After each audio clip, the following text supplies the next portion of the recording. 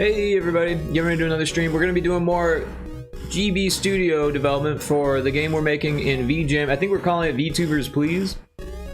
And might do some Helldivers when Indiana Crones is on.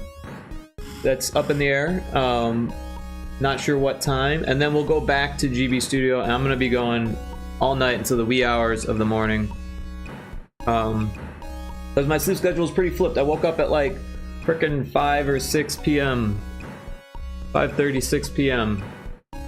So I'll be up probably till like 8 a.m. or so streaming here. So we'll see how long the stream actually is. Might have to take a break at some point.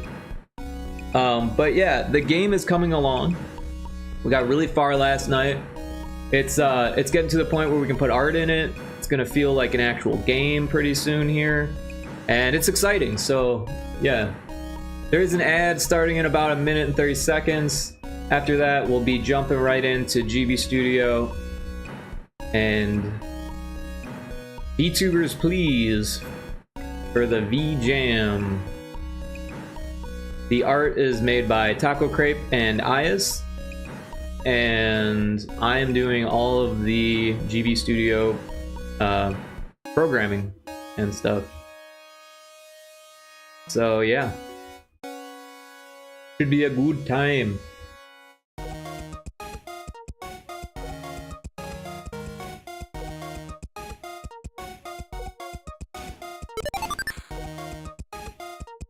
Digo, welcome in. Nice job getting first. Hope you're doing well. Always good to see you. Thanks for checking in also. Definitely appreciate that. How is the game jam going? Tigo's in the same game jam as us. Making a space-themed VTuber game, so that's really cool. We took a look at it the other day. I'm okay trying to get the game done. That timing is ticking. Yeah, it is. It is. That's what I'll be working on mostly tonight. We might do a little bit of Helldivers at some point, but probably not for too long. And then, yeah, back to this all night long. All night long.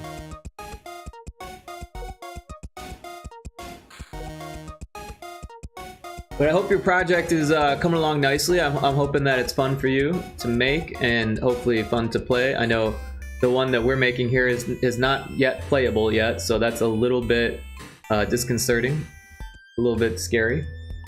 We don't know if it's going to be fun because not actually playable yet. There's a Metapod in chat if anyone's trying to catch Pokemans.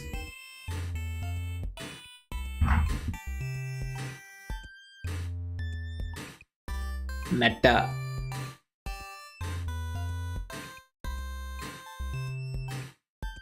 Yeah, the ad's about to start. After the ad, it's like 2-minute ad break or whatever, then we'll be jumping into GB Studio. And Taco sent me some stuff. I should download that.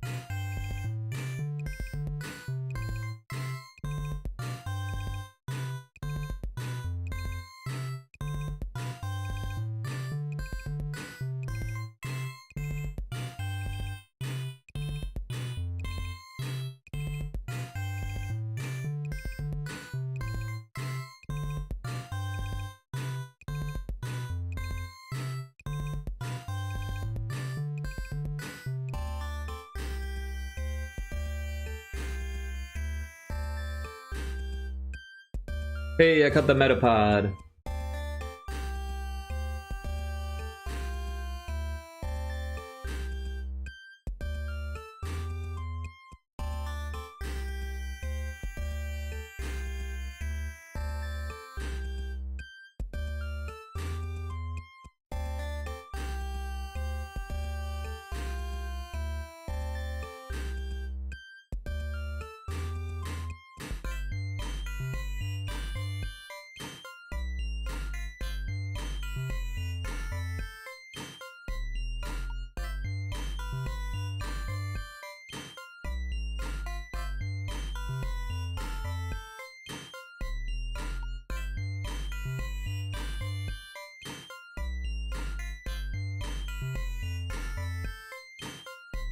So I was watching that Critter Vision stream earlier, and there were 12 raccoons on camera all at one time. It was crazy. And I guess there was a fox in the background that I just missed.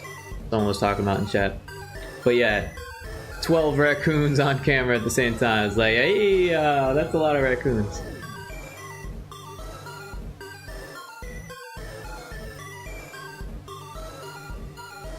Alright, let me do something here. Don't need that open. And we are back from the ad. Alright, so here we are in GB Studio. I've got my assets, or the project folder. We got assets, backgrounds. So Taco sent a whole bunch of new backgrounds. So I'm gonna go ahead and... So CH is character, 01 is the number, and then we've got full screen, ID, on file, and scan. And we've got 6 of them. So I'll just drag them in. Or, you know what, I don't want to drag them. I want to copy and paste them so we don't lose the originals. And then... Oh, wrong. This one. And this one looks like a sea goat. Not sure. Haven't taken a close look at it yet. Looks like a sea goat. That Hugh got this shirt on and everything. Pretty dope.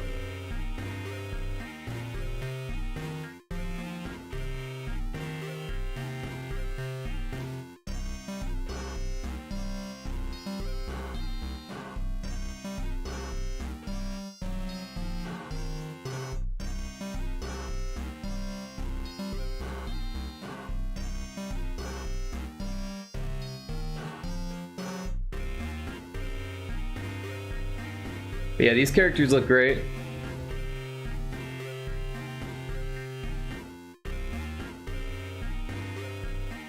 Taco's spending a good deal of time making sure that everything looks fantastic. And I think it's paying off 100%. So yeah. Now I can put those characters in their spots. So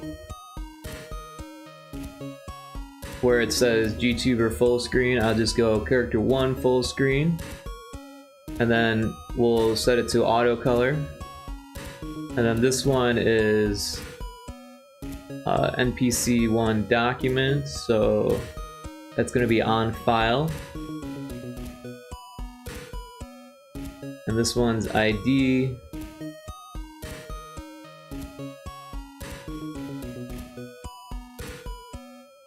This one is scan. And now this one is character 2 full screen. This one's character 2 on file.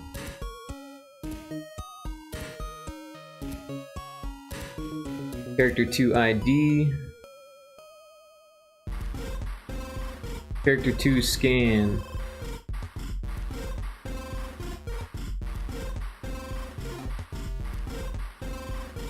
Character 3 full screen.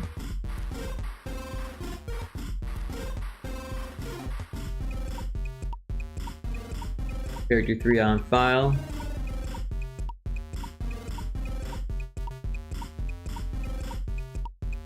Character 3 ID.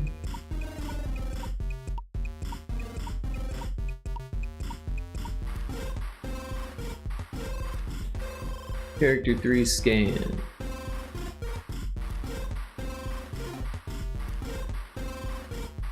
Character 4 full screen. Character 4 on file. Character 4 ID.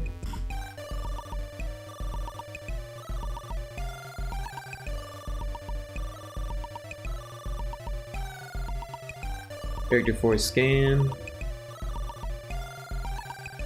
Character 5.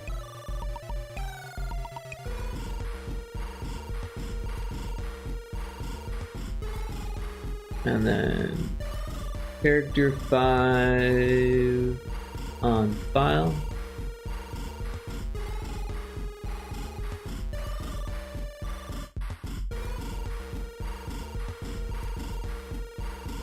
Character 5 ID.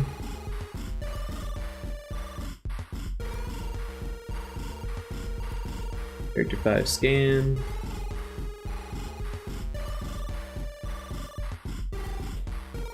Character 6 full screen.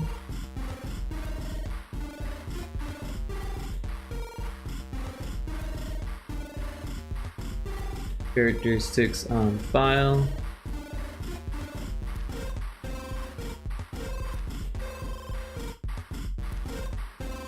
Character 6 ID.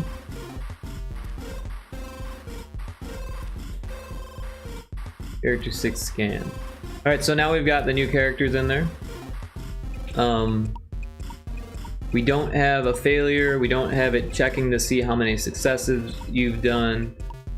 We do have these, which are kind of weird, because I put like a little icon to say like you did a correct guess, you did a correct imposter, which doesn't really work that well. And also these have these little sprites. We can just get rid of these because we no longer need them anymore. Never really needed them to begin with. It was just so I could quickly see that they were different because they're all the same before. But then I realized in the debugger you can see what scene you're in with a number.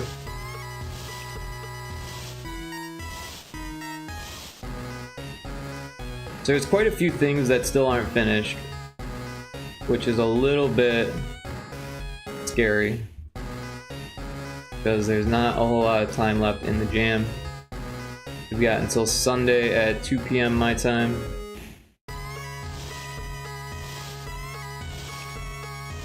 To get everything submitted. Alright, so... Oh, 7 stream streak. Look at that, Seago. Nice work. Thank you so much for that. Very kind of you to hang out so often. Did you see we got a sea goat? We got a sea goat. So we got a Westlow, a sea goat.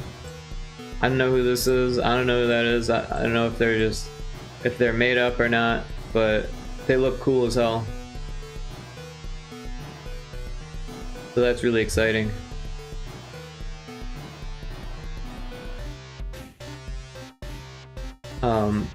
So yeah, all of these scans are kind of messed up now, so it might be a good idea to fix all of that.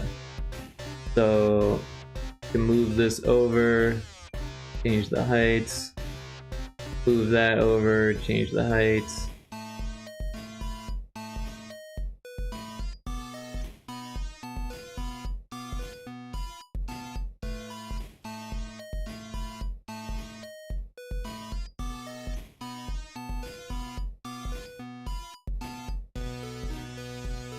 So now it's in the right spot. However, it says set player to position. That's not actually what we want. What we want is set the body warning to that, and we also, I don't know, probably want it to be,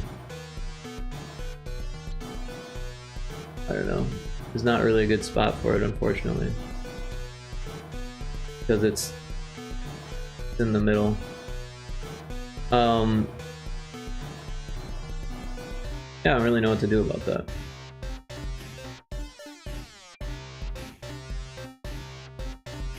Not worry about it, I guess. This one, again, we need to set the body warning, and we'll just set that there.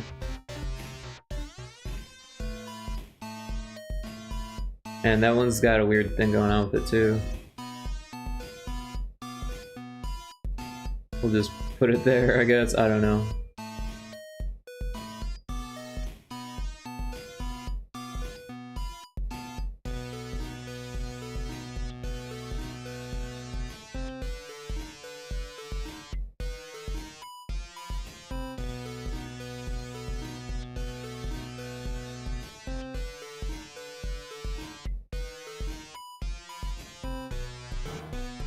But yeah, these actually work, which is pretty cool.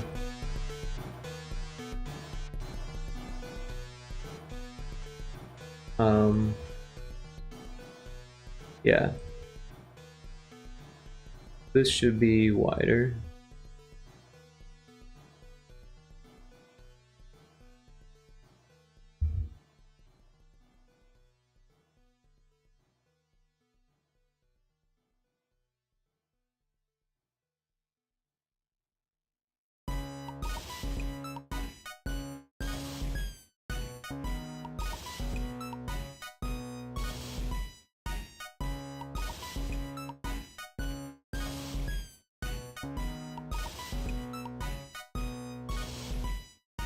Oops.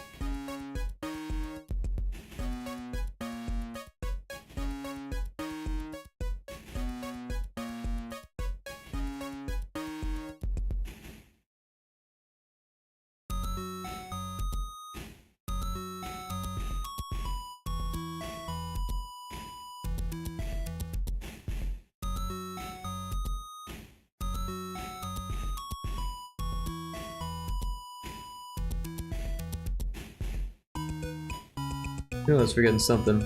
There's a bergmite in chat. Sounds like a bird mite. Like when dead birds got mites.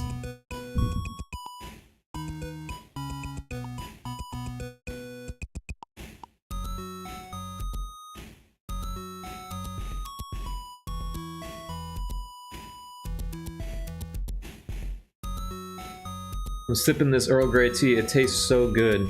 I don't know if it's because I needed the caffeine or what. Haley Starfire, hi, welcome in. How you doing? Good to see you. Just jumped in to give a quick hello. Well, I appreciate it. I hope you're doing well.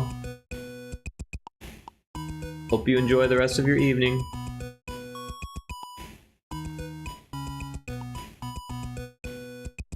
We're working on a Game Boy game for VJam.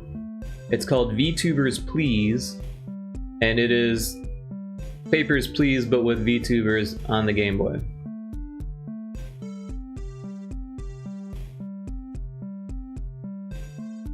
And Taco did the art, so I can't take credit for that.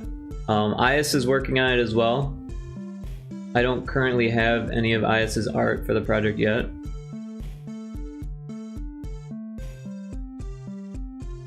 But I'm excited to see what Ias is working on.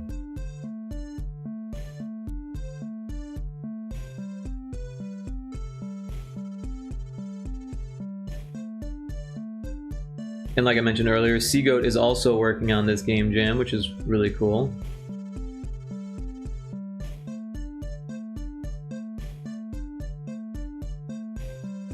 And so right now I'm setting up the body scan mechanic so it works with the new art. At one point I had set it up to work with like the prototype art, and Taco has provided some much better art since then, so everything has been scooched over a little bit, and I'm just kind of scooching it back to where it should be.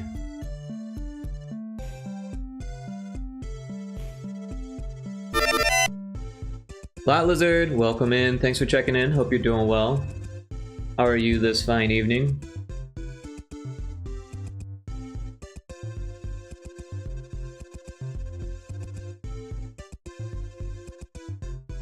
Good, how are you? I'm doing good. I'm doing good. My processor did not come in the mail. If I check my Amazon, it says it's still gonna arrive today. But I don't think it's gonna at this point, so I'm just trying not to think about that. But OMG, Rick, yeah. What really bothers me about it is that if I like click on the processor, it says like order today and it'll come tomorrow. Like we've got this like 200,000 were sold this week. Like it's telling me all this information about the product that it can't seem to get me, and it's a little bit frustrating, not gonna lie.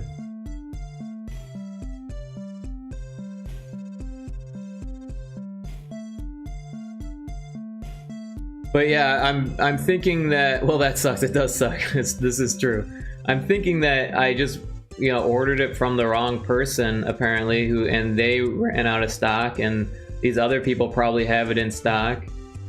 And I should have, when it first said like, hey, it's gonna be another couple weeks, like I should have said cancel it, I'm gonna order from somewhere else. That's what I should have done. But I'm still kind of new to fucking Amazon, to be honest. I never really use it. I know that's weird for most people. Most people rely on it. It should be free or cancel. Well, I'm definitely not going to pay for it if it doesn't come, but I'm not going to get one for free because it's like a $300 processor. And yeah, eventually it's going to be canceled. I believe in the last email they said that if it doesn't come after this one, then it will be automatically refunded. So I'm pretty sure that's what's gonna happen, but I haven't heard word on my Amazon account yet, so we'll just have to see how that goes.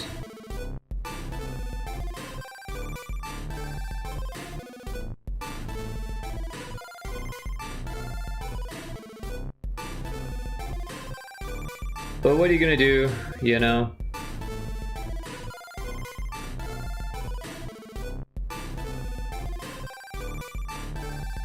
Yes, you can if it's not delivered when it's supposed to. I got more expensive for free,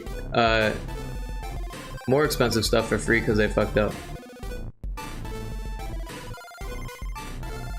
Well, I don't think I'll be able to.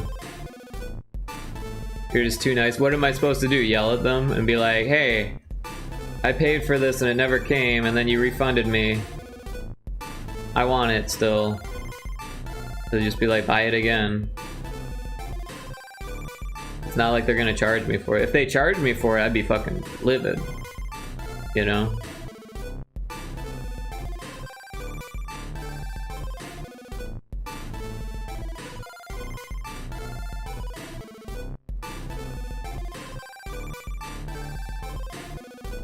I gotcha.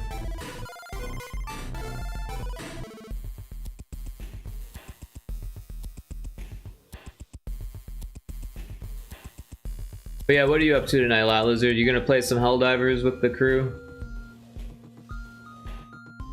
Sounded like Indiana wasn't quite sure what time they wanted to start. But I guess they're not gonna be streaming. Yes, you are. So I'm planning on streaming it. I'll just kind of switch gears when everyone's online, and then I'll go back to this afterwards because there's still a lot of work to do here, and I'm gonna be up all night. I woke up at like 6 p.m. or 5:30 or something. I'm not really sure. I was half asleep when I woke up. LMAO. Yeah, you know how it is.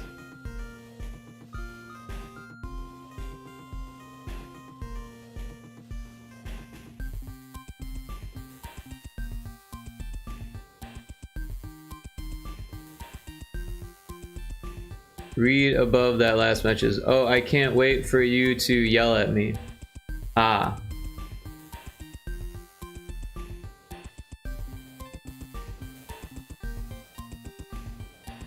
You make me sound like a terrible person, Lot Lizard. What are you doing? What are you doing? You're a star.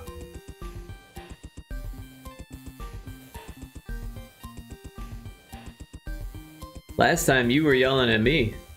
I wasn't yelling at you, you were yelling at me. You're all like, what are you doing taking my bug holes? Those are my bug holes. Don't touch my bug hole. 7 stream streak. Nice work.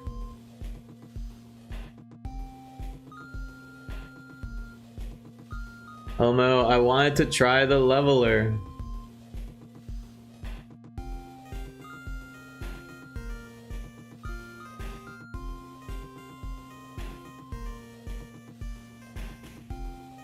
You should've just blew me up.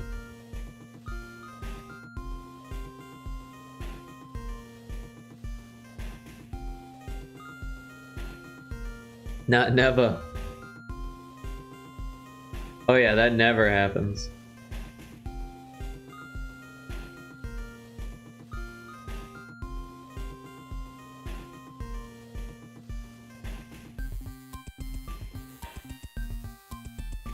I was too busy dying from Indiana shenanigans. Hey, I killed everyone pretty well also with the tank. Although I didn't kill Gonzo, that was whoever threw the gas strike. I'm pretty sure it was Indiana. He like threw a gas strike right at the tank. Like I'm able to navigate, I'm learning how to drive still, like I'm gonna be able to get out of the gas. It didn't kill me because I was inside the tank, but that killed Gonzo for sure.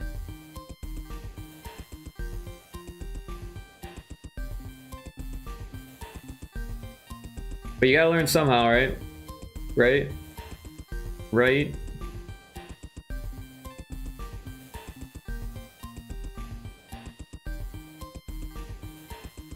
Oh, you right. Sorry, that was hard for me to say.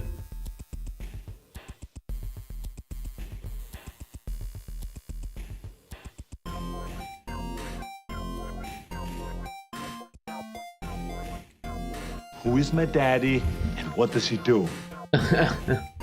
What does he do?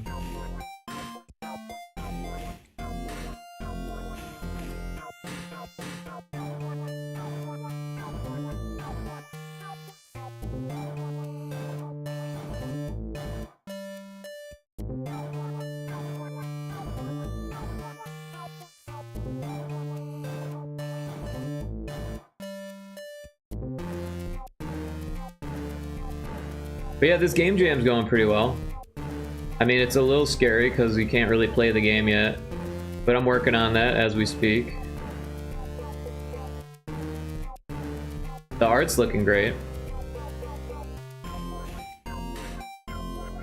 I am dead. It's a good one for you.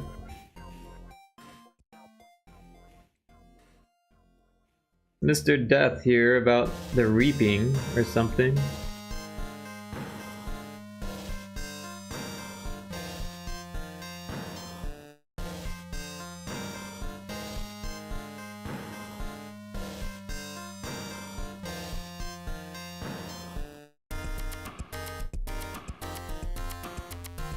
Whoa.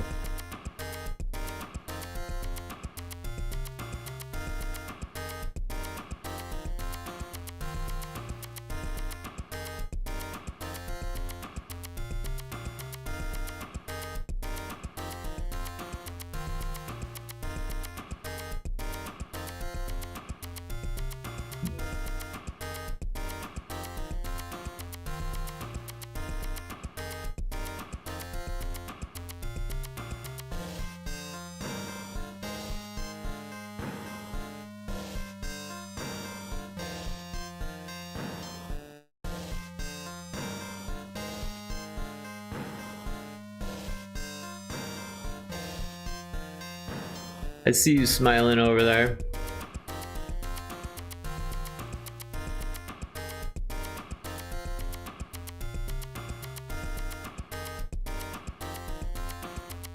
Kind of mischievous smile is that? You up to some mischief?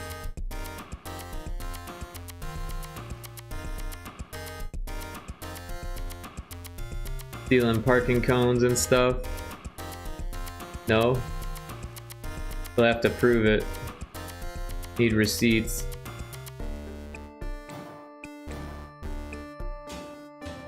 Oh no, Rick putting me on blast. How am I putting on? I didn't say that you were actually legitimately stealing parking cones. I was just saying maybe you were, but you verified it. Here. You're blasting yourself now. From someone who stole Ronald McDonald. Hey, I was a kid back then, alright?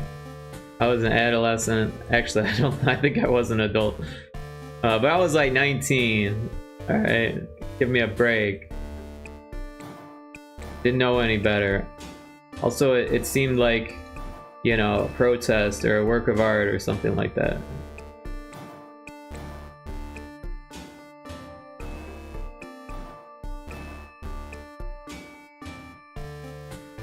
Live your best life. They shouldn't have made all those fat people if they didn't want me to get mad and steal Ronald.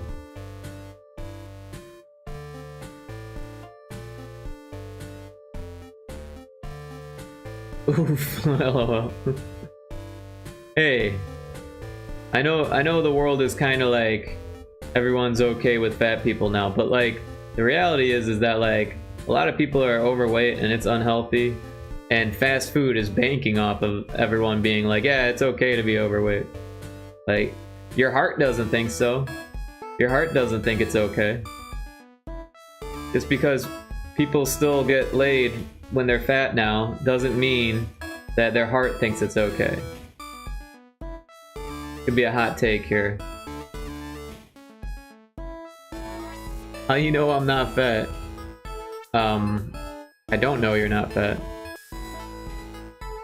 But if you are, I hope you think about, you know, if you're overweight, I hope you think about trying to turn that around, because your heart will thank you, especially as you get older. It gets harder to lose the weight as you get older, so if you're younger and overweight, it's best to start now. And also, it helps your brain.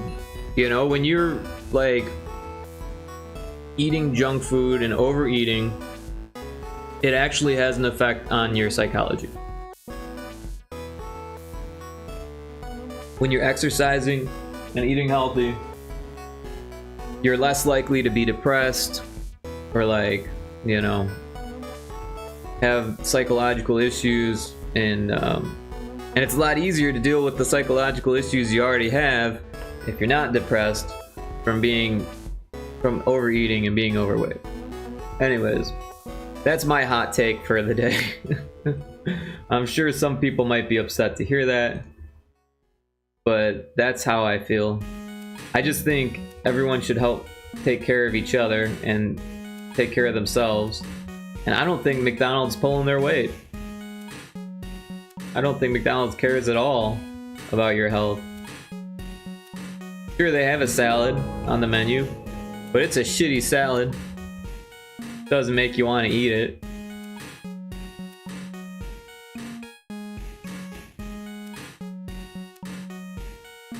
You could have just insulted me. Noted. I'm beyond that. LOL, nothing will help my crazy. They don't, you're right. Hey, you never know until you try, Lot Lizard. There's nothing wrong with being crazy.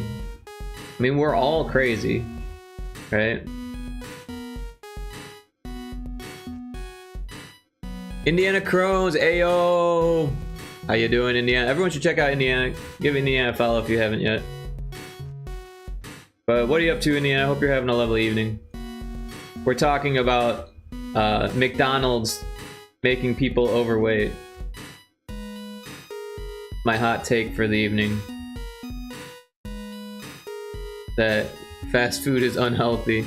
Rick's hating on fat people. I'm not hating on fat people. I'm just saying that it's healthier to not be overweight.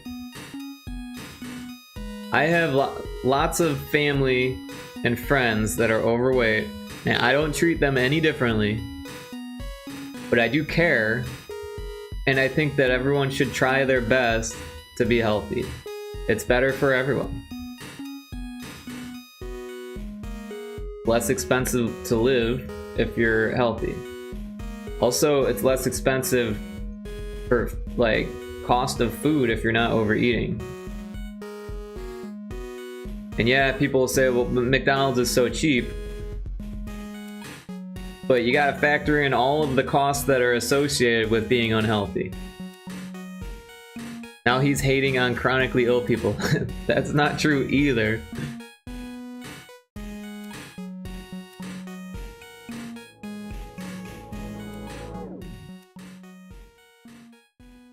Him and Gonzo on one day.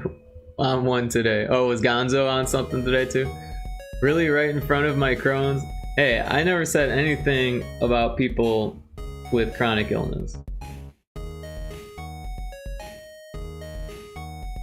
All I'm saying is that everyone should try their best to be healthy. I know it's hard. I'm not saying it's easy. But we can all try our best.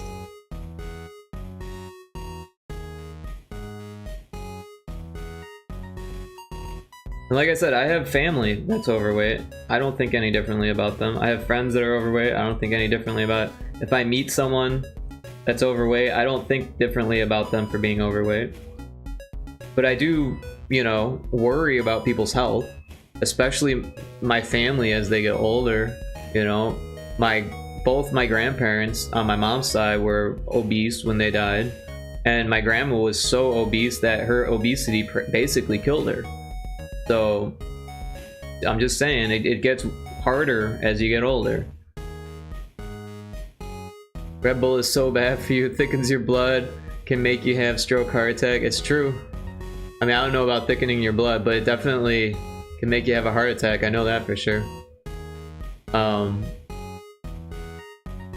Indiana says, is 2 donuts and 4 Red Bulls a healthy diet for the day? No, I don't believe so. I don't think that's enough calories, but also I think those are all bad calories. Now, donuts aren't that bad, except that there's a lot of sugar in them, right? And carbs. So there's really nothing good about donuts except for the fact that they taste good. But like, if you were to make dough and not put as much sugar in it and fry it, of course it'd be more like a biscuit, like a fried biscuit or something. It would be a lot healthier than a donut, but still, carbs just aren't really that good for you. I mean, it's calories, you need calories, but vegetables are where it's at. Everyone should eat more vegetables, especially Lot Lizard. Lot Lizard hates vegetables. I don't understand why she hates on vegetables. Indiana, do you hate vegetables too? We should all be fancy and be gluten-free. No, don't do that. That will just raise the prices for people who actually need to eat gluten-free food.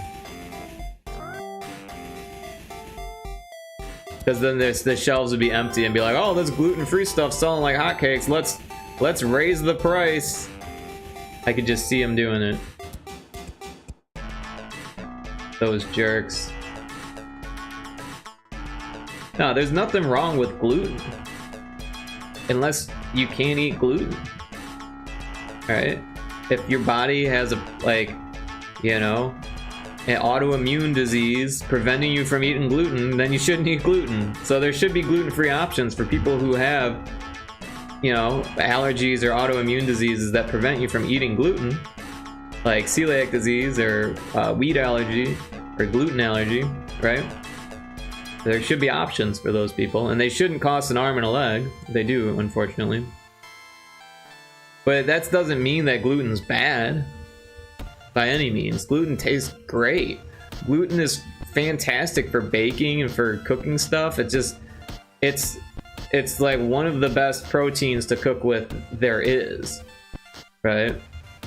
Unfortunately, and this is theory, that we've genetically crossbred our wheat so it has more gluten. Ever since we've discovered gluten and been able to measure gluten, we've been trying to increase the amount of gluten in our wheat.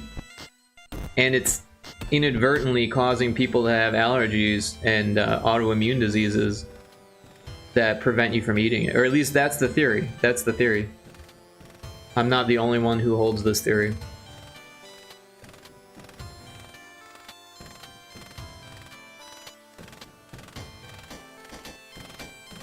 Obviously, I'm kidding. LOL, Rick is gluten-free. I know, because she has the palate of a 3rd grader.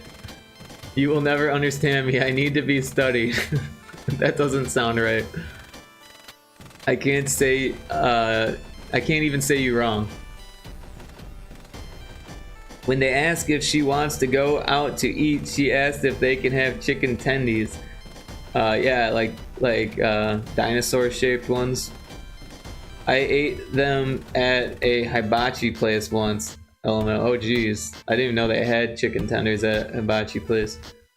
What is wrong with you? People looked at me like I was cray. LMAO. A lot. Rick, you done lost me. He's rambling and we're on our own combo.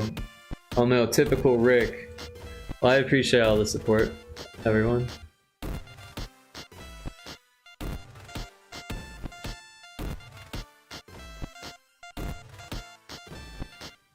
There are people that are confused about the whole gluten thing, though. People think that because there are people searching for gluten-free options, that it's some type of health diet thing, and it is not. It is a bad idea to eat gluten-free stuff if you can eat gluten. Not because it's bad for you, but because it fucking tastes terrible compared to the regular stuff. The texture is off. Whatever the ingredients are all different. Like, I just miss being able to eat regular fucking bread, okay? Like, if I can't imagine someone being like, yeah, I'm gonna eat gluten-free just because. Like, what? What are you, a masochist here? Like, you don't like good food?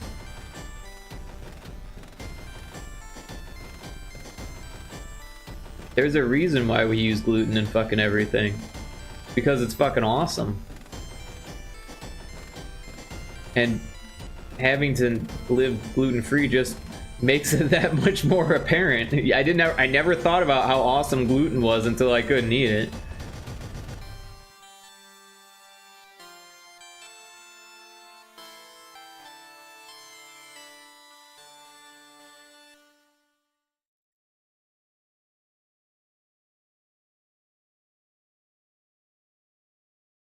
Yeah, I'll pass. I feel for you on that. I love bread. Fucking A, right? Yeah. Bread's good stuff. Although, again, it's really not great for you. But it is carbs, and you need some carbs. I mean, it is calories, and you need some calories.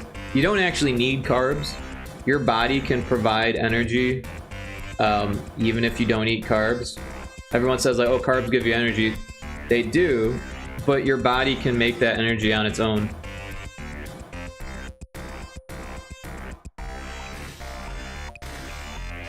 Technically, you could live off of just vegetables.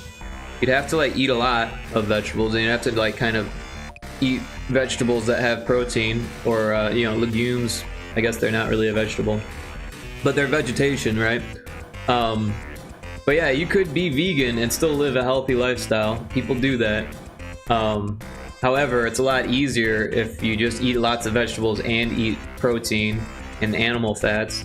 But yeah, I used to eat a lot of yogurt, but I was having a lot of like acne issues, and like I've always had cystic acne like my whole life, and it kind of comes and goes, but it was like real bad, and I was like, I don't know what's going on here. So I looked it up online, you know, like, you know, just like searching random shit, and eventually I found one, like a post on Reddit where they were saying that they stopped eating dairy and it went away.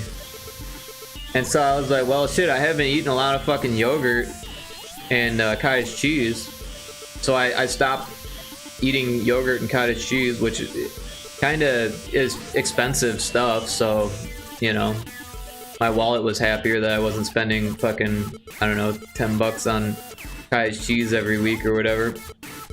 And yeah, probably $10 on yogurt every week too. $20 on cottage cheese and yogurt every week. But yeah, my acne has been clearing up. But it's, you know, I still get a cyst every now and then, you know. But yeah. But yeah, they say animal fat's good for you, so that's why I was trying to eat more yogurt and shit. But I don't know, now I just get animal fat from meat, I guess.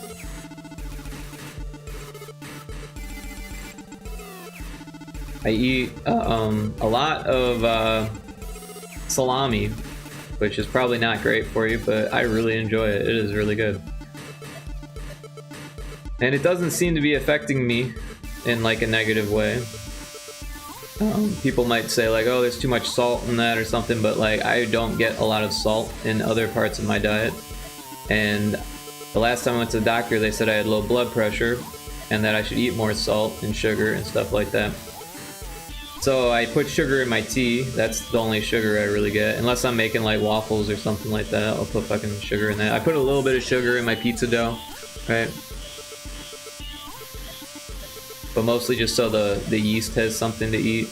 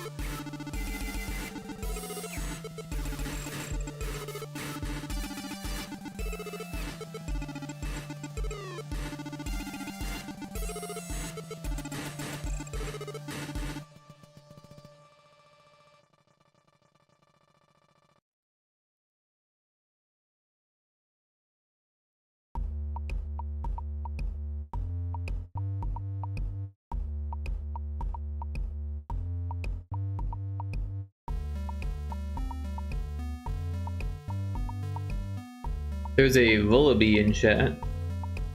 If anyone's trying to pokey catch.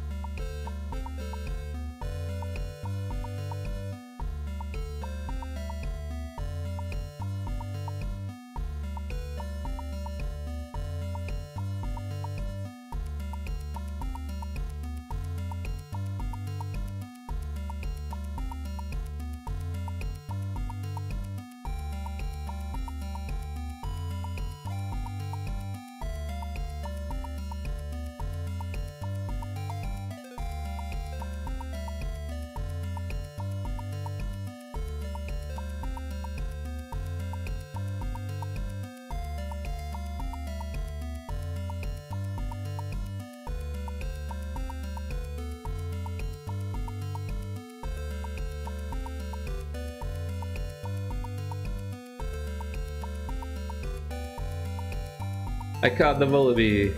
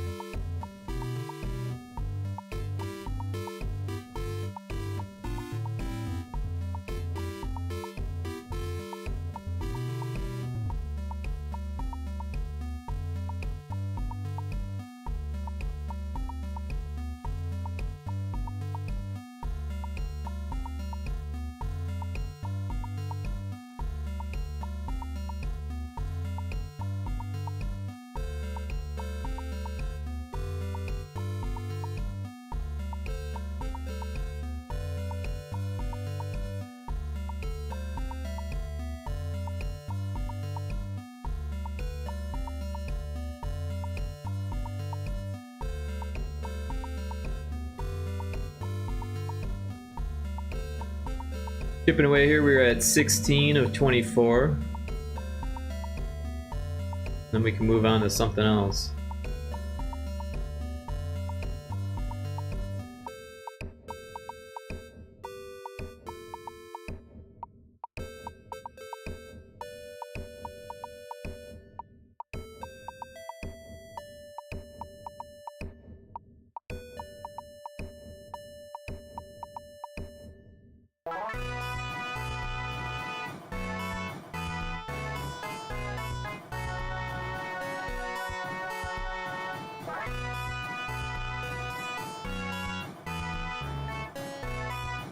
Oops. I'm hitting the wrong button here.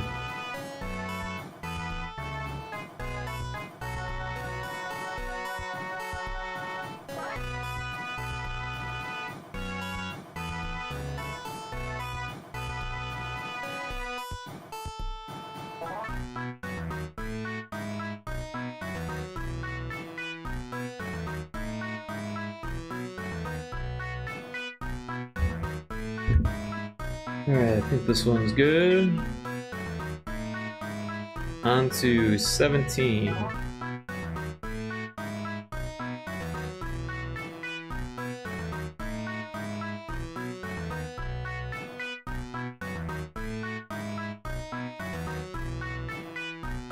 I'm excited for this game. I think it'll be more fun than Fetch Quest. I hope so, anyways. Honestly, I didn't think Fetch Quest was all that bad, but players didn't really like it. I feel like it wasn't intuitive enough. Like, I knew what to do, so it made it a little bit easier.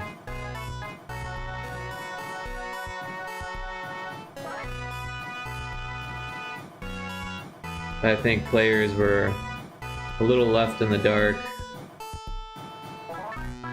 Not enough hand-holding.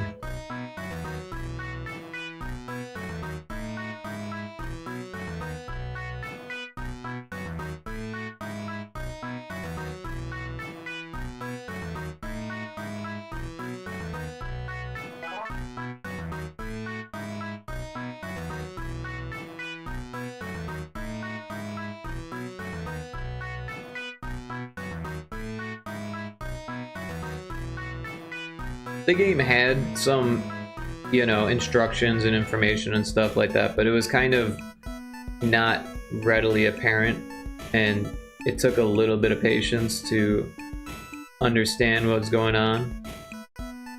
Also, the limitations of the Game Boy as well as the Jam itself kind of made things more challenging for me.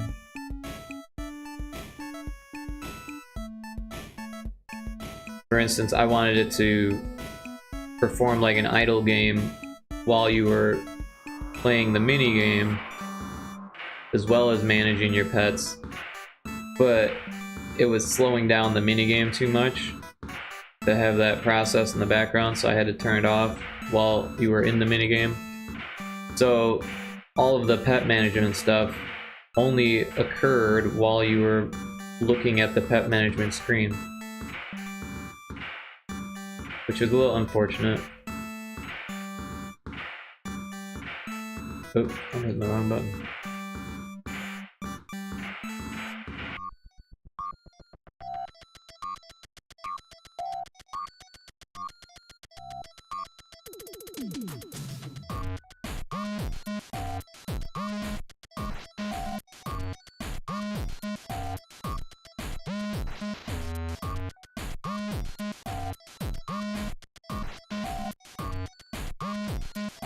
Alright, this one should be ready. 19. And 5 more to go.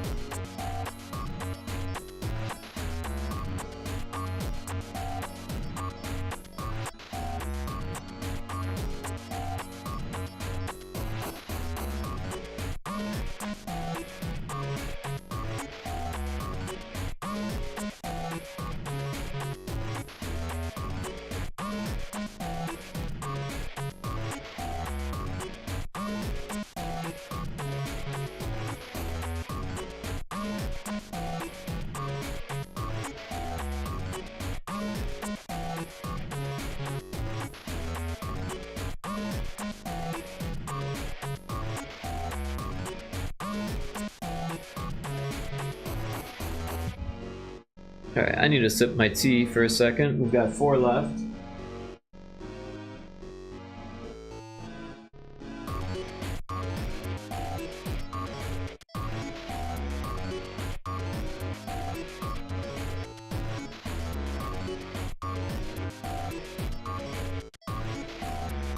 That Earl Grey is so good. It's the Bigelow brand. It's weird. Before my mom passed away last year, she bought a whole bunch of Earl Grey in bulk, and I finally ran out of it. And it wasn't as good as the stuff that I just got. I don't know, maybe it's just because it's different, that my taste buds are like, ooh, something different, because I drank so much of that over the last year. Shrimp, welcome in. Thanks for checking in. Hope you're doing well today. We are working on VTubers Please, which is like Papers, Please, but with VTubers and for the Game Boy.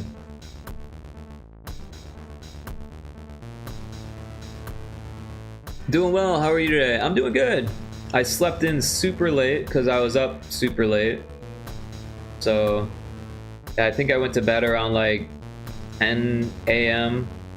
Woke up at like 6 p.m. So I'll be up all night long.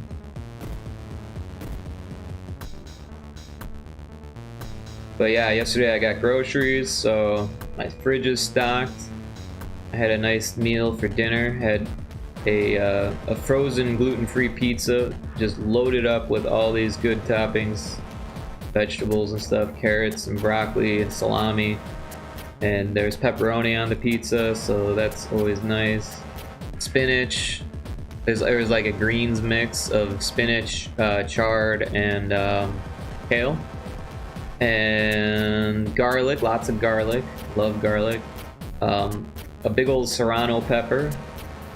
Usually I'll cut up like 3 smaller ones, but I always find myself running out of serranos, so I figure I'll just like try to slow down on my serrano intake and just eat like 1 or 2 peppers a day instead of like 3 to 6. Because yeah, I eat a lot of serrano peppers. They're very tasty. But you know, back in the day, I used to buy a lot of crushed red pepper and put it on everything. And I found myself going through crushed red pepper so much. And like, that shit's not cheap. Right?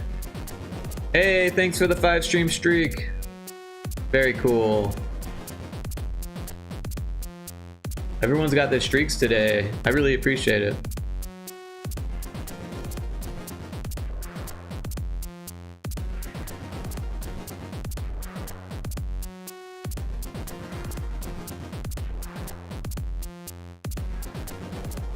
Are you up to anything good tonight, Shrimp? Playing any games or anything? Doing anything fun? Working on anything cool?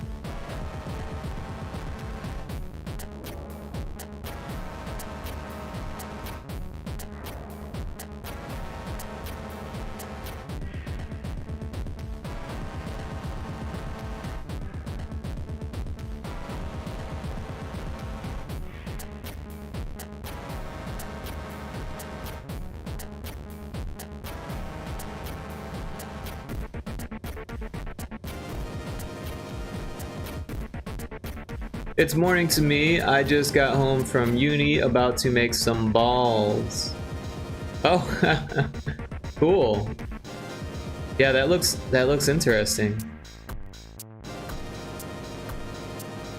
Very cool.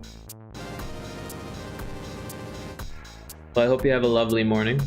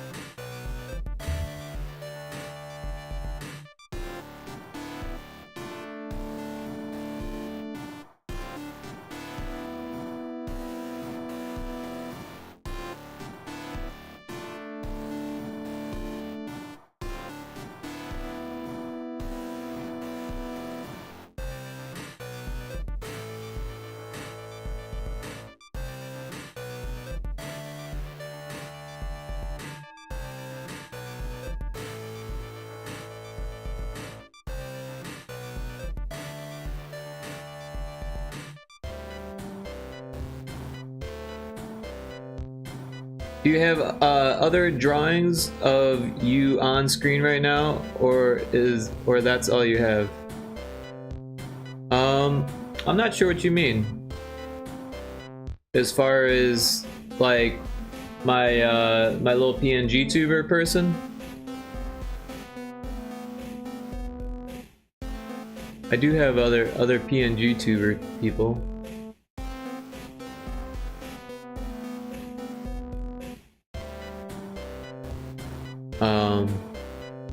There's this one. Like, do you have a reference sheet of this PNG model? No, I don't really have a reference sheet. It's honestly, it's just me. I just drew myself. And then I've got like a hoodie one, and then I've got me wearing a pumpkin head,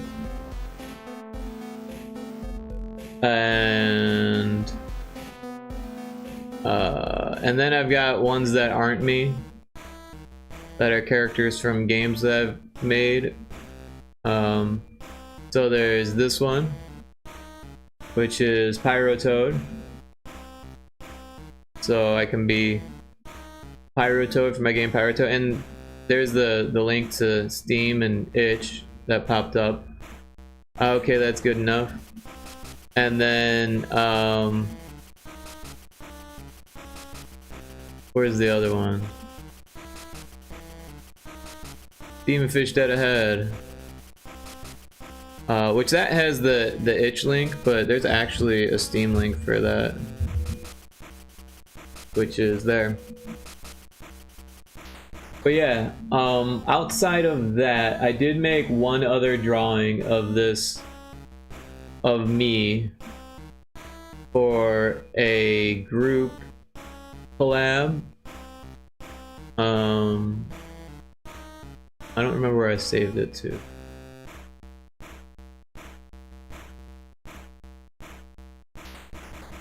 Oh, here it is. So yeah, I did make this. It looks kind of shitty in A-Sprite. But this was for a group collab where we all had different poses.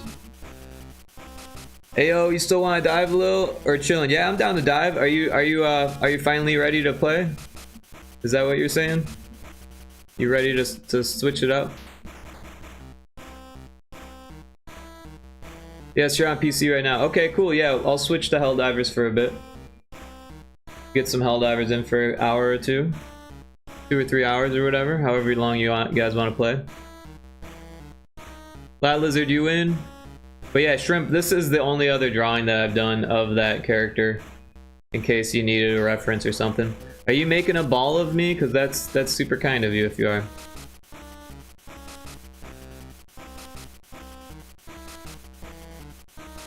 But yeah, I haven't really put a whole lot of thought into my character design because it's just me.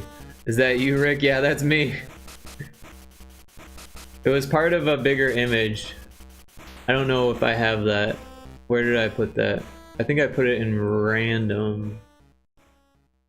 Is it in random? Oh, or there's this one, which was me, my Castle Crashers thing.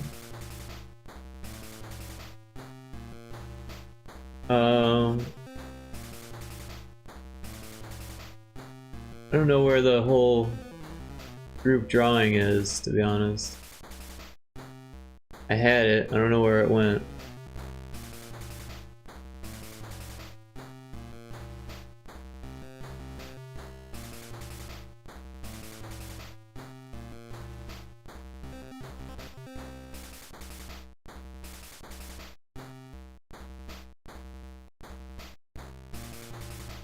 Could probably find it in Discord.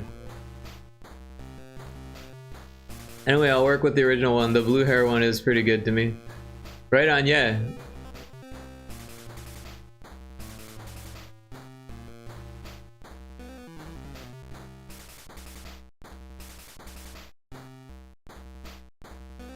Oh yeah, here's the group collab from that.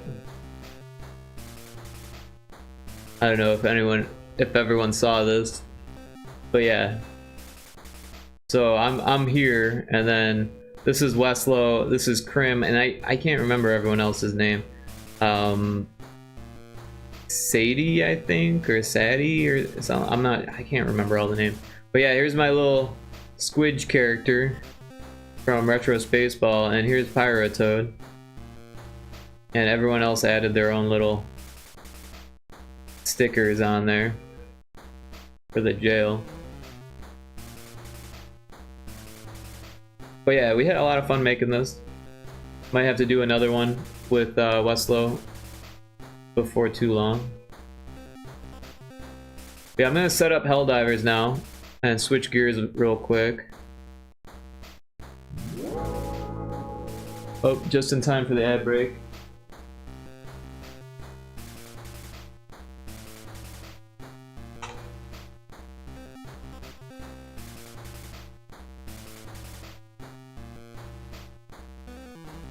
Very inspired. I have to force some friends doing something like that too. Yeah, it was a lot of fun. That was the first time I'd ever done something like that. First and only time I've ever done something like that. And it was a good stream. I think, yeah, 1, 2, 3, 4, 5, 6, 7 of us.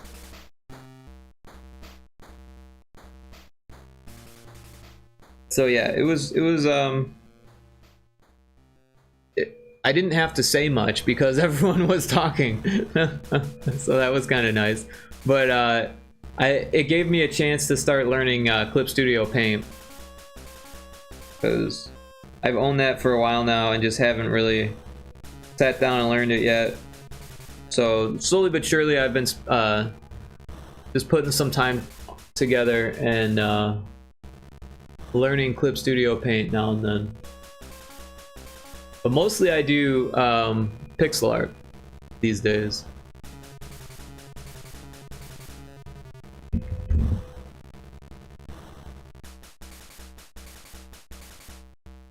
Alright, changing category to Helldivers.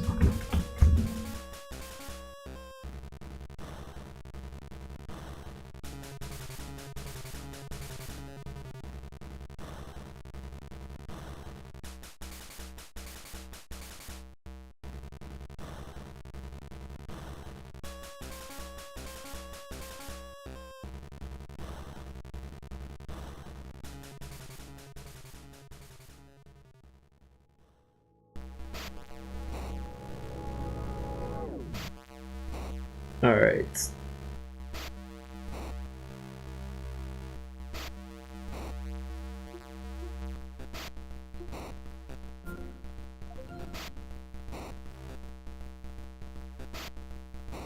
Guess I can turn off the music.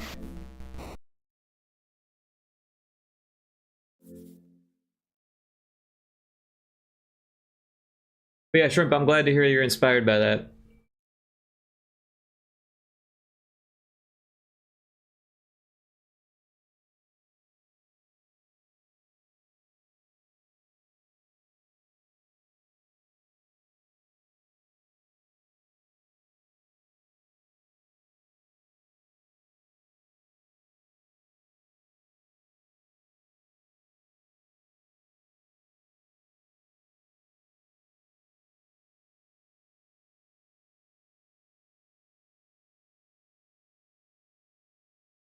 You gonna dive? Yep, that's what I'm loading up right now, Lot Lizard. You gonna dive?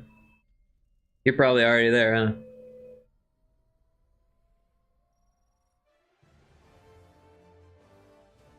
I hear it, but I don't see it. Super Earth, our home. Prosperity. There it is.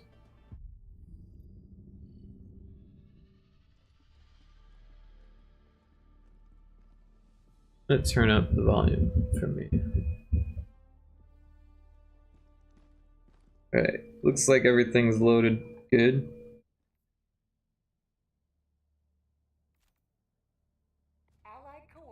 Looks like Lot Lizard, it looks like you're already in a private match.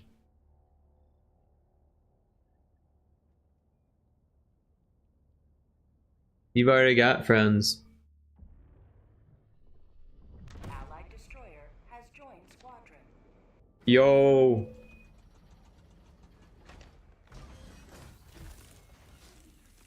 Yo, what's up, bud?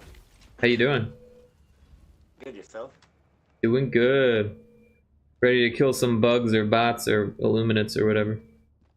Well, definitely not Illuminates. Bots are the major order right now, so Illuminates and mines. Allied destroyer has joined squadron. Right, Lot Lizard? Illuminates and mines. What'd you say? I didn't hear you. Illuminates and mines. Fuck off. I know you're fucking with me now. I'll leave. With the quickness, I'll be out. With the quickness. Yes. Where's Gonzo? Liberty's enemies march ever closer. Crickets. No one's gonna answer for Gonzo? I don't fucking know. Why can't I hear Indiana? He's not I'm talking. Oh. Where's I don't know Gonzo, how Indiana? else to explain it. I'm sorry. Where's Gonzo? I thought. Never mind. Oh, I read online that you can update your emotes to be victory poses as well. Really? Oh, That's what really? someone told me, or that's what I read online. That would be fun. I'm not sure how, but that's what I read. Sort of victory pose. And then you can add it to your emote. Oh, I don't know about that. Oh yeah. I don't know they're all either. there. They're all there Emotes, they're all in your there. emotes? Okay.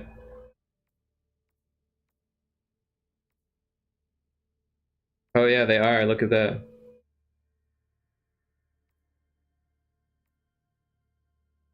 Wait, you can add random as an emote? Dude, hell yeah.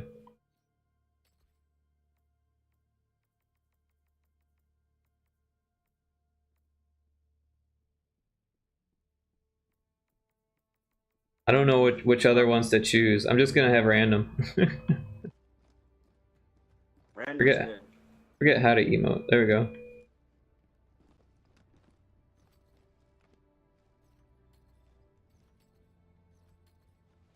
I always have mine on random. I didn't know you could do a random emote. And you could do a random victory pose. Oh, I thought you did.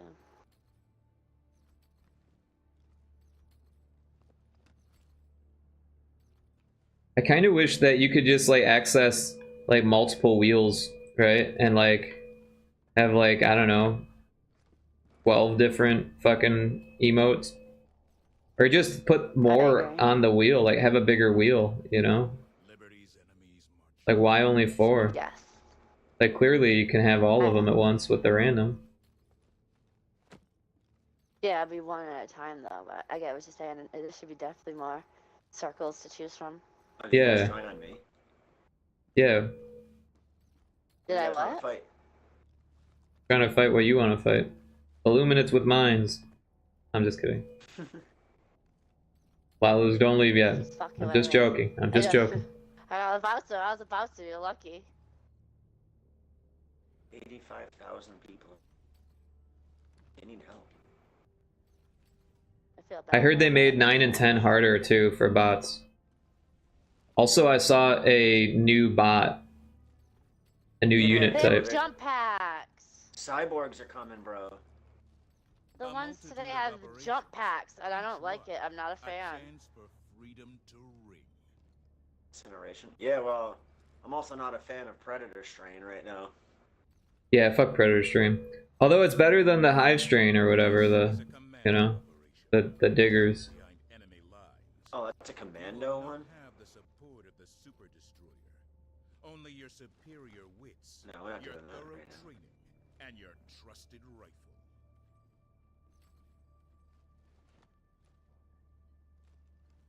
Yeah, that's better.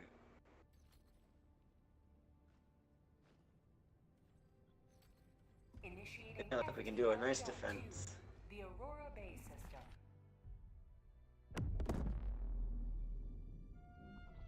The Aurora Bay system. What are you, crazy? What are you, crazy? Jump complete.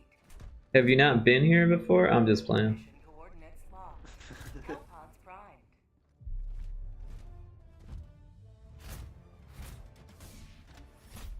You know there's robots on this planet, bro? Oh no. You know they have jetpacks, bro. We dropping That's right, into the just beast. Arc Tower. Arc Tower and mines. Yeah, hell yeah. Tesla I'm towers and gonna mines. But I'm not gonna come back. I'm bringing barrages, bro. You don't like to let people use what they want? No, because it's a team killer. I don't like it. You gotta be in control. It is. You can see the mines on the ground.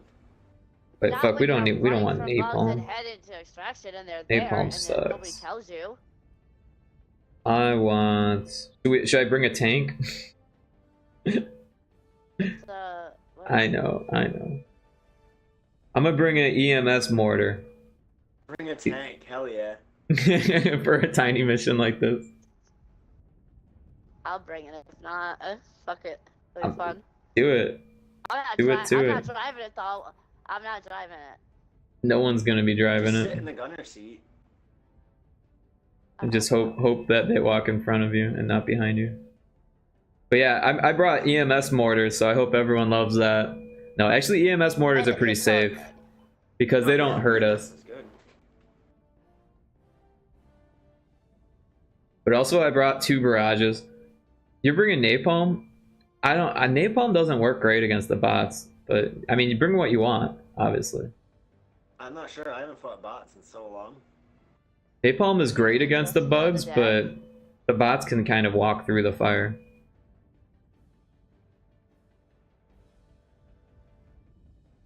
Alright, we don't need salmon. I think take this. Hellpod launch initiated.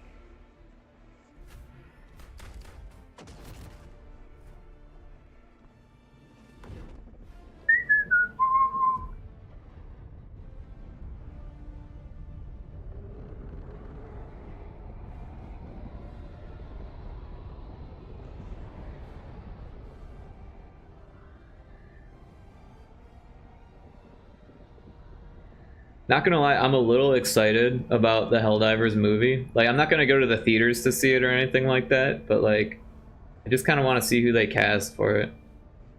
Hell yeah. Are you ready to go to Cyberstan? I don't No. know really what the fuck it is besides the. It's like another planet with robots. It's the robot's home planet. What I want is to go to like a space station that's being attacked. I think that would be fucking fun.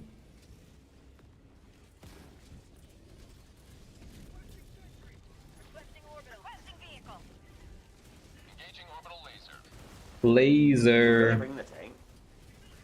You saw it on my loadout, yeah. No, I didn't. Yeah, it is. I don't judge people's loadouts, so I don't look at them. You don't look You at as a them. team, everybody looks. Everybody fucking looks. He's a liar.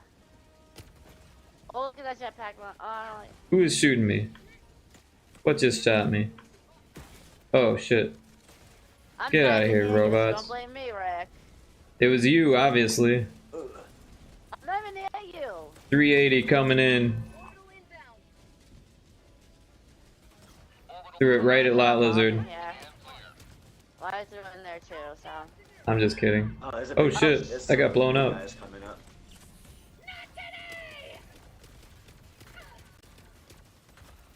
Oh my god. Get out of here, bro.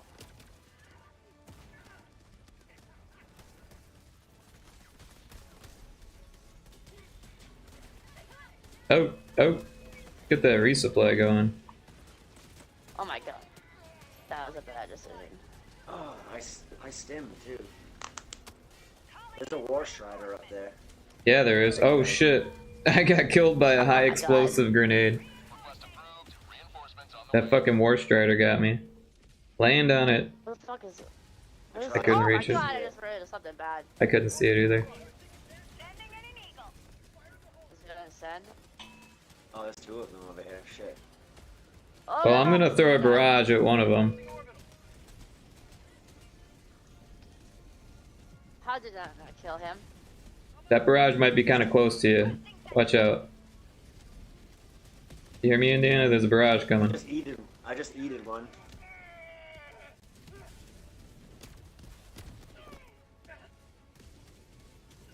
I could stand up, that'd be fucking strong. All I'm gonna say.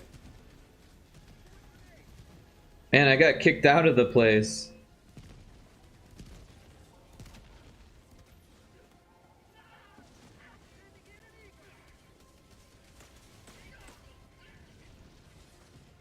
Oh, Lot Lizard, you're out here with me.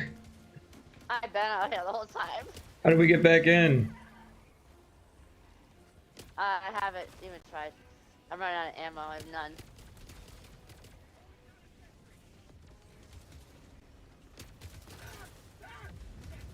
Oh. Oh, we're all out here. My EMS is almost ready. I wasn't staying up there alone, bro. I got knocked out. Oh shit. Back up. I ran into something bad. Oh, is it bad? That was bad decision making.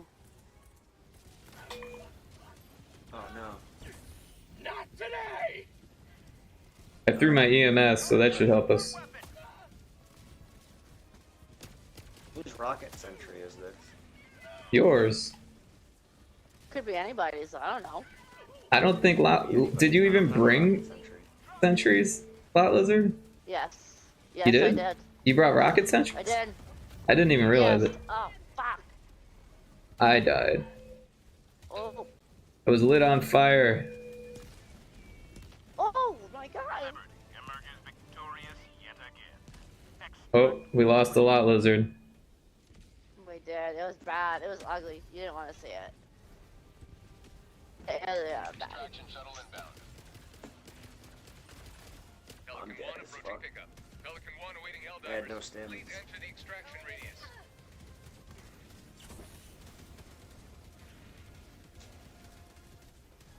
Request approved. Deploying reinforcements. Oh shit. There's a lot of bad guys here. Yeah, there's a lot. There's like 3 Hulks at the fucking extraction point. I know. Where the fuck is it? I'm right here. I landed on a rock. Oh shit. Oh my. Well, we're getting killed over here. What do you want me to do? You guys threw me on a rock. Oh my God. I didn't throw you on a rock, you landed on a rock. Request approved. Reinforcements have been launched. Plymouth Rock landed on me. I'm in the ship. Where are you guys at? Not in the ship. Oh, Extraction complete. look what happens when we're nice and wait for him. We should have said, fucking. Yeah, we were totally waiting for him. And then look, we don't make it, he makes it. Ugh, get out of here. I landed in the ship. What do you want me to tell you? Yeah, Such a bullshit. at least he didn't land on a rock that time. Plymouth Rock landed on me. Always the victim. Failed to extract. Wow. Hey, we got the What a mission disgrace. complete. We got the mission What a complete. That's all that disgrace. matters. I think I'm gonna delete the game. I'm ashamed. I mean, you're the only one that really needs the experience here, Indiana. No, I'm good. I'm better than both of you. I'm playing. Oh, that was a little mean. I didn't fucking say nothing. Why are you dragging me into it? Insulting me. Guilty by association. It's And true, so are you, experience because you doesn't know make you too. good. So he's included in that because I he die knows so you too. fast that you can't even beat this record. Who's the only one standing here? That's all I see. Yeah, Where we else should have did- left you earlier. That's They all. should have. It's not my fault you guys have a heart. We lost many good Helldivers. You got some good kills there. How does he have shots fired 2 and shots hit 1? How does that happen? With 92 kills. I'm an animal. What do Well, you want me to tell he you? shot twice and missed once. But he has 92 kills. Like, Stratagem kills. what the fuck? What, you don't use stratagems? I can't help you understand my playstyle. I can only tell you it. Alright, dial it back. Like, I'm not attacking you. I was just stating what I saw. I wasn't defending it. I didn't feel attacked. Dial You it back, both she ganged up on me, says. like usual. I didn't gang up. I was on your team. You didn't even say anything. Yeah, I didn't even say anything. You're ganging up on me. Without a gang. By myself. Yeah. Myself. you're a single woman gang. You're that hardcore. What is this? Obtain coordinates. I don't know if I've done one of these before. Is this one with... There's like a new puzzle too. Oh, good. On What a do you mean, landed a puzzle? extraction and Destroy- clear up. Destroy transmission network? I don't know what that is. Hey, I got a raid. Pixel Yana with the raid. Welcome in, everybody. I'm playing some Helldivers at the moment. We'll be doing some more game dev in a bit. Pixel Yana, I saw you were doing more buildings with the architecture pixel art. Such a fantastic job there. Rodrigo, welcome in. Oh, let's go. Yeah, yeah. Thank you so much for the raid. I hope you're doing well. So, people who don't know me, I'm Rick. I don't always play games, but I do play games pretty frequently with Indiana Crones here and Lot Lizard and some other people. You're welcome, Yana. Thanks for making awesome art. And I really appreciate the raid. If you've got anything you'd like to share in chat, I could take a second to put that up.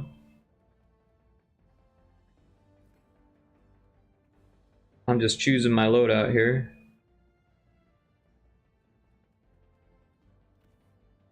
Also, if you need to raid and run, I totally understand. Everyone, if it was a long stream, you know, you gotta get your after stream care in. Bizmaster Studios, welcome, welcome. Oh no, you enjoy your game, I gotta go. Okay, well, thank you so much for the raid, Pixeliana. Very much appreciate it. And enjoy the rest of your evening and or day or whatever it is there. I think it's evening there.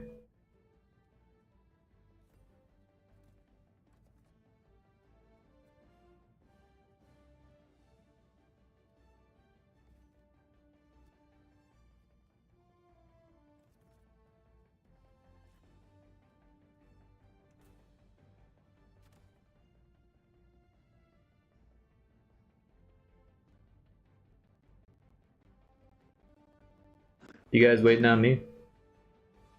No, I was just thinking.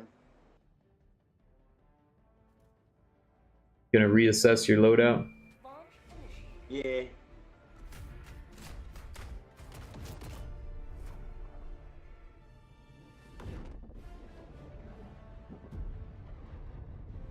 Idiot. I hear you out there screaming.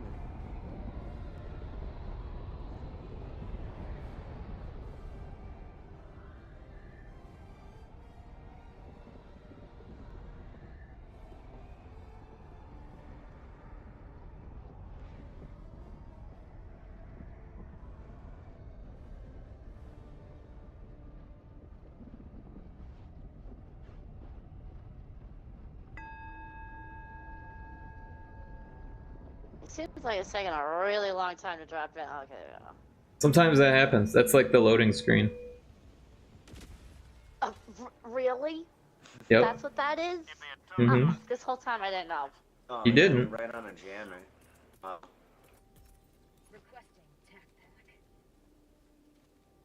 I can't get nothing. Yeah, it's Move over jammer here. there. I was like, how did he get shit?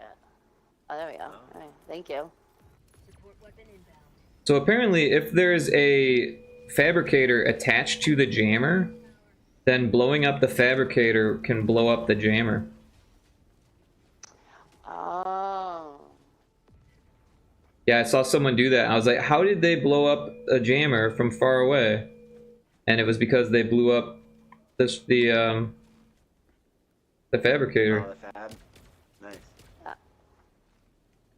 The fuck am I shooting at here? Oh, that's a crashed ship. I was like, what the fuck is that? Yeah, I saw you shooting. I thought it was a robot. It's a crashed ship. I'm on the same tip of anything that moves, I shoot. It didn't move, but I hear you.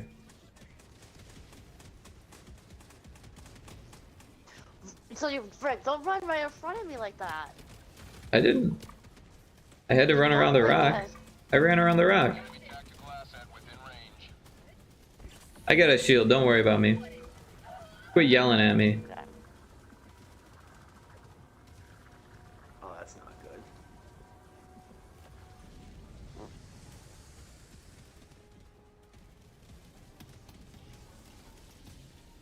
Oh.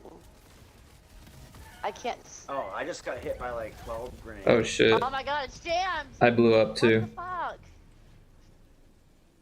Oh my god. Squad lost. Well, are you serious? That's bullshit. It hit me once. Yo, there's so many of them. Reinforcements have been launched. Yeah, there was a lot of them. Reporting to the front.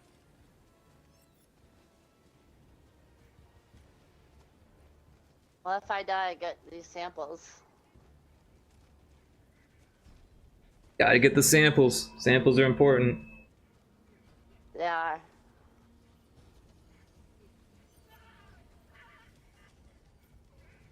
Oh, I just gotta get down this hill right here. Yeah. Dude, there's so much smoke. It's those fucking War Strider things. Yo, my eat just ricocheted off it. What is that? Oh, shit. Is it a yeet or an eat?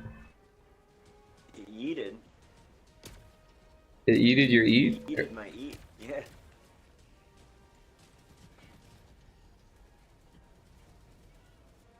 Ow.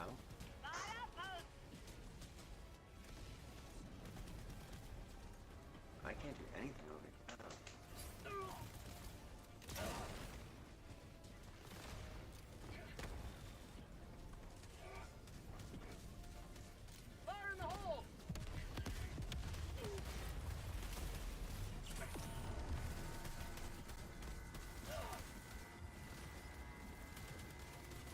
I got both of these War Striders right on me, bro. I don't know what to do. There's no computer at the fucking jammer. Oh my god, I just killed myself with my own grenade. That was stupid. Oh wait, I know what to do. When in doubt, kill yourself with Blow a napalm, yourself up. apparently. Yep. Just like I did with my grenade. We are winners. We're winning. I didn't even think of I didn't even think of the ultimatum. I'm an idiot. Oh, I were you just burned stuck? myself with it. Yeah. I was so- at the bot fabricator and I was throwing grenades and it bounced off and hit me. I killed myself with my own grenade. Oh, you can't. Having even call fun, it in. Rick? I know the jam. Am I having fun? I'm going for a jog. I just see. Uh-oh. Reinforcing. Oh, that's a grenade. Request approved. Deploying reinforcements. Oh, I landed in a bad spot. I almost shot you.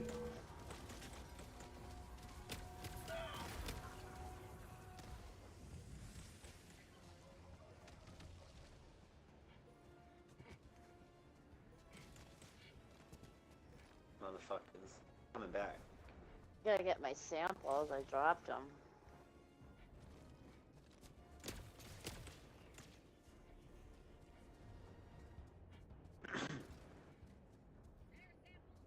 I'm coming, you stupid ass War Striders.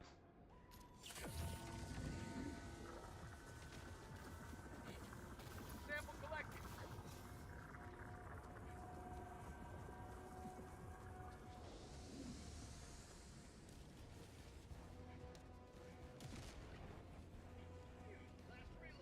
So yeah, I wasn't able to kill that stratagem jammer. Like there was no computer that I found. Maybe it's probably in a different spot. It wasn't. They used to always be in the same spot, and then they like started moving the computer around. to turn it off.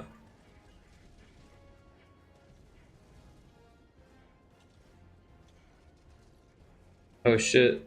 Grenades. Oh fuck, that fucked me up. The area of effect on those grenades has gotten worse.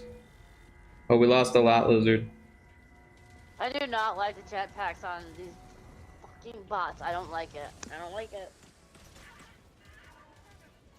Fuck. So the ones with the jetpacks, they'll blow up if you shoot them. Yes. Did you know that? Yes. But thank you for reminding me. Did you know that? Thank you for reminding me, though. I appreciate it. Pickle, I also couldn't find the computer. Yeah, I know, it's a pain in the ass. I don't know where it is. Is it hiding or what? Must be. Not today!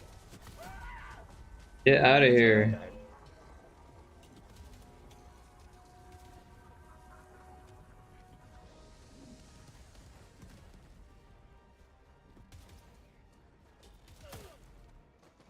Yeah, I don't know, man. It's not here. Oh.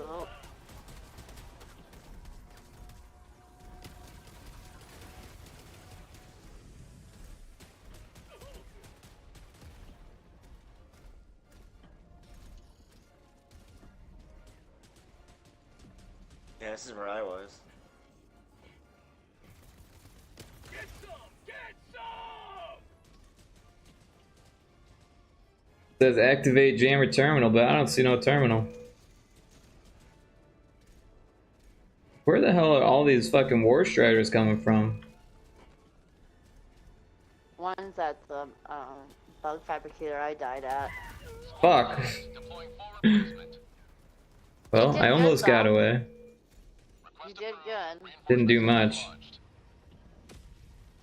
It did a lot more than me, that's for sure. Perhaps.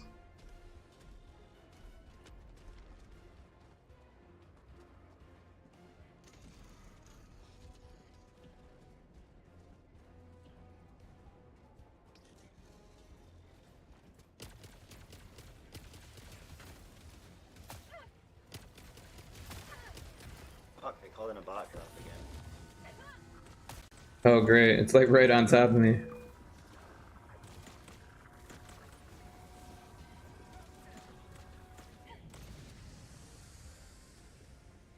At least I found my fucking shield and quasar finally.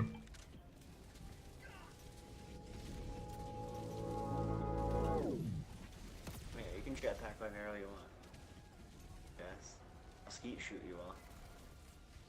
Automaton outpost. Scrapped. Ow.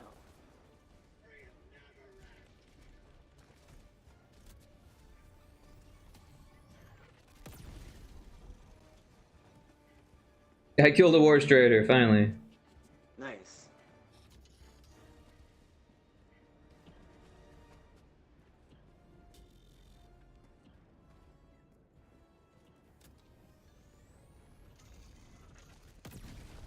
Hey, 2 war striders down. Nice. You know, I do not see a terminal anywhere, bro. I don't think there is one. You think it's glitched?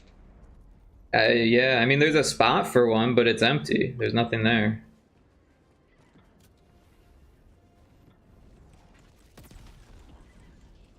Mission at 30 minutes remaining.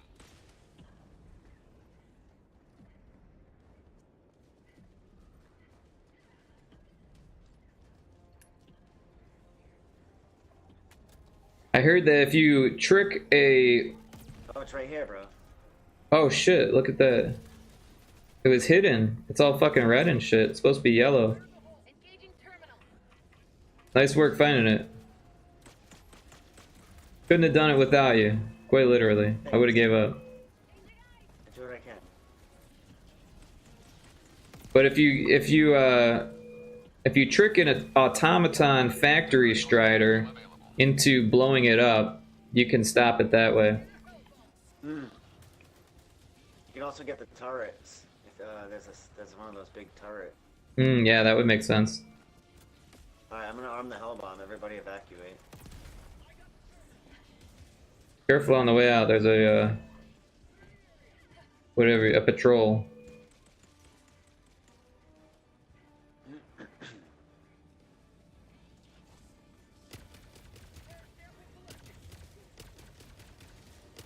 I gotta go get my Asset stuff. destroyed. Pretty far this way.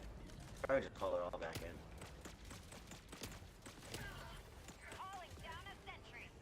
Yo, I stimmed. I don't understand. Half reinforcement budget remaining. Approved. Reinforcements on the way. Calling down a support weapon.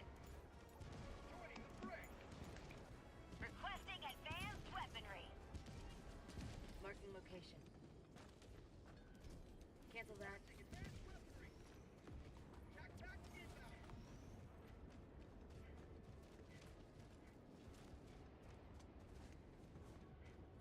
You got a backpack, Indiana? Yeah, I got a supply pack. Okay. I was gonna say you can have a shield. What about you, Lot Lizard? Do you need a shield? No, but thank you. Squadron deploying Helldiver. Thought I'd ask. Outpost clear. I appreciate it, thank you. Uh-huh. You're welcome. What? I hear it, but I can't see it. Oh shit. Dropship.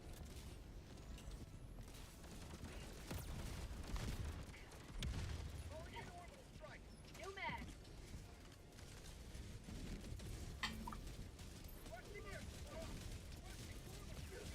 Requesting sentry. Sending down sentry. Ooh, the airstrike murked the big guy.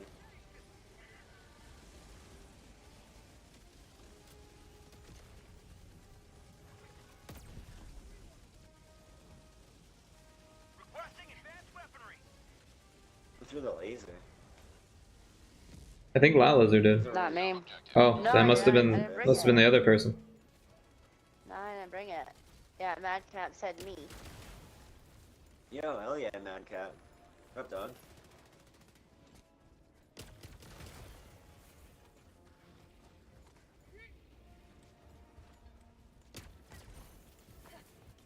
Last reload.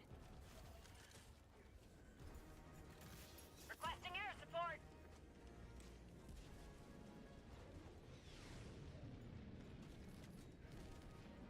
Tagging location. East.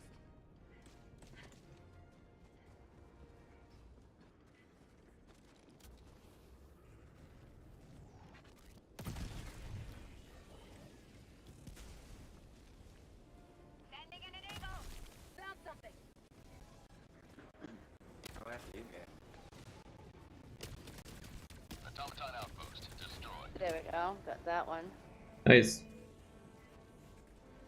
Calling down a support weapon. One step closer to mission completion.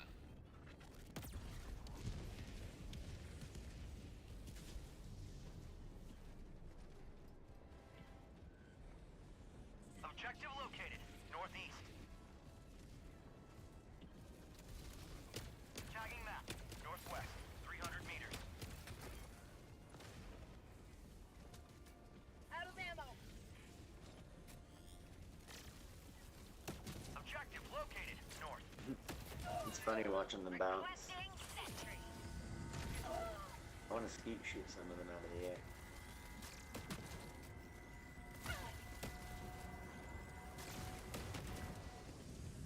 Thanks for that. Good thanks or bad thanks? Good thanks. Is it another jammer? Oh, damn. Yes, it is. I'm gonna get this outpost. And I'm out of ammo. I'll look out as my loyalist. That's good. I'm gonna get this one. Come on.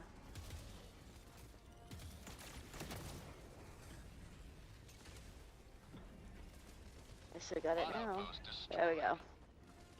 Got that Yo, one. that rocket bot just killed the walker because he was behind him. And he shot at me and it blew him up. What he gets. Nice.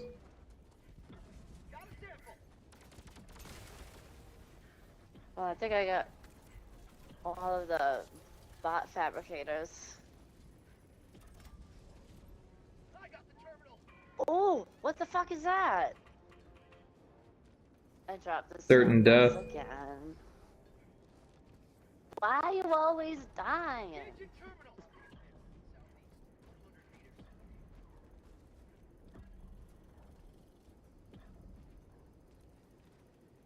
Oh yeah, guys, you know, Where did you die? super jammer. Over by the We're at a jail. Oh. We Where, can't call you in. and I know, I was joking. Where you can see the It- samples it- blinking. That's yeah, where. it actually shows you on the map with like a red font now. That's new. That's pretty cool. I didn't notice that before.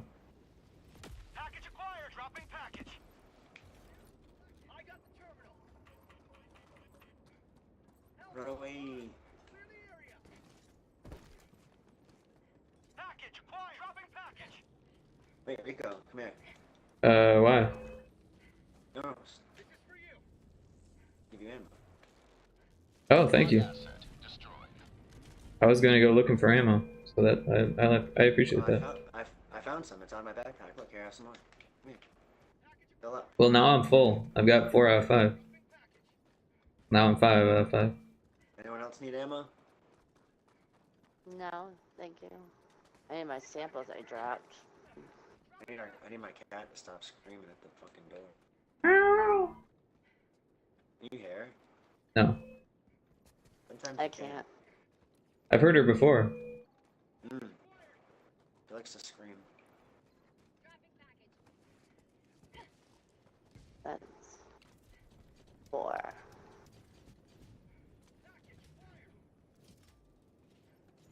Dropping package.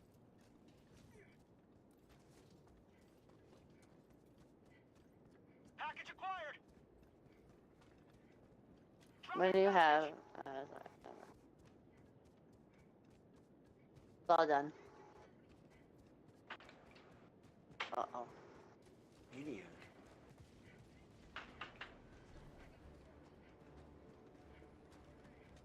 Got a sample. Objective complete. Tagging map. West. Nice. 300 meters.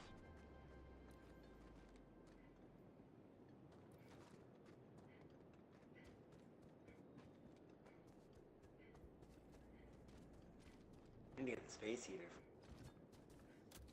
M4, you need ammo, bro? Or Bryant? Requesting air support. Delivering payload.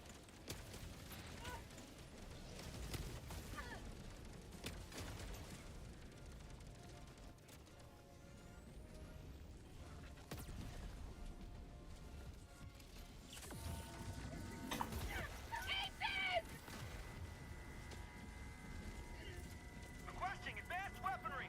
Calling down a sentry. Deploying sentry. Calling down a sentry.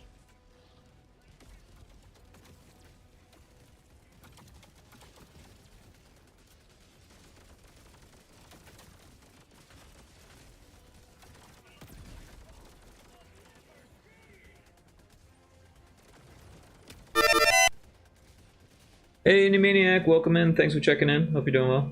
Yeah, what's up, Indy? Found something.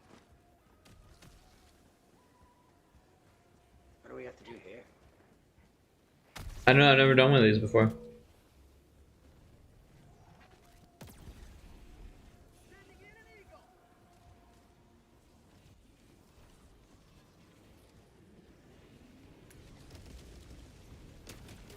Prosperity. Go, gadget, eat missile. Orbital inbound. Requesting air support. Oh, that was awesome.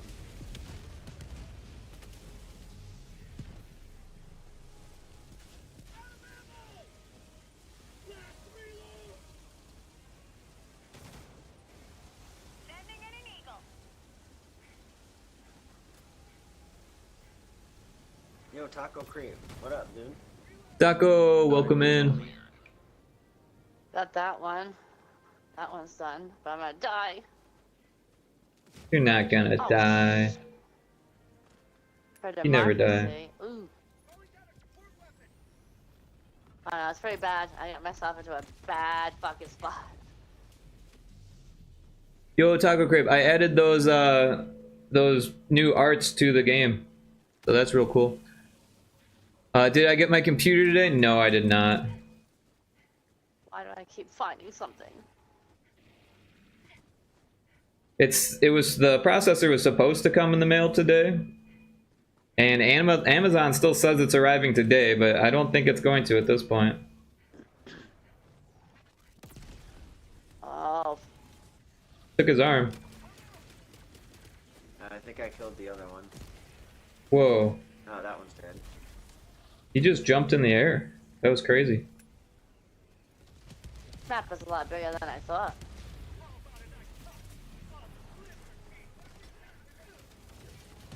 You'll work on more of them today? Right on. Good to hear it. Yeah, awesome work on those. They look great. Oh shit. I don't know what just killed me, but it did. Oh! There's a Hulk behind me.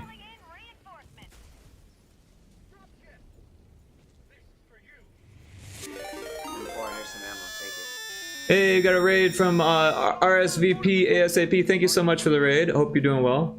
How was Valheim? I was watching you play for a bit there. Heavy on my position.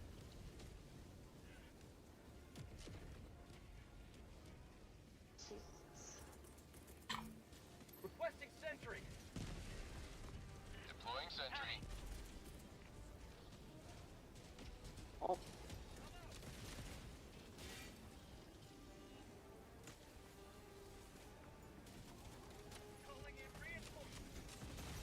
Outpost destroyed.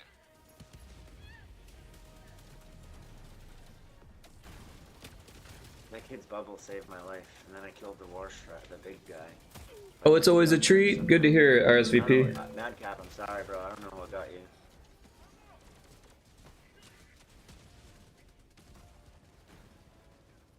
I don't know what happened to my Quasar. Over here, there it is. Alright, bro. Chill, chill, chill, chill.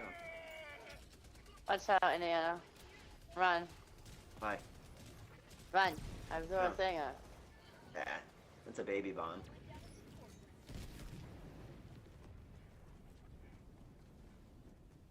Keep that in my pocket. Oh, excuse me, big dog. I meant the ultimatum. Don't get dirty. Madcap will leave. He's scared of you. Scared a lot, Lizard? I think we all are at this point. It should be. It's valid.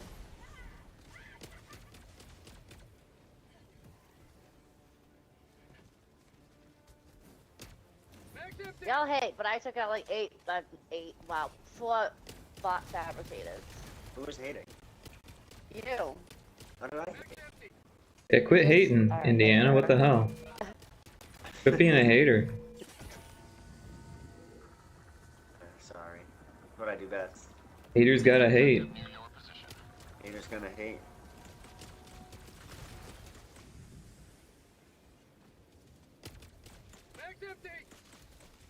Requesting objective equipment. Is it gonna get spicy over here? It sure the fuck is. Sweet hours, so I do got raid and run, but good luck with the games. Thanks, RSVP ASAP. Thank you so much for the raid. I very much appreciate it. Everyone check out RSVP's Oh game, My Tiny Park. There's a link for it. Give them a wish list.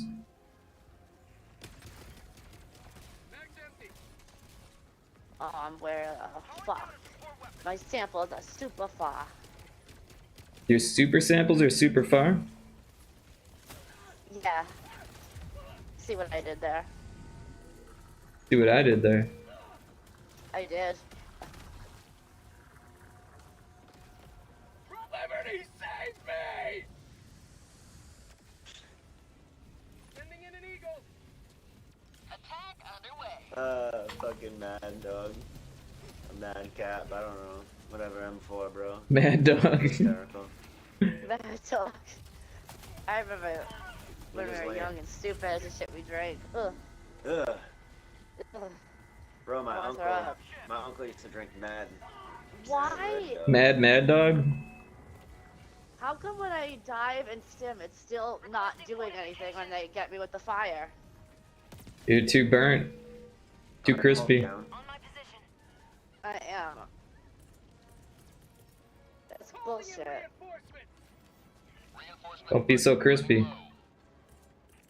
I'm salty. You're crispy and salty. Oh no. What happened? Are you cooked? And have us to the best of us. You're crispy and salty too? Request approved. Deploying reinforcements. Oh, he definitely salty. He definitely salty. Is that while he's hating? Come on, Yep. cat. Shut up. Fucking thing. I love you, but I hate you. I point you He's across even the mean room. to animals. Jeez, not on stream. Right? Mean to Uh-oh. animals. Dropping a pin. Southeast. 100 I meters. love animals. Is that why you keep them trapped in your house? Trapped Yeah, in your oh yeah. I house. keep 'em I safe. can't. Oh, Rick, you mean like you? I don't have any animals. What are you don't talking leave the about? house either. No, you don't leave the house. Oh yeah, I'm an Cats are animal actually- trapped in my own house. Outdoor cats are terrible for the ecosystem and are They are. down. Well, I don't know if they should be put down, but they should be neutered. That was aggressive. Southeast. 50 meters. Putting down is a little harsh. Well, not put down. That was Oh, harsh. so now you're flip flopping here. Heavy. Southeast. I'm recanting my statement after second thoughts. Hey, it's okay. You're allowed to change your mind. Oh, I fucking missed. Yeah, I'm human. Requesting air support. It was the wrong word choice. That helps. There we Delivering go. payload. They should be fed so they breed more. And inbreed. The opposite.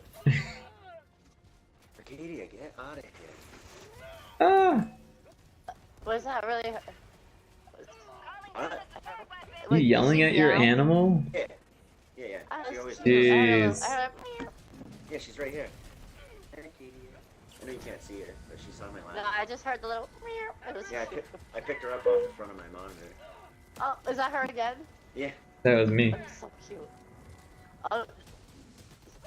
Okay, now who's fucking with me? Because now I don't know. That's me. See, that's karma. Another diver for the cause. Yeah, I was focusing on my muse.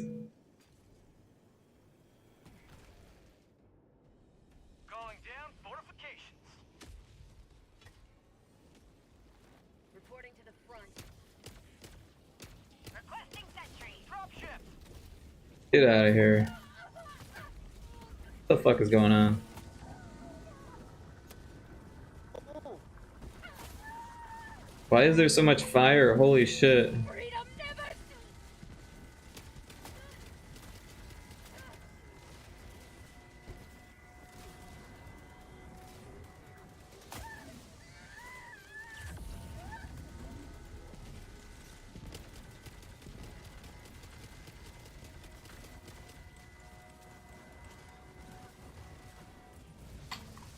Sending in an eagle.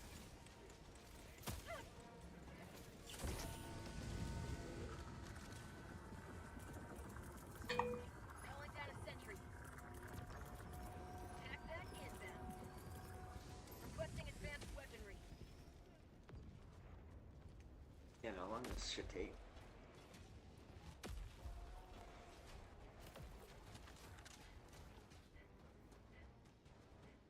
Should be faster now. Mission at 10 minutes remaining. When you salute it, it goes faster, right?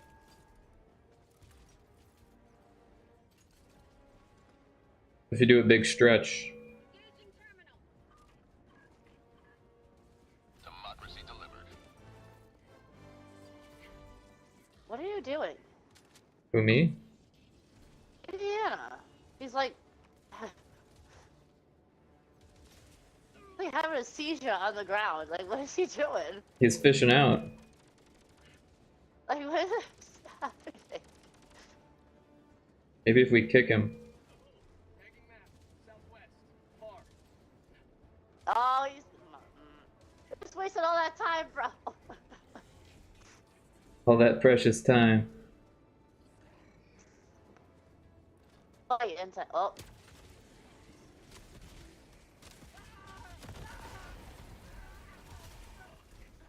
Oh, Oh, how did that not kill him? Calling in reinforcements. Request approved. Reinforcements on the way.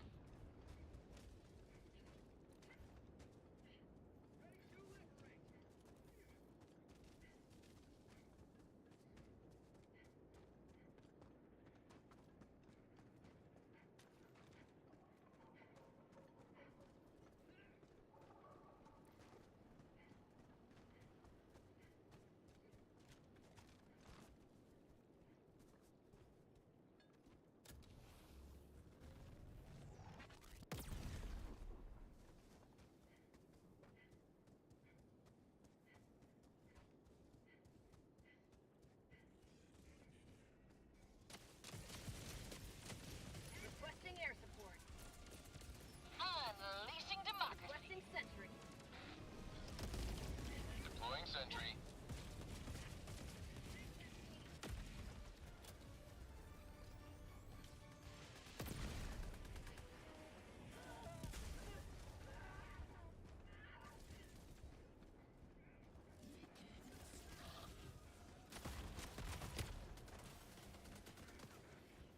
I'm just waiting to get de-escalated here. well, I'm gonna run in the opposite direction. I'm gonna de-escalate. No, the that's cool. situation. I didn't see you. No, I You didn't can see you, my de-escalate bad. me. I don't mind. No, I didn't know you were there. My bad. No, it's cool. I prefer it. Oh, I'm sure you do. It's what I'm into. I'll never hear the De-escalate end me. of it ever.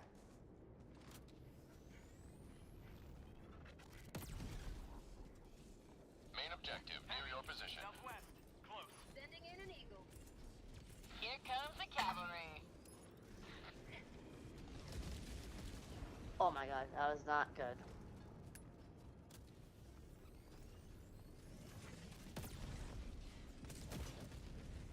Calling down a sentry.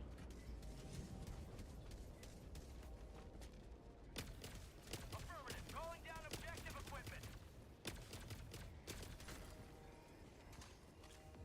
Thank you. Oh my god. Super credits. Did you pick up mine? Your super credits? Yeah, that picked I up dropped like everybody's 4 times super credits. 'cause I died. I think you're confused about samples and credits. Oh yeah, my samples, my bad. You know, Madcap, you need ammo? I do. Please.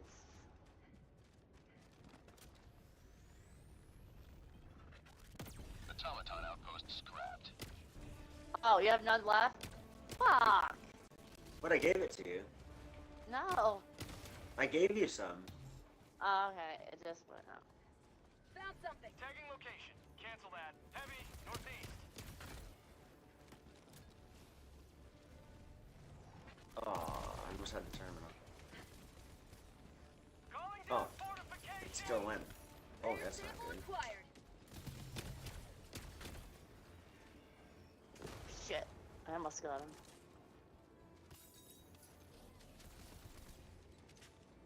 You know, turn around, Hull.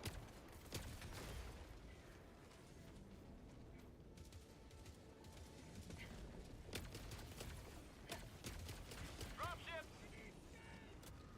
Requesting 5 order. minutes left. Liberty speed your step, Helldiver.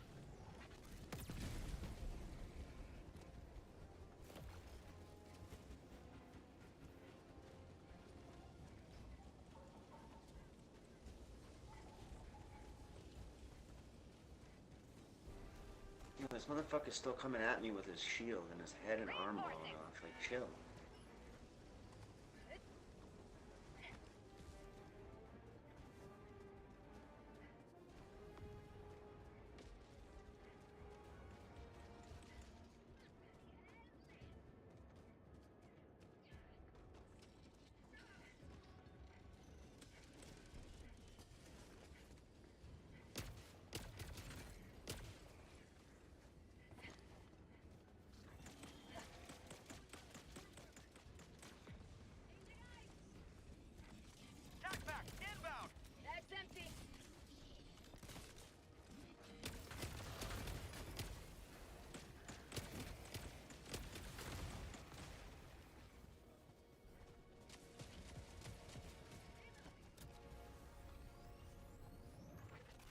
Was there? You see that snipe?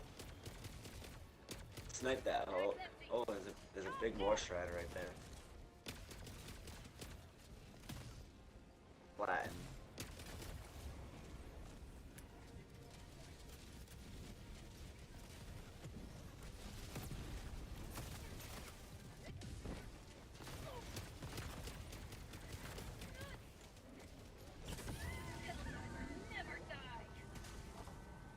Oh no, I had two. Oh shit. Did you de-escalate yourself? Get the samples. No, the bots got me. They were behind us. I didn't see them. I grabbed the samples, don't worry. Thank you.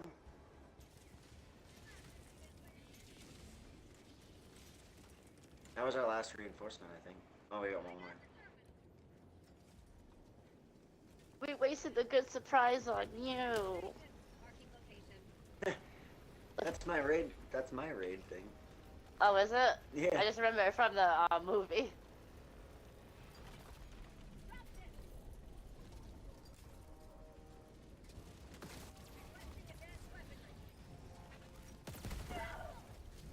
Dropping down the support weapon.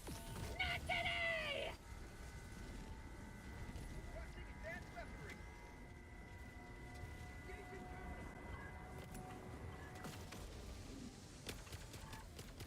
That's empty. You have ignited the torches of liberty. Extraction awaits.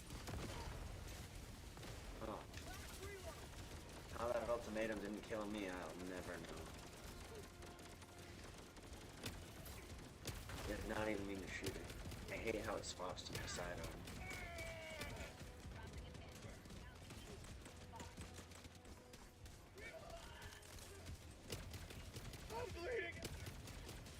I'm bleeding out. And I'm not a watch. Bag's empty.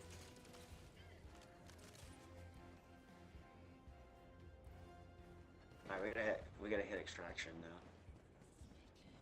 Make sure you call in what you need. Only got a minute.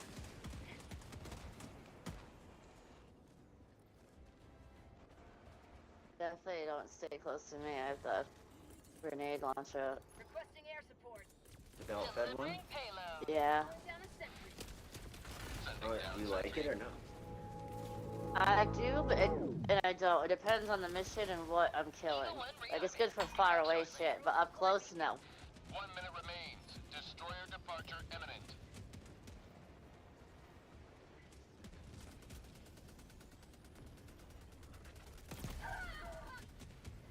Dude, my Quasar keeps hitting my damn shield. That shit bothers the fuck out of me.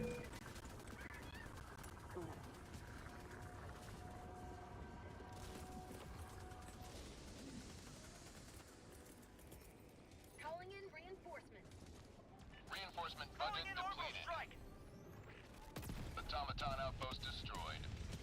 Found something. Nice smart.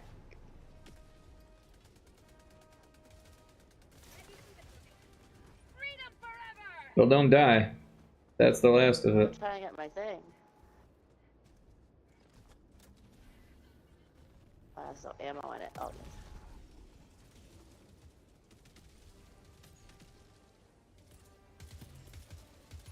Super destroyer leaving low orbit. Emergency extraction shuttle deployed. Extraction request confirmed. Shuttle inbound. Oh shit, was that smoke? I threw a sieve thinking like, oh, this'll kill him. It was fucking smoke. Whoops. Bag's empty. I think that's what happened. I can't see where all of you are. I don't want to. It's because you're in the smoke. ETA T-minus 2 minutes. Oh, this is a joke. You got drop ships. I know. Rare sample acquired. It'll be a miracle if I make it. Just go without me. Just go. No miracles. Just go. just go. As long as you have the fucking sample, just go. ETA T-minus 1 minute 30 seconds. Heavy. South. Close. We don't really have a choice.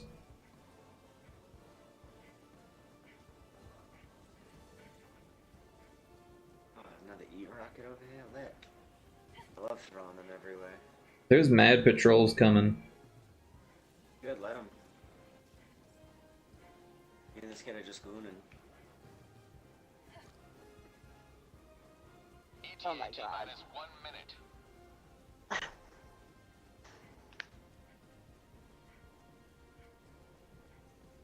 What is this? Is just weird now. Now it's just weird. Yes. Now it's just weird. Like, just watching it, I'm uncomfortable. What the hell are you guys doing? You don't know how to goon, bro? Am I doing it? ETA T minus 30 seconds. This is top tier stuff, I'll tell you.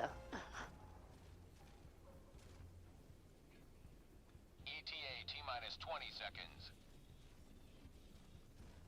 Oh, his first goon. What a moment. ETA T minus 10 Bonding seconds. moment. Oh god.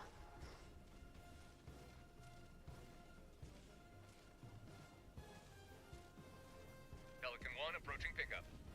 This is what Helldivers is all about. Pelican 1 landing sequence initiated. Watch where you're standing.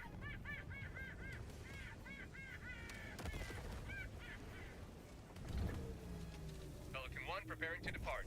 Shuttle launch in 20 seconds.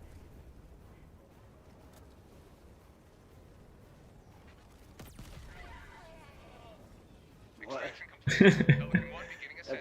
thought it was gonna kill me. I thought it was too. Uh, Another sweeping victory for Super Earth. oh my god, we're getting snow? Yeah, you didn't know that? No, I try not to look at the weather anymore because it's just like it's just fucked every day. So I don't even care. I don't even look anymore. Yeah. I don't give a fuck. I'm like, whatever.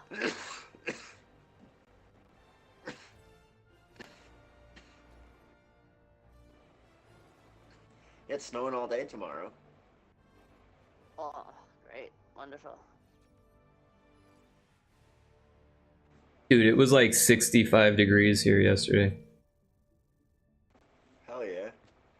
Oh, I don't really want to punch you in the face. That's why I said it. I know, Wade. Super jealous. Oh, I can't wait for that weather to come back.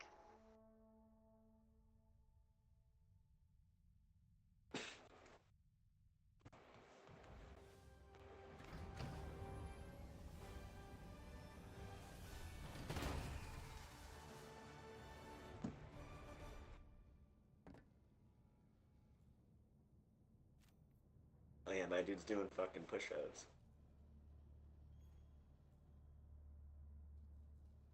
I died 9 times. I got the second best for kills though. Oh, Madcap carried. I love it. I don't know if those automatons were ever technically alive, but they're definitely dead. Always good to He's have a straight another animal.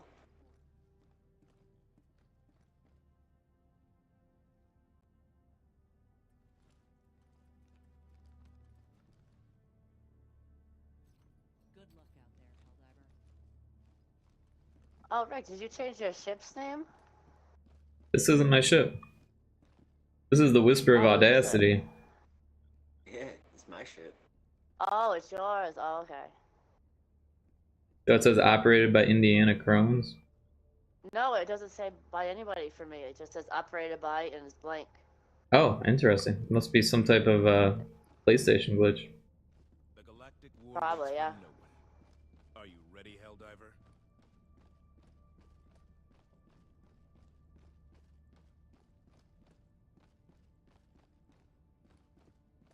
Reminder, signs of disloyalty should be reported to the Democracy Officer.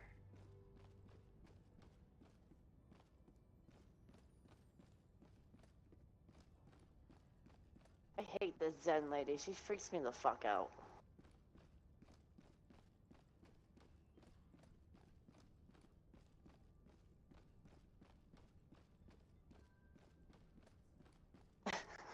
Inhale democracy. Exhale treasonous thoughts. Damn. Yeah, imagine Lot She can hear Lizard this, bro. hating guided meditation. Next victory rapidly Did you hear her though? You can't tell me that's just not weird.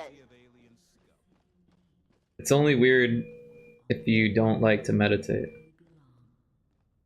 Oh, that's how you meditate? You breathe in democracy? That's what Yes, you do, Rick? this is how I'm sorry. this is how a I didn't Helldiver know meditates. that. I apologize. Well, if you were a Helldiver, that's how you'd meditate. You're right. You're right. You're right.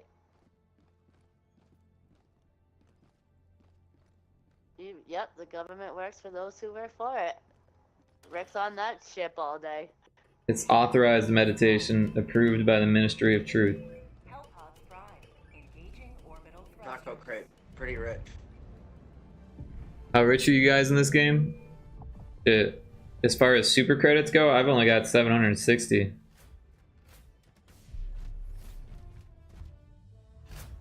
I got a lot of samples and requisition slips. Requisition slips. Requisition, yeah. No one suspects the requisition.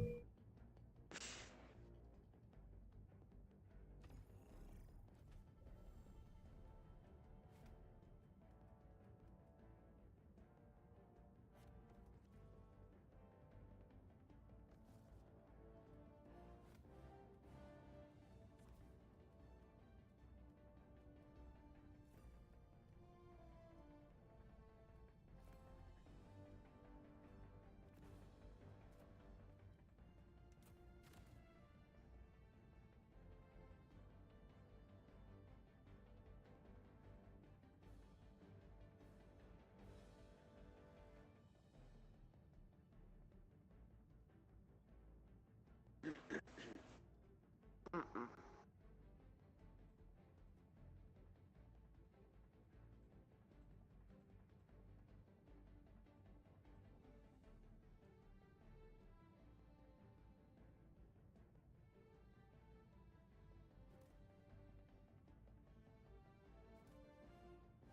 Launch initiated.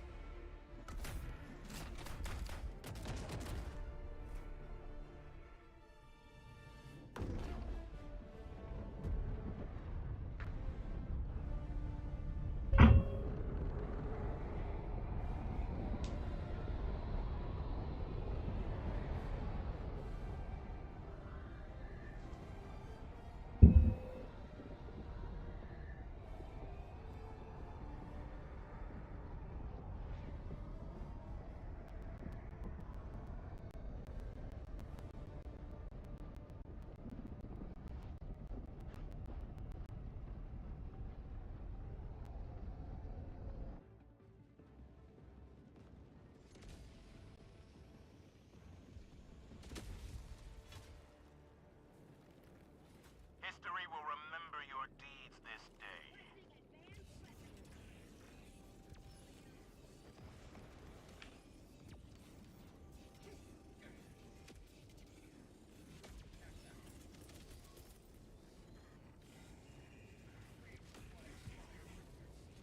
Sending in an eagle. Uh-oh. Requesting sentry. Damn. Deploying sentry. Calling down a support weapon. Requesting tac-tac.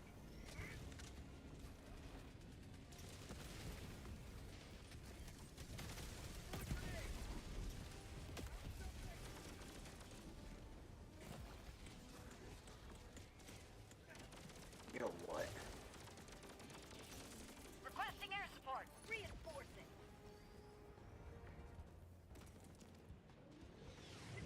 Request approved. Reinforcements on the way. Damn.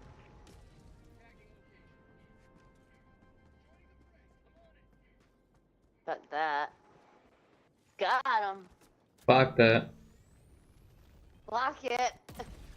Setting clocks. Sending in an eagle.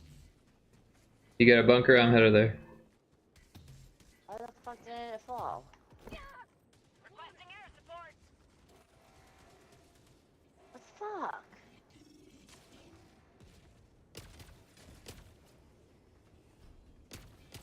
Sending in an eagle. now I'm getting mad. Requesting air support. New mag. Why can't I throw an eagle in there?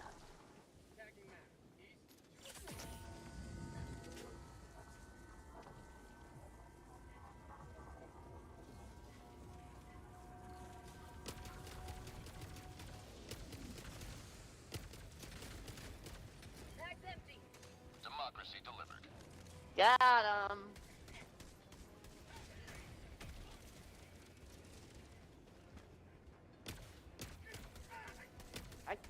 I clocked in. I'm putting in work.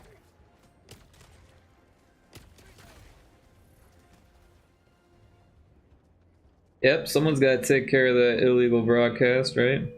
Bro, what is this game? And the bug fabricator that I got. Reinforcements. You say a bug fabricator? Dude, that's fucking crazy. I meant bot. I meant bot. I I'm know what you sorry. meant. I just thought it was funny. Unleashing democracy. Calling down a sentry.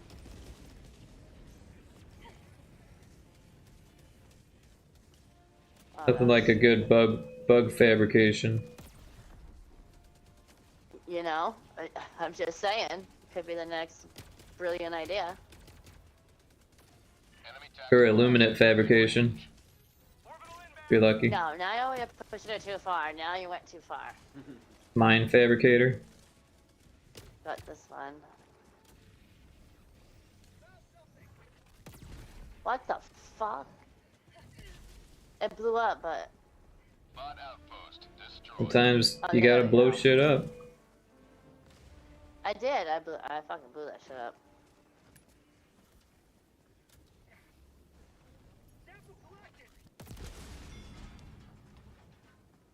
Super credits. Shit, I'm near it, huh? Fuck. I have no stratagems. This might have been a bad decision. I'm not sure. I got faith in you, lot lizard. I don't know about this one. This might be a bad decision. I'm not gonna lie. Active nearby. Well, you're level 103, so you better have So this. what's that supposed to mean? It means that Okay. it's up to you. Alright. We're dependent on you. Over here, son of a bitch. You love jammers. Do I? You do. Nothing like a good jam. Oh, I can't blow this shit up. I have no.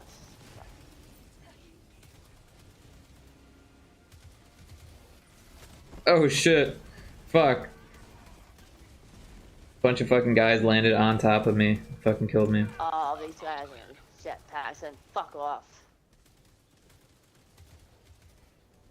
Ooh. Got that one. Eee.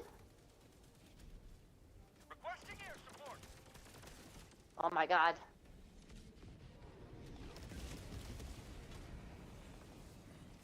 Joining the fray. Oh! I'm so oh, I ran right over the stupid fucking mines. Oh no, not the mines. The mines, and there was only one fucking fabricator left over there. Fuck, I And got I was killed. far from you guys. I'm gonna have to run all the way back.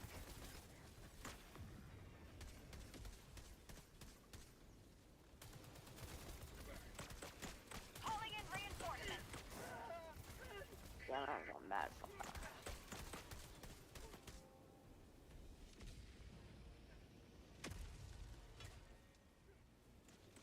Ready to liberate.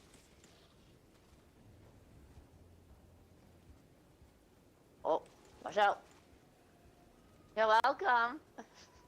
Oh, thank you for almost shooting me. No, I saved you. Don't ever say I didn't do nothing for you. I never said that. You do.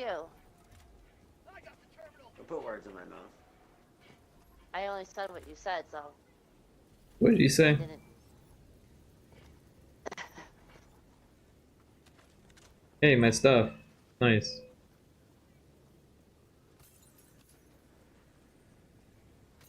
Right back here. Fuck. Objective located. Northwest.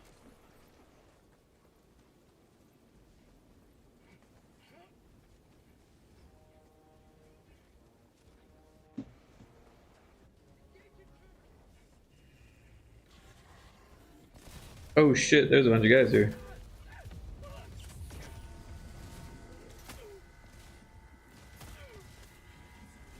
No fucking way.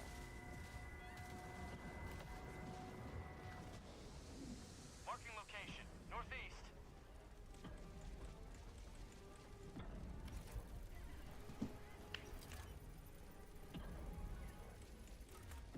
I got the terminal.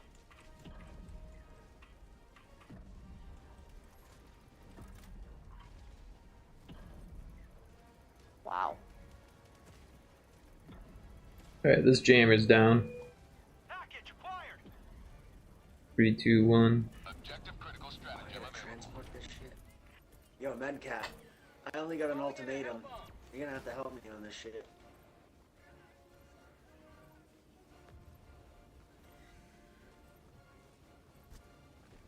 We're gonna make it there, bro.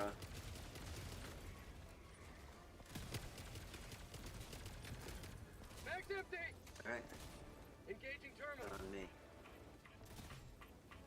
Sending an Elbow eagle. arm. Clear the area. Hopefully I get the, Yeah, I'll grab some super credits on the way. trying to get the last one. Outpost cleared. Got it. Bam. Like that chef person. Automaton facility. That's no. What's his name? The BAM guy. I don't remember his name. Yeah, I know. Emerald Gassi. Emerald. Lassie? Yeah, Emerald, there you that's go. his name. Lot lizards like Emerald. Found something. Emerald Lagasse, yeah. I mean, it's better than being like the Flintstone. Supplies. Dropships. Oh, the kid Bam Bam? That's the one. That's him. That's the guy. I'm just giving you a hard time. I was bleeding. Taco, you hate the robots? The robots are better than the Illuminates. I kind of like the robots. They are challenging though. Oh, fucking mine almost got me. Request approved. Reinforcements on the way. I think my shield set off that mine.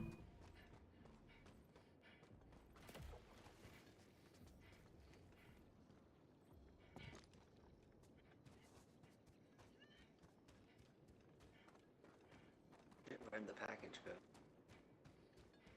Oh, I took my gear. It's over here.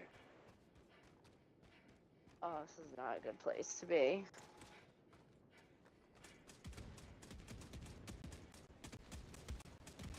I Mission hope. at 30 minutes remaining.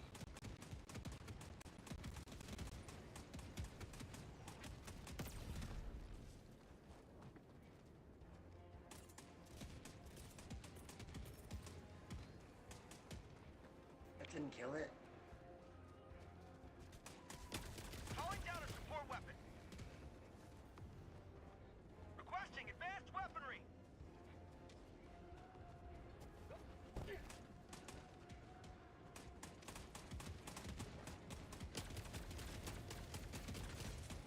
Calling down Oh fortifications. my god, Danger. bro. There's two of those big things. Calling in What am reinforcements. I supposed to do? Where is everyone? Request approved. Deploying reinforcements. Where is everyone? East.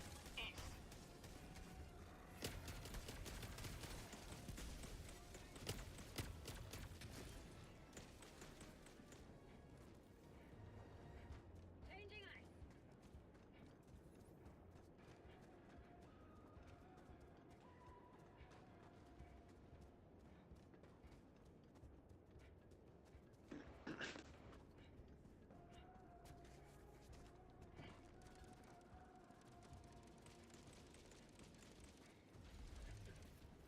Requesting sentry.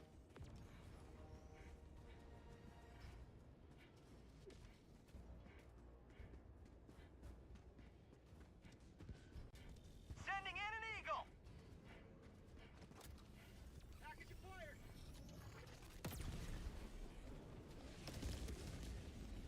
Whoever shot that big guy in his shot. That was me. That was good old Rick. Great shot, Rick. Oh shit. They're all Thanks, behind Bam us though, Bam. Rick. Watch out. I'm all out of ammo. I'm down to my pistol. It's bad. What kind of pistol you got?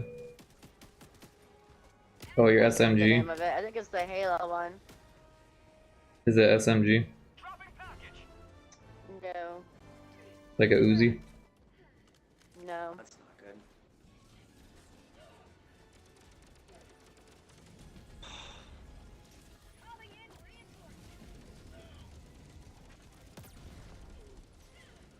Total miss. Approved. Reinforcements have been launched.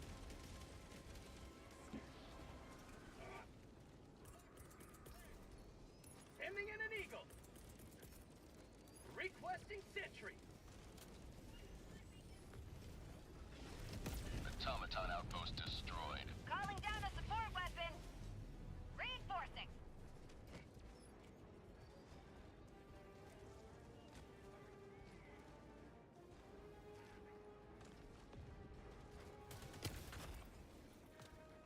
Supplies.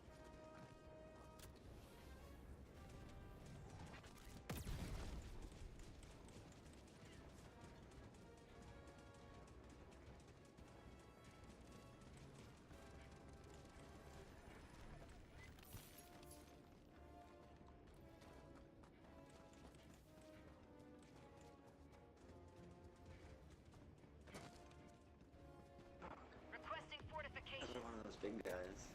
Calling down a support weapon. Requesting tactical. Oh, I killed him and then I died. Fuck out of here.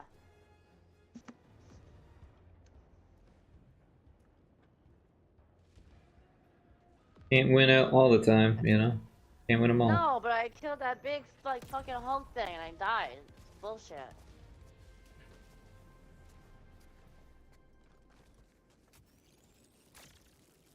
The shield gem that he keeps using is dope. Tagging location. Ow, what the hell's it? Oh, motherfucker. Marking location. Here, pick up my shit.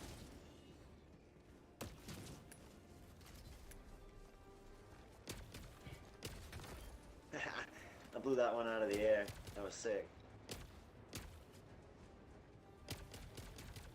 Oh, you ran right in front of me. Mag's empty. New mag. Calling down a Bro. sentry.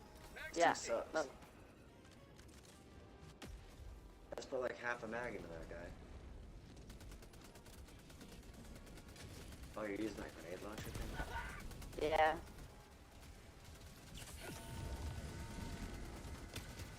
Get some. Get some.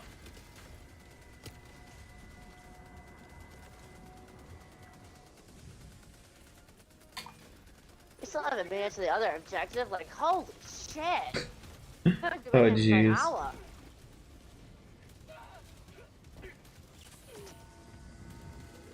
I was throwing an eagle, like an airstrike, and this fucking rocket guy jumped up and it stuck to him. Whoops.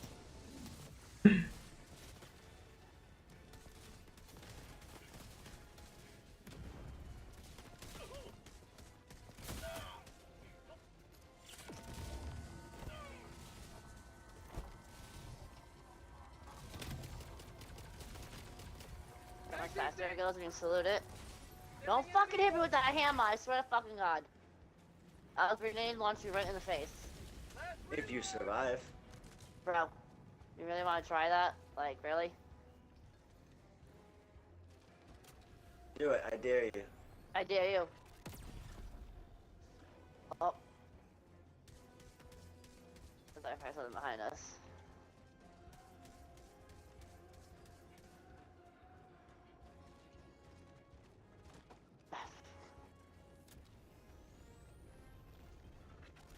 To the right, and they come.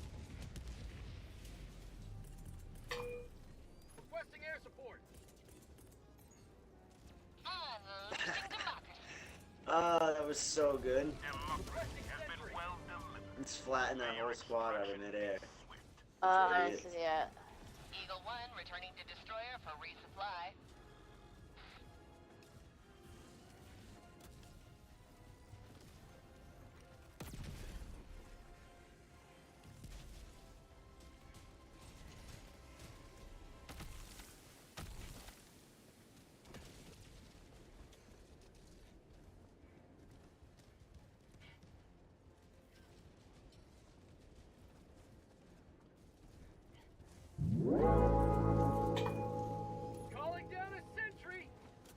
Everybody, Indiana, get out of the way.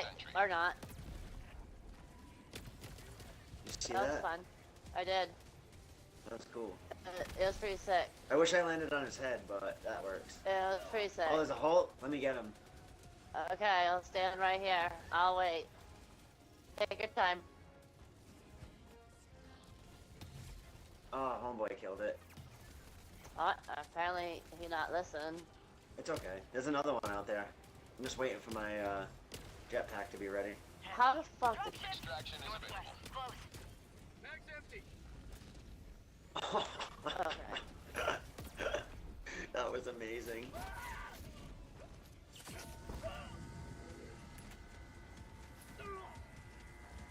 New mag. Guys. Facing little old me.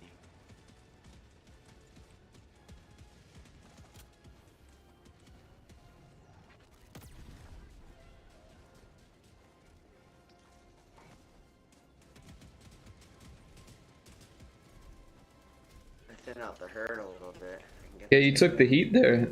Originally they dropped because of me, and then they're like, then they saw you. They're like, well, fuck that guy. valid? It's fair. It is. Then Lot Lizard came and cleaned up our mess. You guys want to close these or kill these other I need factories ammo. before we extract or not? Where are they? Off to the west.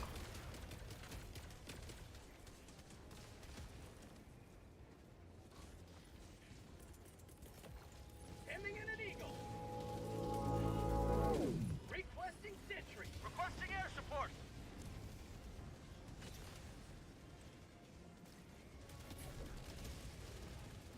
Liberty dispense. Mag's empty. Drop ship.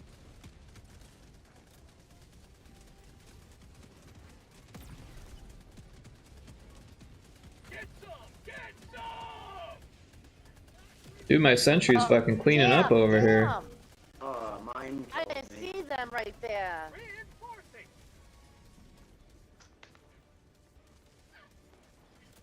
Request approved. Reinforcements have been launched.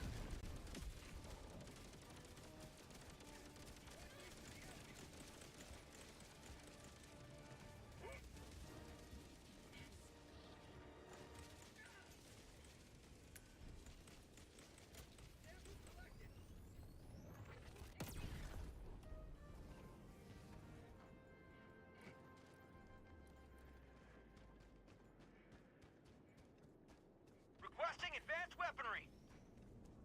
Calling down support weapon.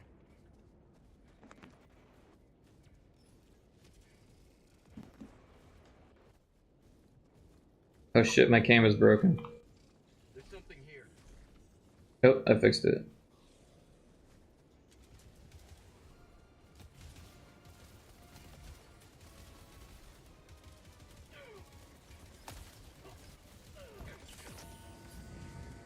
Yo, what in the fuck killed me?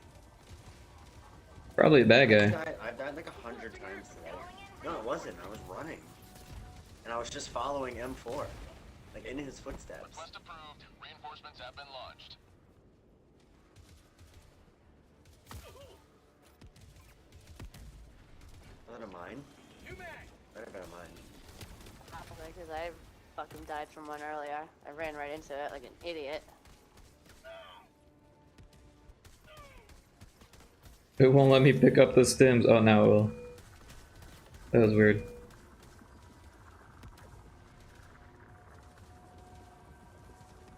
Oh no! Calling in reinforcements. No, M4. Ooh.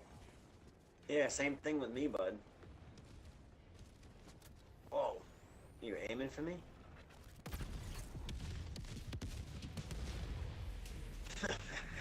Well, damn. Sending in an eagle. Reinforcing. Calling down a That sentry. was just stupid. For prosperity. Request approved. Deploying reinforcements.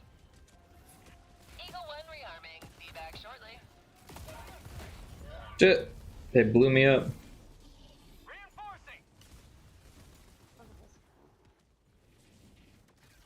Calling in reinforcements. Everybody's on the way.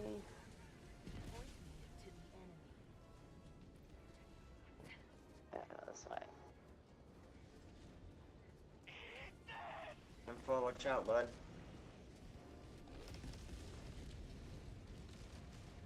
Oh my god, bro, you got sent.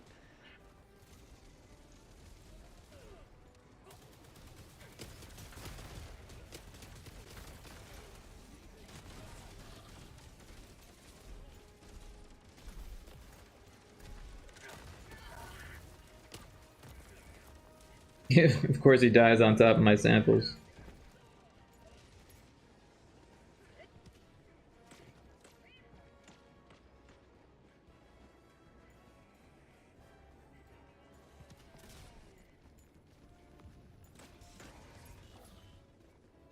Enemy tactical asset within range.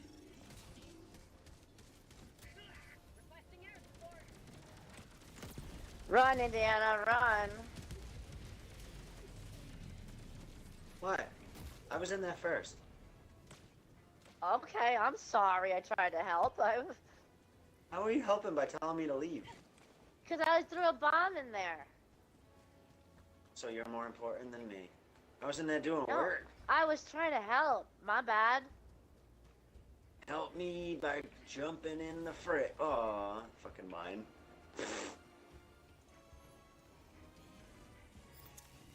Sent me.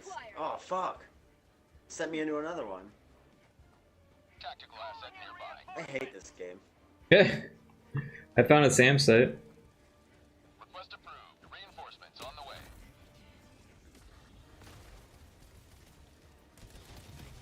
Holy shit! Where the fuck did you come from?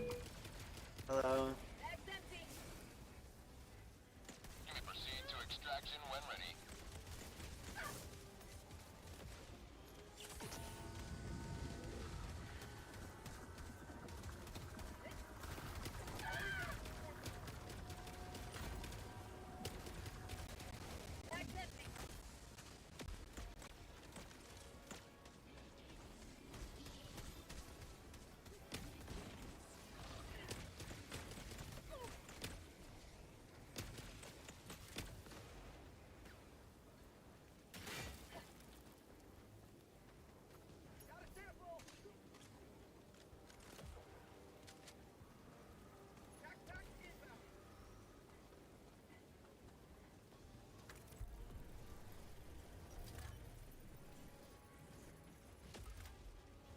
I got the terminal. Here, go behind you.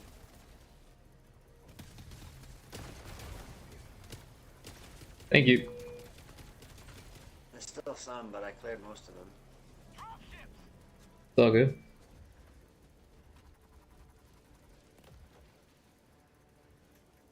SAM site's a little late for the dropships. Shoot.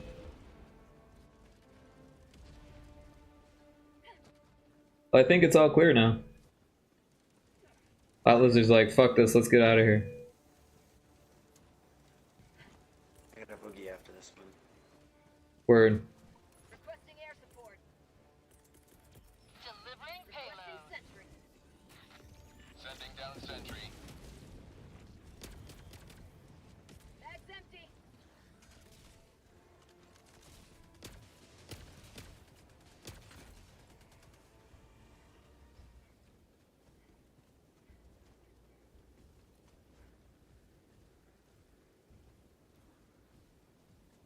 Yeah, Lizard's already over there. Holy shit.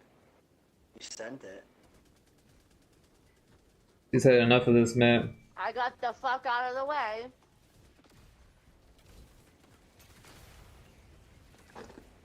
So they'll sit my ass at extraction and wait. Sending in an eagle. Madcap, you can say please. Calling in extraction. You don't have time to type. Extraction shuttle. It's a joke. Was it a joke? There he goes. It was a joke. Jeez, damn. You're on one too, Rick. Like, shit. I'm on one too. Shit. Yeah. Yeah. Don't repeat. I hate when you do that, and I know you're doing it on purpose. I know you're fucking doing it on purpose. I am. Because it sends me. Yep. Yep.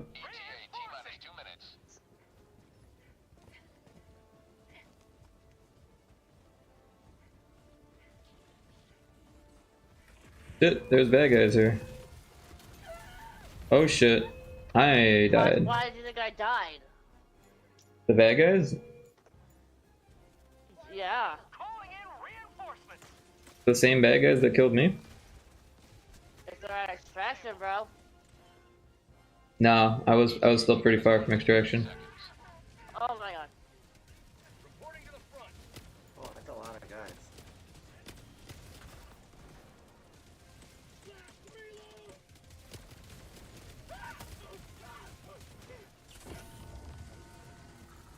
I gotta get to the grenade launch shot thing.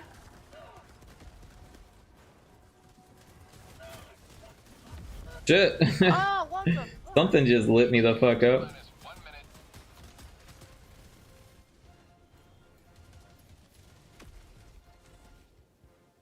I need ammo. Where is it?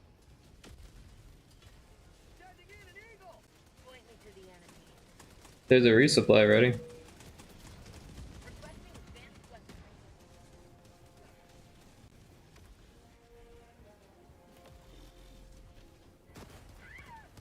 Oh, come on. ETA T-minus 30 seconds. What are you doing with my gun, bro? I thought you had one. No, that was the one I just threw down. T-minus 20 seconds. I just got here.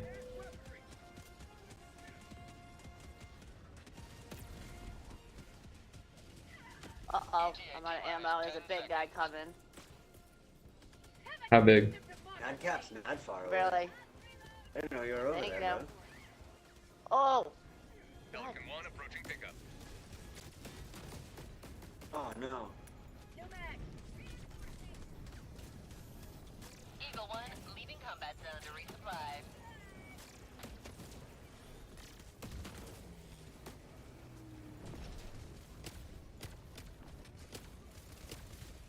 Oh!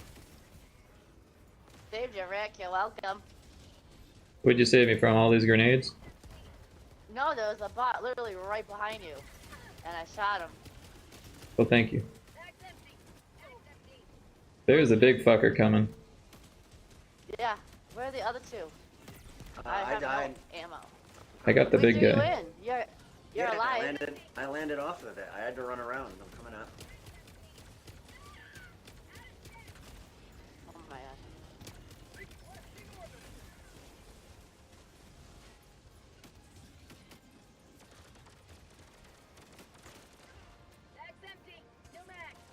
Pelican 1 preparing to depart. Alright, we're all here. 20 seconds. I'm in. Budget depleted. Get on a fucking plane. Bye.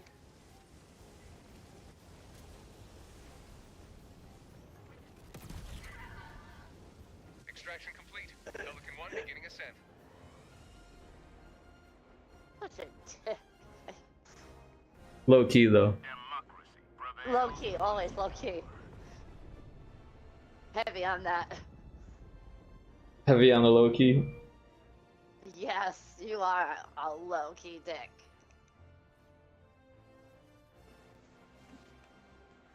I ran for the Samps off wave. Oh. I did drop a couple rare samples and like 3 common samples over there. I figured like, yeah, whatever. I've got too many samples. Mad Cap said. Right. When you need samples, you need samples. I know the feeling. I remember. For the team. Gotta, you know.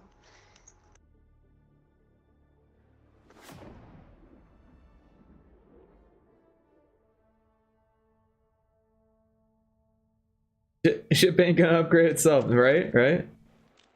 Yeah, after you max out the upgrades, it becomes, you know, more trivial to go back for your samples. But yeah, I remember going all the way across the map for my samples. I'm not wasting those rare samples. Yeah. Mm. Well, it was fun. Oh, look at Good my games. accuracy. Beautiful. Way to go. Mission accomplished, Peace. Helldiver. Yeah, that was fun. Thank you. Yep. Yeah, it was a good time. All right. Well, take care, everyone. See you next time. Yeah. Have a good night. Allied Night. destroyer has left squadron.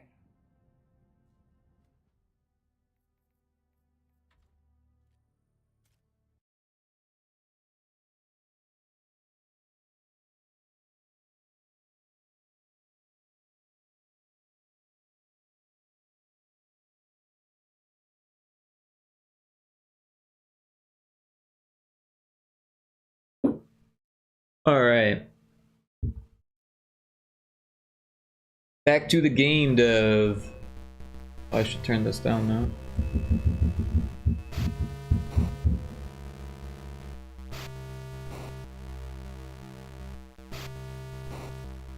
And I'm gonna change my category.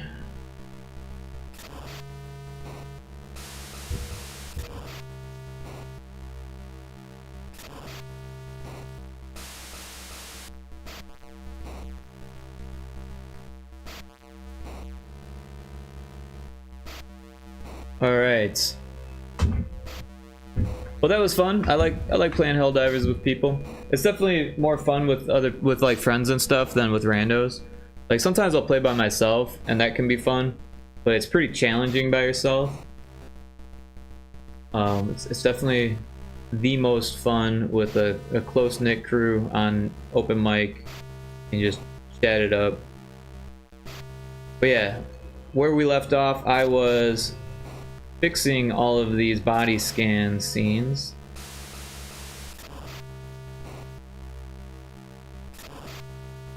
And we're getting pretty close on that, so it won't take too much longer here.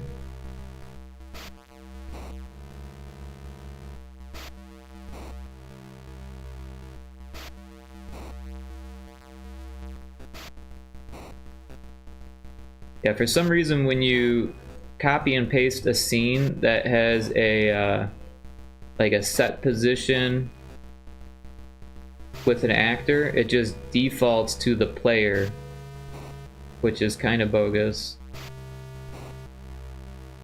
It does it with prefabs too, I've recognized. Oh.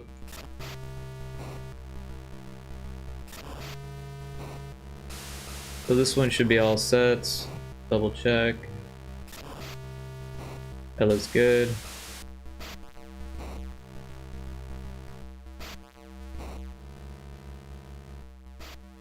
So yeah, I'm just moving these triggers into position, reshaping the ones that are no longer the same shape. Oh.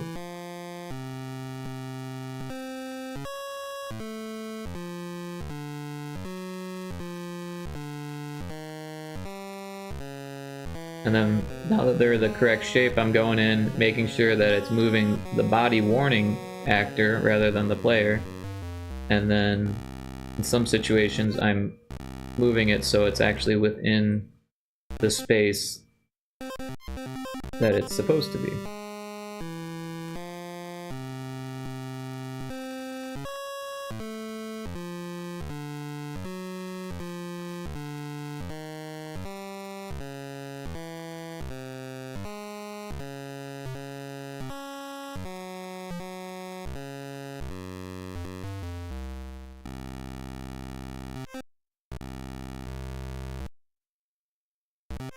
Alright, so this one should be good then. And there's only one more.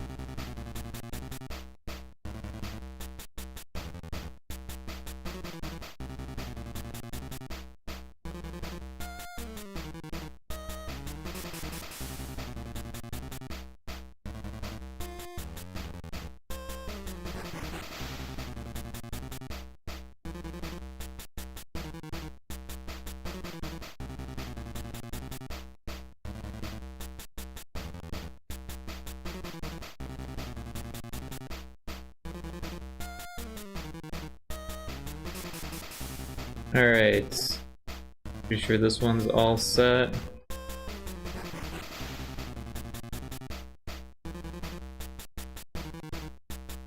Cool. Let's go ahead and give her the old testaroo.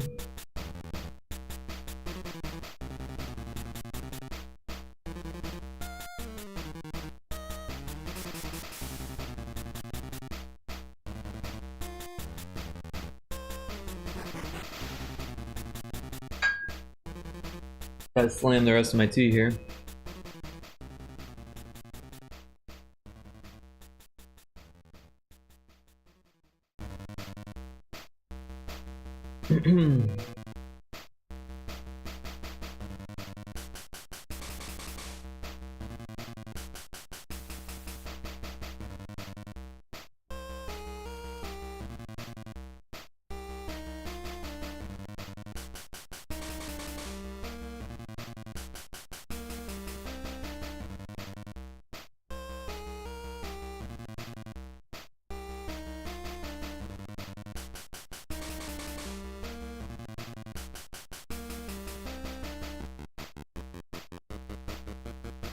So you can see now that the game is a little bit bigger. It takes a little bit longer to compile, but that's to be expected.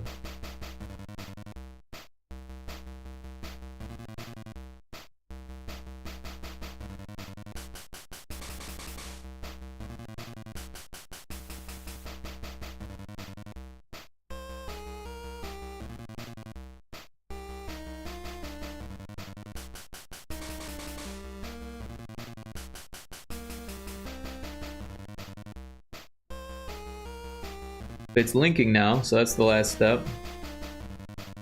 It did have to recompile all those triggers. Alright.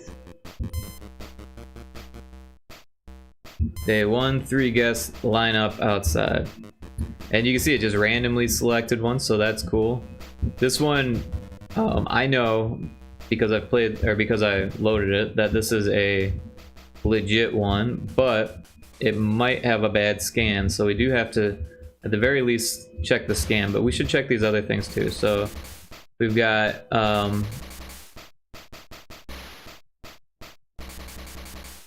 Jaime Angel, I think. Jaime Angel, him E Angel, I'm not really sure. Partner status, yes. Attending, yes. Booth H04, hit 160. So I'm gonna go ID. I'm Angel. Partner, yes. Genre, games.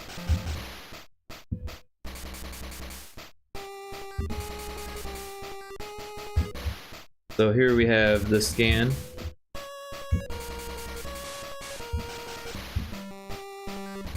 And it looks like the scan is clean.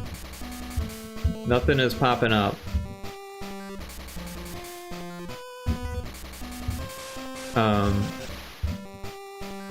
Although that was weird that I clicked on here. So there might be a bug. Yeah. So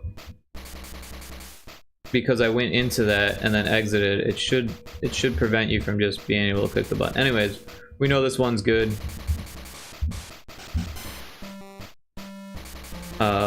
It says a valid guest was denied entry, but because this is here, we know that this is actually okay. And then this one, we're going to scan it, and we're gonna see if Westlow is trying to bring any contraband in. Oh, and Weslow's got contraband on the leg, so that is an issue. We're gonna have to say no. And because that arrow is there, that means that it's correct. Alright, so this one, let's check the documents. Brew bourbon. The ID. Westlow trying to sell drugs in the convention. Well, not drugs, because drugs are against the rules of this particular game jam. However, there are other forms of contraband. Maybe they've got bootleg Pokemon cards or something. So that one's got the same leg, which is kind of interesting, but I think there might be a bug where it's not resetting. Which is interesting. Also, the fact that it disappeared is weird. But only when I leave the head. So that's kind of weird.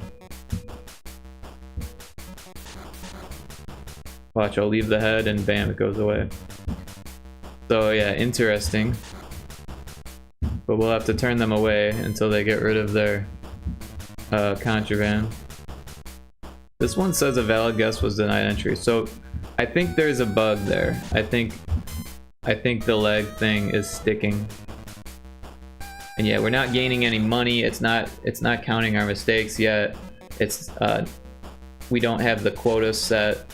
So there's a lot of things that are not done yet. So let's take another look at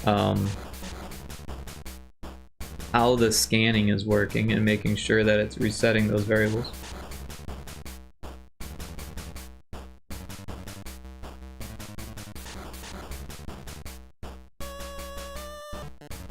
So these body part ones, those need to be reset when we load the scene here. So this is where it loads it. So this is probably where we want to reset those variables. So I'm gonna make a group, and we're gonna make a new name for it. It's gonna say reset body vars. We'll throw it at the top, and we'll say variable value.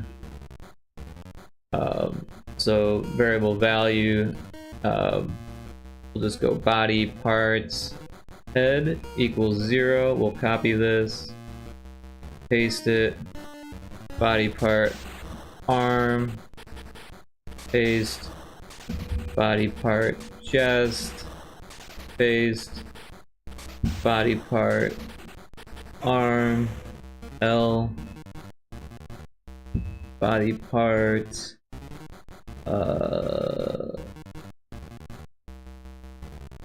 what have we done? The leg. Got the right arm, the left arm, the chest, the head, the left. Wait. We got the left arm twice. Right leg. Left leg. Right foot. Left foot. Alright.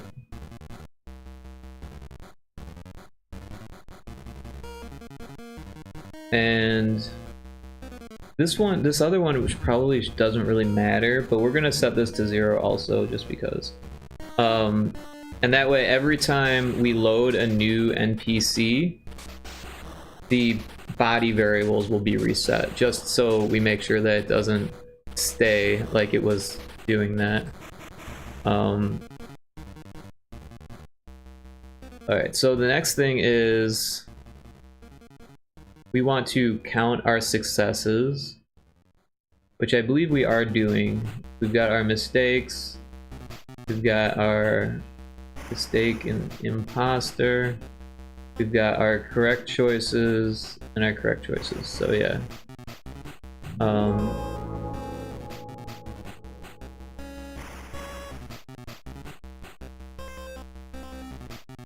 Also, every time we get one correct, we should give you $1.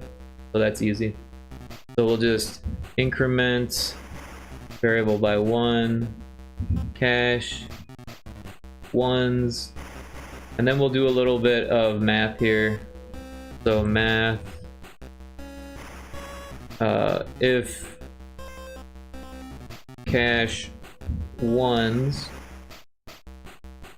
oh, let's do a conditional first. If variable value, if cache ones is equal to 10, then we want to do this math. So we want to subtract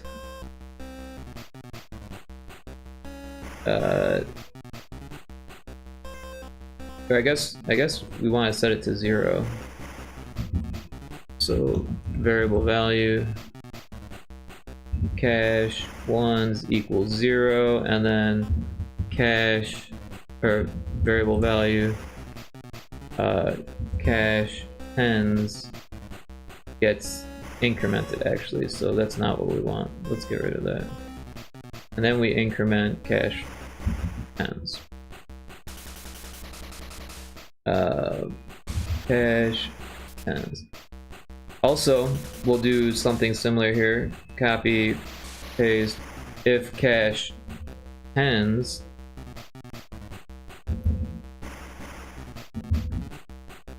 equals 10, then cache tens equals 0, and we increment cache 100s. So every time we add cache, we're gonna do that. So we'll make a group.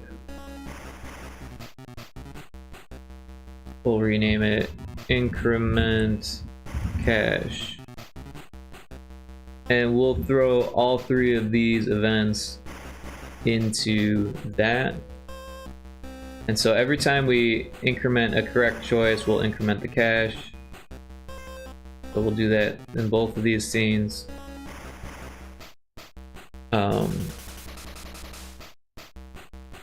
Yeah.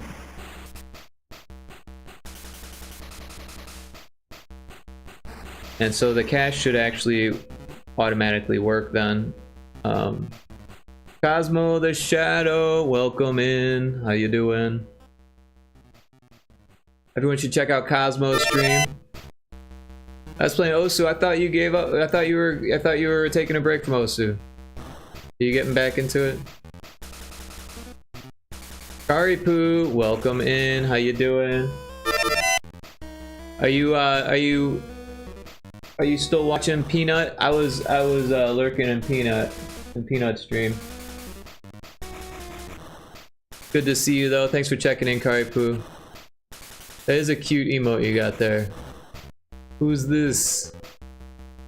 Took a couple days off and now I went full tablet area. Oh wow, okay. Well, make sure that you stretch and drink lots of water so you don't hurt yourself. You don't want to get tendonitis. I was lurking the nut and making food. Yeah, I'm still lurking in the nut. It's like she's going through Pokemon cards at this point. I'm not really sure what that is. Genetic Apex.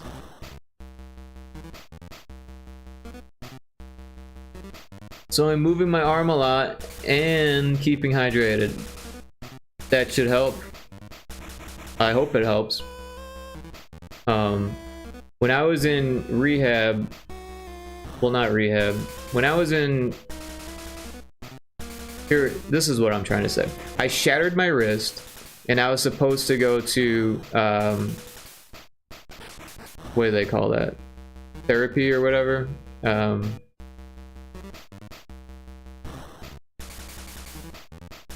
Physical therapy? I don't know why that wasn't coming to me. I was supposed to go to physical therapy when I shattered my wrist, but I couldn't afford it. So I just learned a whole bunch of wrist exercises. One of them that I do still a lot is like, you kind of make like your hands like you're praying, and then you bring it down as far as you can so it's like a right angle, and you kind of stretch that, and then do it the other way too. So instead of praying, you're kind of doing like this like weird hook where you try to bring your wrist all the way to, like, you bring your fingers all the way to your wrist, and obviously you can't do that unless you're like super flexible or something. But yeah, basically going back and forth that way and just kind of hold it there for a few seconds. Obviously you don't want to hold it too long because you could hurt yourself, but just a few seconds each to try to stretch it out. And then the rotation, just, you know, like you're doing a really, really exaggerated wave. Like get your radius and ulna to stretch, and you can even use your other hand to help stretch it even further, like the rotation. Yeah. So those are just a few exercises for your wrist that you can do that help a lot. For arms, a lot of it is actually just kind of like outstretching your arms, like stretching them behind your back as far as you can and rotating your wrist while they're back there. Doing all the angles, kind of go up at a 45-degree angle and rotate there. Go straight up, kind of behind your head and rotate. Straight out, straight down and rotate. Put your shoulders back as far as you can, rotate, like, just good stretches. Alright, says LMAO. It should, as my tapping hand hasn't screamed at me for a day now. Right on, yeah, sometimes all it takes is a little bit of rest. I have to do some of these exercises before I end up playing LC. Yeah, I mean, it's just a good idea. You don't want to hurt yourself, right? Alright, so all these mistake ones. Excuse me.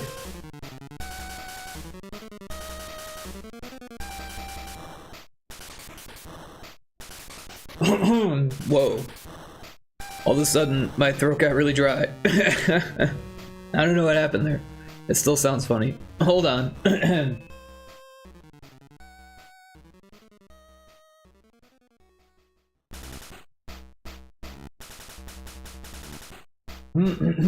Wow. Yeah, I don't know what happened there.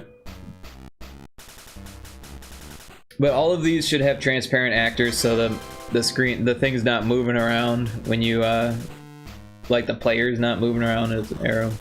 Ta-da! I'm gonna have to get more water after that. I slammed my water to make that go away. I don't know what happened there. It's like those reptilian videos where like all of a sudden the voice is and their fangs start showing and their eyes have two eyelids all of a sudden. You guys ever see those reptilian videos? That shit's wild. Really hard to believe, but totally wild. Alright. I don't think I'm a reptilian, but I could be, you never know. Could probably get Rick a water bottle that is a half gallon. There you go. Honestly, I just use like a pint glass and I just fill it up. And then during my breaks, I usually fill it. But yeah, I did just slam some tea a minute ago. That's probably why it's dried out. Tea is actually a dehydrator, right? It dehydrates you. More than water, anyways. Alright, so these work, but they're the wrong color. And then I had a plan to try to fix the color by using tiles like this instead of just a single dot. Maybe that'll affect the color. I don't know why it's the wrong color. But yeah, mistakes and imposters are a single digit. So what we need to do is turn them into a double digit. And we should probably just do that as we gather mistakes. So same thing here, we'll do if variable value. So if mistake guess equals 10, variable value mistaken guess equals 0.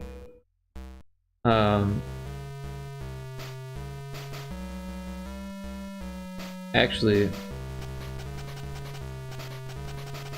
I think I'm doing this wrong. Mistaken guess ones.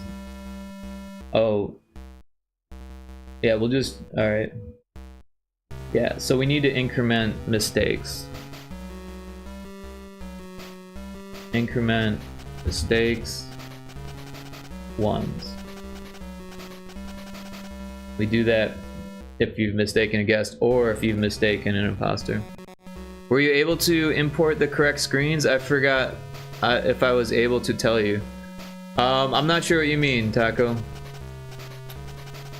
Cosmo says, I literally have one that's a 64 fluid ounce and I only have to make sure I have water available. Right on. Yeah, I feel like you could like work out with 64 ounces. Like the screens that show if you made the right choice. Like the success and failure screens, these ones. So for some reason it's showing black numbers on these, but I think because this one it's not. So I think the answer is to use 3 colors in the tile that we're replacing. So I might just add some more some white pixels or light pixels to these, and hopefully that fixes it. But it is working, so yeah. It's just one of those things, you know. I have no idea why it's like that, but since this one works, I think this might be the answer, is to make the dots more like this. But you don't have to worry about that. That's something I can do. But yeah, the next step is to get the mistakes and imposters there. Right. All right. So yeah, no, I was just thinking mistakes and imposters are 2 different types of mistakes, right? So yeah, we need to increment them separately.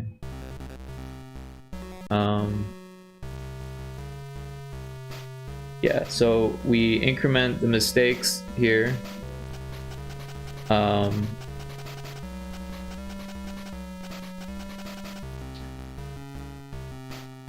Oh, and Taco, if you're still here, we do need correct guest and correct imposter scenes. Right now I'm just using the incorrect scenes with an arrow to help me identify what it is.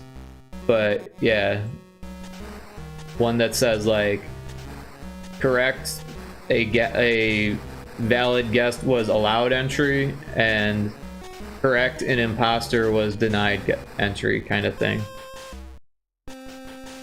Yeah, wait, let me send that one. Yeah, I mean, take your time. It's not super important. Like I said, at the moment I've got it worked out so I can still use them even though they don't exist yet. But yeah, I'm gonna try to get these mistakes working in the main menu here. Alright, so yeah, mistake ones, if mistake ones equals 10 after we increment mistakes, then mistake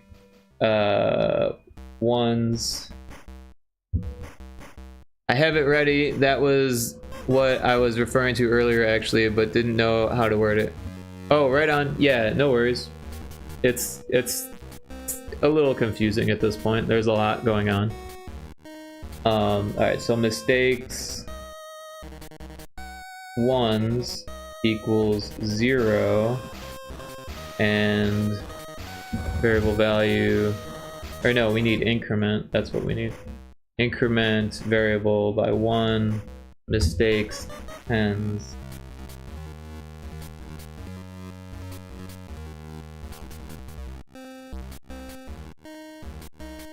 And then we'll do the same thing but with the other variable here.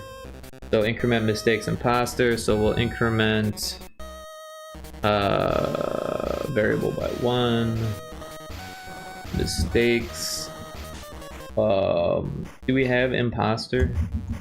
Imposter, yeah, imposters ones, and then if variable value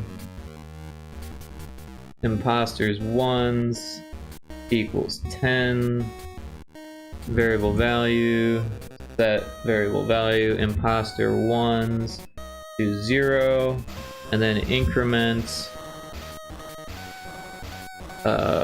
imposter tens by 1.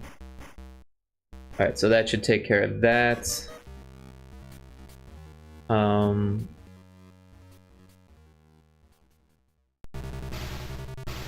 What else? Oh, you know what else? Where is it? There's the day start. It says the day and the guest, but it doesn't tell us the quota yet on the new day. The day start one. So here we should define the quota. And let's see here. We've got a thing for each new day. We should probably group these. So rename this UI, and we'll just throw these into there. And then we'll make another group. And this will be set day, or set bars by day. So we'll throw that up here and drop all of these into there. And right now there's only 5 days, but we can make more. And then the UI, all we'll have to do is we'll just copy paste one of these for the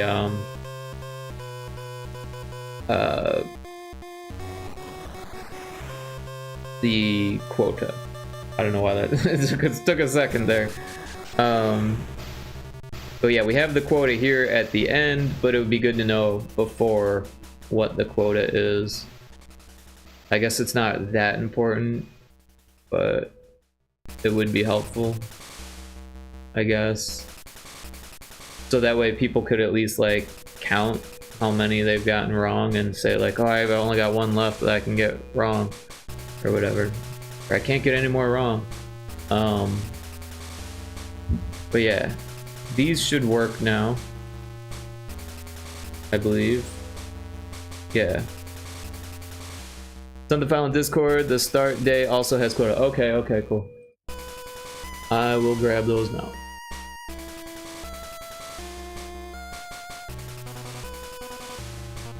All right.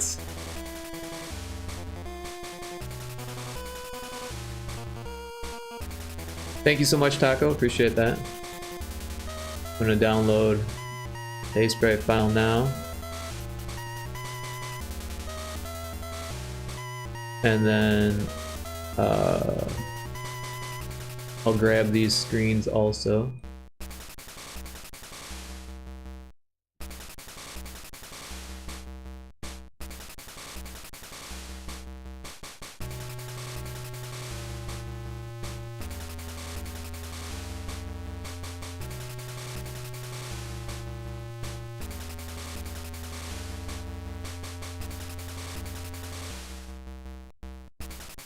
Yeah.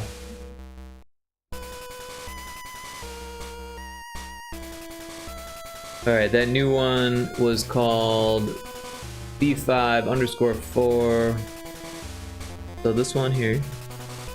Today's quota, yep, there it is. Alright, yeah, so what I'm gonna do is I'm gonna adjust the dots.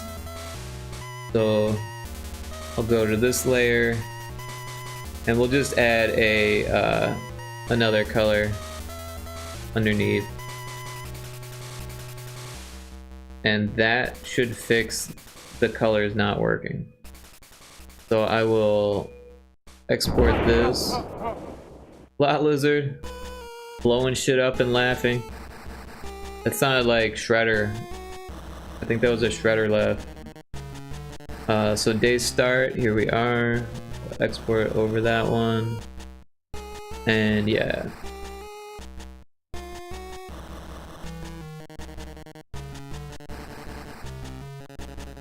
We'll get assets, backgrounds.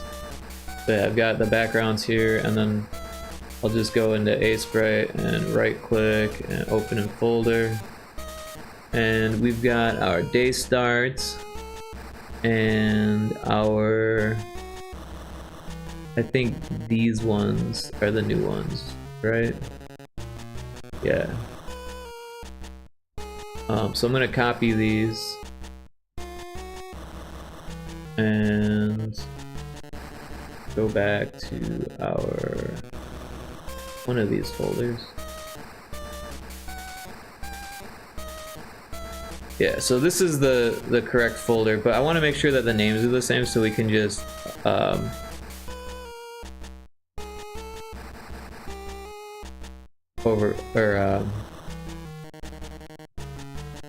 I don't know what I'm trying to say. Overwrite them. Yeah, so paste. And so we'll just say, oops. Not what I wanted. What were they called? Mistake guess, mistake imposter. That's easy enough. And I think they were just with a space. So yeah, mistake guess, mistake imposter. So I'll just change the titles. Wait, did I miss one? Wait, correct guess denied, correct guess.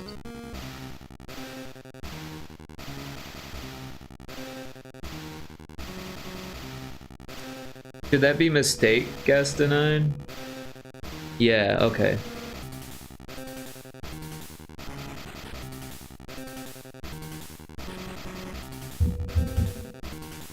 Mistake guessed. Oops.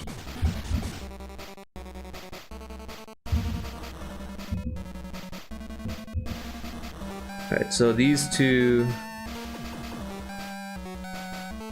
I'll just remove the front to make it easier.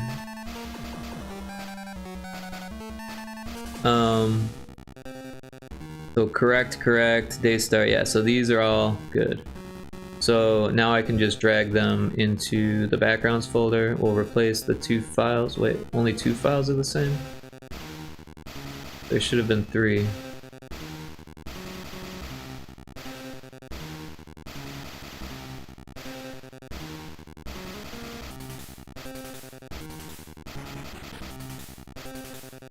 Oh, looks like I spelled... Oh, I put an O. Well, that's not a big deal.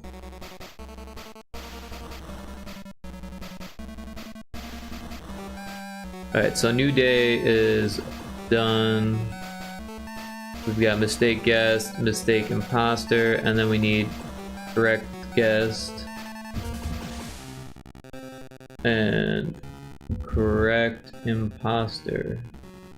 And this one gets that color, this one gets that color, and then we can delete this arrow. Awesome.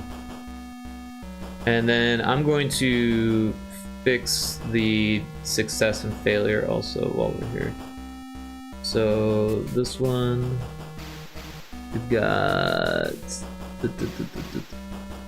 failure and success. So I'm just gonna open these up into A-Sprite, and we'll just really quickly add a white dot underneath each blue dot, and hopefully that fixes the color issue. I'm really just kind of guessing.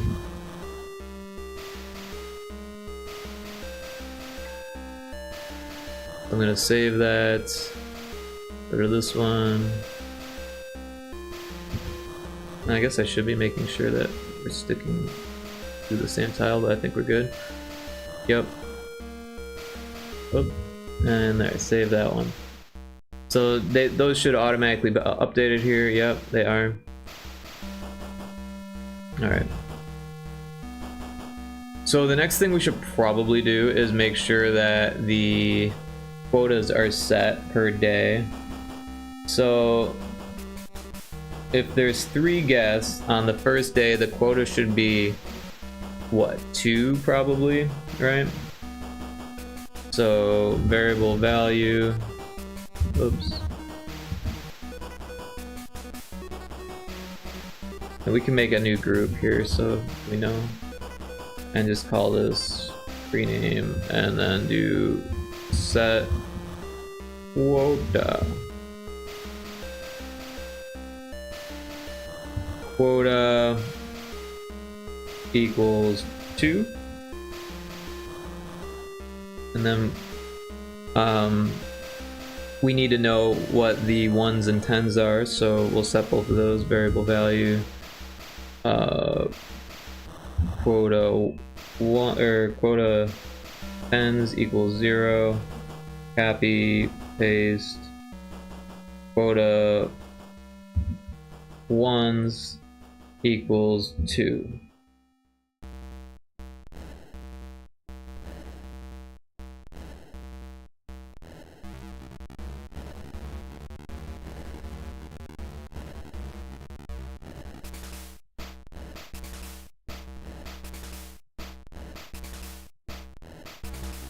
Yeah, I'm a little worried that players might be confused about what quota is now, right? Because I mean, it makes sense to us because we know, but like players might think that it's how many people you need to let in, when really it's how many people you need to get right. But I don't know the best way to fix that, to be honest. So yeah, we'll just set the quota for each day. Quota for day 2. There's 5 guests, so I would say 3 should be the quota. I mean, I could be wrong, but I don't know.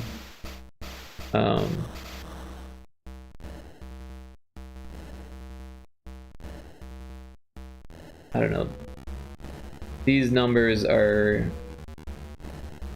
temporary, I guess. Like, I don't know. So yeah, the next day there is 8 guests, so probably 5 is a good quota. Like I said, I'm just kind of guessing on what a good quota is. So there's 12 guests on day 4, so maybe 8.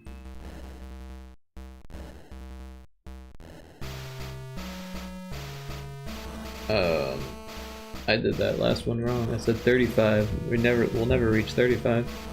Alright. Copy, and then day 5 is 15, so probably 12, I would think.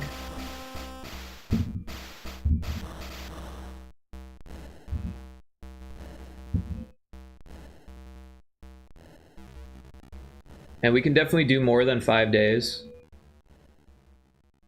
But at this point, like, it's not that big of a deal. Alright, so we'll save it and we'll test it and we'll see how things work now.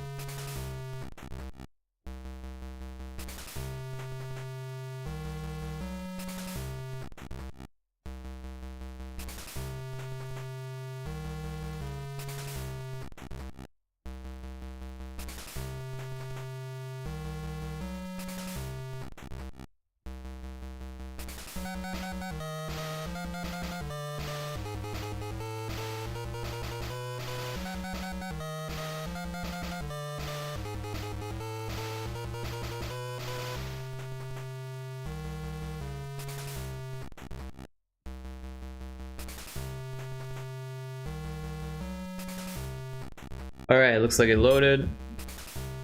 Oh, because things got moved.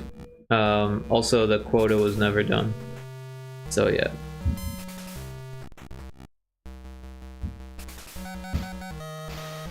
Let's see what happens. An imposter was allowed entry. An imposter was allowed entry.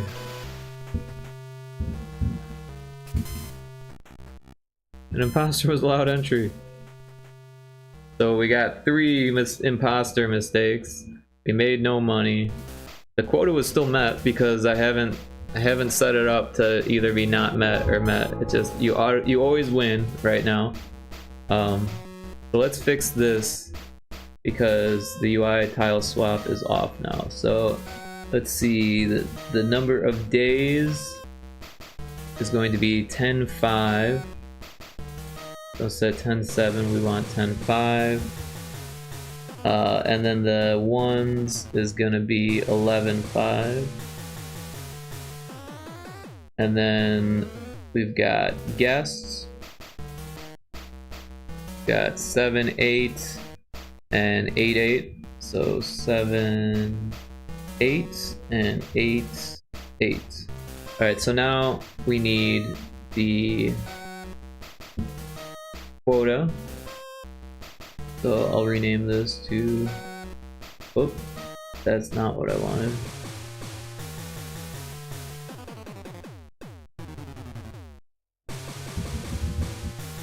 Quota. And then this will be quota 10s. This will be quota 1s. We'll copy that, paste it over that, copy that, and paste it over that. And then the location 12, 13, and 13, 13. So 12, 13, and 13, 13. Alright, so that should fix that issue. Alright, so at some point, when it loads the next scene, it checks to see if the total guests per day equals the guests arriving. And then we increment the day and we change to the day end success. But we should only do that when the quota is met. So let's see. When you get it correct, we're incrementing correct choices and incrementing cache. Alright, yeah, so we just want to make sure correct choices is, where is that? Load scene. So if variable value, if correct choices equals variable quota, then we go to success, else we go to copy, paste, day end failure.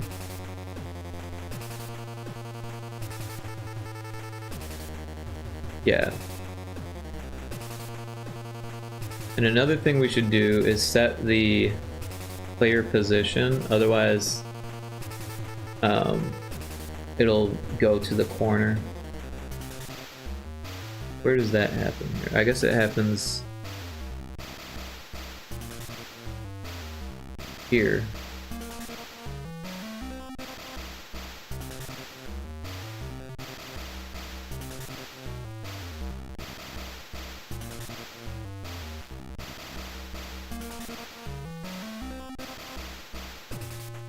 So it would probably make sense to just put it at like what, 9.9.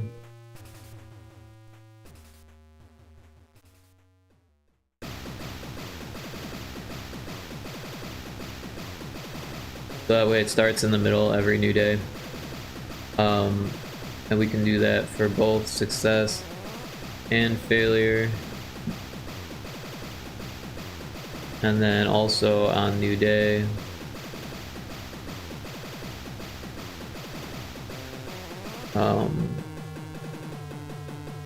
We'll probably do that here as well.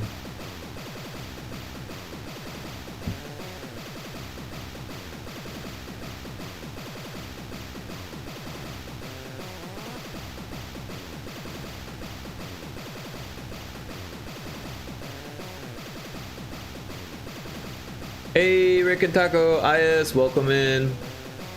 We get a shout out for IS.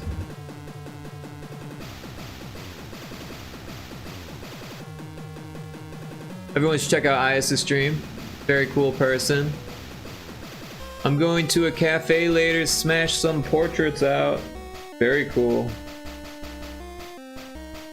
Oh wow, I just realized like the drawstring on my hoodie is melted. Interesting. It must have like gotten caught up in the zipper while it was super hot. That's interesting. Oh yeah, it's like the shape of the zipper. You can fit it into the zipper, and it's like you can see that it was melted there. Interesting. Nowhere to work, so I gotta head there, but I will do them. Okay, cool, no worries. Yeah, we're pumping it out. We're getting stuff done. Things are getting really close to being done here, actually. Of course, the last time I loaded it looked pretty buggy, but I think I fixed those bugs. So let's take a look real quick. I hope that you find a nice spot to chill and do your thing. Hey, thanks for the 7-stream streak. I appreciate that. Lots of 7-stream streaks today. And 5-stream as well. Lots of streaks. I appreciate it. Very, very kind of you.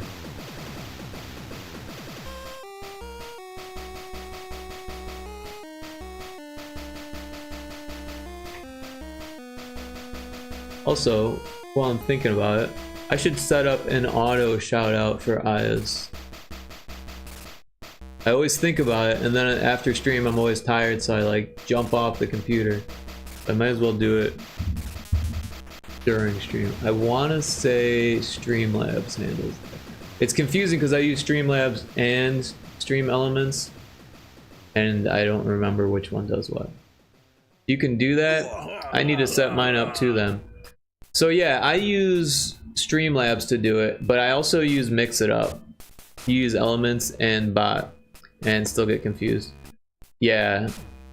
So I've got Mix It Up doing most of my stuff, but a few things I have Streamlabs doing and a few things I have Stream Elements doing. And yeah. So I'm just going to add you to the list. If I remember how to do this real quick. Modules, shoutouts, preferences, and then I just need to add your name. Ayaz_of_LAALIA. Yeah, now if you change your name, it'll stop working. But what are you gonna do? Wait a second. Why is there 2 of you? Oh no, I did that wrong. Whoops. I did that so wrong. Add streamer. Ah, I see what I see what I did wrong. And I fucked this up completely. Uh-oh.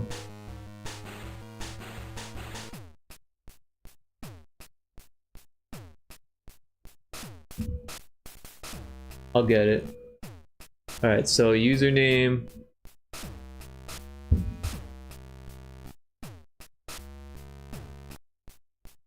That, paste that there. That. Alright, I think I figured it out. So now the next time you come, if I save it. So like the first time you say something, it will give you a shout out then. So that way if I'm in the middle of something, then I'll still give you a shout out. Karipu says, lurk, I go to bed, have a good rest of stream, Rick, and peeps. Thank you, Karipu, I appreciate it. Oh, look at that. Auto shout out for Ayaz. Look at Streamlabs go. But thank you so much, Kari, for hanging. I always appreciate you. I hope you sleep well. There was someone else I needed to add. Was it Pio? I can't remember their new username. Their old one is broken because they changed their username. So I need to find that. Pio. I think it's Pio Pioneer. I'm just gonna search for Pio and see what comes up.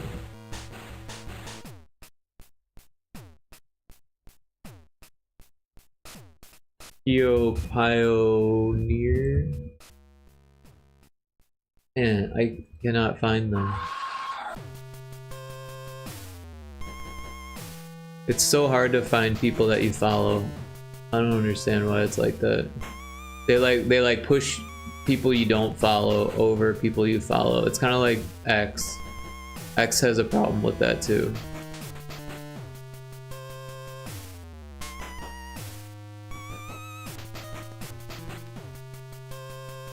If they would just show me who I follow in alphabetical order, this would be so much easier.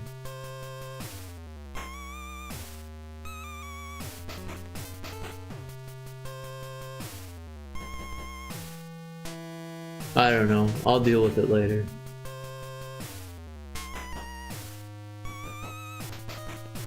Anyways, we got that taken care of. Alright, so here is the new build. We've got this working, we got the quota, we've got the day, we've got the guest. So there's a quota of 2 today. I'm gonna zoom in so we can see this fantastic artwork. So yeah, currently there's no dialogues yet. But we can see their documents. And everything lines up on these ones. Uh-oh. It took me to the wrong one. So I just found a bug. We jumped to NPC 1. So I must have overlooked that. Great job. And then we got NPC 1 again. So let me fix that. It was this one. When we went to ID. Wait a second.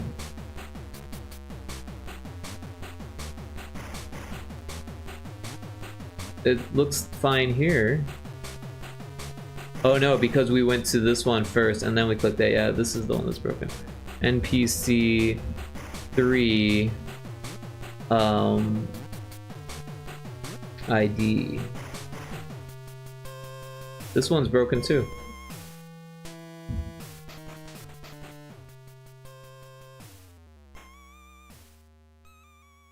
That one's broken too.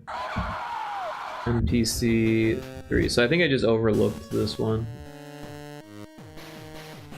Yep.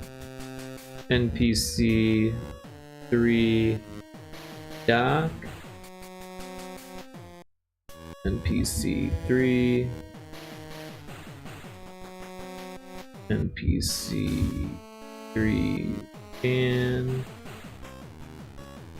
NPC 3. Yeah, alright, but all these other ones should be fine. Unless I made more mistakes. But yeah, I think that fixes it.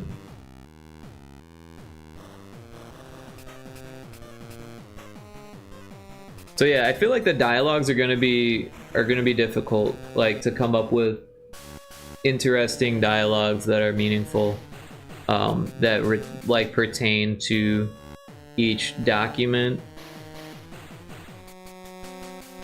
But it shouldn't be too bad because there's only so many questions, like what booth are you? Are you a partner? That's pretty much all, right?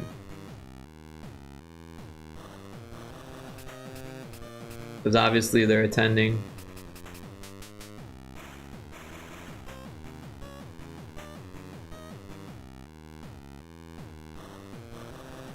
I guess you could ask them their name, but that's on the ID, so.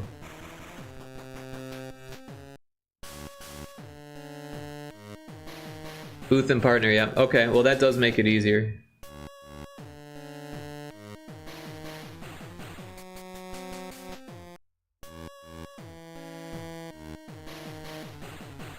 So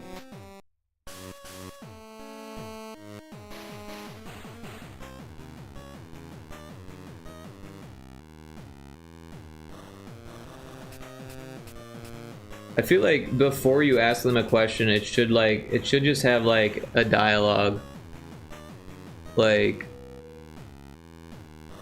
welcome to the event, and then go to the dialogue, right? So like, or go to the menu. So display dialogue, welcome to the event.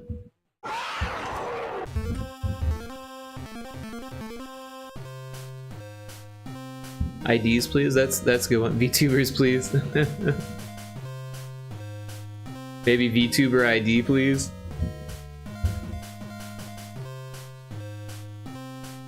We could fit that, maybe.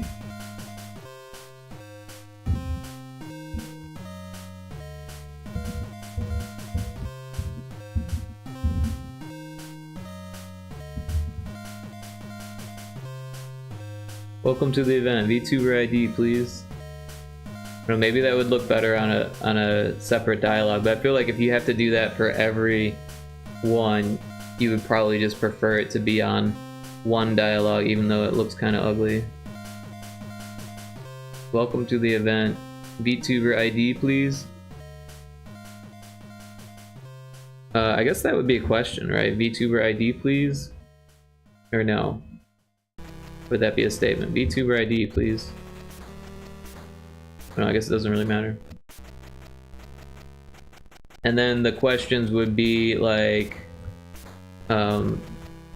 what is your or I guess you could just, because there's not enough room.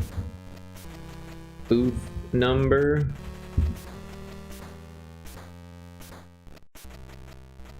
Statement makes more sense because it's more authoritative that way. Yeah, I think you're right. And then, so we only want 3 options. And then this one will be like,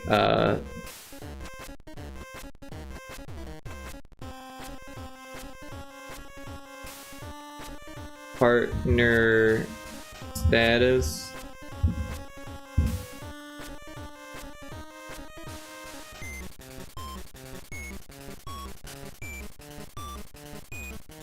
And so since these ones are correct, then we don't need to like add that other like layer of randomness to it, I don't think, right? Like to see if they have their information correct, right? These ones would just always have the correct information, and then the ones that are illegit would have the incorrect information. I'm at 14 of 16. Oh my lord, we're making progress. We are making progress. Nice work, Taco. But don't we need 24 total? Not that 16 isn't a lot, but I could help. Or it sounded like Ias was gonna help too. So, Lot Lizard, what is it time for? Is it Lot Lizard time? Time to get down.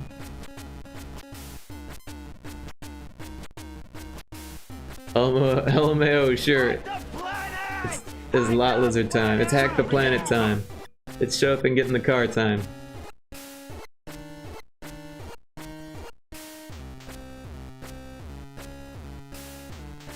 Alright, so there's 2 options. The first one, they will say their booth number, right?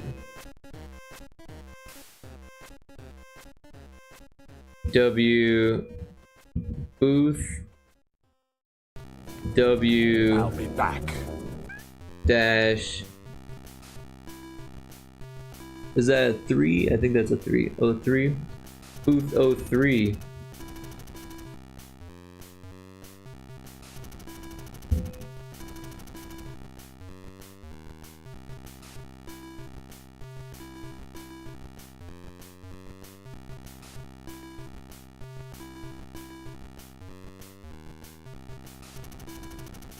I wish there was a way to I mean, we could add an avatar, but that's like a whole nother stretch of work to make an avatar for each person, because the avatars are only 16 by 16.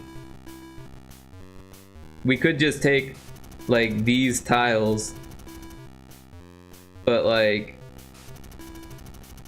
I don't know, it won't look as good on certain people, right? Like this one almost works, but other people, it would like cut off their eyes, you know. A lot of work to make like a smaller version of their faces, right?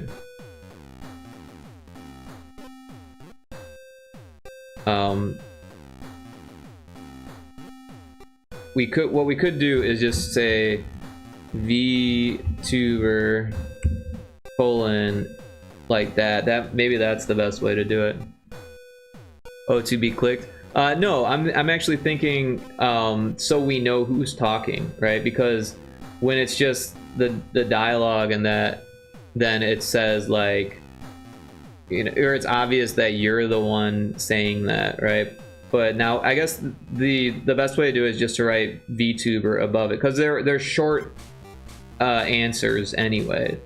So just saying VTuber colon that, so we know it's the VTuber talking, right?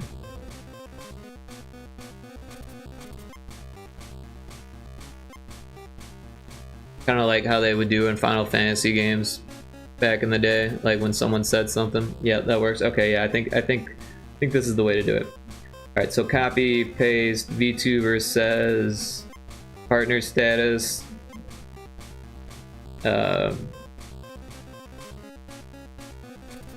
Partnered.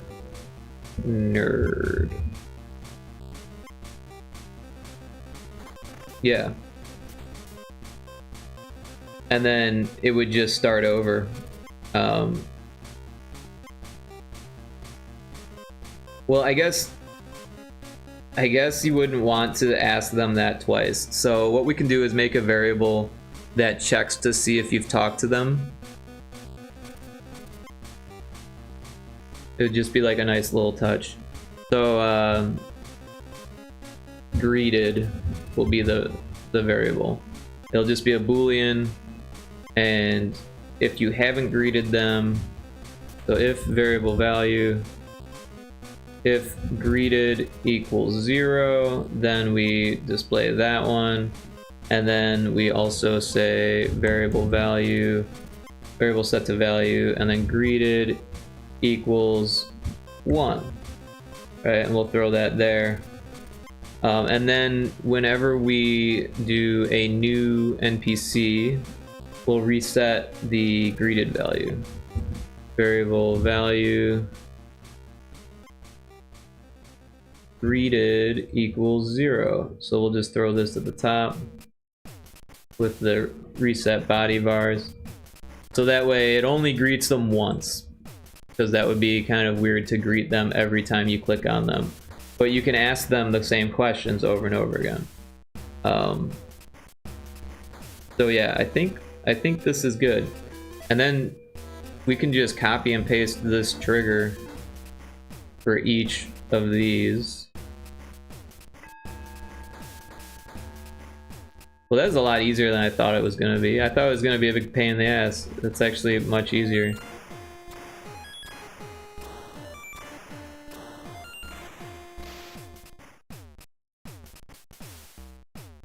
Really great work on the NPCs, by the way. I guess these ones won't have the correct information. Possibly. Maybe they will, maybe they won't have the correct information. But yeah, so I will need to change the dialogues for each of these to have the correct information. So this one is C08.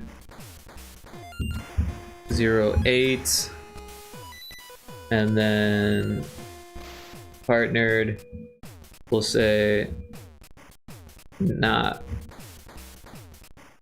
partnered. Then we'll go to this one. And the booth number is C11.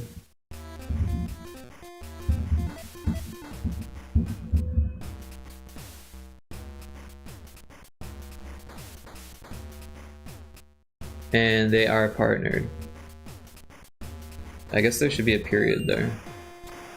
Also, I should probably spell partnered correctly. Part nerd. Like when you're part nerd. When you're not fully nerd, you're just part nerd. Right?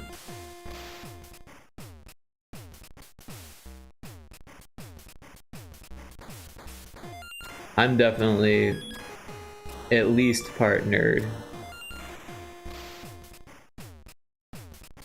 I probably used to be partner, but now I'm fully nerd. I've probably advanced to being fully nerd at this point.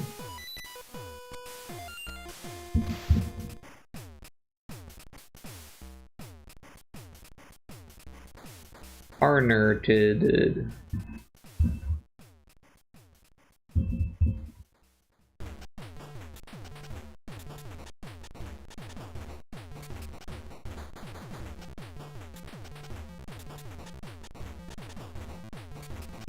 Booth Z01. Oh, that should be a capital Z.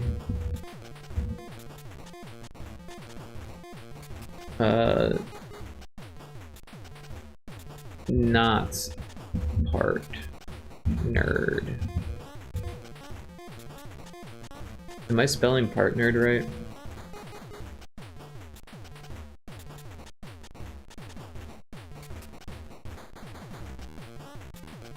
I don't think I am. Partner. Oh, it's partner red. Okay.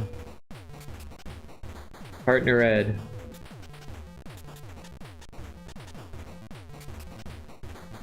Well, I guess I'm glad I checked. I spelled it right that time. And that time. And that time. Oh, that one doesn't matter.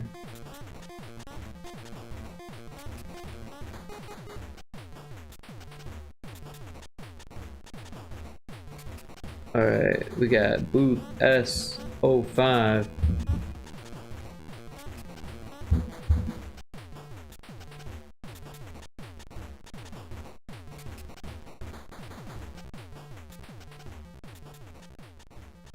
And this one is not partnered.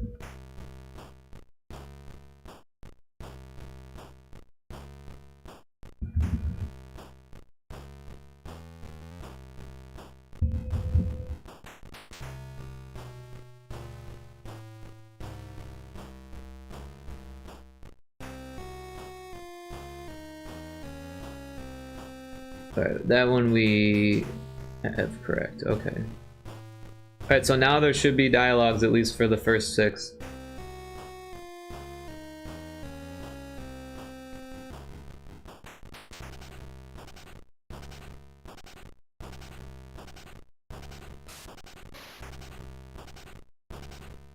I was working on the opening sequence, but would a tutorial work better? I think personally what I like to do is give the option of like an explanation. Like if I were to prioritize one. I think having an explanation is probably a good idea, but give them the option, because if they've played the game before and they know how to play, they probably don't want to be stuck clicking through a tutorial. However, if you haven't played the game and you see the option for an explanation or a tutorial, then you're likely going to want to learn how to play. I find using the word explanation over tutorial probably works better, because a lot of people just automatically say, I don't need the tutorial, I don't want the tutorial. But if there's an explanation, they'll be like, I'm a little confused already about this. I kind of want to read this explanation, see if it's going to explain some things, and then it's essentially just a tutorial, right? But yeah, I feel like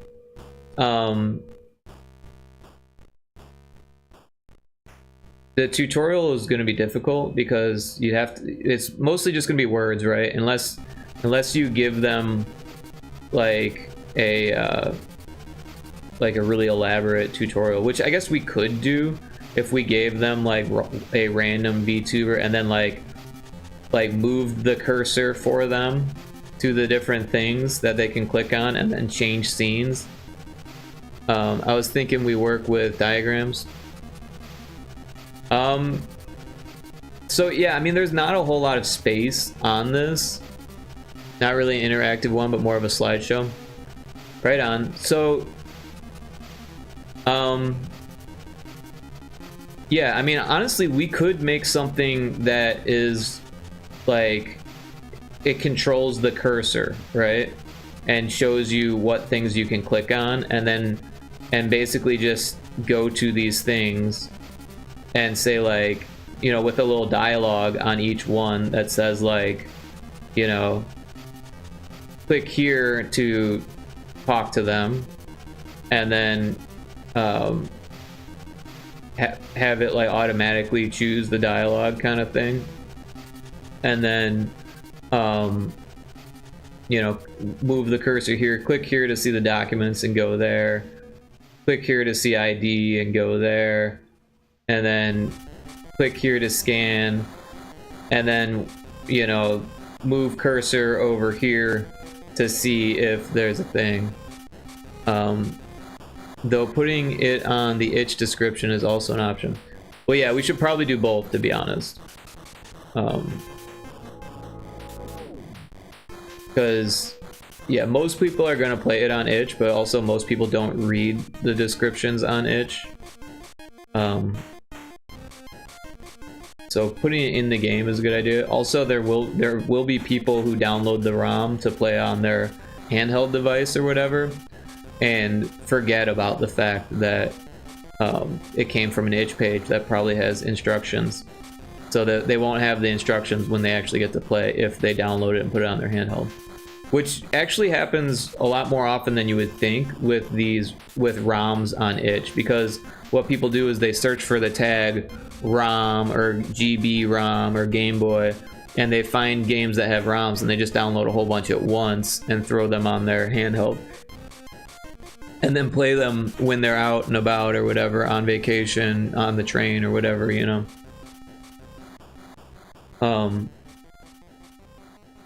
Yeah, I feel like the scanning one would benefit the most of having the or not so much interactive, but like you watch it happen, kind of like an animated slideshow, right?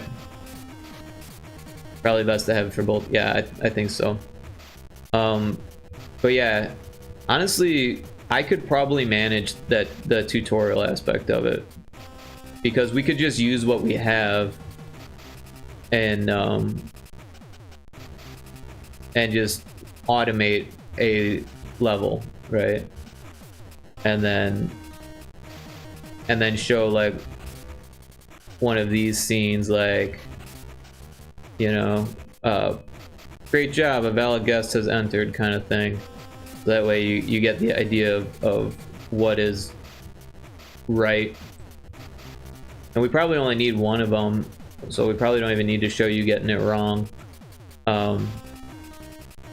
But we could do a second one that shows you, hey, this one is wrong because their information doesn't match here and their scan shows a issue here. So yeah, maybe do one of both. Maybe even do the wrong one first, because that would be easier to understand, right? Because when you're looking for things that are different and there's nothing different, that's a little bit confusing. But yeah, I'm glad you mentioned this, because I hadn't really put any thought into it, but I do think that making like an interactive, well, I keep saying interactive, a animated slideshow, I feel like would be the easiest way to do it. And we could just use what we have already to do that, so that way you wouldn't have to make anything for it. You just have to like put a spot for it on the main menu or whatever, and then have it do it.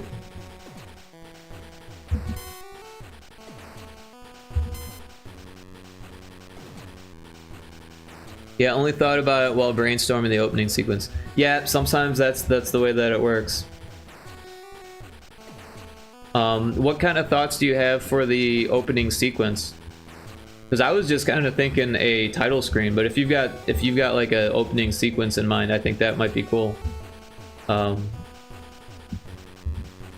Welcome to the event. VTuber ID, please. Booth number, partnered status. Let's see the booth number. Booth Z1. Alright, well, let's go to the documents and see. Z1, yep, that's the correct booth.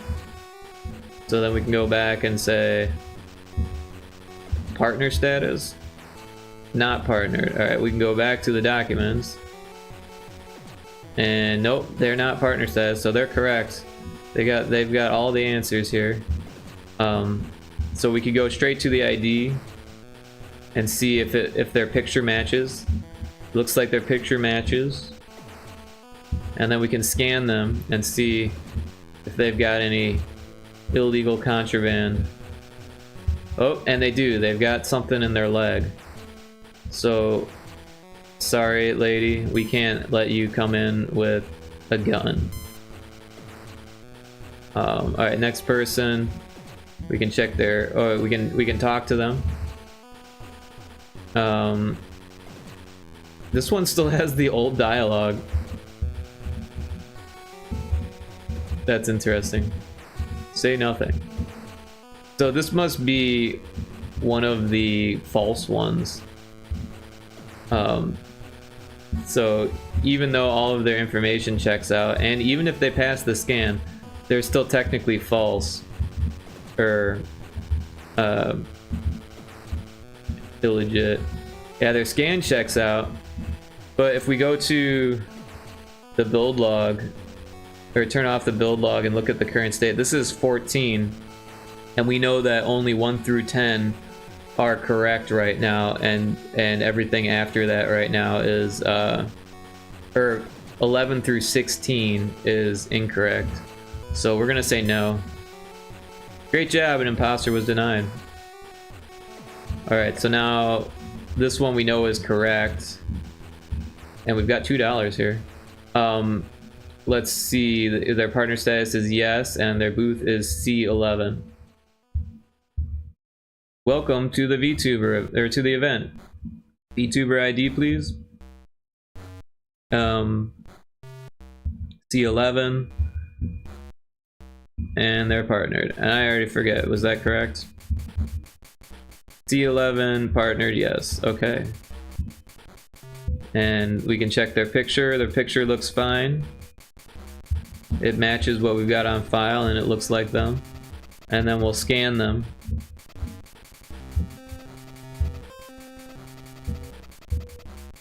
And they check out. You've got no illegal contraband, so great job, valid guess. Oh, and we've got a bug here. So somehow I failed. Not sure how I failed. But yeah, I remember this bug. This was because I saw a 6, but it was actually a 5. Just gives context to everything happening to the game. Okay, cool, yeah. There is a way to make text scroll. So if you have like walls of text, we could actually make that scroll. And I could actually take like single screens and stitch them together into one scrolling screen, if that fits what you need. We could do it vertically or horizontally.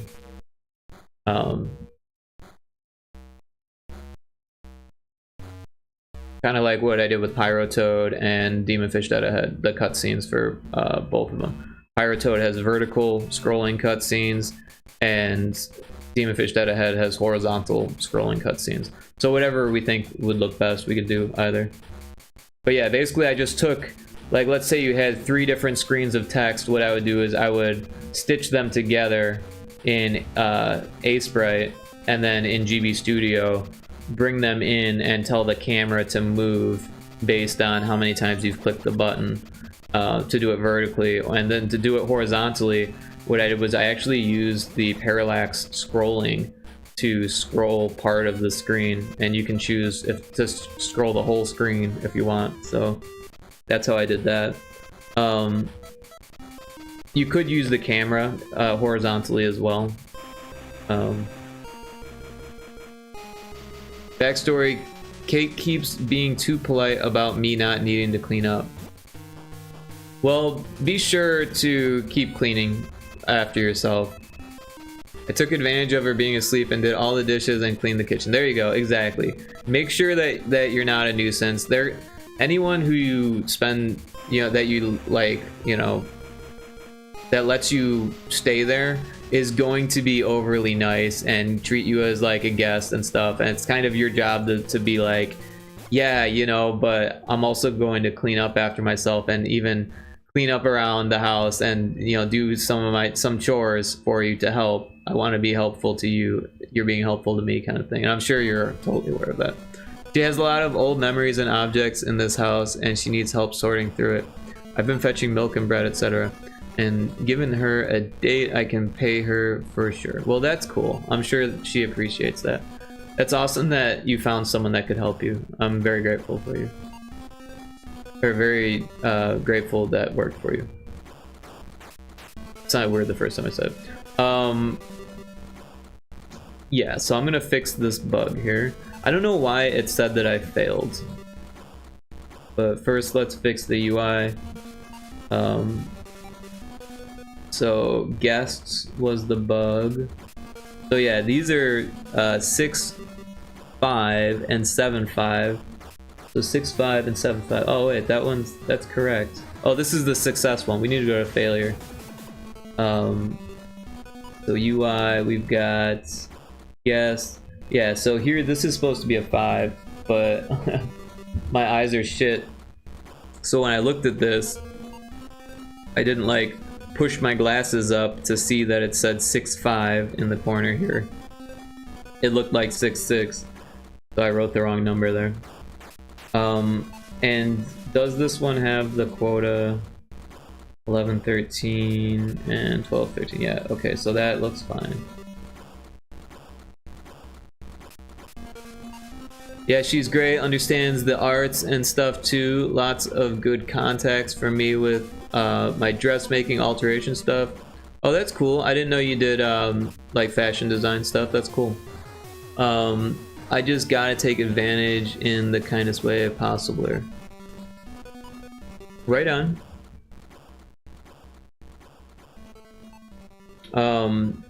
Yeah, there's this really cool fashion design software called Marvelous Designer. It's expensive, but you can find cracked versions online. I don't recommend using cracked stuff because you never know what kind of malware you might get or whatever. But I did play with it at one point, and it was really cool. I didn't actually like get very far with it, but it is really cool. I've never done CAD fashion. I pin on mannequins, old style. Interesting though. It's really cool. You can create like templates that you could actually print out and use for real live fashion design. It's pretty cool. But also you can use the I don't think template's the right word. What am I trying to say? I guess I don't know the right word. But like the template for 3D fashion design as well. So like I don't know how you do it in Blender, but in 3ds Max you could take you probably do it the same way in Blender. You take the cutout pieces, right? And then you stitch them together at the seams, and then you use the cloth modifier, and it actually drapes it onto the models, which is really cool. And then you can use like some fancy stuff to move the cloth around and give it wrinkles in the right spot or whatever for 3D character modeling and shit like that. Who I can make bodice patterns, that's the word, yeah. Amazing. I made a bodice block for myself to make t-shirts from, but I'm absolutely not that size anymore, LMAO. I need to make a new one. Right on. Yeah, I never got into making shirts, but I tried to make pants one time, and it didn't work too well. But also I was like doing it by hand. I didn't have a sewing machine, and I was using like fishing line instead of thread. I thought that would be a good idea. I don't know. You recommend making tote bags first? That makes sense. That makes sense. I don't have a sewing machine. I almost grabbed my mom's, but I didn't have space for it. I would like to have a sewing machine eventually, but I don't know. It's just one of those things I feel like I would probably like want to play with and never actually play with, you know. Yeah, sewing with fishing line is a good idea. Nylon, super strong, but don't put it through a machine. I recommend my Singer Heavy Duty. But go to a hackspace or a meetup, maybe. Try it out first. Yeah, for sure. I never actually got into it. My mom was into sewing. You know, she would hem stuff for me or whatever. But, yeah. And I had a step grandma, right? So my dad's second wife's mother, I think it was her mother, or maybe it was her dad's wife. Wait, wouldn't that be her mother? I don't know. I don't know. Yeah, I think it was, yeah, it was her mother. She had a fancy embroidery machine back in the late 90s, like 98 or something. She got one of those where you can scan it and it would just like magically embroider what you scan. Weslow, welcome in. How you doing? How was your stream, Weslow? How is the game jam, game dev stuff going?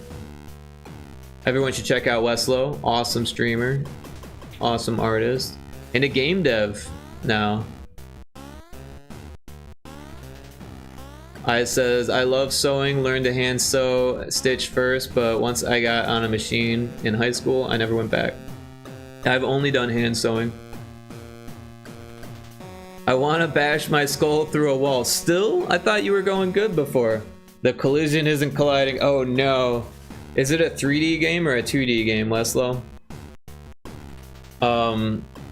Yeah, honestly, I don't know how this stuff works in Godot. I could help you if it was Unity. In 2D, is it? I don't know. In Unity, you can set things to be a trigger, and in that case, it doesn't collide anymore. Also, like a rigid body is something that is used in Unity, but I have no idea how physics works in Godot, so I can't help you at all. I'm sorry. Working on a no internet dino dupe. Okay, cool, cool. Like an endless runner with jumping. Those are always fun.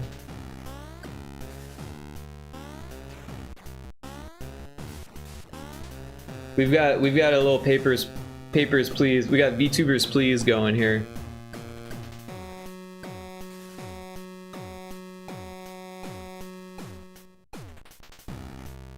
But yeah, I would say reach out to Seagoat and see what Seagoat's up to.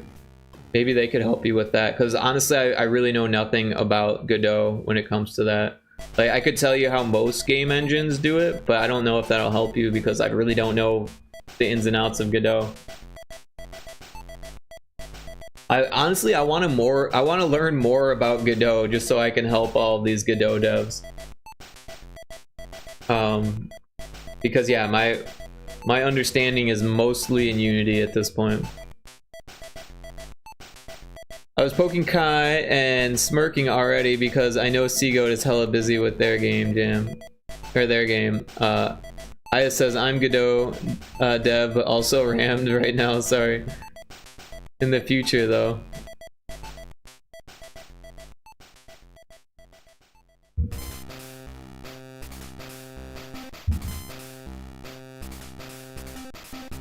Alright.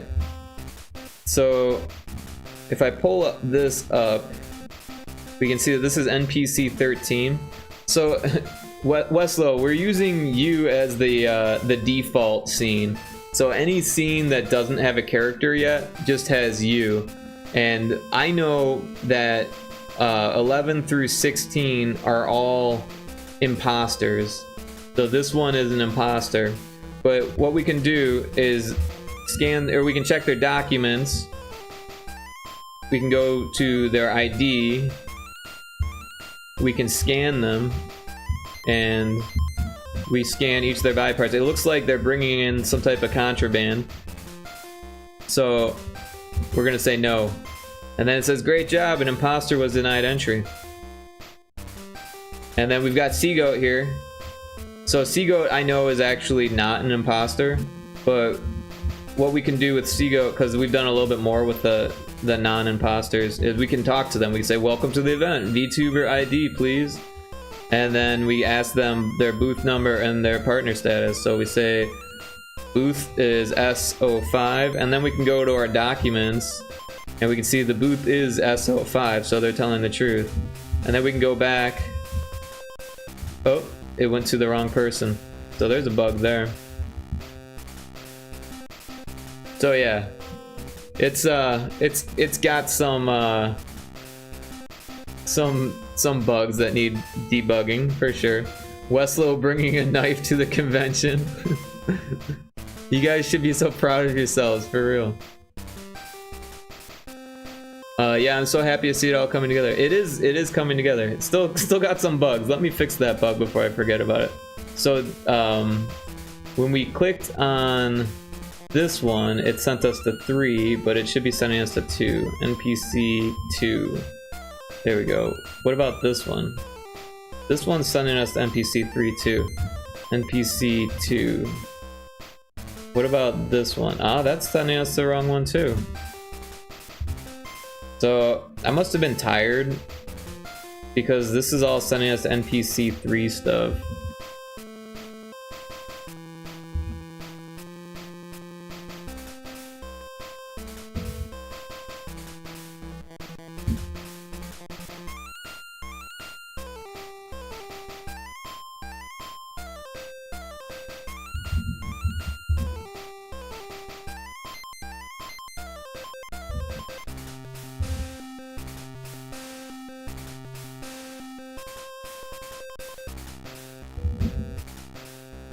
I don't know what I was thinking.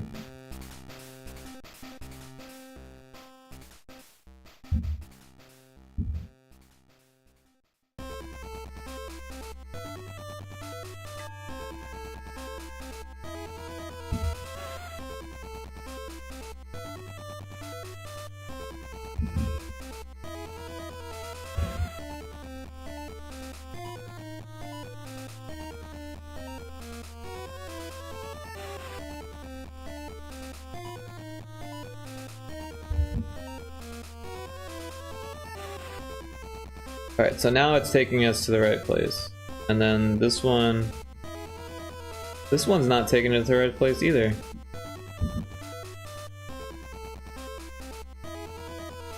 I thought I just did this one. Didn't I just do this one? That's real weird.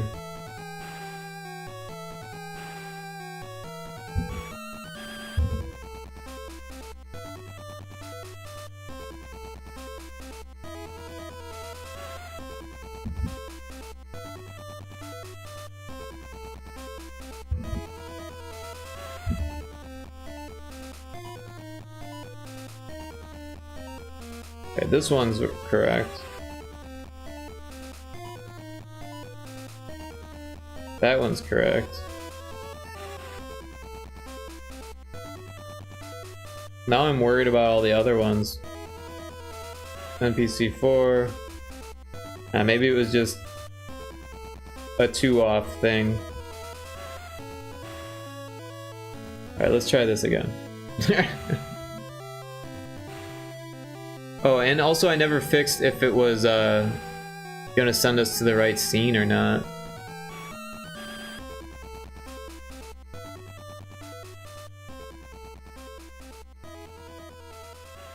So if correct choices equals quota. So we do need to make sure that we reset correct choices. Oh, we do, okay.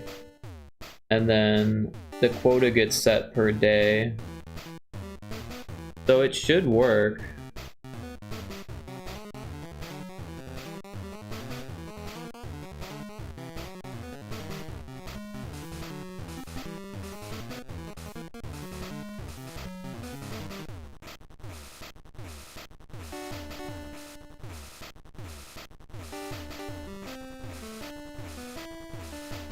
Can't believe it's already 2 AM.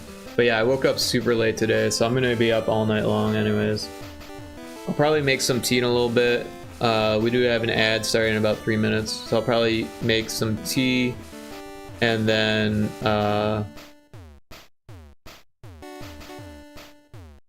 it won't be caffeinated, so that way I'm not up crazy late.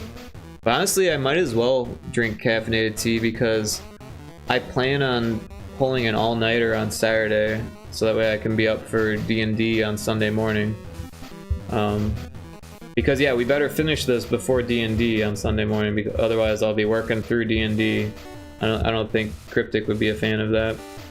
Alright, so this one, we pull this up, we can see it's NPC 10. So, I think 6 through 10 are supposed to be, or no, 1 through 10 is supposed to be valid, but we've only got 6 arts.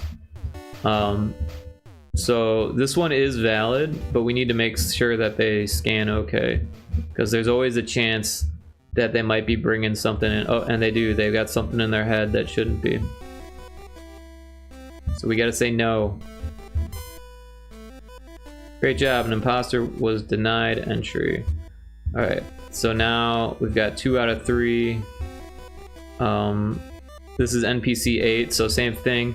They should be allowed, but we gotta make sure that they're not bringing... Oh, and they are. They're bringing something in. Oh, and for some reason the head makes it disappear. I never checked on that.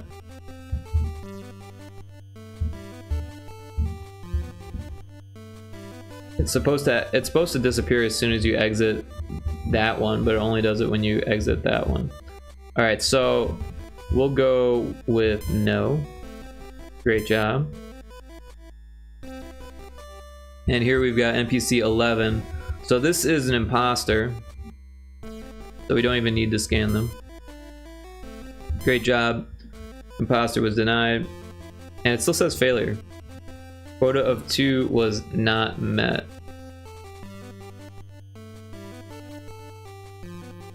For some reason it's given us 5 mistakes and 5 imposters. Did I do something wrong here? Clearly I've done something wrong. What does it say for correct? It says 3. Oh, I see what I did wrong. It has to be 3 or more. I see one thing that I did wrong. I don't know why it's got mistakes.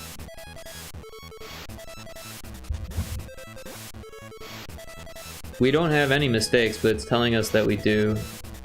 So I feel like, oh, you know, I feel like it's giving us the same variable for this. I think it's telling us the guess for the mistakes. That makes sense. Alright, I think I figured this. I figured it out. Alright, so this one needs to be equal to or greater than. Or greater than or equal to. Because you could get more right than the quota, right? And then this one... I think this one we fixed the mistakes. Yeah, this one uses the right one. But this one doesn't. It uses it just like I suspected. It's using guests instead of mistakes. So this is mistakes. So we want mistakes 10s. Copy. Paste it. Add reference. Mistake 1s. Copy. Paste it. Alright, now we need imposters. So this is, yep, same thing. Get rid of those. This is 10s. So imposters 10s. Copy.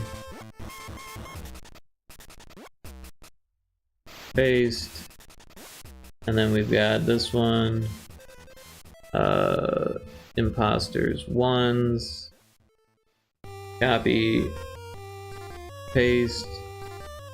Oh. I hit the wrong button. Alright, imposters 1s, imposters 10s. Alright, so that should fix that. Alright, so I saved it. I'm going to take a quick break for tea time and make some tea, and then I'll BRB. So see you shortly.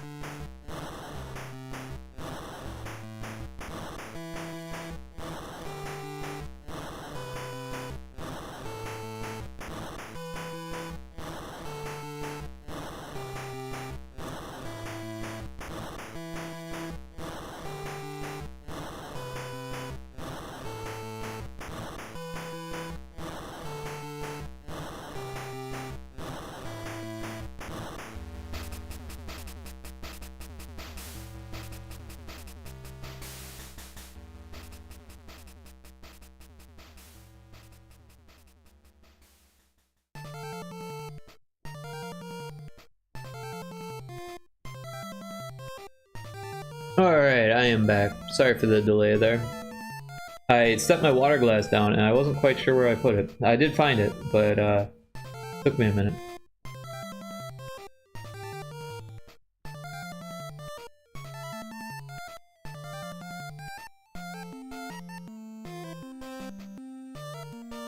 What did I miss? Taco said tea time. I said enjoy. Okay, Taco. I'm legit committed to taking my mouse, keyboard, laptop to the cafe today within the next 3 hours or so, and will work for 4 to 6 hours there.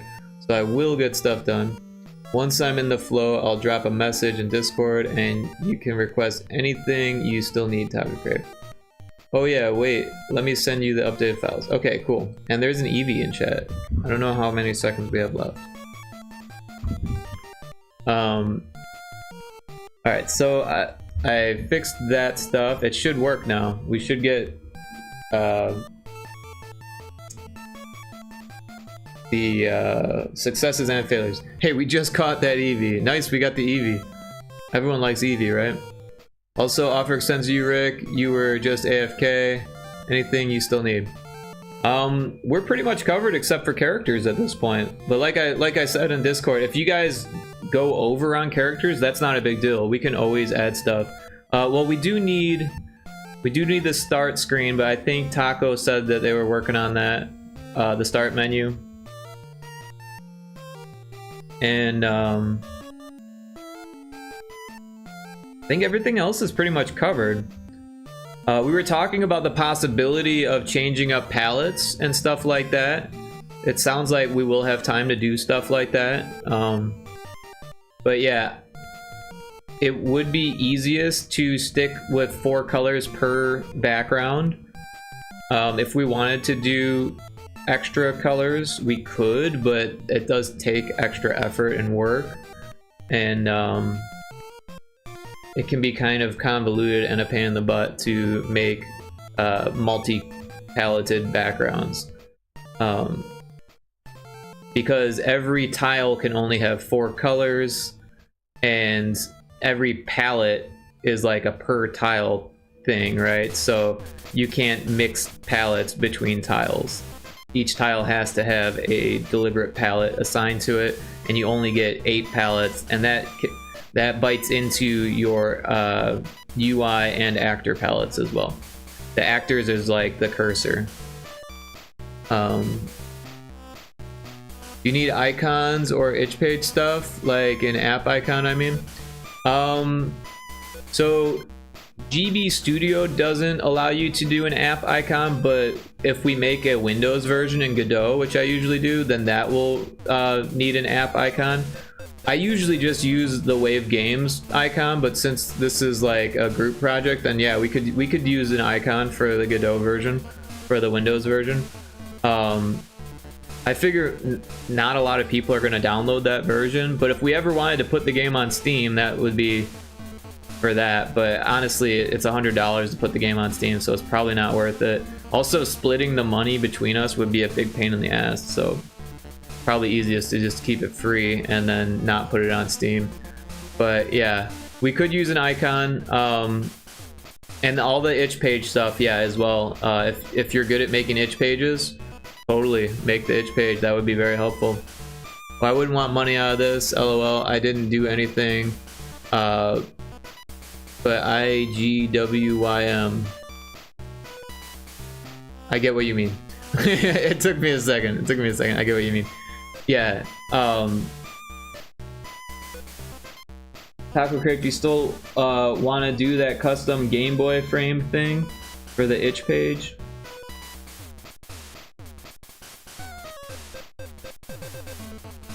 I'd like to collab on that if so. Cool.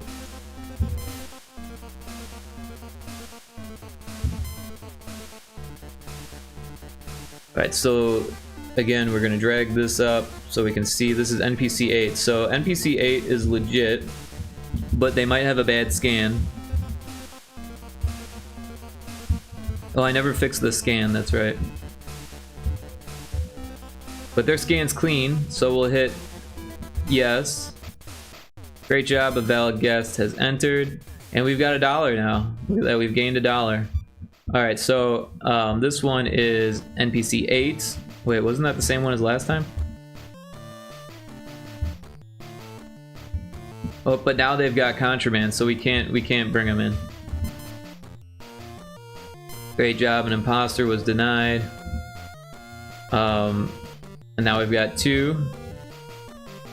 So this is 16. So we know this is bad. This is a baddie. Great job, imposter was denied. And success. Quota of 2 was met. $3 in earnings, 0 mistakes, 0 imposters, 3 guests. Day 1 summary. Let's do this. Day 2, 5 guests line up outside. Today's quota is 3. Alright, so this one is NPC 7, so we need to scan them. And they've got something going on in their chest, so let's get them out of here. Great job. And alright, so now we've got 4. We can talk to them. Welcome to the event. VTuber ID, please. Not partnered. Booth number Z01. Let's see if that's accurate. Z01, there it is. Accurate indeed. So now we'll scan them and make sure they're not trying to pull a fast one on us. Oh, and they are. They got something in their left hand. Great job. OMG Rick, how hard would it be to build a basic phrase library speech thing? Just bleeps and bloops. You mean like sound effects for like Animal Crossing but less vanilla? Yeah, I don't know how you would do that. Like we could give them, we could make them say a sound. Like we could do sound effects when you click on them, but it wouldn't line up with the dialogue like Animal Crossing. Oh, do we need cursor designs? We could. This cursor kind of works because it's nice and small, and honestly it's really hard to make anything look like a cursor and have only 8 pixels. However, I was thinking for the scanning, it would be cool to do like a scanning wand, and we could make it bigger. It wouldn't have to be 8 by 8. We could make it 16 by 16. The only thing is that it would still exist out here. I mean, I guess if we go over these, we could make it change back, and then if we go over these, it could change to the scanner. So yeah, that would work. I'm not sure, like a scanning wand, like a magnetic wand, but yeah, I don't really know. I feel like that would be hard to draw. But this person is passing the scan, and they are within the valid numbers, so let's let them in. We could change to a magnifying glass in the inspection views, maybe. Like when hovering over scans, hover over the VTuber itself, hovering over the other clickables. Yeah, we could do that. We could do that.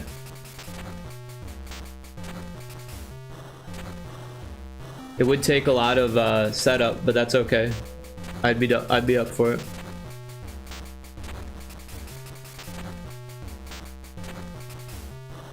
It would be neat to have the chat symbol over the VTuber. Yeah, that's a good idea. That's a good idea. Because that way you can see what you can click on, right? I think that's a good idea.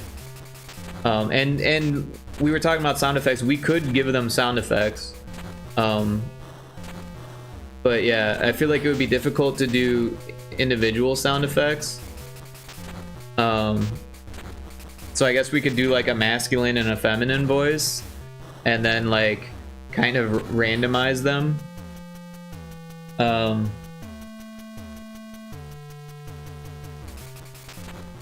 Because what we could do is just do like the Animal Crossing thing, like bleh, blah, bleh, blah, bleh, and just have it run a function that just selects a random sound effect, like 5 or like 6 or 7 random sound effects, you know. A text character, I mean, literally that. I was thinking more along the lines of like 5 different sounds that we just shuffle between each time the character gets rendered. Well, I feel like it would make more sense to do it when you click on them, or when you ask them the question, rather, right?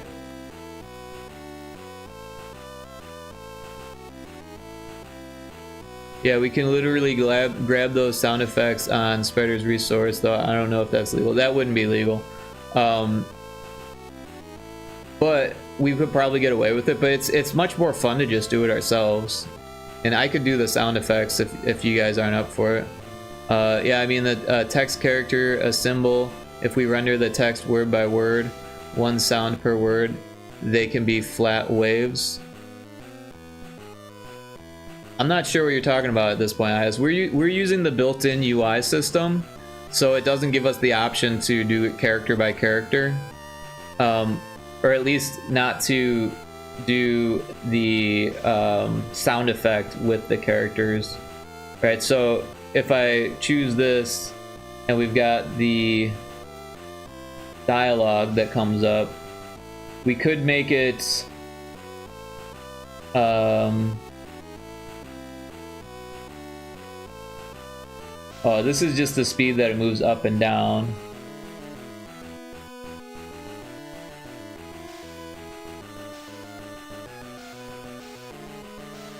Yeah, so we really don't have a whole lot of options with the text. So you can't do it typographically? Okay, no problem. So we just need reaction sounds, I see, Minecraft level. Well, are you like offering to do the sound effects, or is that something that you'd like me to do? Because that's something I can do very easily. I have a microphone in the setup that's really easy, quick and easy for me to make sound effects.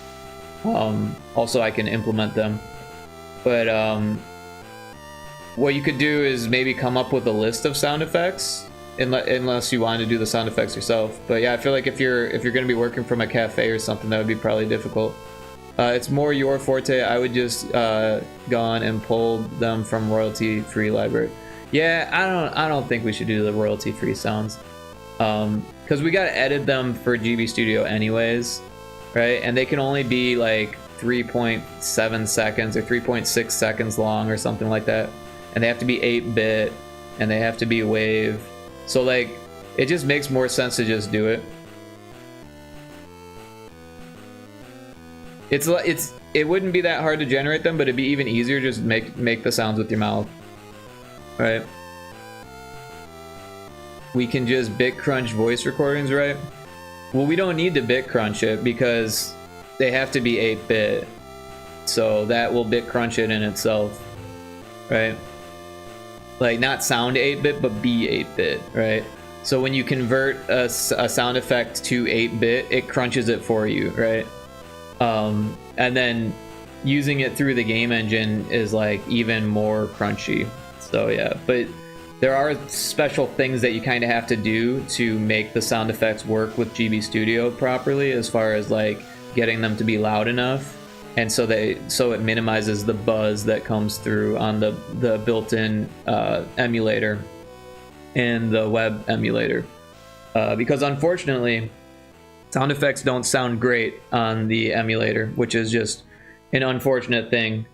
It's great that it comes with a free emulator, but yeah, I definitely recommend people use a better emulator than what GB Studio comes with if they're going to be working with sound effects and stuff like that. But yeah, a list of sound effects would be helpful for me, so that way I can just easily go through and make the sound effect. Excuse me. Oh. That sucks. I grabbed my tea, and the tea bag was underneath the water glass, and it just ripped the string out of my tea bag and ripped the top of the tea bag, so I'm worried there's gonna be tea in my tea.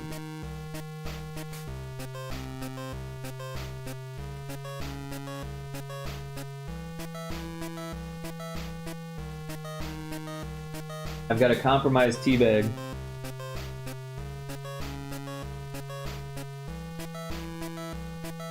Also, I spilled tea. That was unfortunate. Damn, there's gonna be tea flakes in your tea. So actually, the tea bag, since it was pulled up against the cup, and then when it broke off, it stuck to the side of the cup.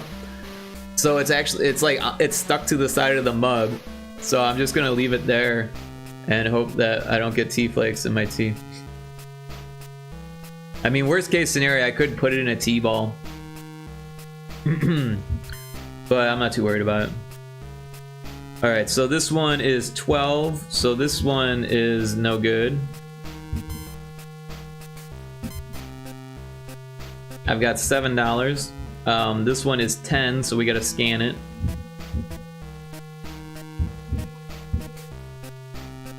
Scan them, rather. And it looks like the scan is good, so we'll let them through.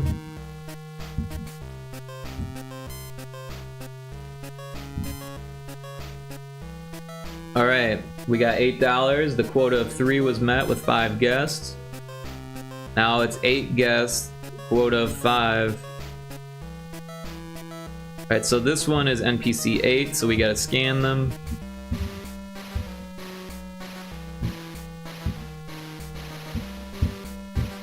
And they got a foot thing going on, so let's get rid of them.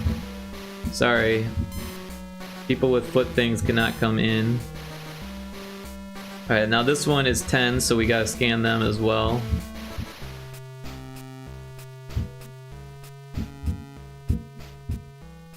Oh, and they got a different foot thing, so we'll say no to them also. Alright, now we've got a positive one, a legit person, so we will scan them. So far so good, and it looks like they're good. We'll let them through.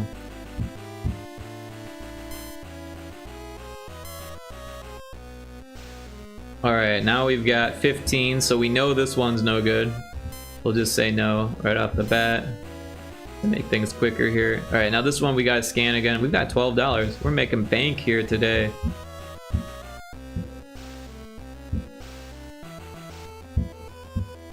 And they're good. We're gonna let them through. Only the cute girls can go through today. Alright, who's next? We've got NPC 8, so we gotta scan Westlow. Oh, Westlow's bringing weird stuff in. Gotta get rid of that. Can't have that. Sorry, Westlow. Alright, this one is valid, but we gotta scan them. Send a list on Discord. Oh, that was fast. Cool.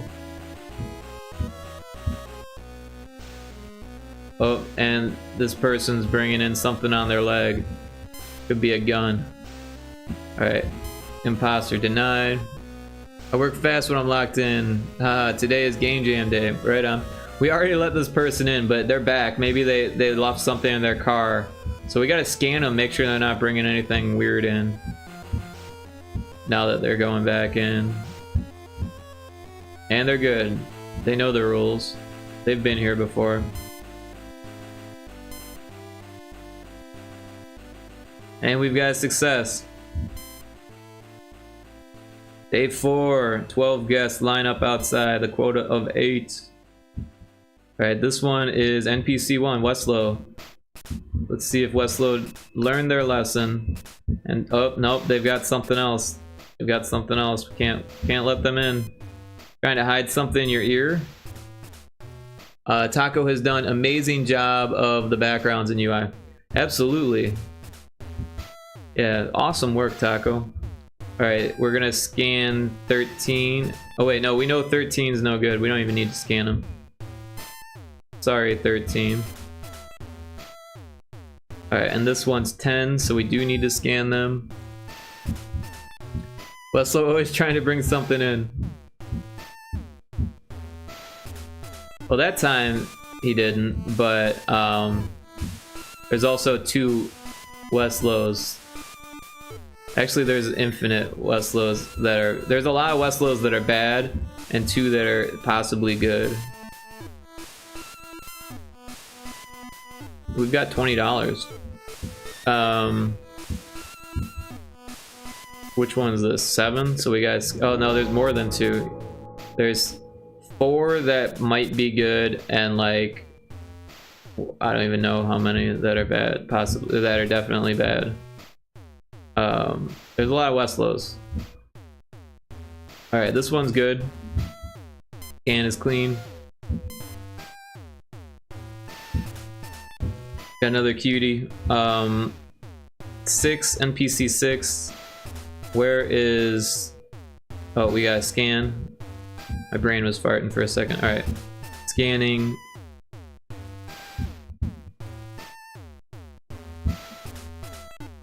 Oh, yeah, you can't bring that in. I don't know what it is. That's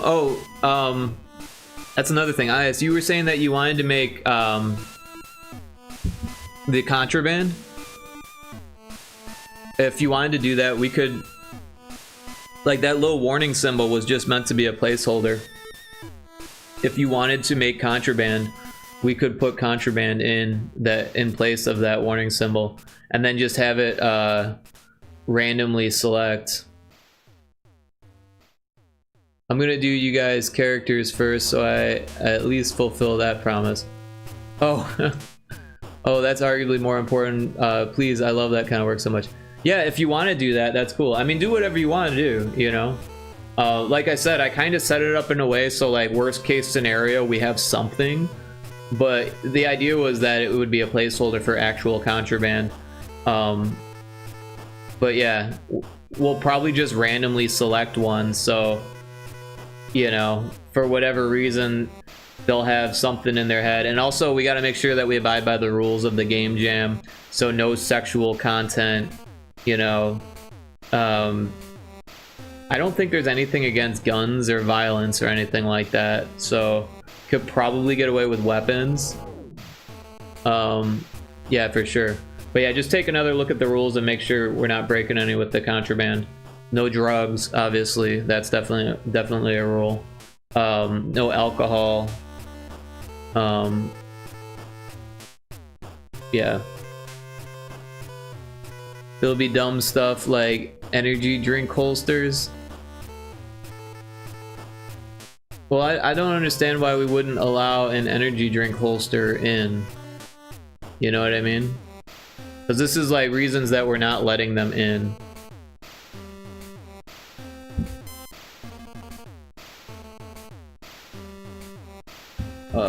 This one needs to be scanned. Oh, and they're bringing more bad stuff in. Because they gotta buy drinks at the event and not smuggle them in. Oh, I see what you're saying. Counterfeit merch is also a good one. Well, keep in mind that it's gotta be 16 by 16 pixels, right? So that might make it difficult to identify what the icon is. Yeah. I mean, technically we could make it bigger, but then it will like definitely fit outside of the body, which I don't know. I guess we really don't have to worry about it too much, but yeah, I don't know. We'll see with this palette, but yeah, Also, with the palette stuff, we could make different palettes, but sprites for GB Studio all have to be the Game Boy palette, and then you give it the palette in GB Studio. So let me make a new file here. Oops. So yeah, I should make it a 16 by 16. So just a quick rundown on how sprites work in GB Studio.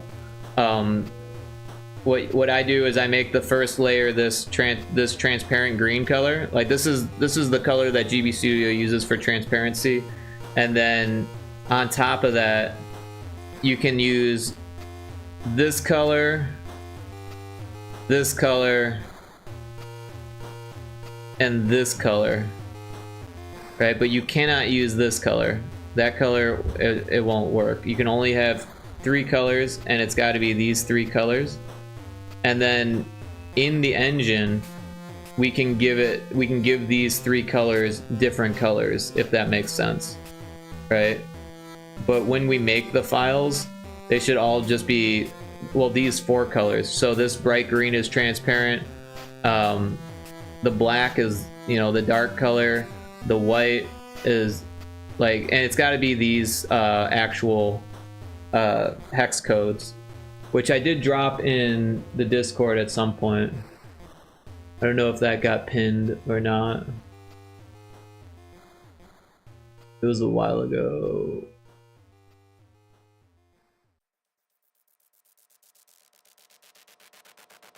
Oh yeah. This has the GB Studio palette. So I'm gonna pin. How do you pin stuff? Oh, it's already pinned. Yeah, there's a pin that says this has the GB Studio palette, and just make sure that you don't use this one here. Like this color is not usable for sprites. And then this color is the transparent color. Thank you for both spending time getting me caught up. Yeah, absolutely. I appreciate it. Worm boss. We got the worm boss. Okay. Yeah, if you have any questions, let me know. Feel free to like show what you've done after doing one to make sure that it's good, or if you're confident, you know, like, you know, a couple or whatever. But yeah, if you're at all confused, feel free to drop what you've done and say like, hey, is this gonna work? That way, I'd hate for you to do a whole bunch of work that we can't use, you know what I mean? So don't worry, I don't batch work until I'm confident. Okay, cool. I work as if I know nothing. It's the easiest way, haha. Right on, cool. Well, I hope that helps you, a little crash course on GB Studio stuff. And then, as far as the palettes go, we might have time to change up the palette as much as we want. Like I was saying before, it might be cool to give each, or to, I don't know, come up with 10 different palettes that we like, or even 24 different palettes, and give each NPC a different palette if we'd like, you know? We can do that in GB Studio, right? But we could do it in A-Sprite also, right? So for the backgrounds, we could just change these, you know, so all of them are 4 different colors. And like if we really wanted to, we could make it so things are different colors within, but it has to work within the grid here, which is a huge pain and very hard to do. So it's possible, but like it's a whole nother thing. So we might want to avoid that and just stick to different palettes. Can you hot swap basically? So if you want to do hot swapping, you have to use that palette that I was showing before. Oh shit, what did I do?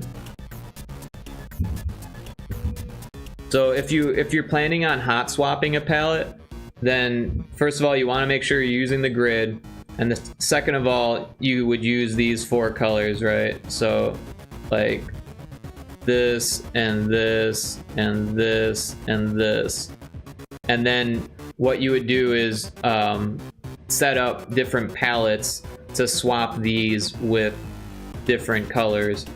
But like I said, it's really confusing because each tile can only have 4 colors, and there can only be a total of 8 palettes, of 8 4-color palettes. And when you make like one palette and another palette, you want to use the same dark color, that means that both of those palettes have to have the same dark color, right? It's a little bit more intense than just indexing or color keying, right? So in GB Studio, I can show you real quick. If we go to GB Studio, so this one here is, if we go to the color mode and we hit automatic, this is the actual color of it, right? But then if we go into color mode and then turn off automatic, and then we can tell it to be any of these colors, right? So we can tell it to be this color, we can tell it to be this color, etc. And then if we wanted to, we could even paint in different colors on those different tiles, right? But that means if we have like if this background color is supposed to be the same across those palettes, then each palette has to have that same color. To be honest, the darkest shade is so generic, it's super easy to pivot into other hues from there. Yeah, like, however, like in this case, if I were to turn this off automatic, first of all, you can see that one of the colors got lost, right? One of the colors vanished because we weren't using that palette to begin with.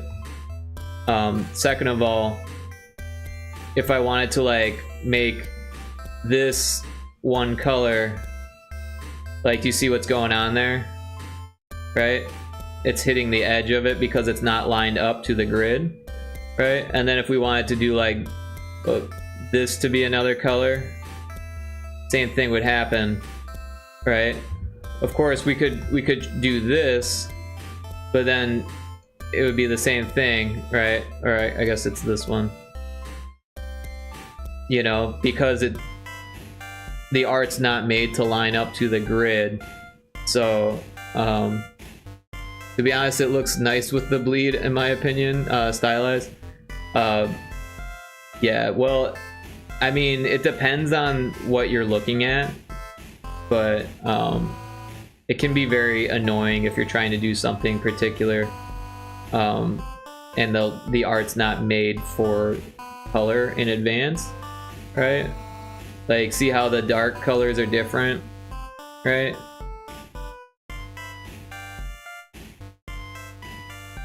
But there is this really cool like palette window here where you can create palettes and then just add a whole bunch of palettes. Like this is Taco's blue palette, right? And then, you know, if I wanted to do something different with the same one, you can't just copy and paste palettes, which kind of sucks, but you can make a new one and then copy and paste these hex values, and then just say like, well, that hex value is going to be that. So now we're sharing the same blue, but let's say we want, oh yeah, I fucked that up. So we're sharing the same blue, but let's say we want the green to be different, and these ones to be different. You know, we want this to be white maybe, or this pinkish color. And then now we have two palettes that share the same darkest color, right? So that way, if we wanted tiles next to each other to share the same dark color, that's how you would do it. However, like I was saying before, it gets really limited because you can only have 8 at once, and this last one is the same as the UI. So when we pop up that dialogue, it changes based on what color this one is. So it's, and then also these sprite palettes, they have 8 different ones as well. Right? So, yeah. there's kind of a lot to unpack with color in GB Studio. So what happened was they made the Game Boy without color, with, you know, 4 colors, right? But it's not actually color. It's really kind of interesting the way they did that, but I won't go into it. But then what they did was they said, we want to make the Game Boy Color backwards compatible but still have color. So what they did was they used all of the mathematics and stuff, all that was already built into the hardware, and said, like, we'll just swap out those 4 palettes with the grid. I will have to quiz you ad hoc, most likely, but thank you very much for the in-depth interview or overview. Yeah, I'm gonna make that Cyberpunk job sim as a side project after this. LOL. I think you finally hooked me. Right on. Cool. I really like it, but I have a weird eye. Yeah, it would depend on the UI element for sure. That little rainbow edge looks nice. To be honest, oh yeah, I read that. So yeah, I mean, like, it really depends on the artwork and what you're trying to do with it, and like how you set things up in the palettes menu, because these are just the palettes that it came with. Like I said, I made that new palette, so if we swap this one out for that new palette and then painted with it, you can see now it's using the same background, but now we've changed that button and you can't even see the line there, right? Same with this. But because the light color's not the same, we see that aura around it, right? And there's like a magic wand tool, so like you could hit that and do all the tiles that are the same. And yeah, because we're using 2 different things with the same one, we could interchange these tiles, but we can't interchange the letters, right? And every once in a while you get a letter that's half colored, right? Because it's the 8x8 tile limitation. I don't know. But anyways, for now we can just use the auto color. And painting in the color is probably outside of the scope of this project. And you can use multiple colors in Sprite and use the auto color still, but keep in mind that only 4 colors per tile and only 8 palettes per image, and that 8th one is going to be the UI. So using 7 might even be a better approach, so that way the UI is consistent across all scenes. Or we could just change the UI depending on the scene. That really doesn't make a difference. However, if that last palette is ugly for the UI, then that's not a good thing.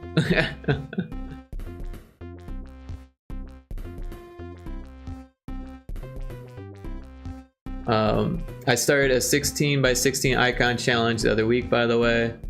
Obviously more colors, but good examples of my icon work. All right, let me pull that up. Give me a second. I don't have a browser open.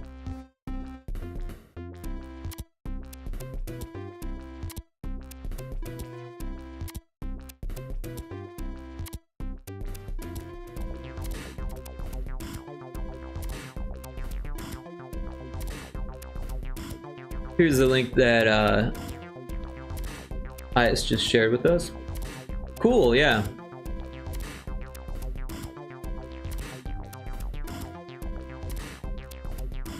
So stuff like this would be pretty perfect for, like, size-wise. Obviously the colors would make it a little bit more of a challenge to use only 3 colors, right? But the size is perfect. Reminds you of Stardew Valley. Yeah, Stardew or Minecraft, but yeah, I guess more Stardew than Minecraft. Looks cool though. Nice work. Really like the colors. But yeah, this would be more like Super Nintendo, where you have like unlimited palettes per sprite kind of thing, where you can really kind of go to town on the colors. Actually, I'm not sure what the limitations are for Super Nintendo. They definitely allow a lot more colors than Game Boy or NES. But yeah, thanks for sharing that. That's very cool.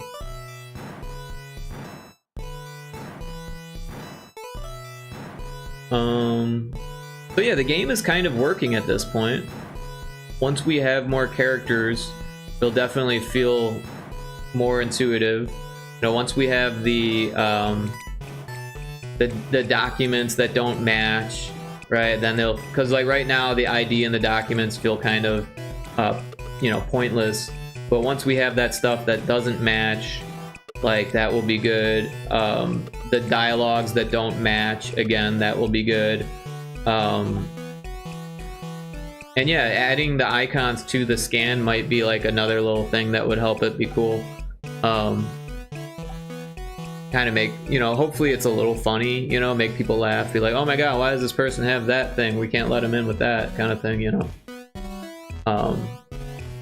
You'll have to reduce and use the full tile space, but I think I can manage. Yeah, for sure. I think they have 32 color palettes if I recall, or multiple 16 color ones. Could be wrong though. Yeah, I don't know the ins and outs of the Super Nintendo limitations. I think it depends on like a few different things. Like mode 7 can rotate and scale sprites, which is pretty cool. And there was also like blend modes on Super Nintendo. So there's like additive and multiply. So you can really kind of push it in a bunch of different ways. Yeah, I think we need like a tick icon and a hazard icon. We already have. So whatever has been scanned and is clean gets ticked. We could do that. That's doable. Like a check mark. Which reminds me, right now the scanner is still kind of broken because this head one, if you leave it, it turns off the thing, but on this one it doesn't. So we need to just copy this event to all of the other triggers, which I could have sworn I did before I copy pasted everything, but apparently not. So that way it only shows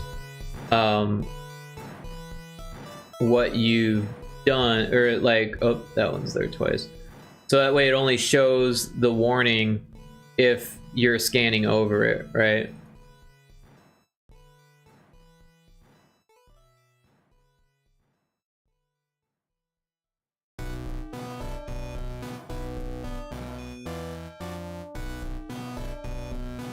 Lizard, you still up? Yes, I am. I will be up for a number more. I will for a while. I'm not speaking correctly, but I won't. I will be going to bed probably around like 10 or so, or 11 even. I don't know how late I'll be on stream, but I'm gonna be up for a while here. I'm actually still drinking caffeinated tea as we speak because my sleep schedule is backwards at the moment. But yeah, I'm planning on pulling an all-nighter tomorrow, so I'm kind of gearing up for that. Or not like an all-nighter, but I want to be up until 2 p.m. on Sunday, which is when D&D ends and also when the game jam ends. So hopefully we get this finished before D&D starts at 10 o'clock on Sunday morning. 4 hours before the game jam ends. Otherwise, I'll be working on it during D&D, which I don't think Cryptic would be too happy about. It probably wouldn't be the end of the world, but I don't think he'd be happy about it.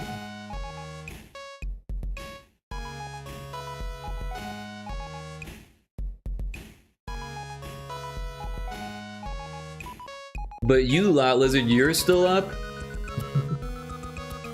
But yeah, but yeah, I know what I need to do now. Thank you, exactly.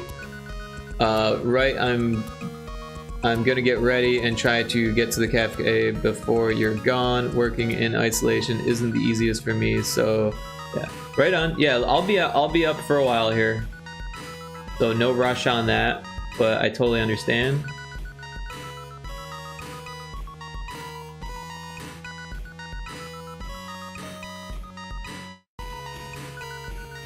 I always have trouble working off location. I know some people like to do that. Playtime's over. I know some people like to like go to cafes and like bring their computer. I always feel like I can't get stuff done that way. But maybe it's because I'm so used to having like fucking 5 monitors and like everything all big and in front of me and a fancy chair and like my whole weird floaty desk thing with like maximized ergonomics. All by myself with no one to bother me. No distractions, no loud sounds, right? No fear of someone robbing me or spilling something on my fucking gear or I don't know. I'll bring my computer to test my game in public, but that's about it. Same, I just end up not doing anything, right? I slum it with my laptop and just plug it wherever I can. I enjoy people around me. I've been kind of nomadic forever though. I used to do a lot of computing on the train when I used to take the train to school for 3 years. Actually for 4 years, but the last 3 years I took it every day, twice a day. Every day there was class, twice a day. So I spent a lot of time on the train. I got used to working on the train. But other than that, because it was like an hour to an hour and a half train ride depending on the route they took. Sometimes it was the express route and sometimes they went through the ghetto.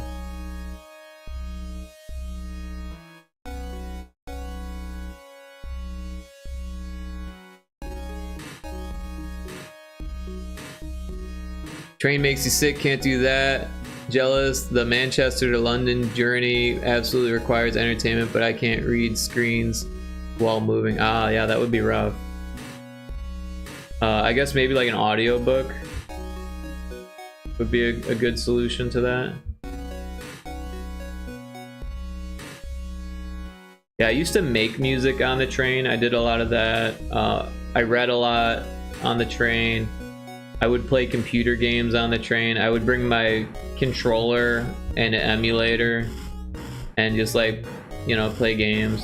I would even bring 2 controllers because a lot of times I was taking the train with other students that I knew. So I had a train buddy and I would like bust out another controller if we were sitting next to each other and we would just play, you know, ROMs, Super Nintendo games and stuff. 2-player games.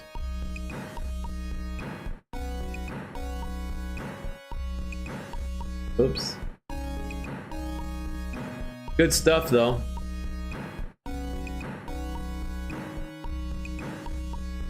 Updated files, all 18 with proper labels. Cool, cool. Thanks, Taco.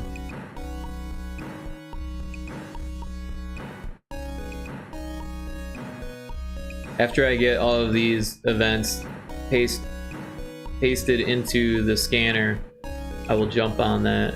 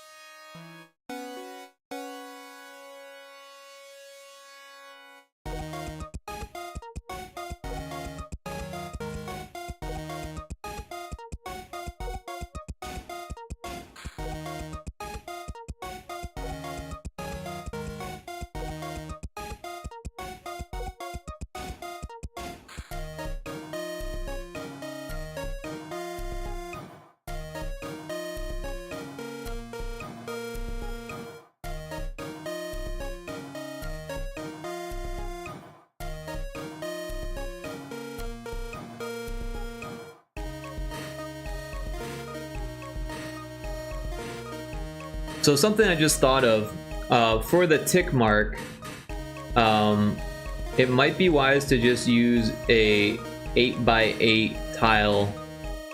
We could use a sprite still, like an actor or whatever, but if we have like 4 and then 4 and then 4 and 4, well, I guess it would work. I don't know. What if it actually said okay?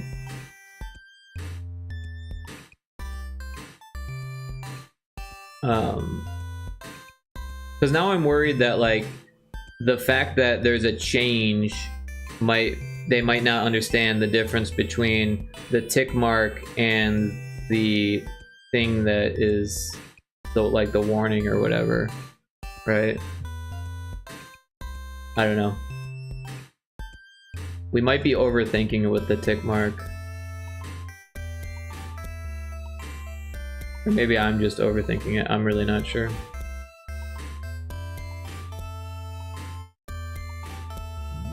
True. Could we just color the region to show it's clear? That would be more difficult than the tick mark, to be honest. What we'd have to do then is make this a different palette. Make each one a different palette. And then set them to be the same palette, and then as you move through, set them to be a different palette. It's just that would be nuts. That would be a difficult thing to do. I think it would be possible technically, except that there's 8 different things and only 8 different palettes. So no, I don't think that would be possible actually. If there were less body parts, then we could do it. But since I made it 8, I don't think that's possible. But, you know, keep in mind that, like, if you're a security guard at an actual, like, checkpoint and you're, like, wanding people, it doesn't, like, mark what you've wanded already. You just have to, like, keep track of that, right? And it's already kind of an easy mechanic as it is. So making it easier for the player, I don't think is really necessary.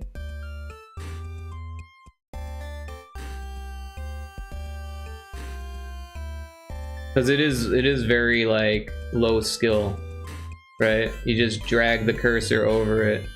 It reminds me a little bit of like the computer games for like little kids back in the day. Which there's nothing wrong with that. It's just that like it's not like they're gonna need the help. I feel like if they're gonna need help with anything, it's gonna be help understanding how to work the mechanic. And I don't think changing the color would really help.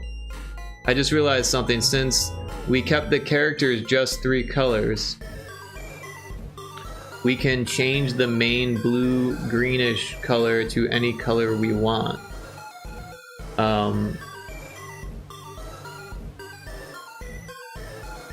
I'm not following, but we could.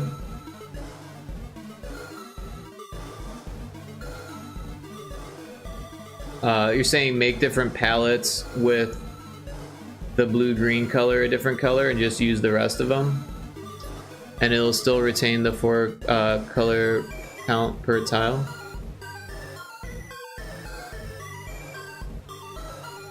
Yeah.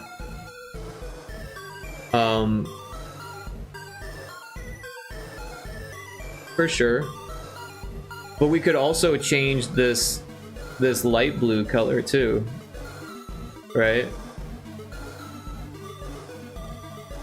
Yeah, we could do that, I think, right? Except, wait. Hold on. 1, 2, 3, 4.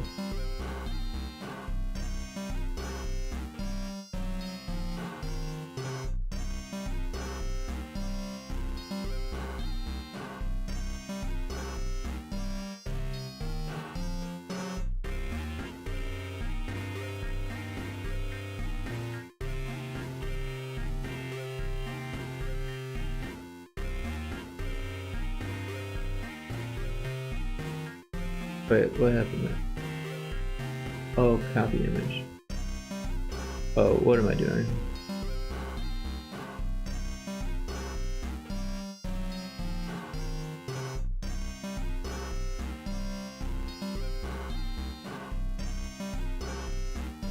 Are these different colors?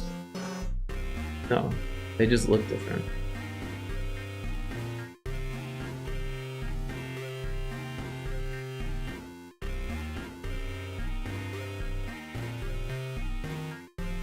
Yeah, I mean, that should work.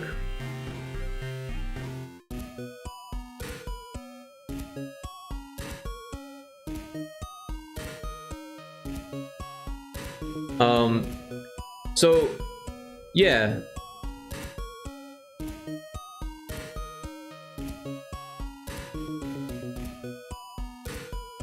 Like, we could definitely swap out the colors that we have for other colors. I'm confused. I don't know what I'm confused about, but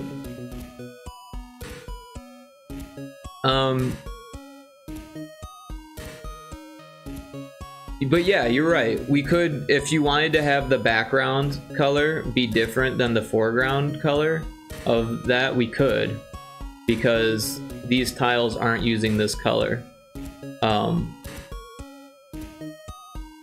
That is something we could do for sure.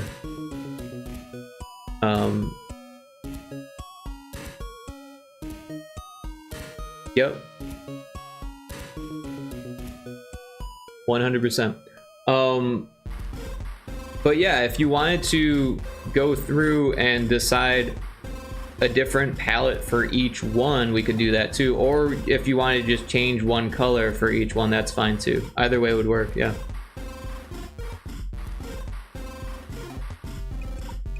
It all depends on what you think would look best in the end. And I'll definitely leave it to you guys, you know, to decide. I mean, I'll throw in my 2 cents or whatever, but yeah, it's up to you. You know, I think what you've got there looks pretty cool. Cool experiment. Yeah, go for it. I mean, we're using Game Boy Color, right? And so people will be happy to see color, but also people generally like palettes, right? Even on modern games, sometimes they stick to one palette, and it works really well, especially with like 4-color palettes, or even like a 5-color palette, like what you've done with this one, will work really well. But we could switch up colors too, and I think people would like that too. Yeah, my only concern with color is going overboard and like trying to push the limitations of the Game Boy Color can get really difficult. Like what I learned with Pyrotoad, I found myself fighting the palettes and the limitations like a lot, and I had to learn a lot, and it took many days to figure out what the hell was going on with how Game Boy Color is different than Game Boy, because that was my first Game Boy Color project. But yeah, I did learn a lot from it, and that's why I've kind of pointed us in the direction of this. But I feel like as long as we're keeping it minimal, then it's easier to work with. And I think you're totally understanding like how that limitation has helped us in a way that now we can make a minor adjustment and, you know, really make things pop or whatever. And yeah, I think you're onto something, Taco. I think you're right. Let me download those files now.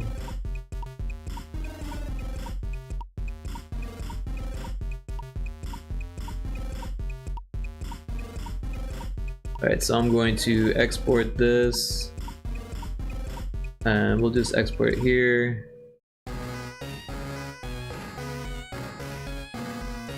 And we'll just replace the files, right? Because they're the same.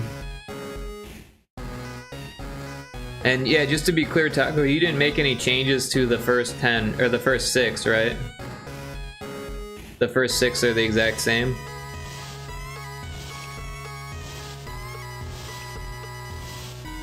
Nope. Okay, cool. I mean, if you did, it wouldn't be a big deal, but I just, you know, won't have to replace them. They're the exact same. Okay, cool. Yep, just one color will be changed to avoid any potential issues. My concern for now is if it'll look good or not. Yep, for sure. For sure. Whatever looks best is the answer. Right, so we got to 6 last time, right? So let me double check that. Yeah, we got to 6, so 7 to 18 now.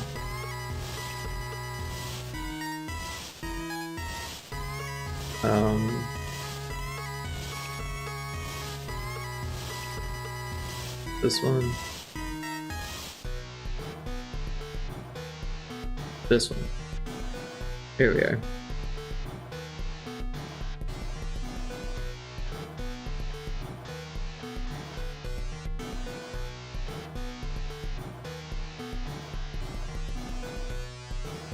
Oh, there's a Vulpix in chat.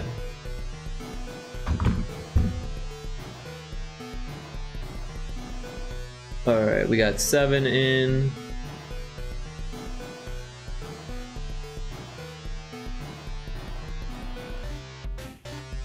Copy 8.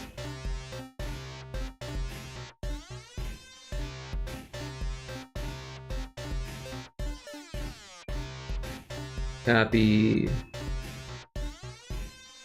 paste 9.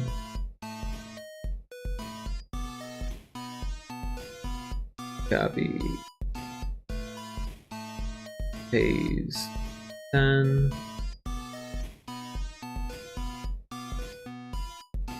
Copy paste 11. Copy paste 12.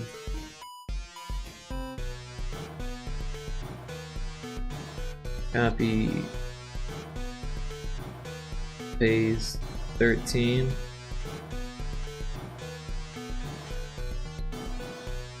Copy paste 14.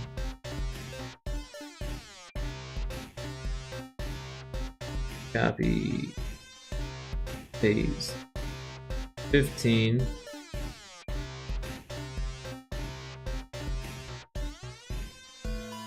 Copy paste 16. Copy paste 17. And copy paste 18.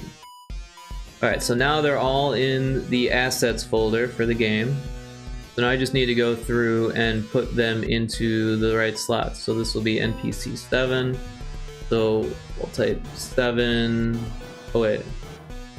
This is what, wait. CH7. 7. What am I looking for? CH07. CH07. There it is. And then CH07 on file. And we do want to change the colors back to automatic.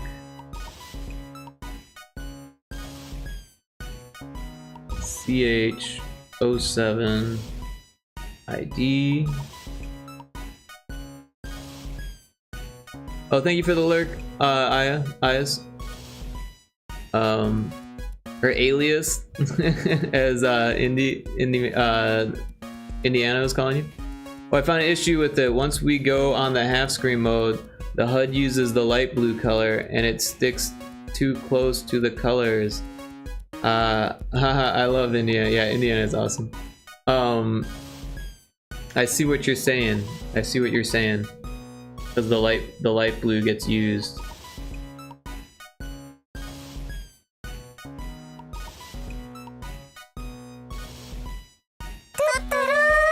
Doo-doo-doo. Welcome back, Loud Lizard. Hope you're having fun playing games or something. What whatever you're doing. Hope it's fun. CH07 scan.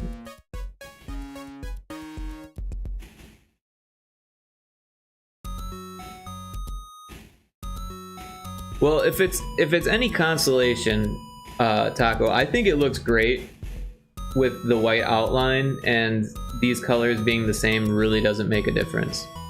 You're done, Lot Lizard. Done what? You going to bed? Time for bed?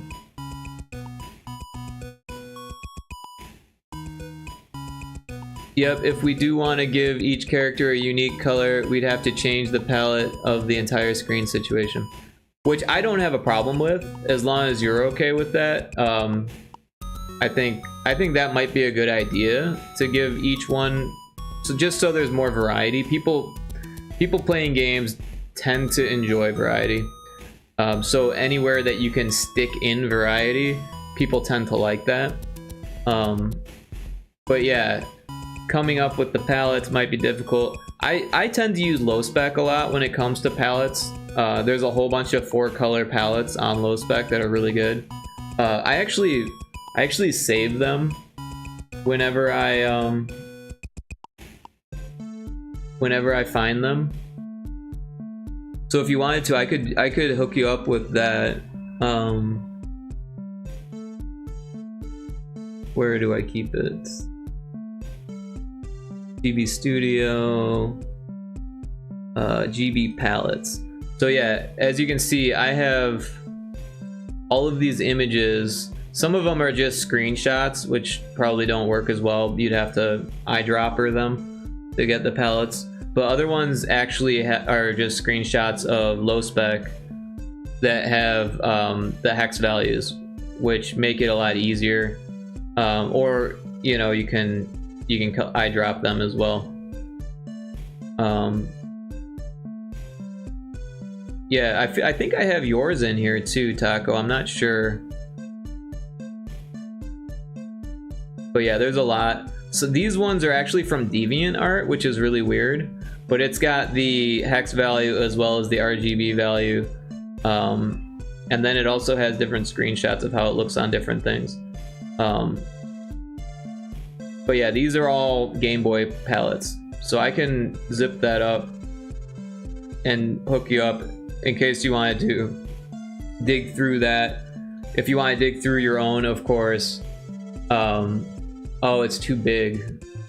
That sucks. I can put it on Google.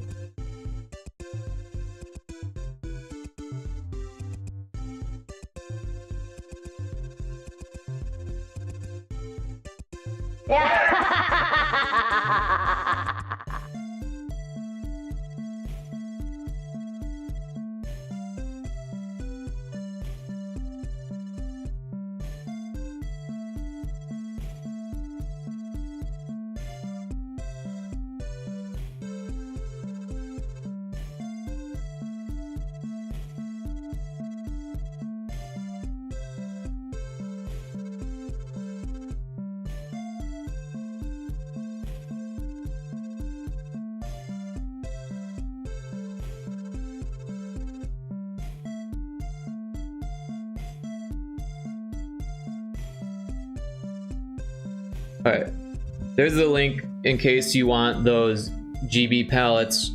But feel free to search for your own, you know, if you're lazy, if you're not feeling like searching for your own, or come up with your own. But yeah, if you're feeling lazy, those are all. Thank you, I'll go through them. Yeah. I mean, it's up to you whether you want to use them or not, like I said, but maybe that helps. I don't know. Some of those are more useful than others. But I thought all of them are interesting. They're all ones that like stuck out to me. A bit of a curated list. All right, what was I doing? I was adding people to these. So this one is CH808, CH08 full screen. CH08 doc or on file. CH08 ID Yeah, these look great, Taco. Awesome work. CH08 scan.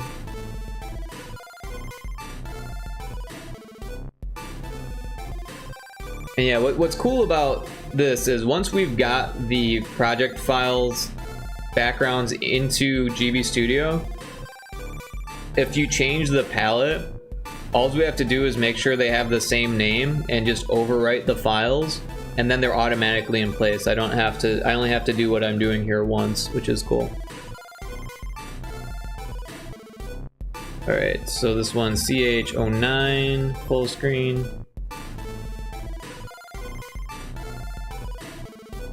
CH09 on file. CH09 ID. CH09 scan.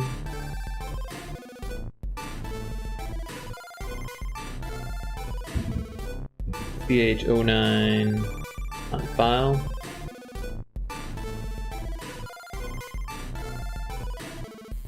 CH09 on file.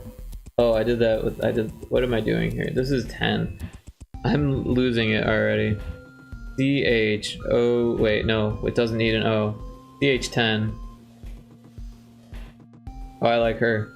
She's cute. CH10 on file.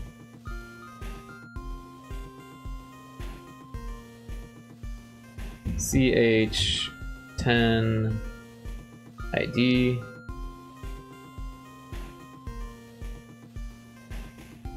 CH10 scan.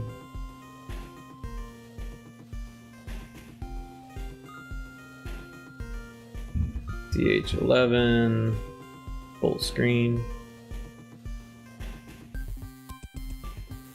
CH11 on file. CH11 ID. CH11 scan.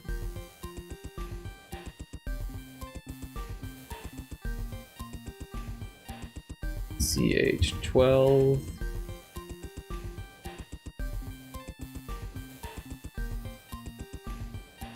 CH12 on file. CH12 ID.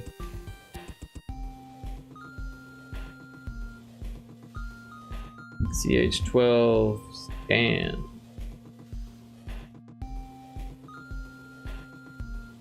Alright. On to 13. CH13 full screen. CH13 on file. CH13 ID. CH13 scan.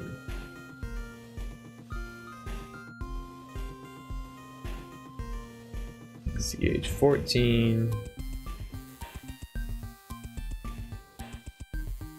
CH14 on file. CH14 ID. CH14 scan.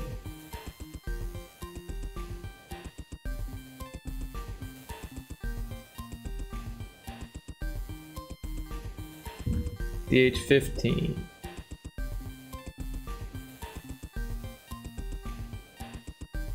CH15 on file. CH15 ID. You taking notes, Lot Lizard?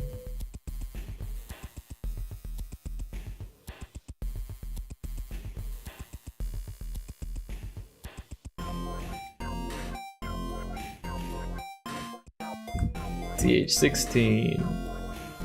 OMG, it's rough. What's rough? Hearing me say CH with a number?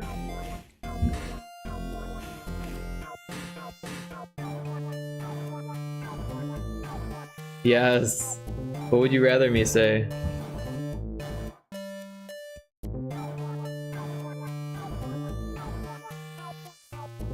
I could screw it up and have to start all over again. How about that? There's a Marnie in chat.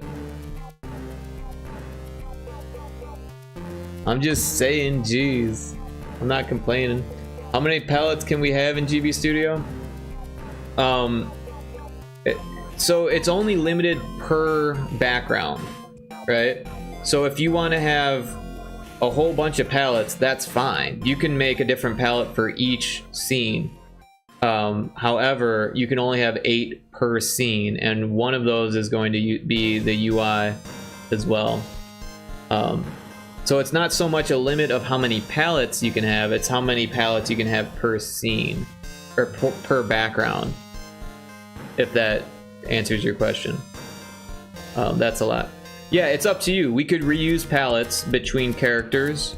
We could have 24 different palettes. We could have, you know, more than 24, or we could have less than 24. It really doesn't make a difference. Why is this one 615? This is CHC Lot Lizard. I'm not speaking out loud, so I screwed it up. It's all Lot Lizard's fault. I'm just kidding. I'm yelling, right? CH17. I'll see myself out. You two working together? Yeah, we're working together. Actually, the 3 of us, Ayas, Taco, and I are all working together. Where have you been, Lot Lizard? Not paying attention, huh? Oh, nice. Low key. You don't have to go. I'm just giving you a hard time. High key.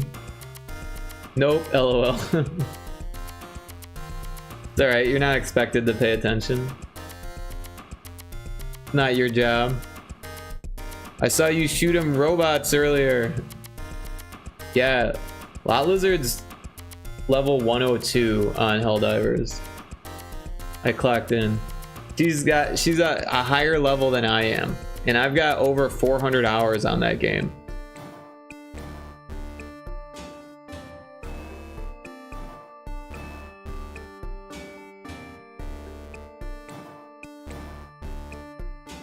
Yeah, when Rick would die, I would watch you. Rick will never admit I'm good at anything. That is not true. You're good at Call of Duty. You're good at Helldivers now. You weren't when you started, but you are now. You've definitely gotten a lot better. You're good at sinking ships in Sea of Thieves, as long as it's my ship.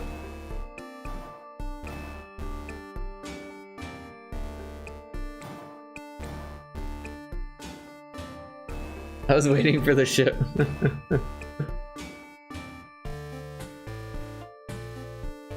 Someone's got to sink the ship. You don't sink the ship, it's not that fun. Right?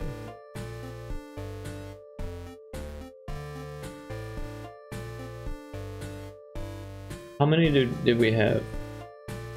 18? Okay. The last one then. CH18. Full screen. That is that a Five Nights at Freddy character?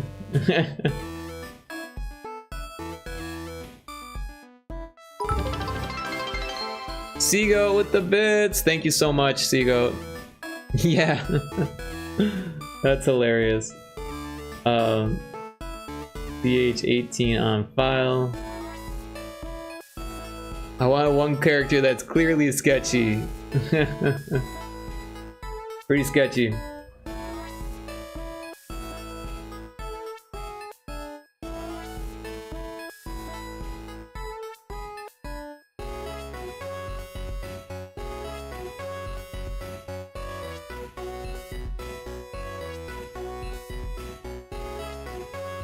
Alright, so 19 through 24 we'll just leave blank for now. And I can update the load NPC, or no, the RNG to go up to 18 now.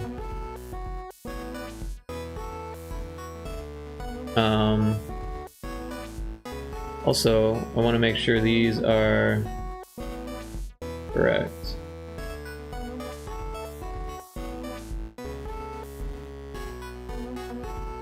Killer Bunny is the name? That's hilarious.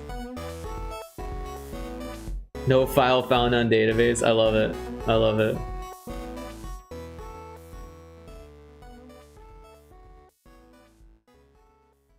I have voice acting in my game now. Cool, cool. With Rena the Slime. Very cool. I'll send you a clip in a minute. I'm having to reverse my scope a bit. Yep, that's game jams for you.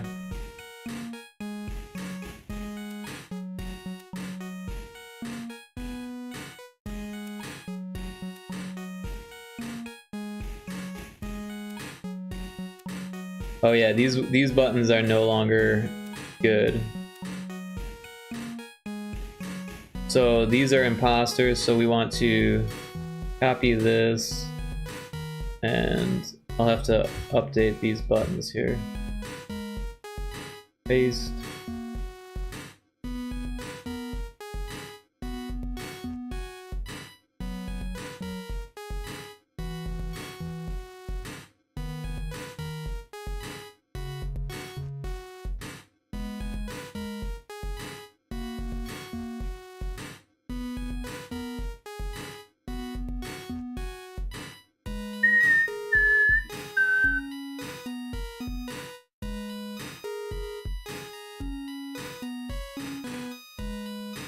So I got an email from Amazon. They said, or I guess an update, not an email, an update. They said that they'll let me know. There was a shipping delay. They'll let me know when I get it. Which is crazy. I thought they were gonna be like, hey, we're just gonna refund it because it's not coming. But now they're like, oh, we'll let you know. There's a delay. We'll let you know. Isn't it like 2 a.m.? Yeah, it's 3:45 at this point. But yeah, around 2 they probably sent the email or updated me. I don't think they sent an email. I don't know. I haven't checked yet, so. Yeah, the skill tree and HSOP, I'm not sure what that's supposed to mean, is going to have to be watered way the hell down, I think. Skills tree and shop. I got you. I should post us being a great team the other night on Helldivers LML. Rick came in hot. The 6th update. Isn't it like 2 a.m.? Oh, I read that. Pretty much saying you're never getting it. LOL. It's 4:42 a.m. for me. Yeah, it's 3:45 for me. Or about 4:45. But yeah, at this point you would think they would be, ooh, I like those pellets, Taco. Those look good.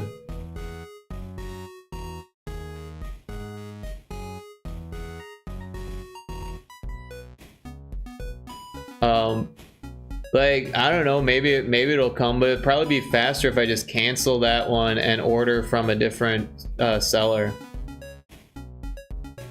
He didn't change the whites and blacks. Right on. Cool. Yeah, I mean, whatever you want to do works for me, honestly.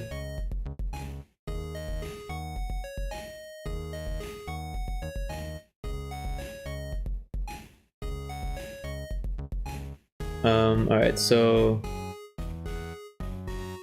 these ones, change scene to correct imposter, copy that, and then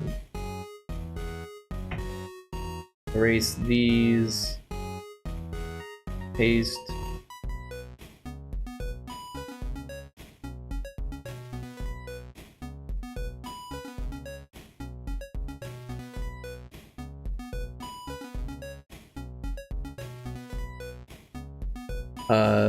It's snowing again. I want to scream. Oh no. Sorry to hear that, Lot Lizard.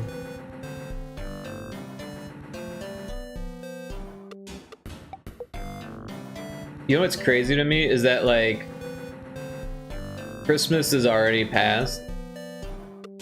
We're already, like, in 2026. New Year's is already passed. I don't even remember New Year's. Like, I vaguely remember some neighbors lighting off fireworks, and that's about it. March is right around the corner. It's already the first week of February is already over. February is a short month. In what, 1, 2, 3 weeks, it'll be fucking March.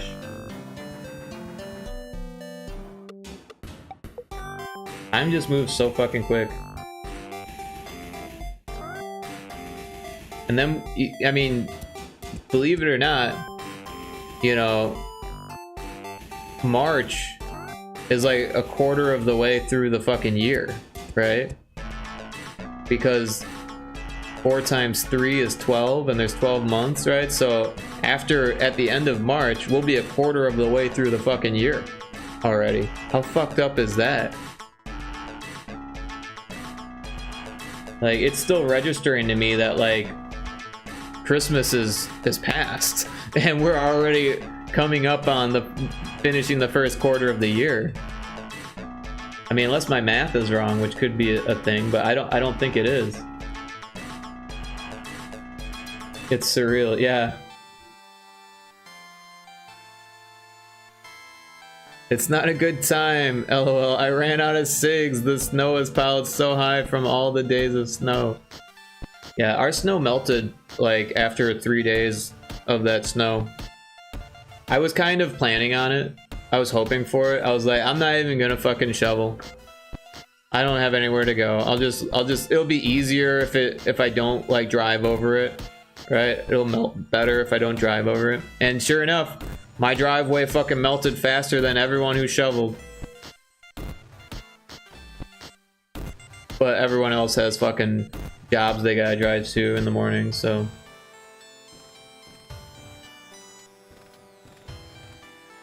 Which will be me before long. I need to fucking buckle down and actually fucking find a real job. All this spending money and not making money is hurting my bank account. Alright, so we've got 18.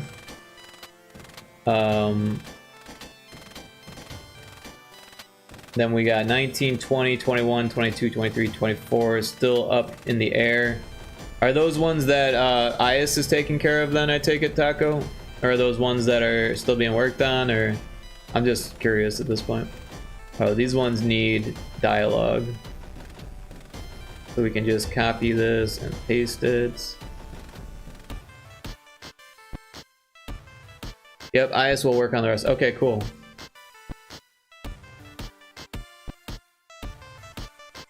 I'm hitting Control B on accident. Wait, Control B cancels the build? Interesting. I just learned something new. If you've got a build going and you hit Control B, it cancels the build. I didn't know that. I'm just gonna delete these.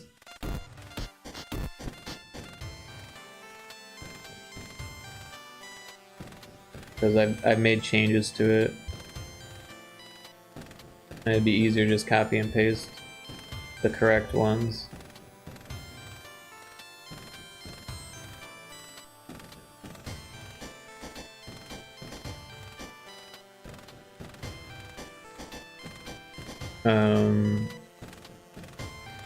Alright, but these ones need the information updated. Alright, so this one is CO2. This one is BO2.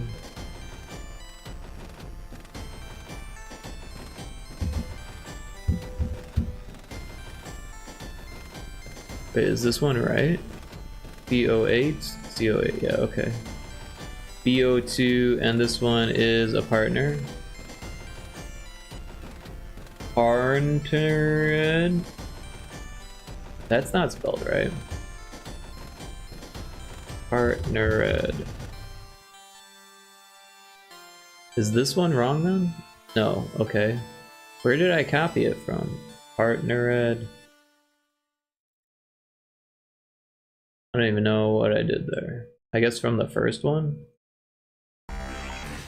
Alright, so this one is A6. A06. There's a Tortuga in chat if you're trying to catch Pokemon.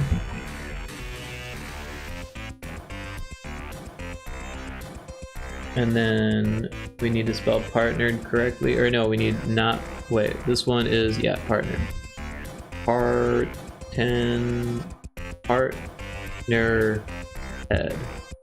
Partnered.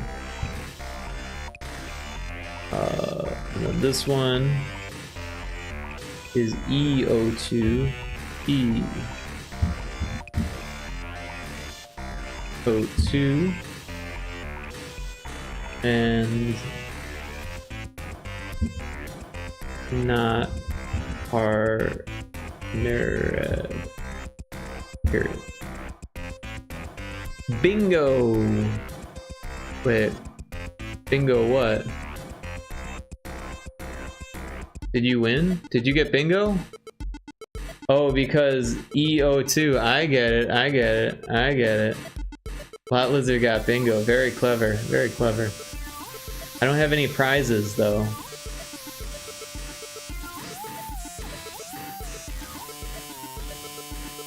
I got bingo.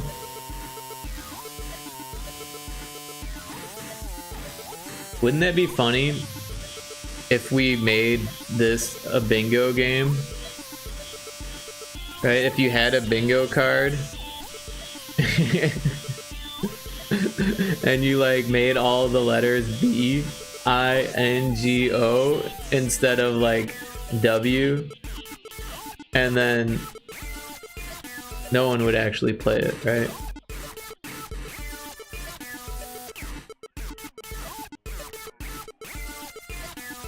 It would be an ARG, an augmented reality game. You don't know that yet? I do. People play augmented reality games, but only when the game's really popular to begin with. Like I put a ARG in Little Screamies and no one found it. Not a single person found it.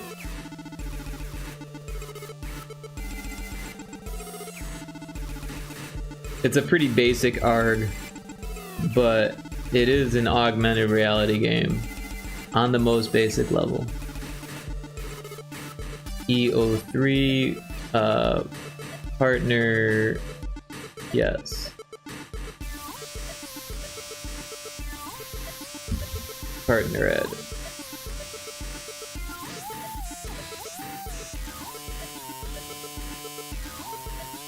So these ones will have some indiscrepancy, right? And we could have more than one indiscrepancy.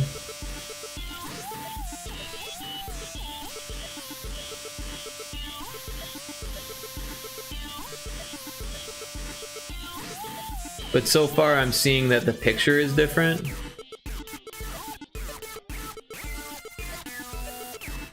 I don't know if that's enough. But yeah, the hair is different. So maybe we add like another discrepancy in the text, so there's like more than one way.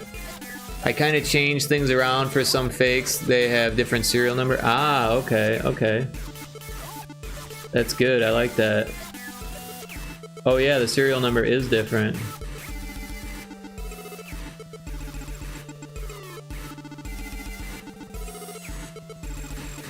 Some say the attendance, that they're not attending. Oh, cool, cool. Right on. So yeah, we can just kind of add discrepancies with the text, right? So like in this one, I could make the booth wrong, or I could make the partnered status wrong, right?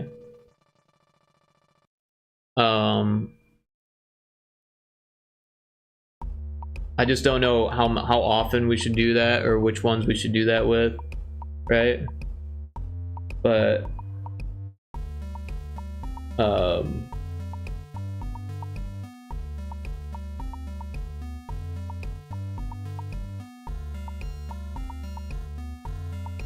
we'll change it to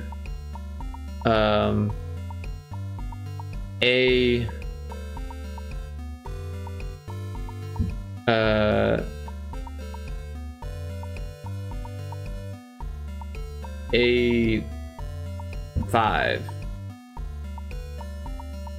even though it's supposed to be W3. It says on file W3, but the serial number doesn't match and their face is different.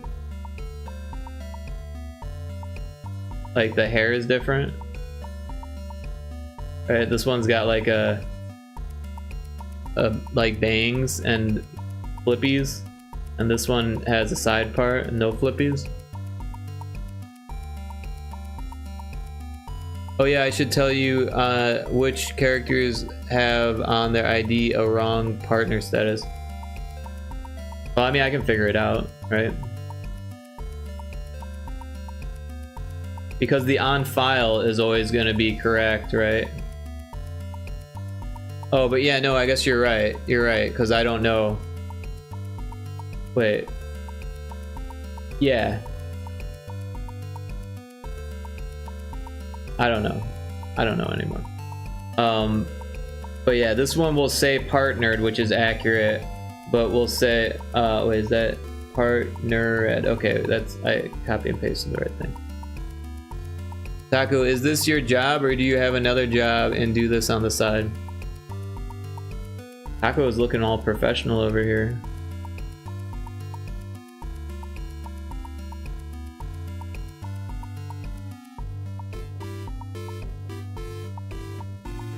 So this one will give it the right booth number, SO5, but we'll say partnered. I am professionally unemployed. Taco does commissions though, right? So technically Taco's a freelancer.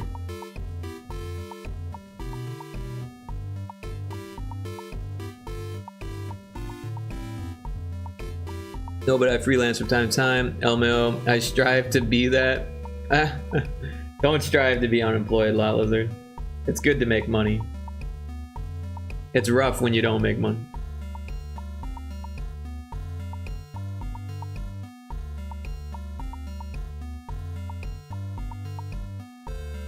Gotta pay the bills.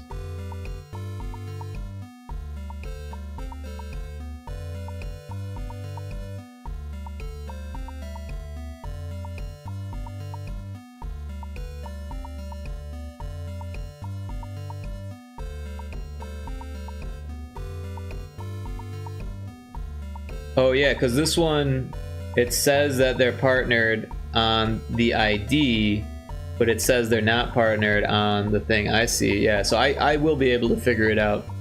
Oh damn, so far only Seagoat's ID says they're partnered, but they're not on file. Well, I noticed that one, so we're good on that.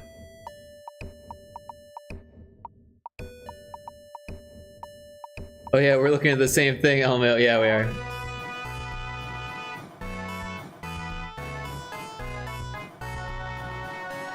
So this one, let's see, the discrepancy is the serial number. So we'll let her say the correct things. She'll be a challenging one. Z01 and partnered, not partnered.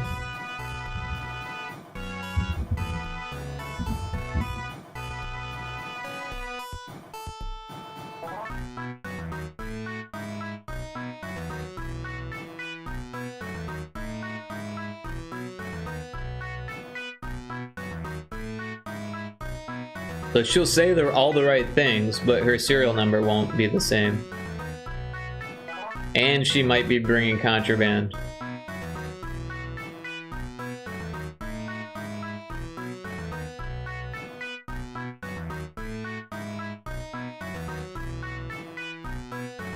Oh, really? Yep, that one would be a bit difficult. Well, unless if she's bringing contraband, then it's kind of makes things easier, right? Because then if you scan everyone and they have contraband, that makes it easy. But if they don't have contraband, then you're like, oh shit, I better double check the serial number, right? Like.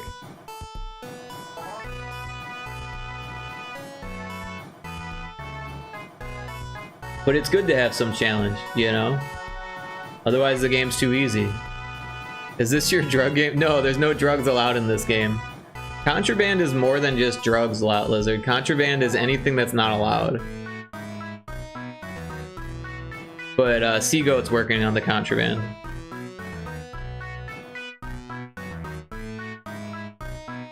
I am kind of ready to get back to my drug game though.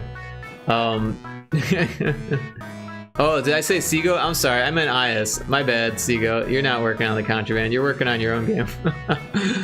Sorry. I like how your ears perked up. I was like, I am? Like... Thanks for hanging out, Seagoat. No, I meant Ias. I'm sorry, I got confused. I'm looking at Seagoat here and saying Ias. Out here telling lies. It's true. I am a liar. Lot Lizard knows it. Well, he did help us, see? Even though we beefing.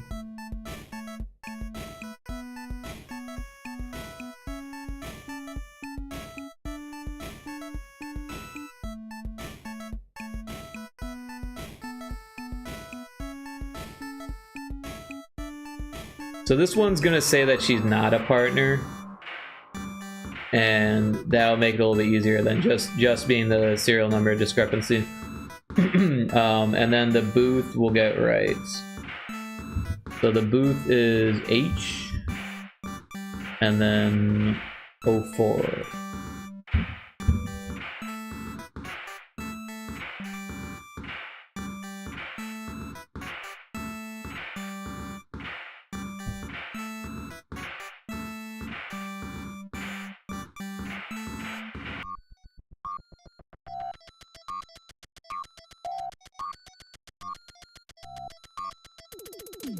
So this one has a different serial number too.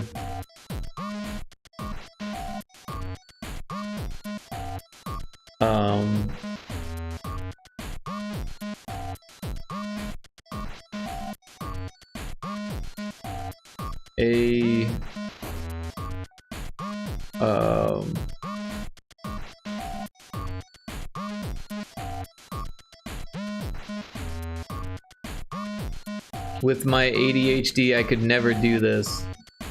I have ADHD.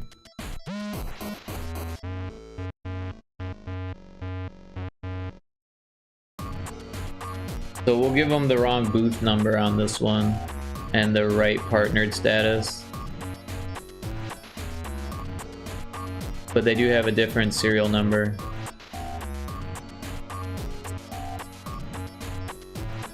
Well, there's different levels. LOL, obviously. I don't know, I really like game development, so it makes it easy for me to do game development, because I enjoy it.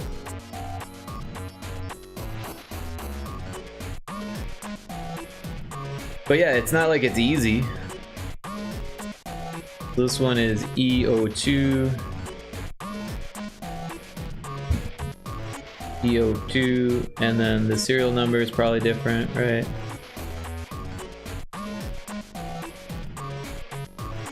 Oh, I like it. It's just flipped.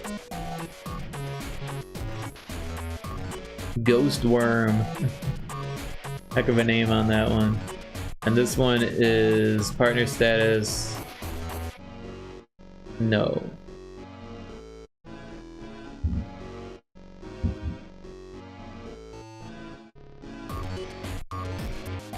So that's another challenging one where it's just the serial number discrepancy.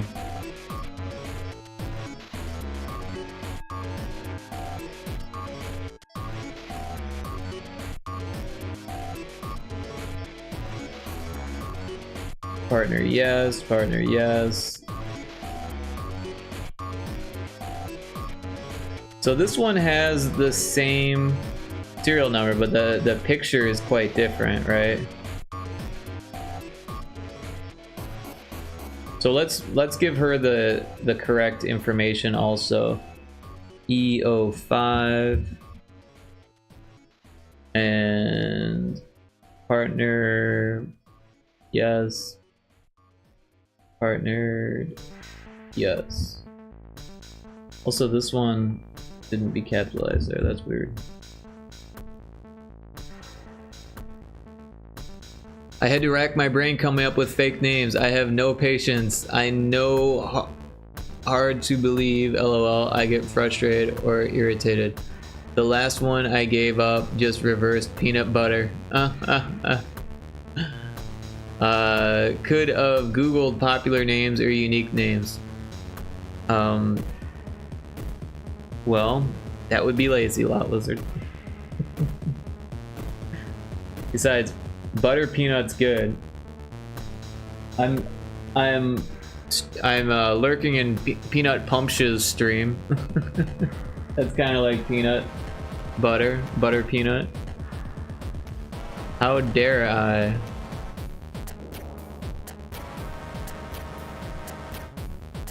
Haven't you ever wanted to be creative, Lot Lizard? Huh? Where you do something from your own brain? Punched peanuts. Nope, you've never wanted to be creative, ever? You'd rather just pull information from Google?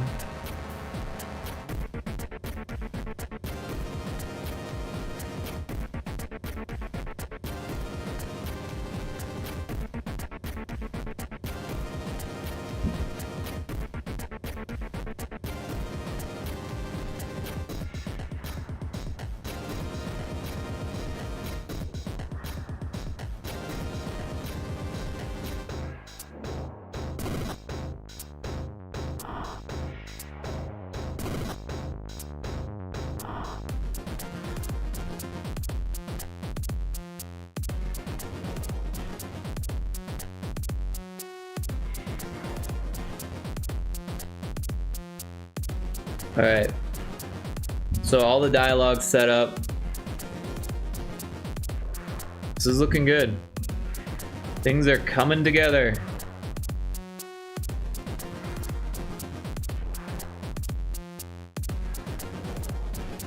So I guess at this point I could start working on the tutorial.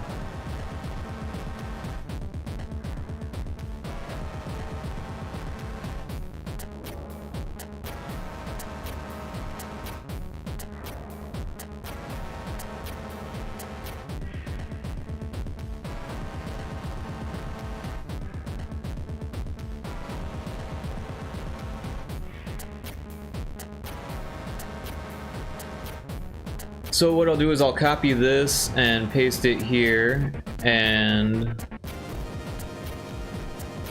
we'll name it tutorial.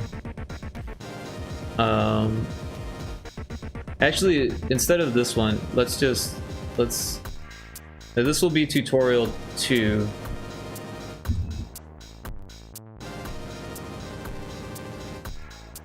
We'll call it correct. Tutorial 2 correct. And we'll give it these docs. Copy, paste. How many teams or people in this jam? I think there's 12 people that joined the jam last time I checked. Copy, paste. So it's a pretty small jam. 3 per team max was the rule.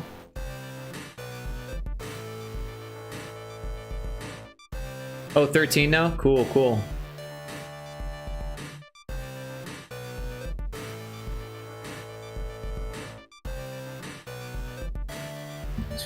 To doc.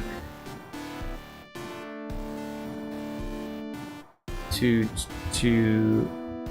ID.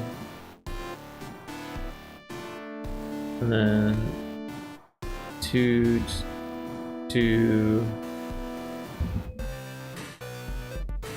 scan. Now we need a toot 1, so I'll grab, who's an easy one?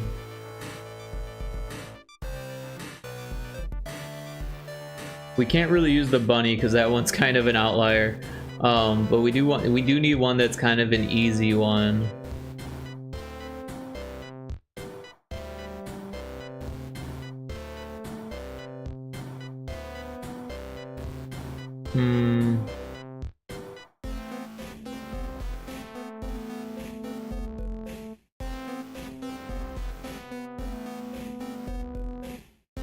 So this one, the hair is different and the serial number is different, and we'll make sure that they have a bad scan. So this, I think this will be it. So yeah, we'll copy each of these, copy, paste. I'll just paste them right above for now. Oh. Copy, paste, copy, paste, copy, paste. All right, I'll rename it to Toot 1 Imposter.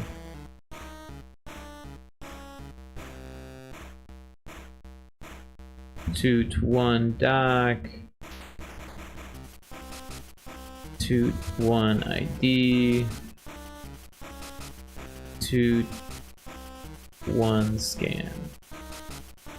And then I'll select all of these, zoom out, and drag them over here.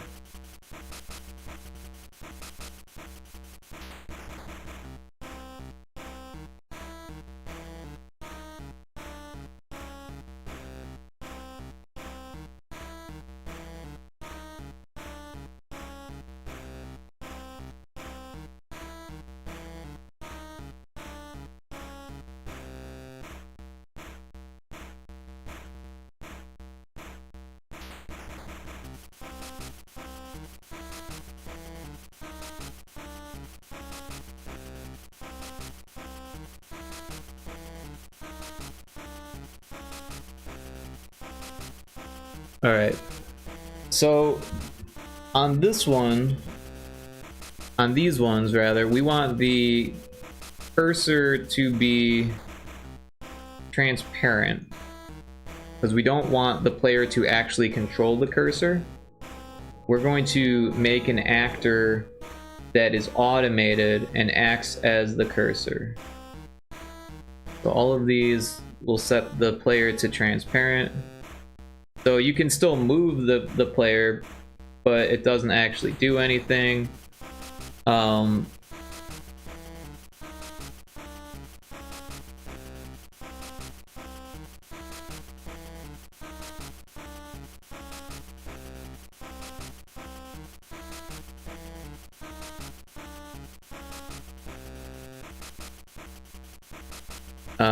Yeah. Is it like live streamed and every team shows their art or game, whatever? I'm not sure. It wouldn't surprise me if there was like an after jam stream where people play each other's games. I feel like most of the people that are submitting games are probably going to stream themselves playing the other games, but that's not like required by any means. But the people who are throwing the jam have like a VTuber group, so I have a feeling that they will probably do that. I know Seagoat said they were gonna do it, and I'm gonna do it, so we'll just have to see about everyone else.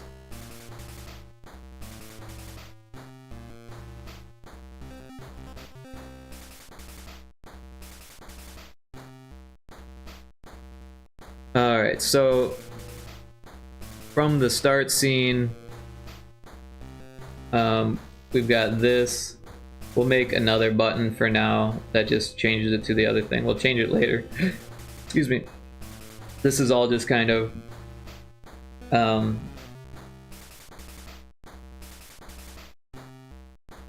so the select button will be the tutorial. Seagoat says, I will be streaming, playing all of them, and Steam game after, because I doubt there will be that many games. Oh, okay, sorry, I know nothing about this stuff. Yeah, it's okay, Lot Lizard. To be honest, game jams can be very different. They all have different rules, they all have different expectations, and different people making different games. So there is always variety and questions in game jams.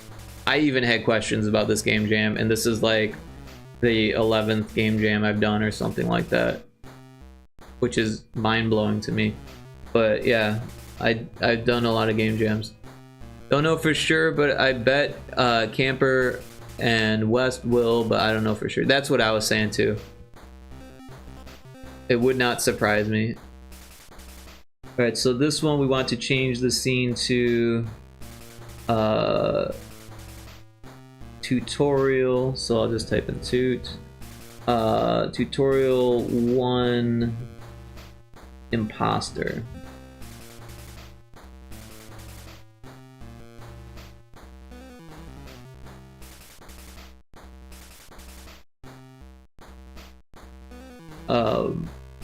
So on, like, normally there's like this day thing that shows you the guests and the cache and that stuff.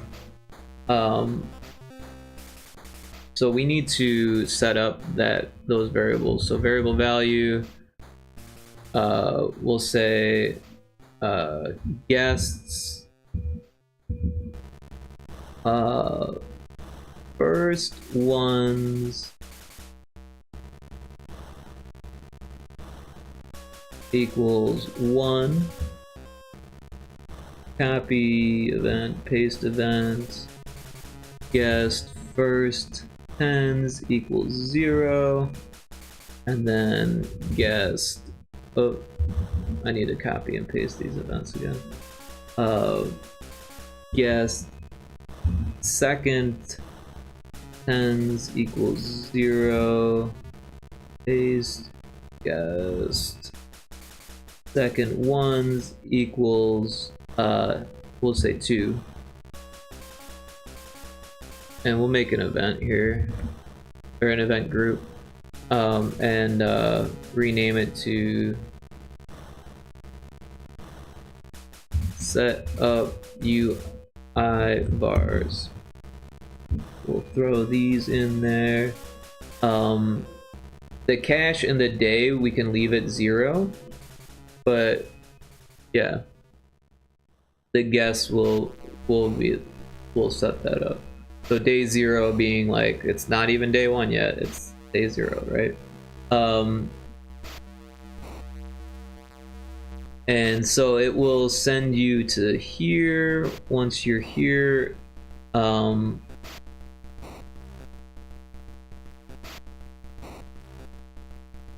we can remove this, the dialogue int. I don't even think we're using dialogue int anymore.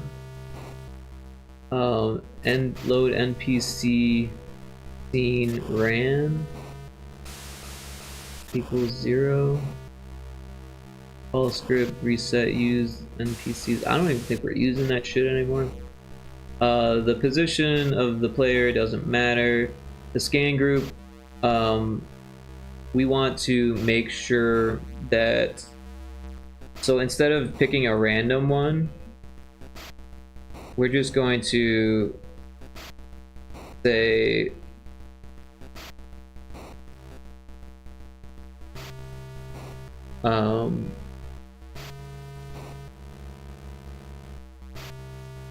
like, I don't know, one of the body parts is going to be accurate, or going to be, we'll say left arm.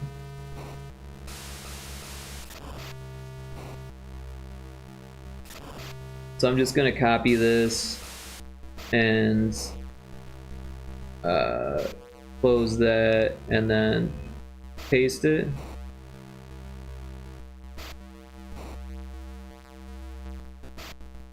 And disable this and disable this and just throw that in there.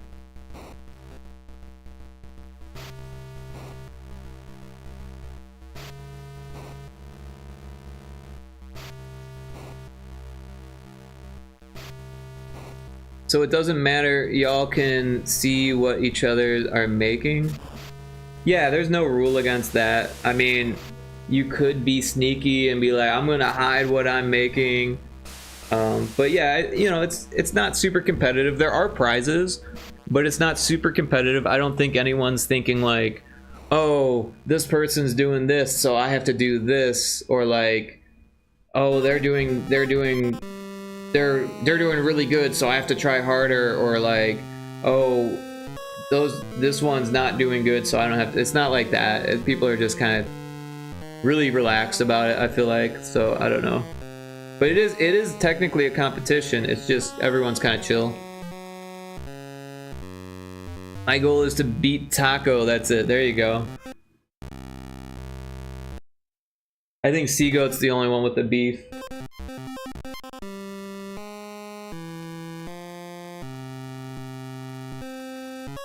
Lot Lizard's Team Taco. I mean, how do you not be Team Taco, right? That's my question.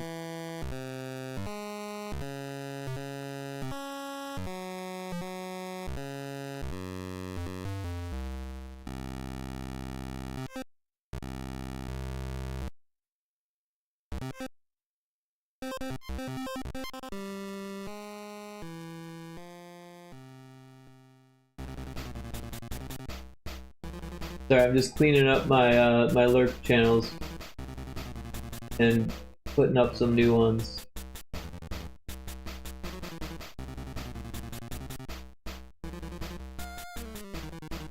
Alright.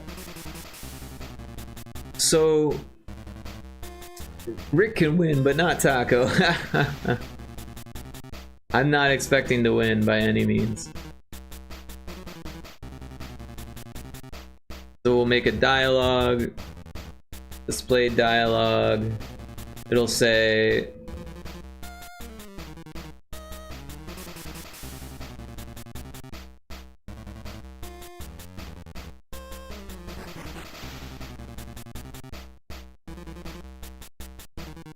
let's check if this VTuber is an imposter.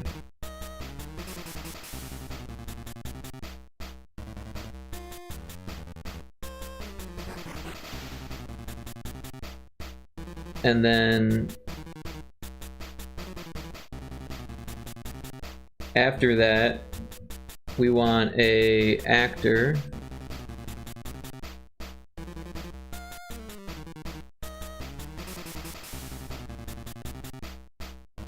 to have a cursor.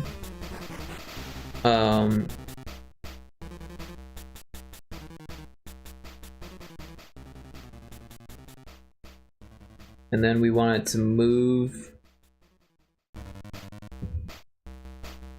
So actor move to. Oh, we don't want it to move on interact. We want it to move after the dialogue. So move actor.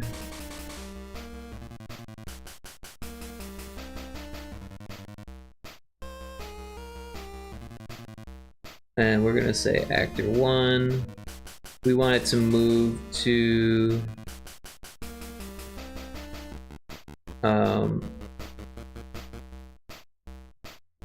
we'll go with ID first.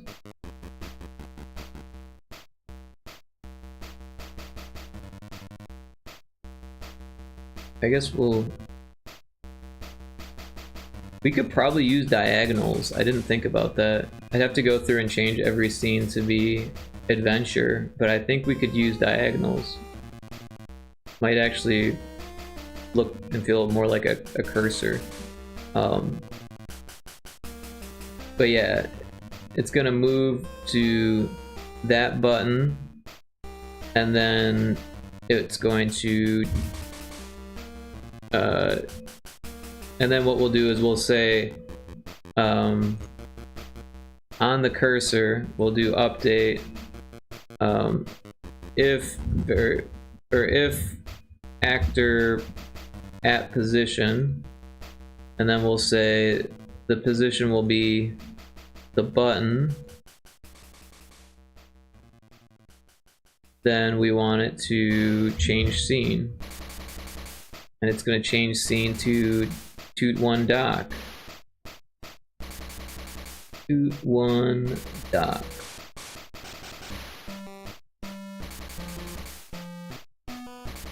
And then Toot 1 dock will have this right there. And we can remove, or I guess, yeah, we'll remove that, and then we'll say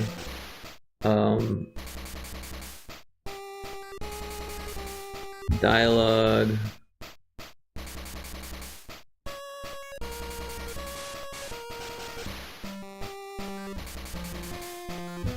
this is the provided ID.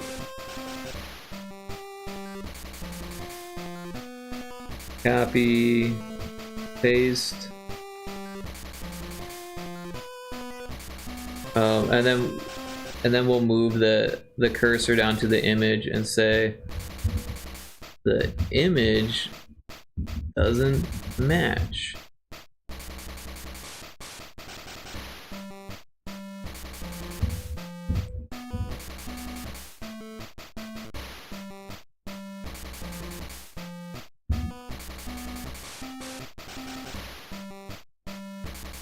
So at this point we'll say actor move to, we want it to be actor, we're gonna set the position to the phase.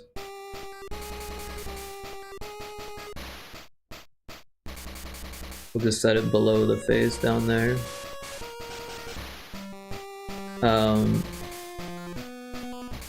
And then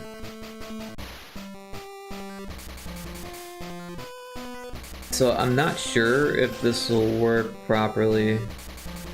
Let's just go ahead and test what we have. Make sure that it's doing it right. I haven't seen everyone's, but if they're categories for voting, I think you guys going to win art for sure. So I asked actually in the community group, or in the community of the community tab of the Jam, what the judging was going to be based on, and they said that it's based on theme and wildcards. So all the judging is going to be based on how well does it fit the theme, and each other category is like wildcards. They didn't say if you could win multiple prizes, but I imagine they wouldn't do that. But I don't know. So how well does it match the theme, and then how well does it match the wild cards? So yeah, we'll just have to see.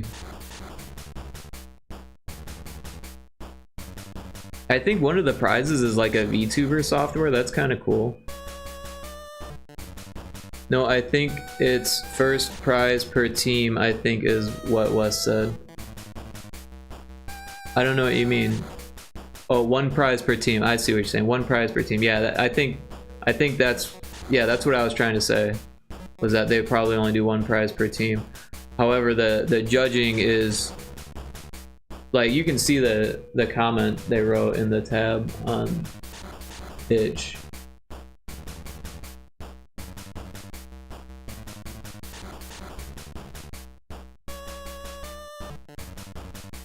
Oh, I hit the wrong button.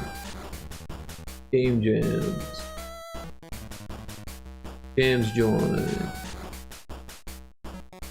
Alright, so yeah. If you go to the community tab, I asked this question and 24 people have viewed it. But yeah, the VTuber theme. Alright, so I asked, Halo, thanks for throwing this jam. My team and I are very excited. I have a few questions though. Is the VTuber theme optional? Also, I'm not sure what is meant by wildcards. I guess I could guess, but I could be wrong.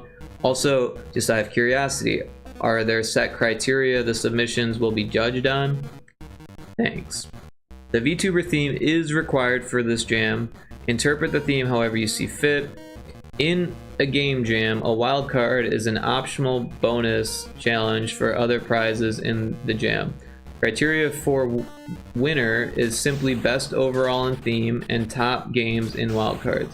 Hope this answered your questions. So yeah, that's all I know about the judging.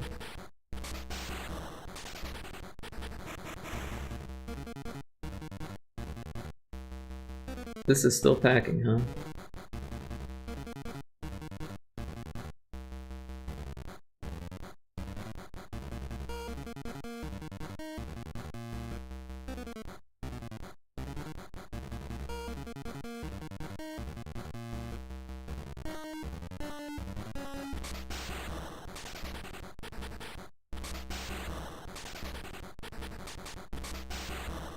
Alright, so here we are. I'm gonna hit the select button.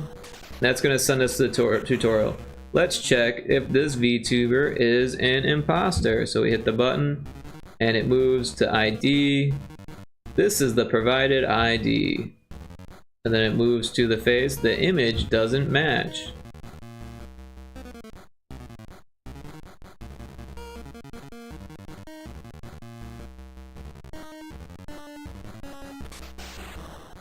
And then this one doesn't have the same serial number, I believe, right? 1, 4, yeah. So the next thing it will do is check the serial number. So then we'll do actor, close that, and we'll just copy this, copy, paste. Actor move to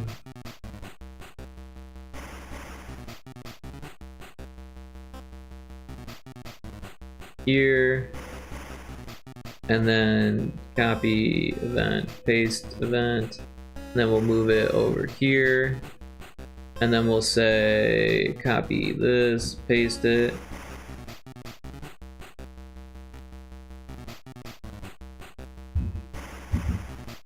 serial number, and then 0158.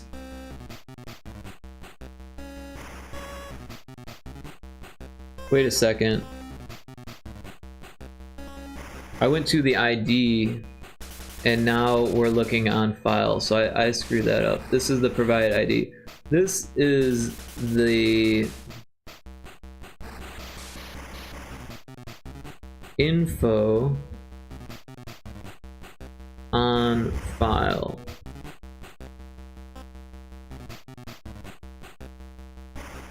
And on this one we want it to go to the other thing, so we'll move it up to this one. And also it's gonna start here. So yeah.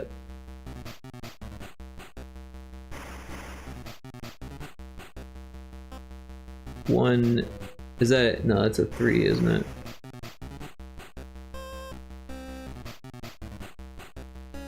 Five, 4, 3, 4.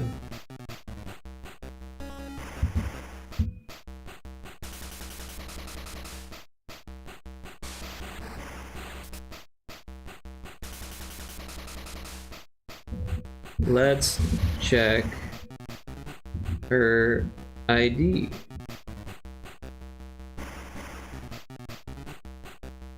And then we're going to move, copy event, paste event to ID.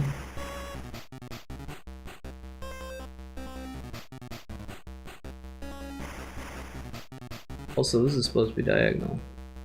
Are all of these not diagonal?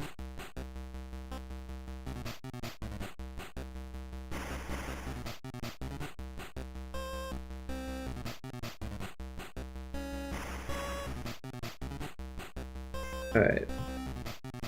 So after we get there, we're going to change the scene. And this is going to take us to toot 1 ID. And then we'll be here. So we'll copy this and paste it there. Maybe there. Where did it go to? 287.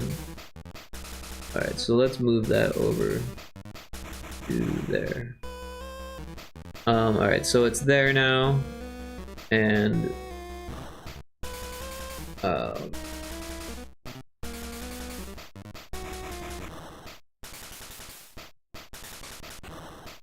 we need to get rid of this.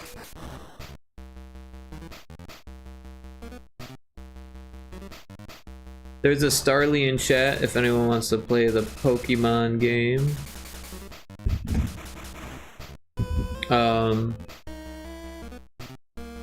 So then we're going to move. Oh, so as soon as it opens up, we're going to move. So let's grab that on move event, the actor move event, copy it, paste it, make sure that's not the player. Also, are these right? Yeah, they are. Okay.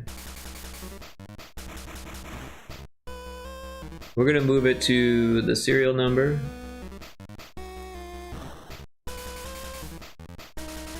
And then copy, paste, and move it over there. And then we'll have a dialogue.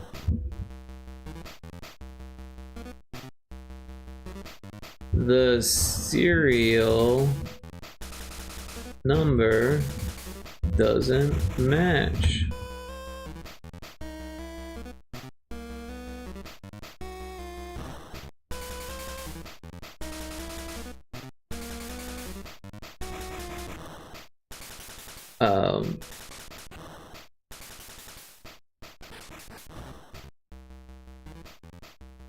And then if we talk to this person, do they have the right booth?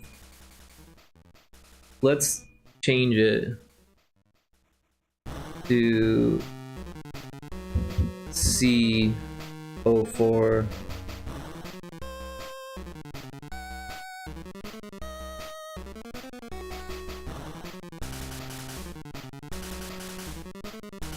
So that way they always give you wrong information.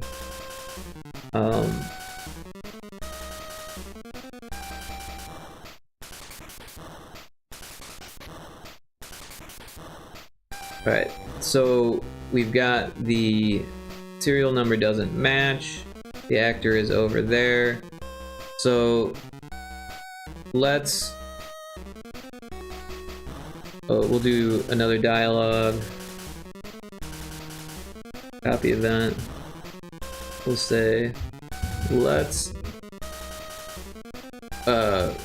question, oops, let's what I can't fucking write. Question them. Let's question. Oh man, this VTuber. Then we'll go copy event, paste event. Now we're gonna move the cursor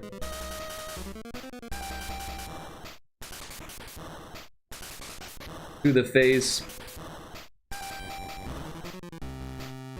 And then we'll change the scene back to Toot 1 imposter, and also we'll make a variable for the Toot, so that way we know which. We'll make like a little game clock for the Toot. We'll say Toot game clock. So all this stuff will happen if the Toot game clock is 0. So if add event, if variable value, if Toot game clock equals 0, then we do these. And then we say if variable value, if Toot game clock equals 1. So then what we're gonna do is go here, and before we change the scene to that, we're gonna increment the toot game clock right before that. So when it goes back, we can tell it to do a completely different thing. So we'll say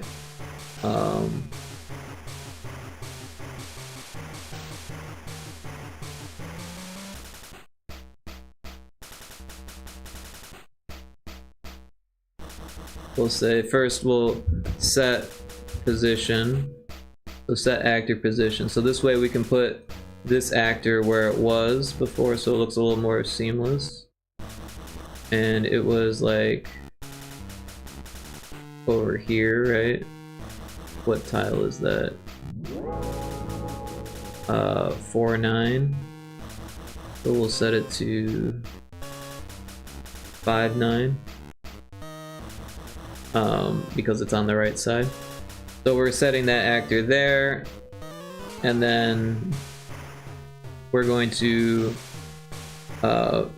move. Alright, so yeah, we already have a move one, so let's just grab that one. Copy event, paste it, and it's diagonal, and then we're gonna move it to here.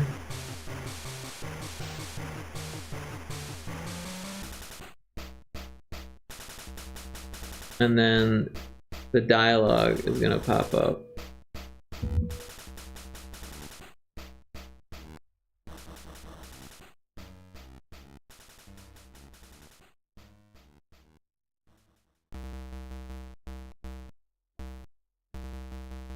Now we are talking directly to them.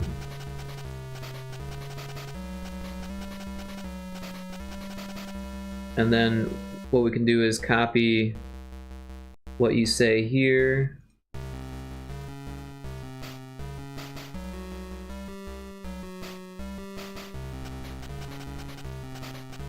And then paste it here. And then we'll have another dialogue.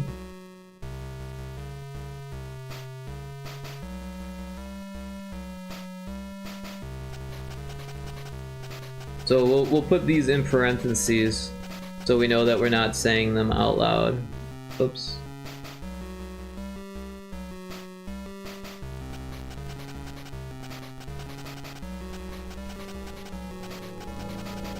Now we are talking to them. Welcome to the event. And then we'll say,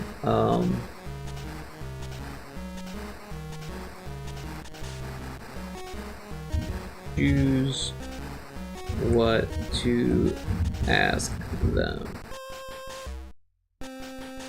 And then we'll grab the menu here. Actually, we'll grab both of these. Copy, and we're gonna paste them here. So then it'll say booth number or partner status, and then we'll have a menu, and they are going to say the wrong things. CO4 and not partnered. So C04 and not, can't spell, not partnered.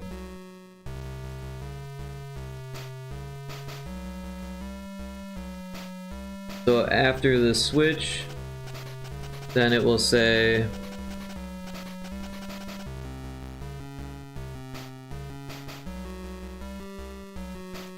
dialogue,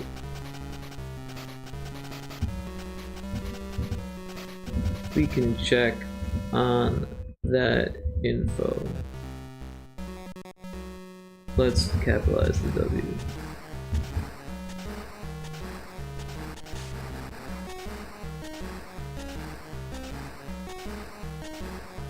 And then we're going to move the actor again, copy event, paste it, and we're gonna move it to the dock.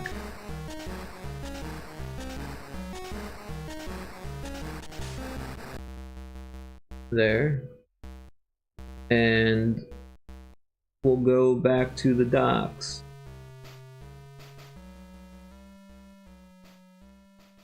Change scene to Toot 1 dock.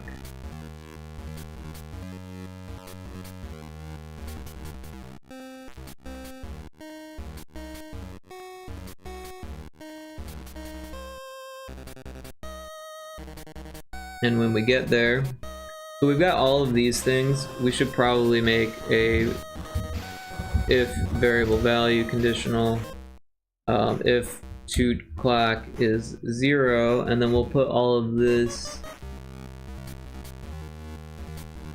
into this one, and then we'll make another one if variable value, if toot clock equals 1, it should still be 1 at this point. Then we'll say, I guess we can open this up so we can steal stuff out of there. So we'll copy this one and say back at the info on file.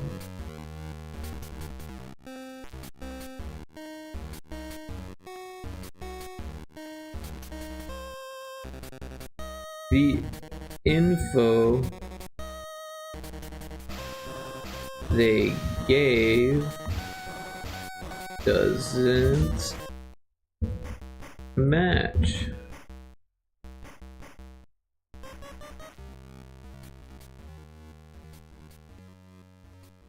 Copy event, paste again. Event. We can also, we should also scan them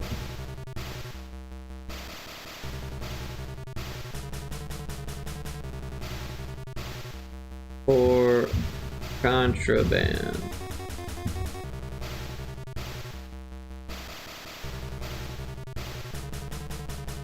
And then we are going to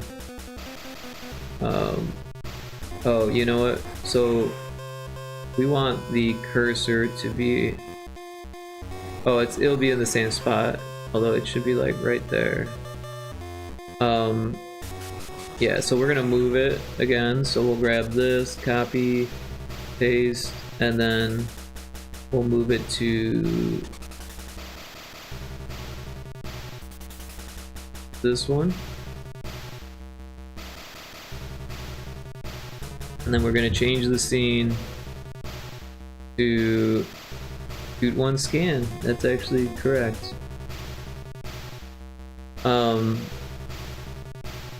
So yeah.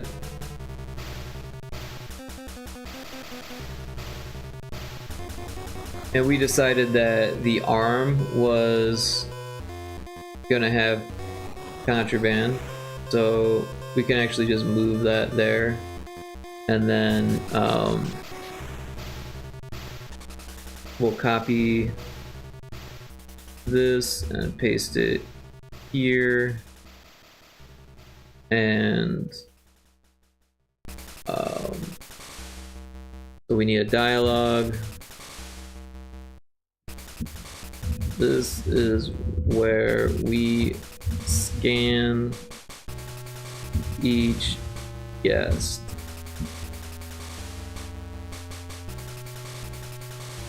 And then we, oh, it should probably explain. Display dialogue. Moving the cursor over each area uncovers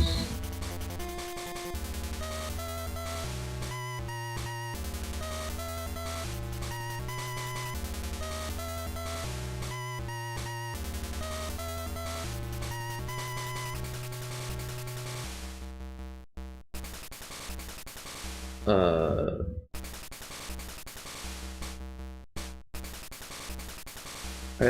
let's word this differently. Move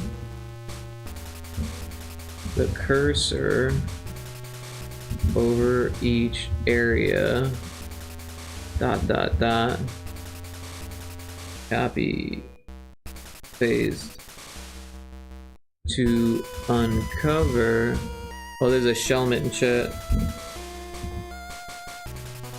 To uncover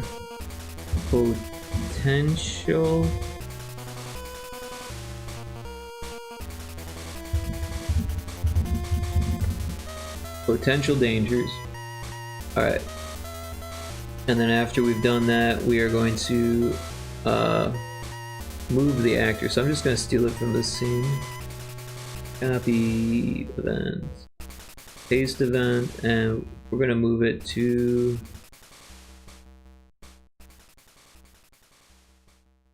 here. And then we're going to say sprite sheet,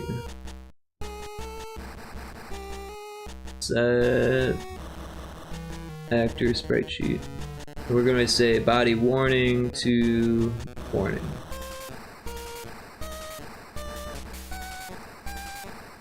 And then we're going to say dialogue.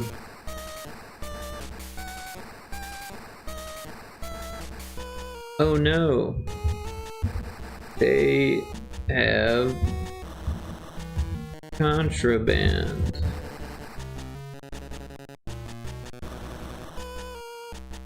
I caught the Shelmet.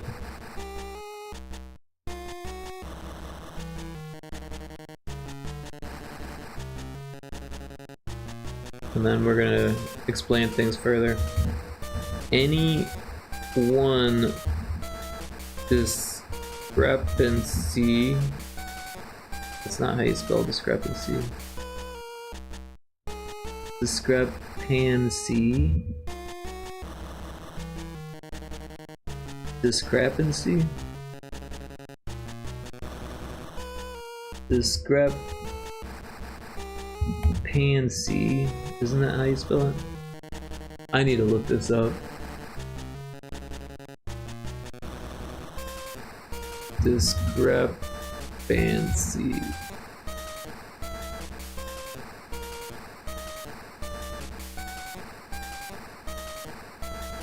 Any one discrepancy is enough to turn a guest away.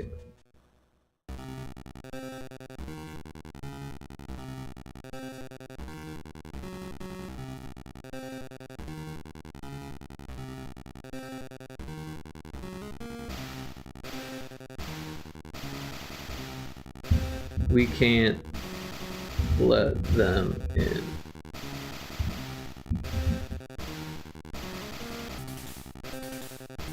And then we move, copy event, paste event, the actor.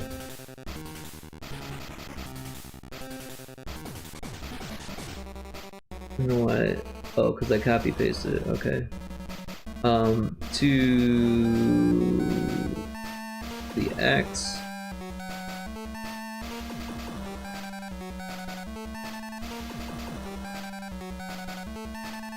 And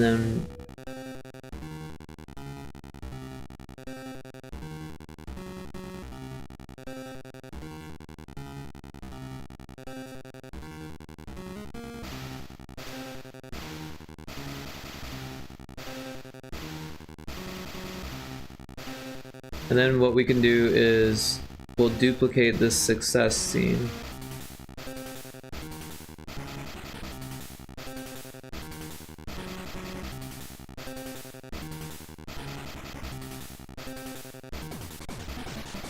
To correct imposter, and then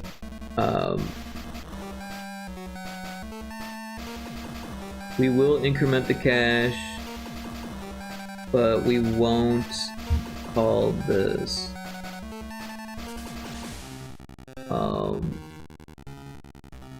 what we'll do instead is pull up a display. Nice work.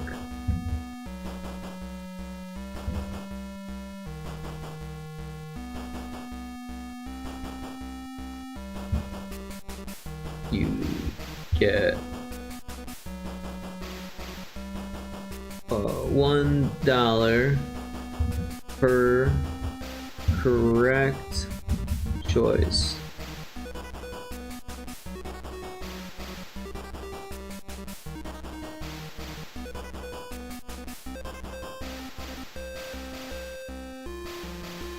Get too many wrong and you lose your job.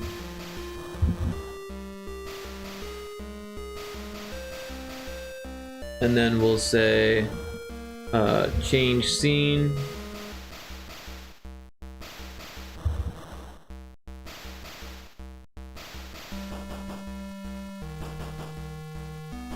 And then we'll go to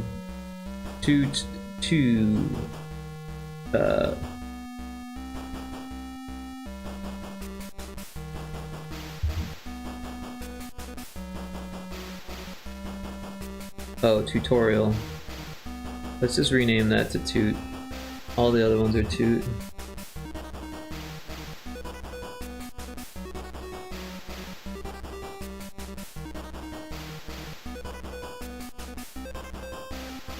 Toot to correct. Alright, so now we're at toot to correct.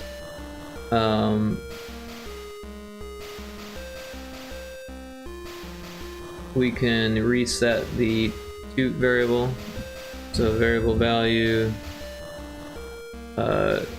toot game clock equals 0. And then we need an actor, so we'll just copy this one, copy, paste, and you know, I didn't think on these ones. Okay, yeah, those ones are fine. Yeah, we don't want this anymore. So yeah, game clock is back to 0, toot game clock is back to 0. And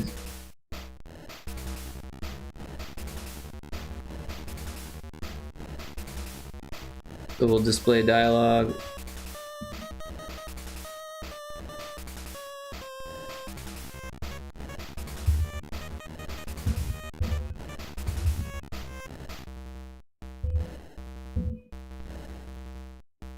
This one looks legit. Let's check.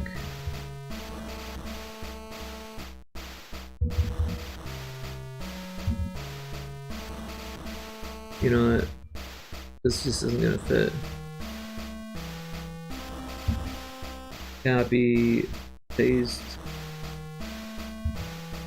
Let's check.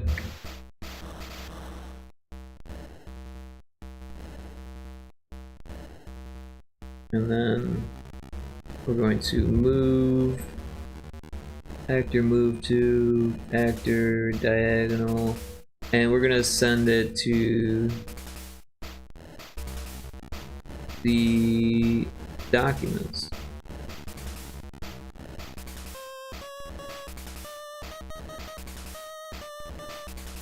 And then we're going to change the scene to docs.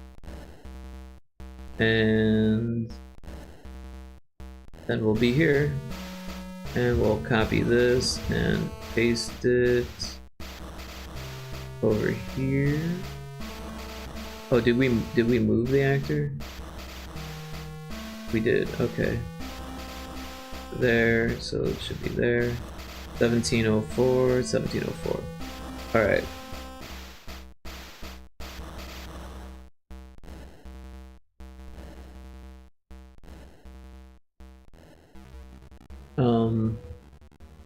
We do need to update the guest information here. So we'll just copy this and we'll paste it here. And this one will be 2 of 2 of 2.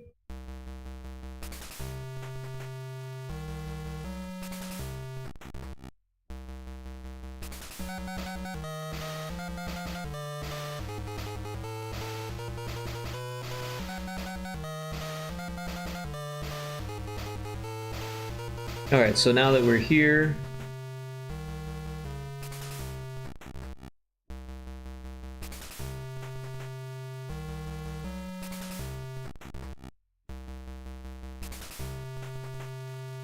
and we say dialogue.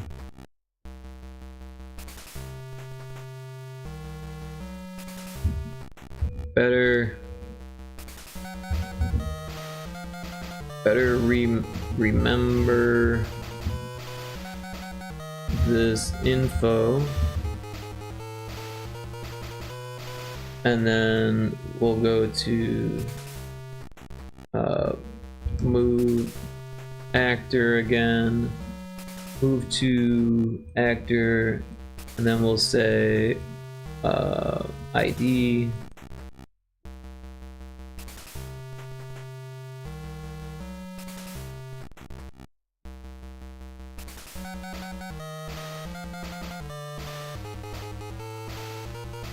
And then we'll say wait.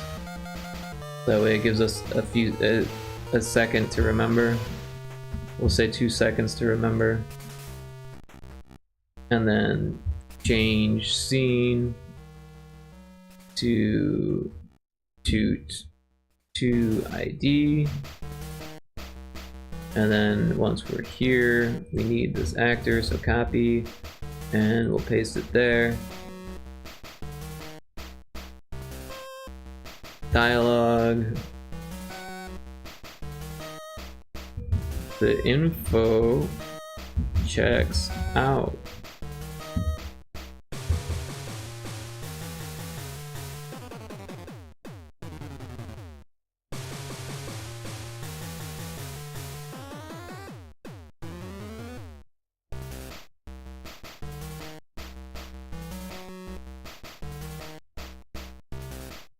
Alright, so we've got that.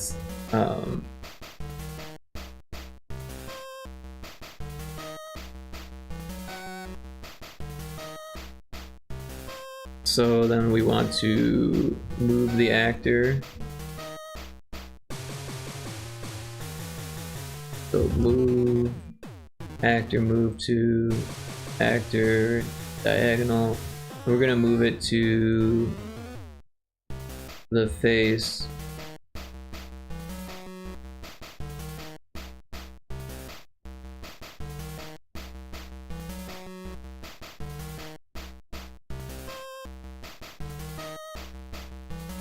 Let's question them to be sure.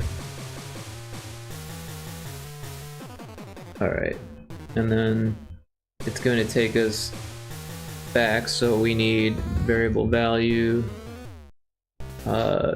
toot game clock to equal 1, and then here we'll go back to, oh, this sets it to 0, doesn't it?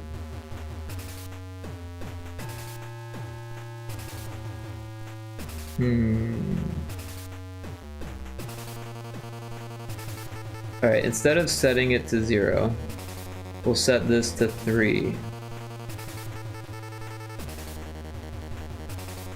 To 3, and then we'll say if variable value Metawatt yellow, how you doing? Welcome in.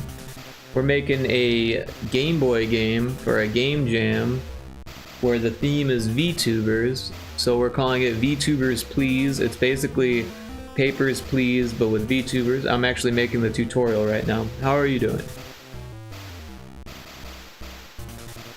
Let me sip on my tea.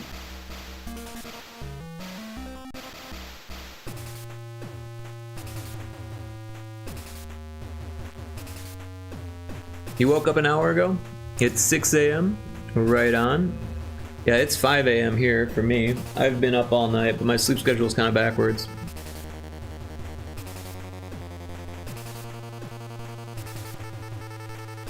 But good to see you dropping in. Are you a Game Boy developer by chance? GB Studio or pixel artist or game developer in general? Just thought I'd ask. We get a lot of creative types in here. Yee, I only made one game for GB Studio. Oh, cool. No audio though, sadly. Ah, okay. So I've only published like one full game for Game Boy, Game Boy Color. But I actually worked with a designer on that one. However, I have some unfinished games that are playable, like in a playable state, that are on itch. And also, I've just recently finished a solo project that has a Steam page, but the game isn't for sale yet. I'm still gathering wish lists. Well, I try to stick with the monochrome colors because I find them just enough. I started that way for sure, and at least a few of my projects are just monochrome, or at least 2 of them are just monochrome. But after Pyrotoad, which was the one that I worked with a friend on, I started doing Game Boy Color stuff, and so now I'm more into the Game Boy Color side of things. But yeah, it was a tough learning curve, to be honest, between just like the DMG to the GBC, right? But yeah, I agree. 4 colors is just enough. It's a lot of fun. It's a nice little challenge. I enjoy it. I'm trying to decide if I want to make a sequel that'll at least triple the content of the first game, since the first game felt very minimal, or try a different genre. Interesting, yeah. I don't know what to tell you on that. My first game for GB Studio was very multi-genre oriented, and I never finished it, but it's one that I planned on never really fully finishing, or at least taking a long time to finish on, because it's kind of what I used to learn a bunch of different techniques in GB Studio. I made it very much not like a commercial game. I made it as a learning project. But then after that, I made Demon Fish Dead Ahead, which was very much like an RPG, like this is what I'm shooting for. It was a game jam. And since the game jam, I doubled the content, and then I doubled it again. So I quadrupled the original content. So yeah, it started with 8 fish, well, 10 fish, I guess, counting the boss and its tentacles. And now it has 40. So yeah. My first game is a vertical scrolling shoot 'em up similar to Capcom's 1942. Oh, cool. I love 1942. In fact, one of my Unity games is a vertical shooter that has a inspiration from 1942, although it's a space game. It's got inspiration from a few different things. I actually have a command where you can kind of see what it's like. Yeah. So you see the ship is like shooting the lasers at the ball. So that's a game that I'm working on in Unity, and it's called Retro Spaceball. But I'm actually planning on changing the title because that title is kind of a working title. I think I'm gonna call it Blast Orb instead. But that's been kind of on the back burner for the last couple of years while I've been doing this Game Boy stuff. And also I was managing another person's studio, so my time was really divided.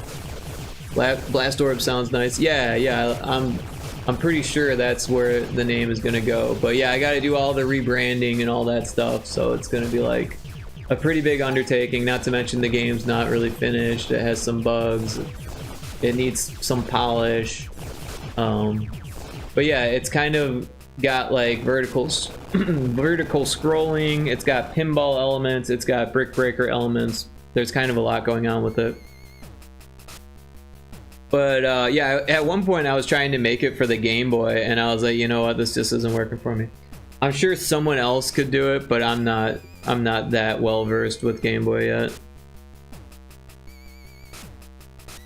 Yeah, I don't think I'll ever build my dream game, so I'm sticking with this engine for simplicity instead. Yeah, Retro Spaceball was basically my second attempt at a dream game, and yeah, it's still not finished, so it's probably a good idea to not try to work on your dream game. But I don't know, honestly, if it depends on what your goal is. If your goal is to make money, then yeah, don't try to make a dream game. But if your goal is to have fun, then sure, why not, right? And you can do both. Oh, and there's an ad. Sorry, I should have snoozed that.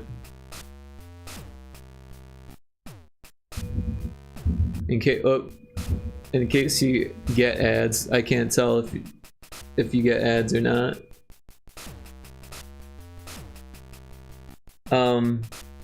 But yeah. So we're working on this tutorial here.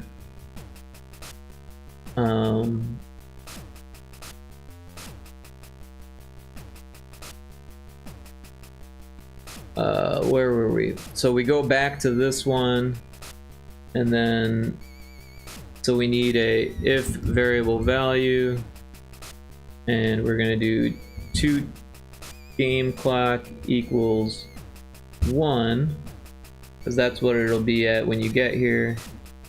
Then we want to do this stuff. Oops.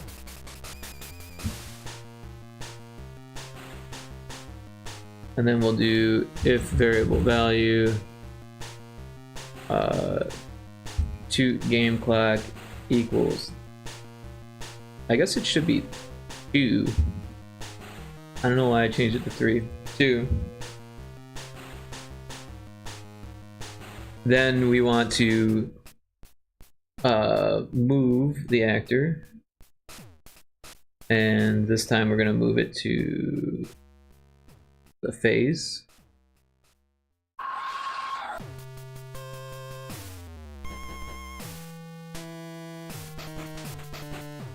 And then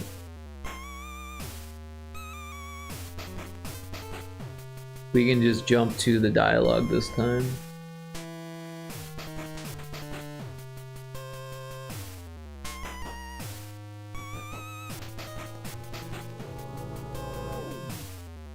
Alright, so the ad should be finishing up. I can never tell. But yeah. Metawatt, let me know if you're out of the ad. I can't tell.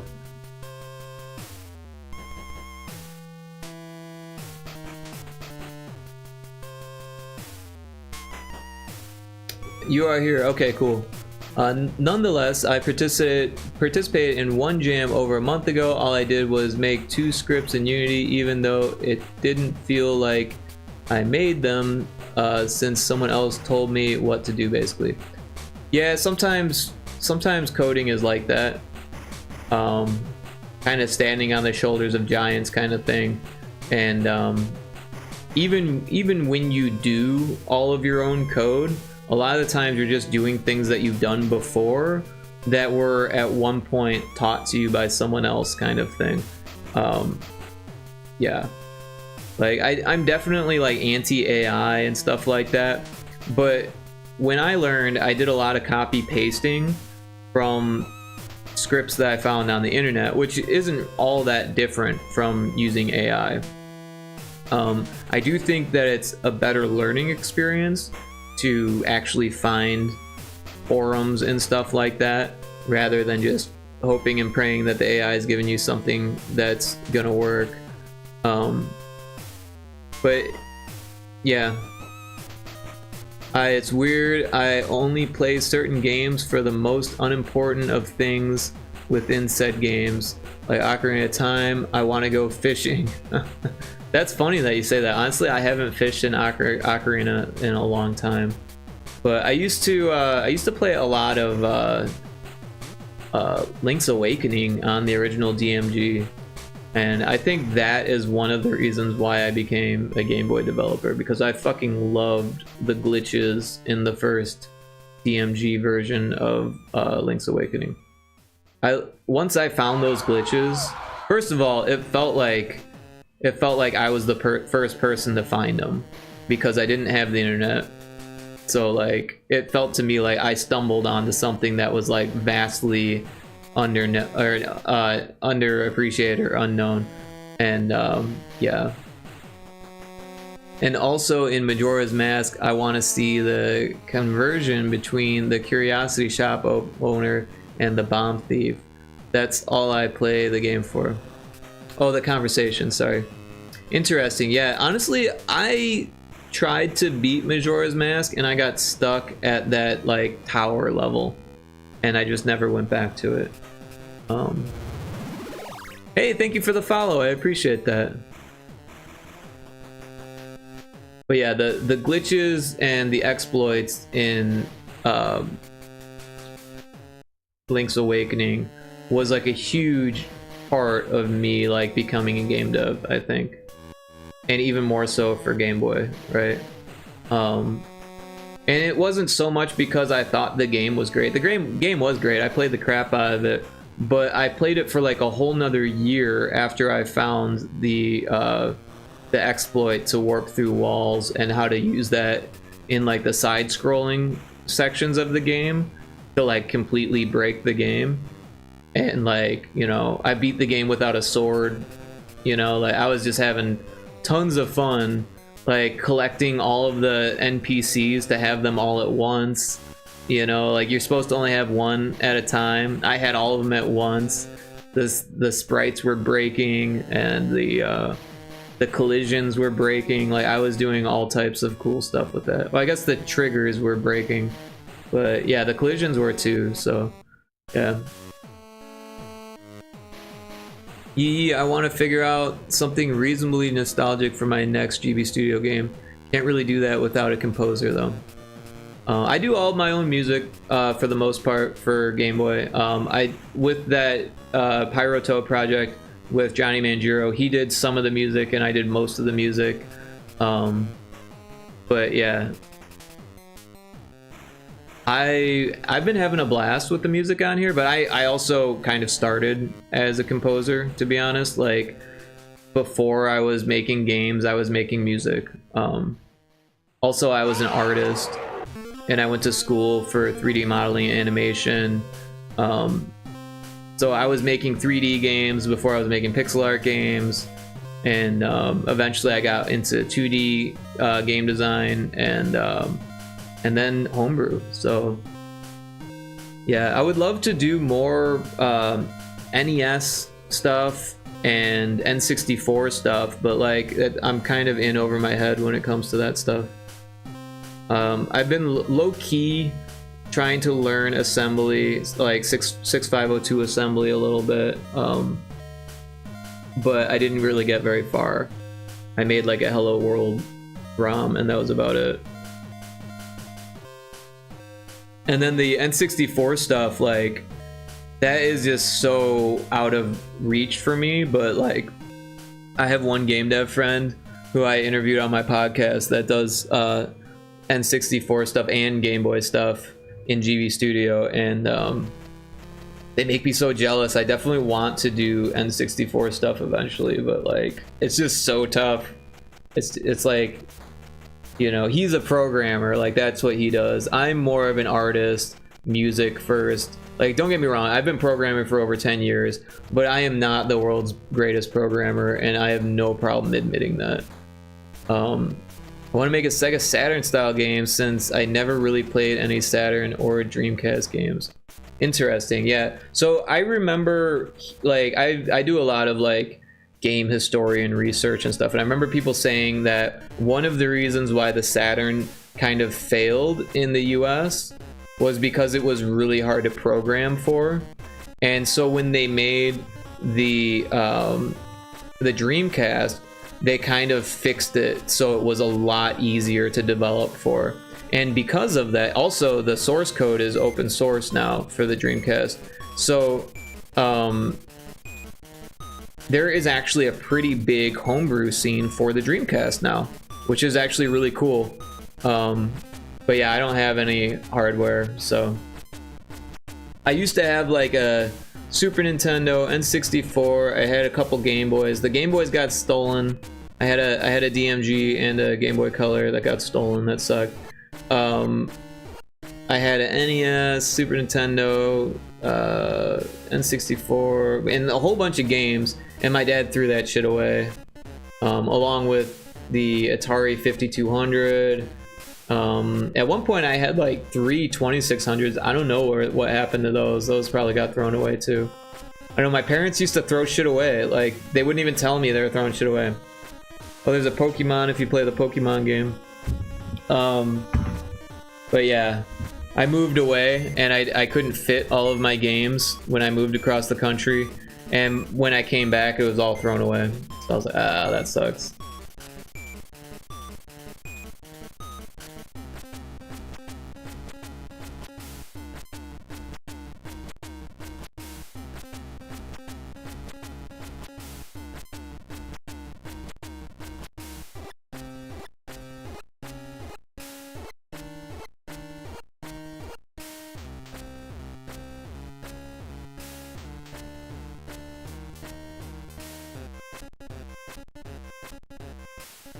Dang, yeah, it was a little upsetting. It took me a while to like not be just like mad at my dad for tossing that shit. It's funny, he held on to like the strangest shit. He's like, well, I didn't throw away your painting. And I was like, oh shit. Like, I didn't even bring that painting because I don't care about that painting. Like, I brought the ones that I care about. You could have thrown away the painting. You know, like, but he threw away all the fucking games. Like, what was he thinking, you know? But, you know, whatever. I'm making good progress, but I'm writing terrible code. LOL, but it works. Hey, if it works, then it's not terrible, you know? Not all code has to be a work of art.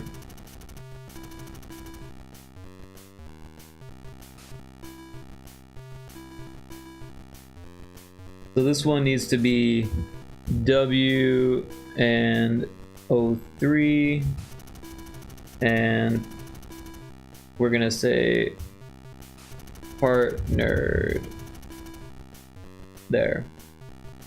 So yeah, after that it will say dialogue in parentheses.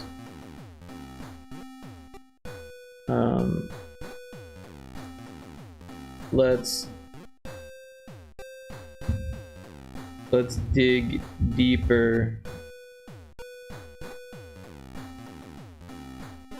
and then it'll be move to copy event, paste events, and we're gonna move over to ID because we didn't do that yet.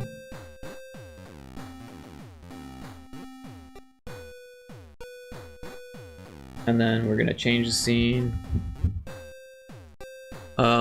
Metawatt says, well, nonetheless, I gotta figure out something. The mini jam's current theme is cafe, and I instantly thought of the game Tapper. Yeah, that's interesting. Yeah, I don't think I've ever actually played Tapper, but I know how it works. You know, maybe I have played Tapper. I don't know. I didn't play a lot of it, but yeah. I haven't really played any cafe games.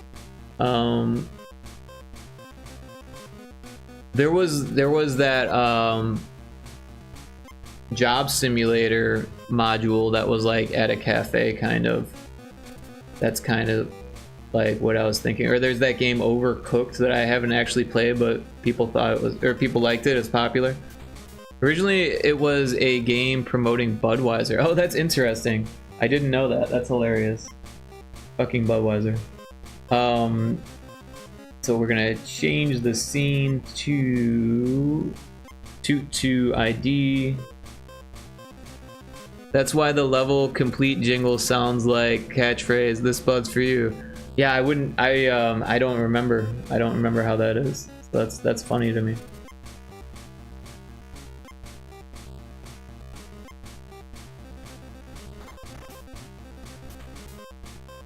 Oh no, we've already been to that scene. So let's go to the scan one. To scan. And then we'll change the position. To that one. And now we're here. And we need that actor.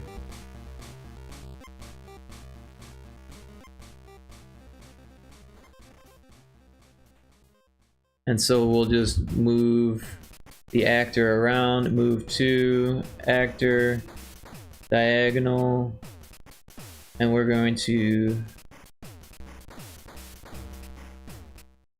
just kind of move through a few.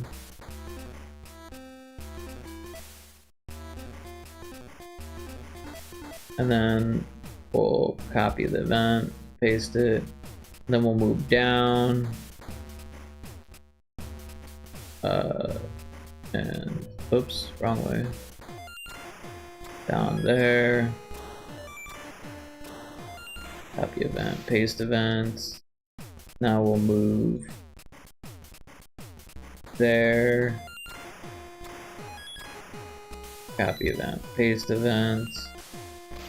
And then we'll move up here. And then we'll move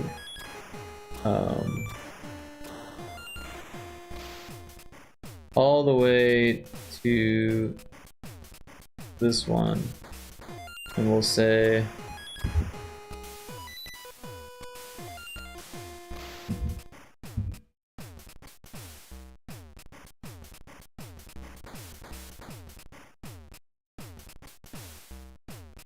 this one looks like it passes.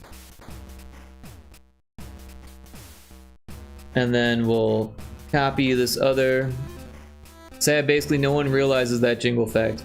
I haven't played the game enough to recognize it, but yeah. So now we have correct guess, so we'll copy this one. And we'll paste it here. We'll rename it to Toot correct guess.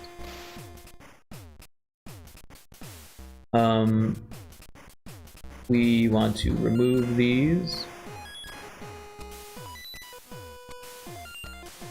And then we'll make a dialogue.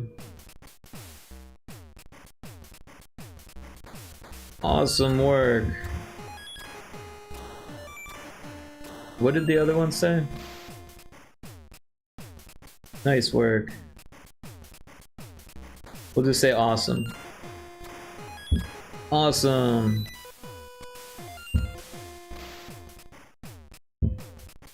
You've completed the day.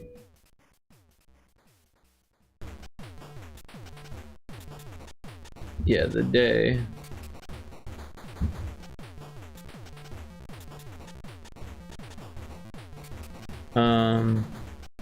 Should we do a success screen then?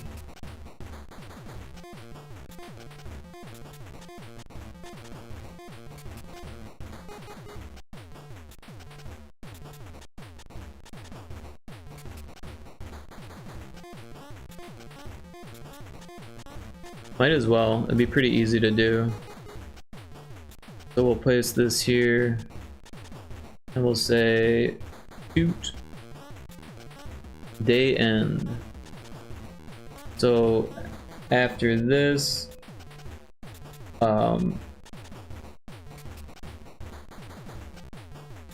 we want to go to toot, day end, success. Seriously though, I wonder what genre I should build my next game for. It's a reasonable question. Yeah, I mean, it's kind of a question you have to ask yourself, you know, what you're interested in. Obviously, there are things that GB Studio is better at than other things. Things that are tougher, you know. Depends on where your skills lie. Like, I spent a lot of time learning how to do tile swapping when I first started GB Studio. So I do a lot of that in most of the games that I do. At least a little bit of it.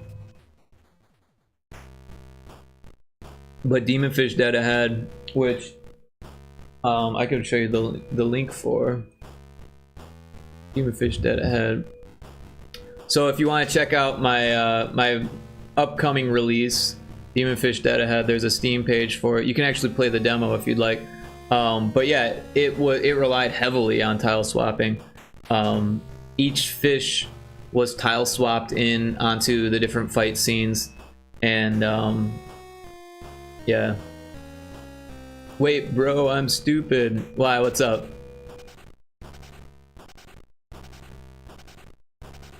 Did you already have something planned in your notebook? So you know the game Shenmue, right? No, I do not. Shenmue? No, I've never heard of that.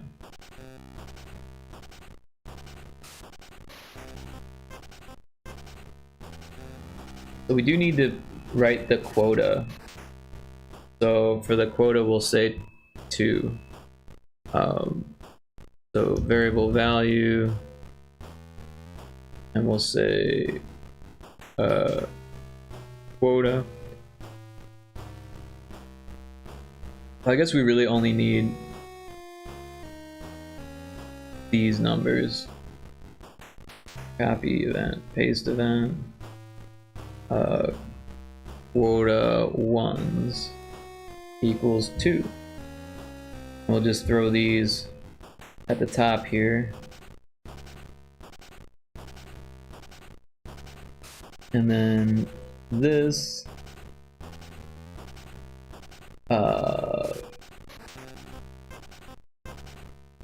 we want to delete that, and then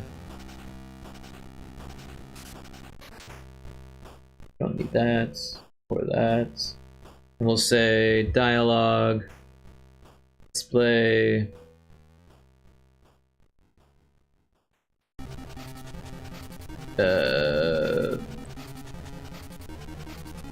this completes the tutorial.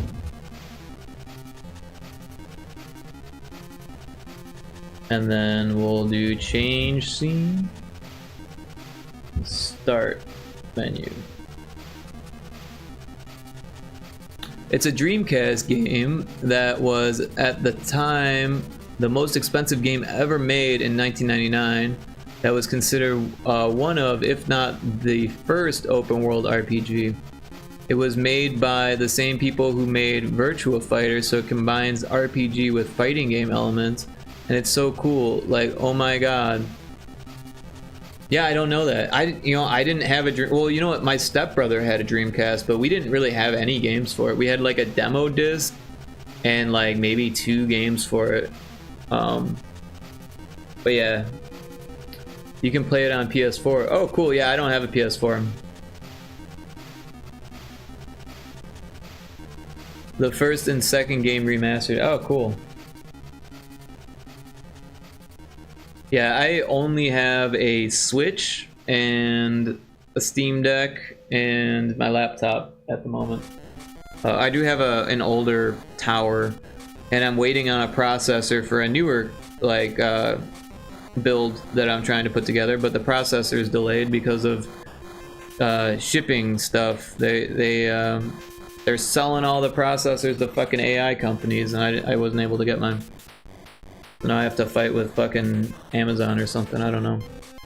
Been waiting for like a month for this damn computer, and now I just need the processor.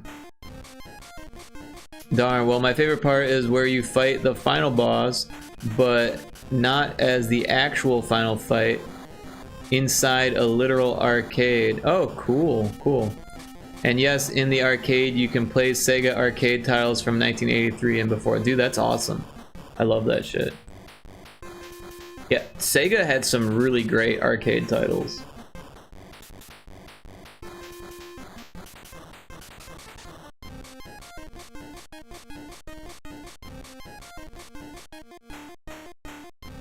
So I think it's time to test this tutorial. There's probably some issues with it, but I won't know until we test it. Like Outrun and Space Harrier, absolutely.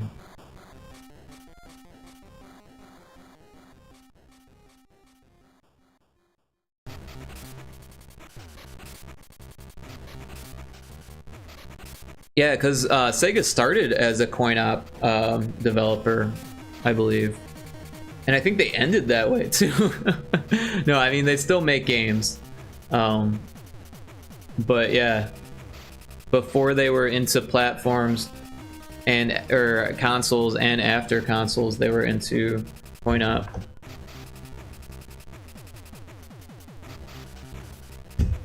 And successful at coin-op too.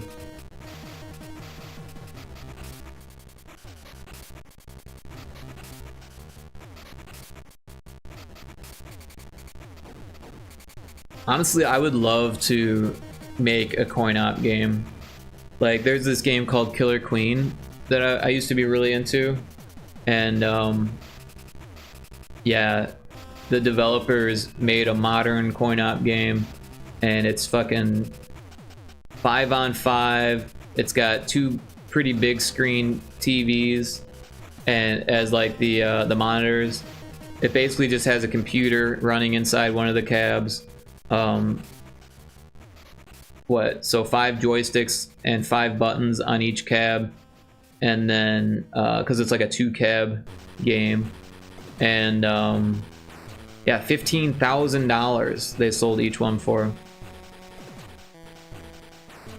Granted, they probably didn't sell more than 100, but you can still buy one today if you want. All right, so if I hit the select button, it takes us to the tutorial.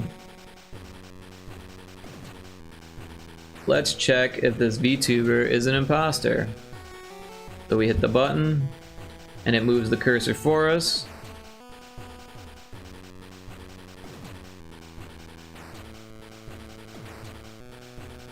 Interesting. It broke. That's weird because it worked before. Something happened where it broke. Oh, yeah, it's not changing scene.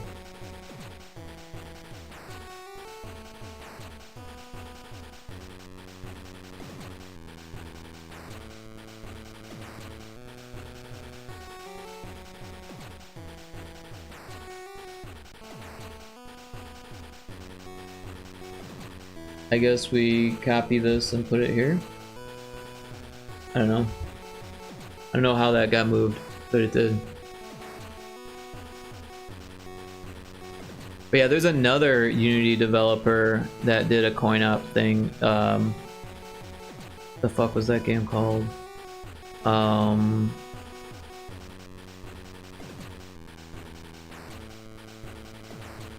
want to say it's called Death Ball, but now I can't remember.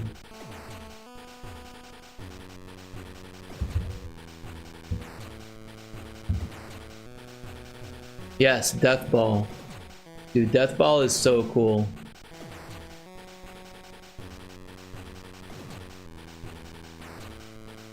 And it's a lot cheaper than Killer Queen.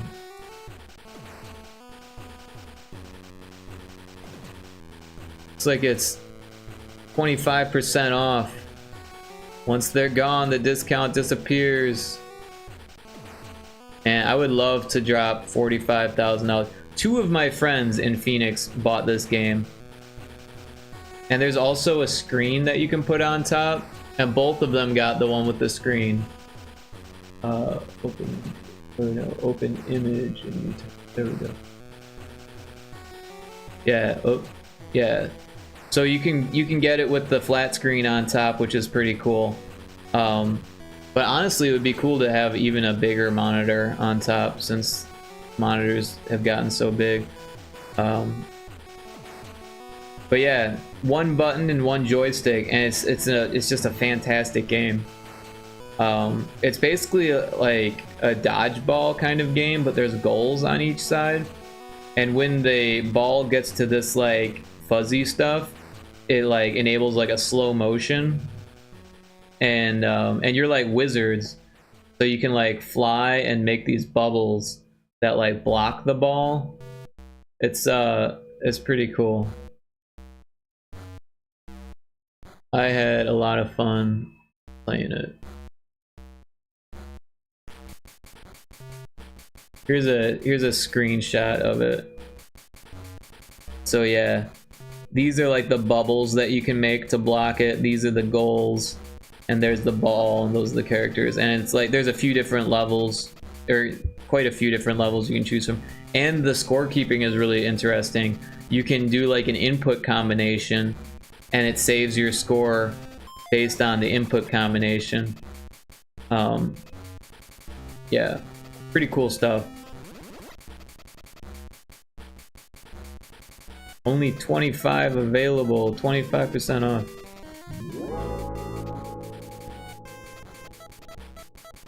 So if anyone wants to get me something for my birthday, no, I'm just kidding. $45,000. But yeah, a lot cheaper than Killer Queen. Killer Queen looks dope too.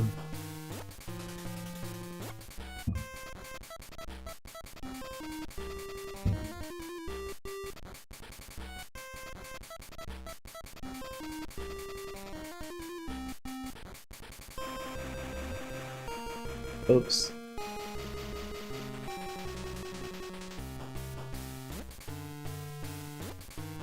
Here we go. So here's Killer Queen. You're there. It's the blue team and the gold team, and yeah, you like go and collect these berries and bring them to the gates, and you get wings so you can attack each other, or you can get the berries and bring them to your hive to get an economic victory. Or there's a one queen on either side that has 3 lives, and if you kill the other one 3 times, then you win. Or there's a snail at the bottom that you can ride to a goal on either side, and if you get to the goal, then you win. So there's 3 different ways to win, and it's technically a 2D MOBA, but yeah, it's like Mario mixed with Joust, and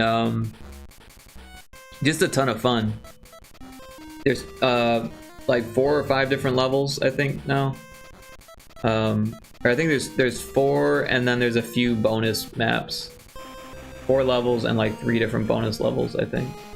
But yeah, super fun game. They made a Killer Queen Black for Steam, and it was cool. I enjoyed it, but the servers got shut down. Only a couple years after it came out too, which is kind of sad. At one point it was on sale for $1, and they still couldn't get people to like the servers weren't empty, but like towards the end it was, yeah, kind of empty. And they said that it was because of some programming issue and AWS, but I think they just didn't make enough money to keep the servers up. They didn't make as much money as they thought they were gonna make, so they shut it down. But yeah, that was Liquid Bit made the Steam version using the license from Bumble Bear Games, who made the original. All right, so now we're going to the tutorial. Let's check and if this VTuber is an imposter. So we go to the documents. This is the info on file. The image doesn't match. The serial number 015354434. Let's check her ID. The serial number doesn't match. Let's question this VTuber. Now we are talking to them. Welcome to the event. VTuber ID, please. Choose what to ask them. Booth number, partner status. So we're gonna say booth number C04. We can check that in the info. Oh, it didn't move. The cursor didn't move. Back at the info on file. The info they gave doesn't match. We should also scan them for contraband. This is where we scan each guest. Move the cursor over each area to uncover potential dangers. Oh no, they have contraband. Any one discrepancy is enough to turn a guest away. We can't let them in. Oh, and then it froze. Something screwed up there. So on scan, actor move to, oh yeah, for some reason it doesn't change the scene. So change scene to toot correct imposter. Also, there was another issue where we go to the scan. So here it moves to there.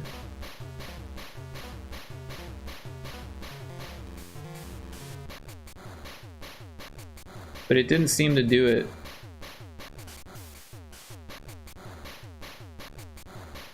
Maybe there should be like a wait. Does it just happen really quick, maybe?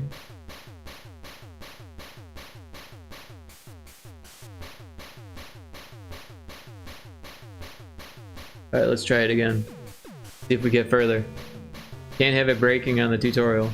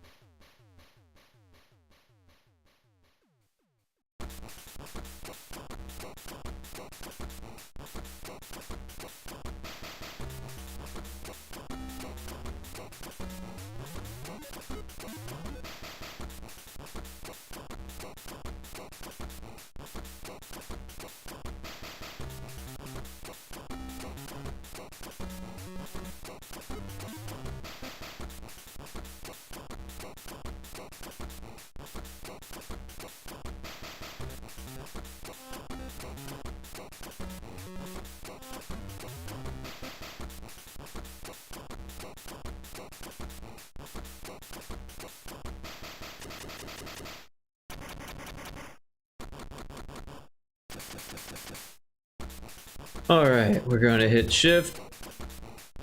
Let's check if this VTuber is an imposter. This is the info on file. The image doesn't match. Serial number. Let's check her ID. Serial number doesn't match.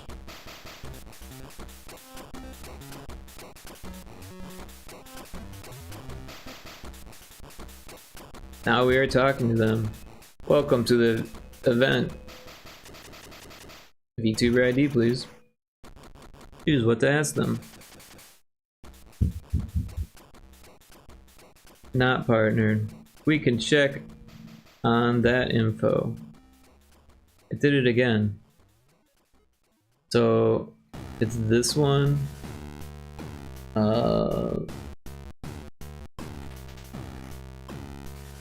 No, this one.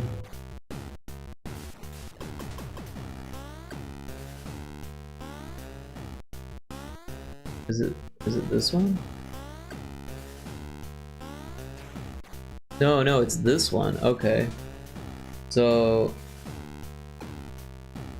we can check on the info. Oh, it says set actor position. That's why we want it to be moved to. So delete that. Copy this. Paste that. Put it there. Move to as a noob mistake. There. And then, right, back at the info on file. The info they gave doesn't match. we should also scan them for contraband. So it goes to the scan. This is where we scan each guest. Move the cursor over each area to uncover potential dangers. Oh no, they have contraband. Any one discrepancy is enough to turn away a guest. We can't let them in. Great job. An imposter was denied entry. Nice work. You get $1 per correct choice. Get too many wrong and you lose your job. There's a Pokemon in chat.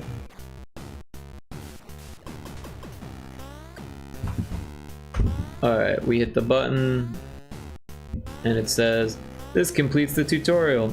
So you see how the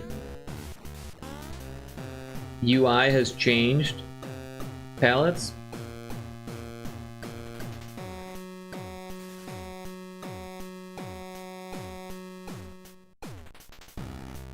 That's weird, right?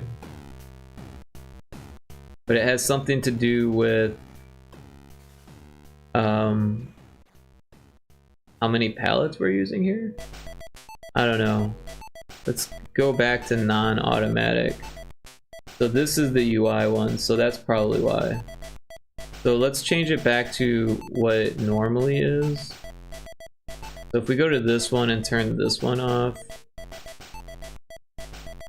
Well, that's the same color.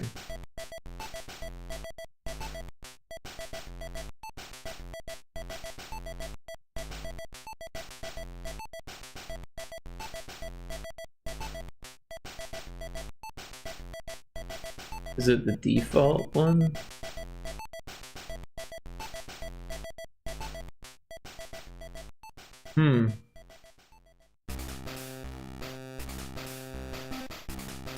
Anyways, at least the tutorial's working.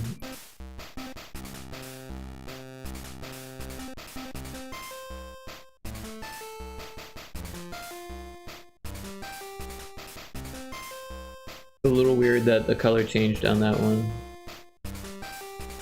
I'm gonna test it one more time with those new changes. Or that one single change, and then whatever I did to the palette.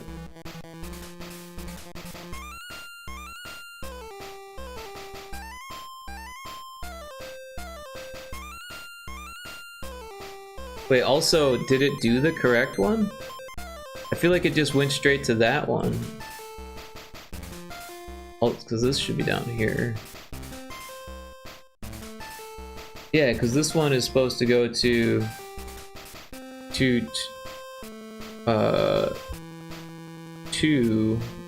correct, and this one is supposed to go to day end. Yeah, okay, I fucked that up.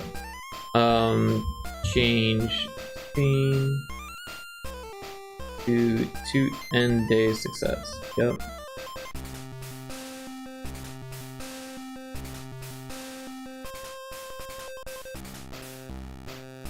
Oh, I guess we could change this author to Rick Taco Ayas and the name to VTubers, please.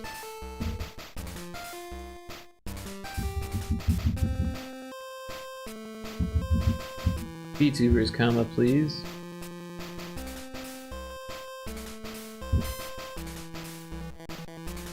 Let's check if this VTuber is an imposter.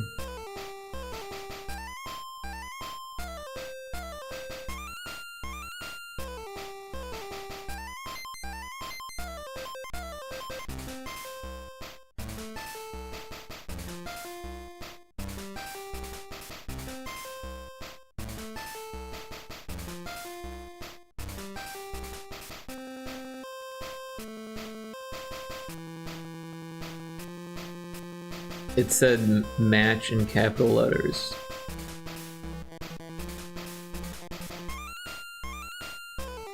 Also, that is capital. Too many capitals. All of them. Everyone started with a capital. That's weird.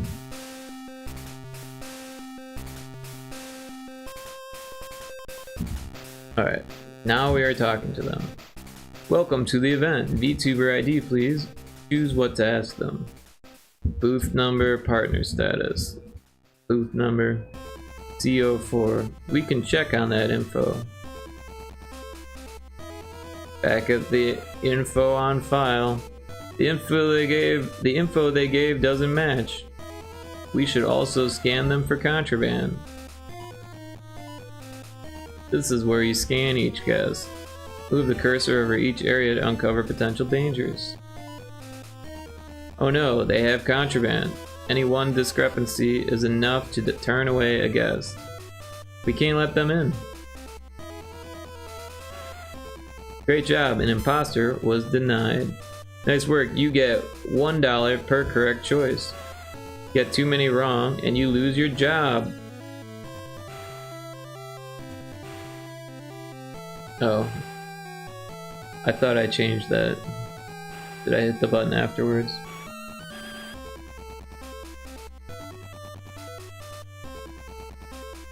Yeah, I did. Okay. Well, we'll test it again.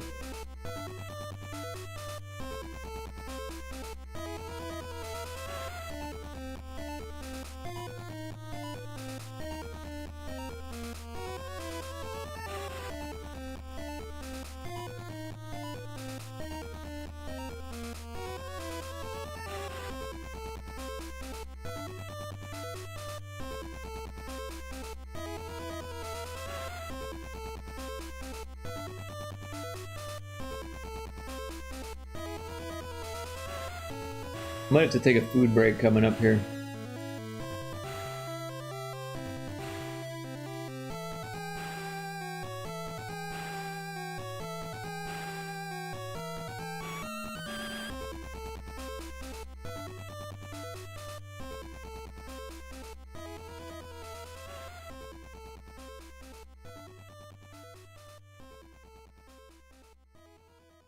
But yeah, maybe after a food break, I'll do some sound effects. Sound like we're gonna give them a voice. Could be fun.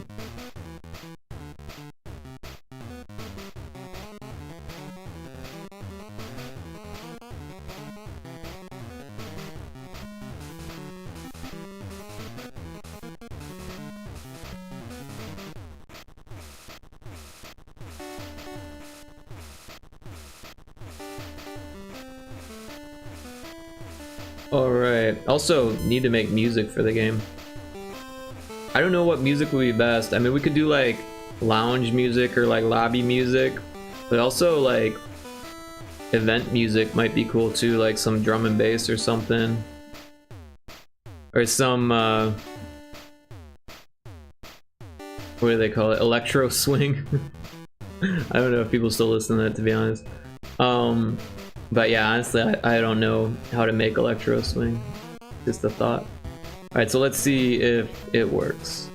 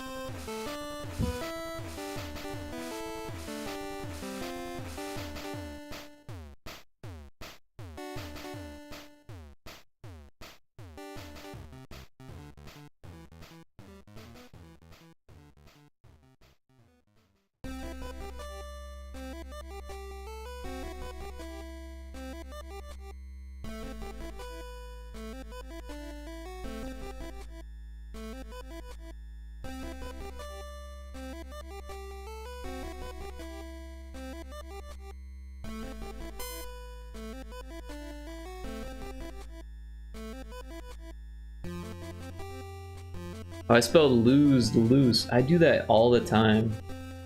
Why does loose feel like it should be lose feel like it should be spelled loose?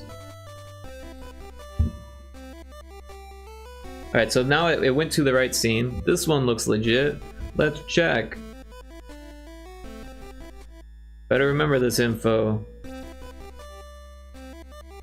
Oh, and now, did it break? No, oh, it just Oh, it just took a second. Info checks out. Let's question them to be sure. Oh, now it breaks. Got closer. Getting closer each time. Alright, so it breaks at the ID. Let's take a look at that. Yeah, we don't change the scene there.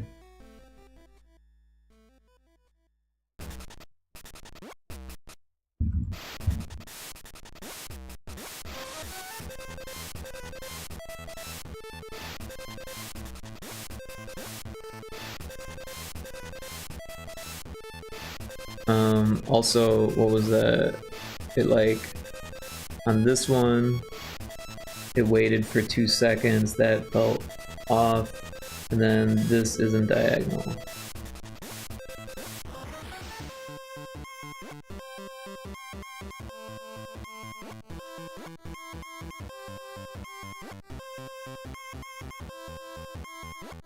Maybe another dialogue here that says, let's check their ID.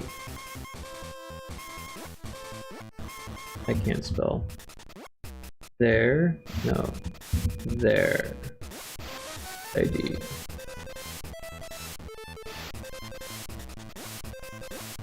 Alright.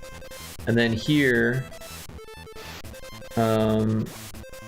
it's supposed to go here. And alright, so let's try it again. See if we get further.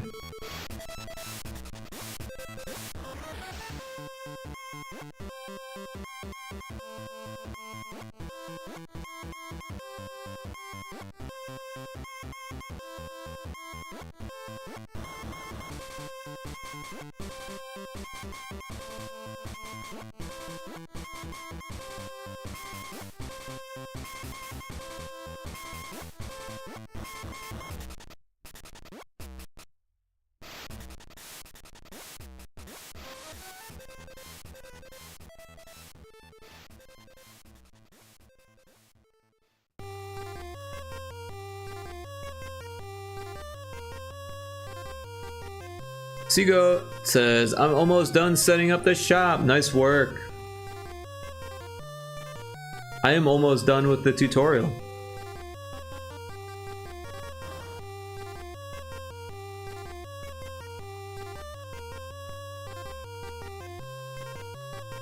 Yeah, it's really cool how much I did today. We got it from feeling almost like something that could be played to something that could be played, and it teaches you how to play it today.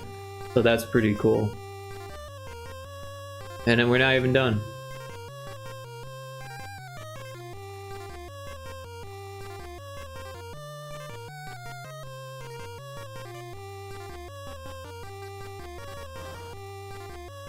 But yeah, the only things we really need left are the start menu and like 5 or 6 more characters.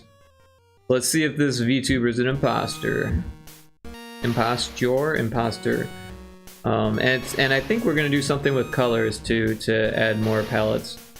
The image doesn't match. Serial number 01535434. Let's check her ID.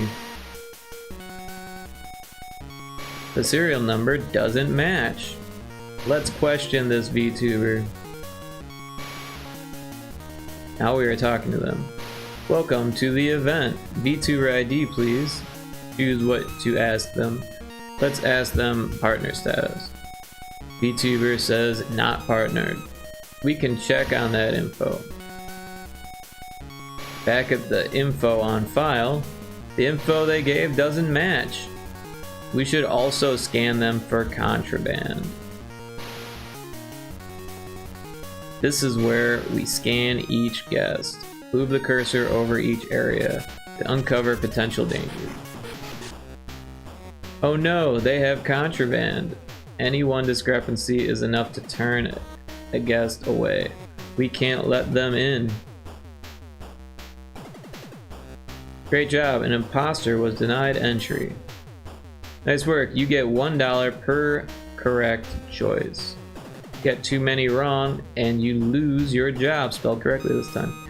This one looks legit. Let's check. Better remember this info. Let's check their ID. The info checks out. Let's question them to be sure.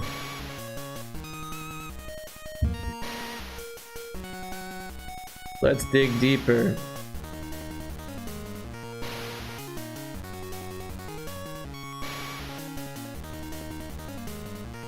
This one looks like it passes.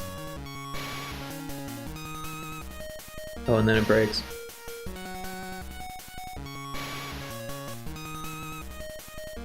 Alright, so yeah, it doesn't change the scene here.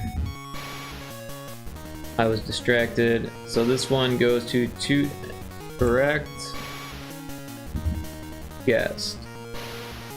Seagoat says, I nearly have almost all the parts in. We'll then just hook them up so everything works and triggers, refine some of the sound effects, add some transitions, finish music, credit screen, set the itch, and bug test. Cool, cool. Yeah, we don't have any sound effects really except for the beeping. Still gotta do the music. Don't have a credit screen. Also, there's no end to the game yet. It could use more days. Right now there's only 5 different days. And then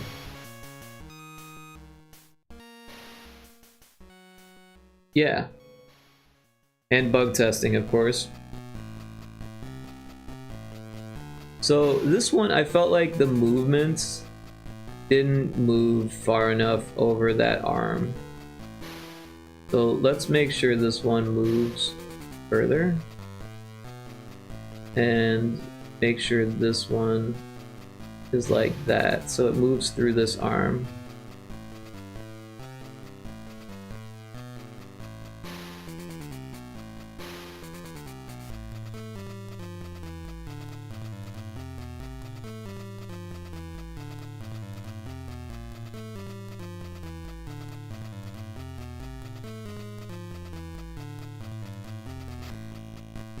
And we could probably just add one more in between. So we make sure that it checks this. Oh, what happened? This leg over here also.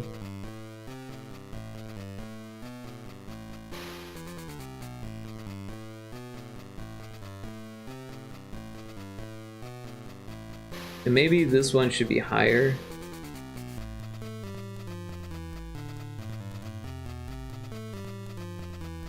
So it checks the head for sure. But yeah, then we change this to that scene. Seago says, if I get all that done, I can then just add more enemy types. Right now, there's just 2 asteroids and basic ships. Right on. Well, I mean, asteroids had asteroids, right? Well, I guess they also had spaceships and asteroids. Asteroids only had like 2 enemies. Also, asteroids is a dope game.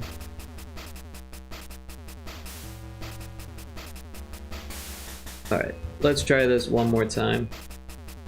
I'm spending quite a bit of time on this tutorial, but I feel like that's something like, if people, a lot of times people play the tutorial first, and if that's like the first impression of the game, then it should be pretty good, right? Yours might be as well. Oh, hey, there's nothing wrong with only 2 enemy types. I really enjoy asteroids.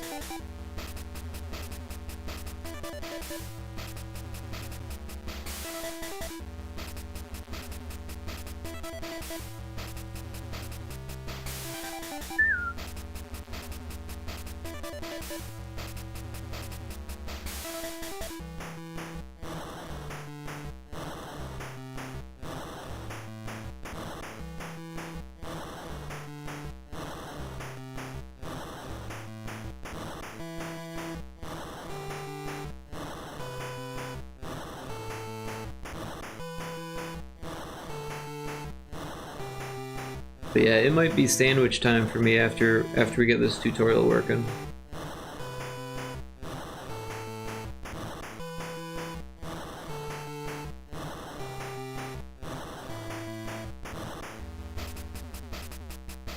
Food, yeah. I had a pizza when I woke up.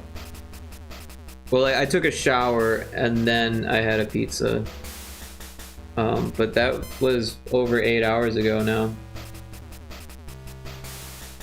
Thank you, Rick. Now I want to eat. Oh, I hit the wrong button. Damn it. Well, you gotta eat. Eating is important, Seagoat.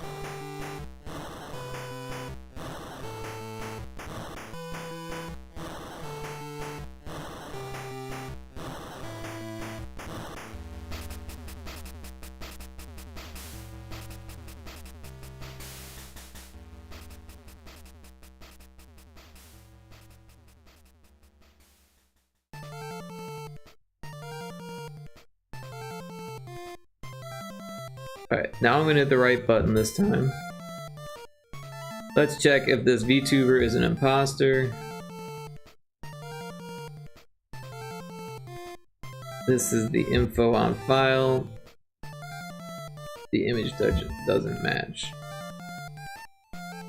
Serial number 01535434. Let's check her ID. Serial number doesn't match. Let's question this VTuber. Now we are talking to them. Welcome to the event. VTuber ID, please. Choose what to ask them. Booth number C04. We can check that info. Document. Back on the file. Info doesn't match what they gave us. We should also scan them for contraband. This is where we scan each guest. Move the cursor over each area to uncover potential dangers. Oh no, they have contraband. Any one discrepancy is enough to turn away a guest. We can't let them in. Great job, an imposter was denied. Nice work, you get $1 per correct choice. Get too many wrong and you lose your job. This one looks legit. Still up, Rick? Yeah, I'm going to be up later than you, Lot Lizard. Gonna be up for at least another 4 hours or so, 5 hours. Let's check. Better remember this info. Let's check their ID. Damn, I woke up at like 5:30 p.m. I've been up for just over 12 hours. Info checks out. Let's question them to be sure. Oh, then never mind. Yeah, you know, the usual. Let's dig deeper.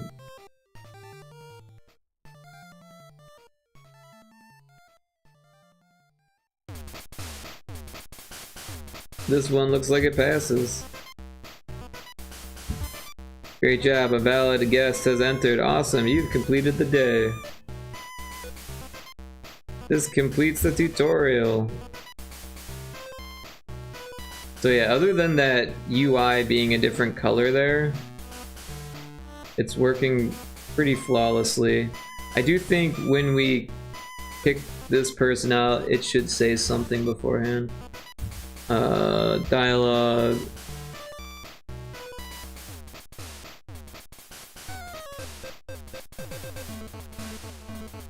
These buttons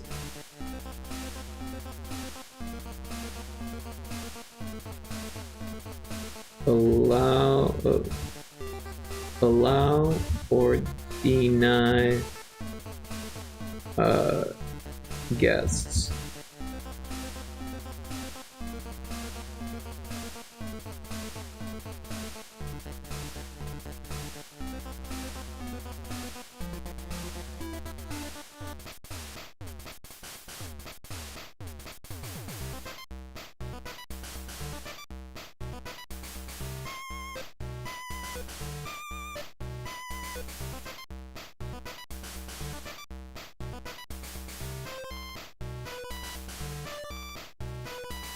I really don't understand why the colors is different on this one, to be honest.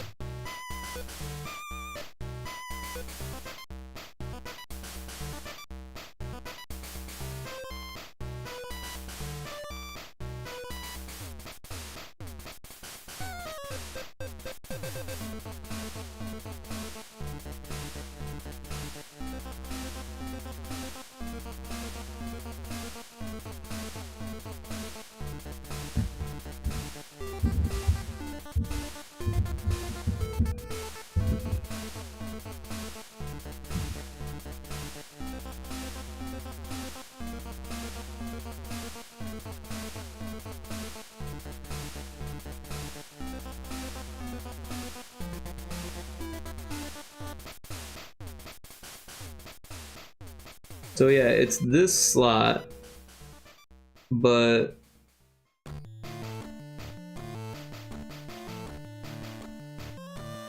I don't know why the colors are swapped like that.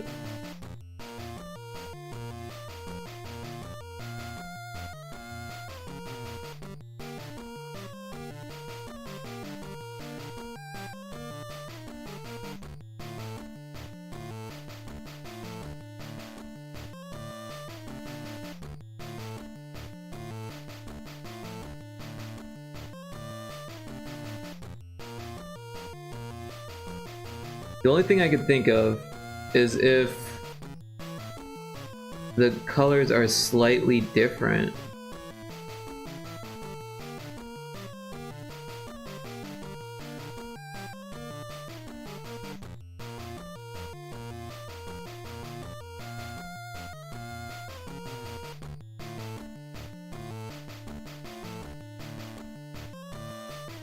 I had that trouble in Pyrotoad where for some reason there was like some opacity or something that got involved and the color was just like the tiniest bit different.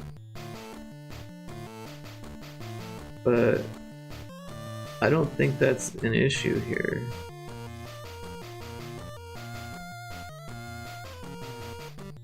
I don't know.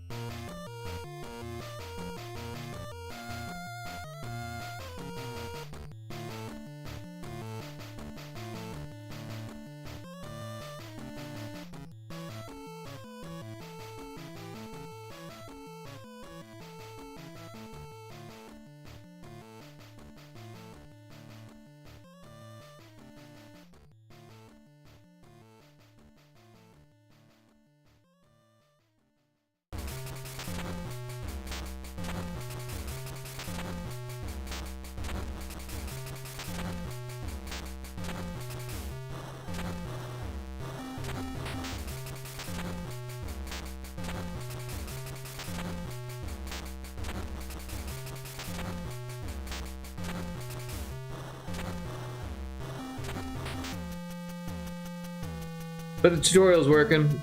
I think it's time for me to take a food break. So, Lot Lizard, I appreciate you hanging out. I'm gonna take a little break to eat a sandwich. Might take me a good 15 minutes tops. So yeah, an extended break for food. And there is a Pokemon. So hopefully before the next Pokemon, I'm back. But thanks everyone for hanging out while I take a break. I need to eat. It's food time.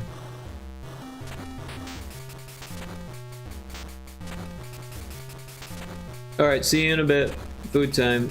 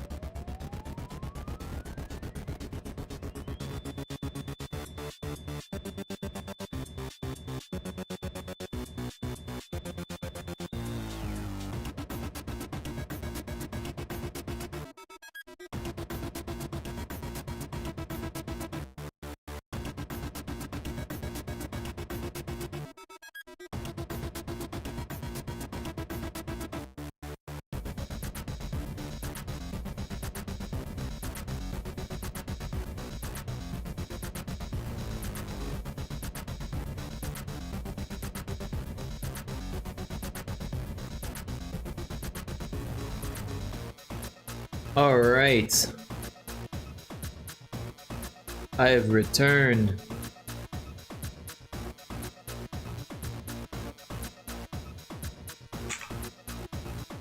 I had a sandwich, and it was good. Also a banana, and it was also good. But now I feel energized. Yeah, so VTubers Please is coming right along. I've been missing chat, or Discord, so let me catch up on that.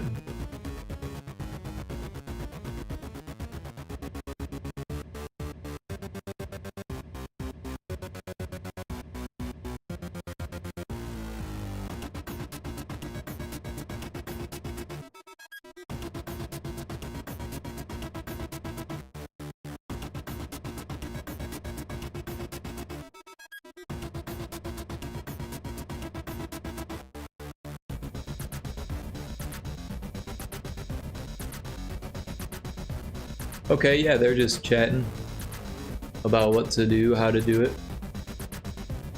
Alright, so what could I do?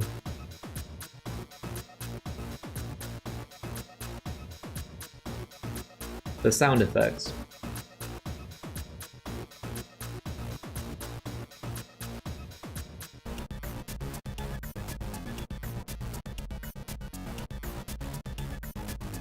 We've got a... yeah, I'm just gonna copy these. And we'll get to work on audio.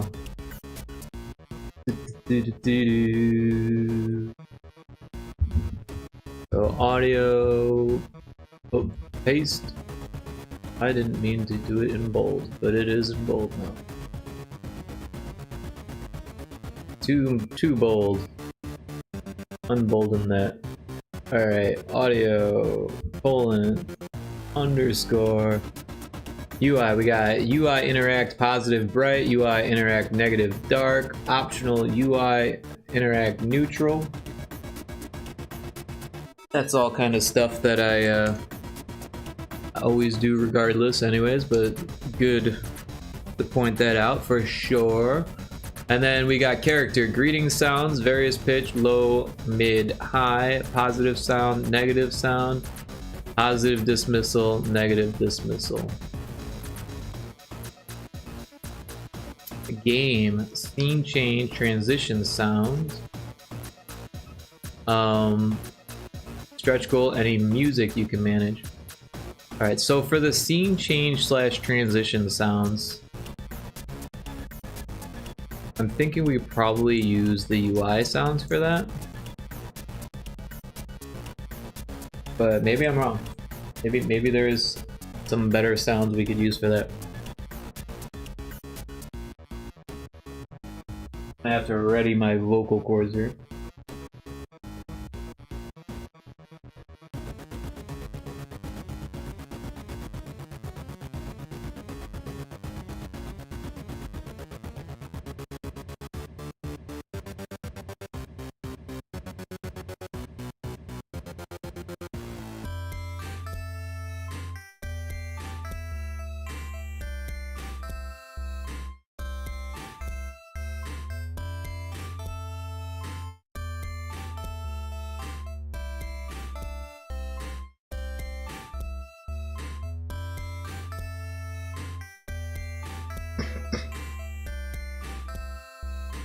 Excuse me.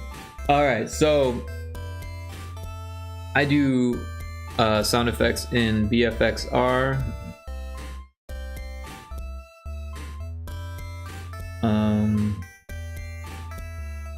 There it is.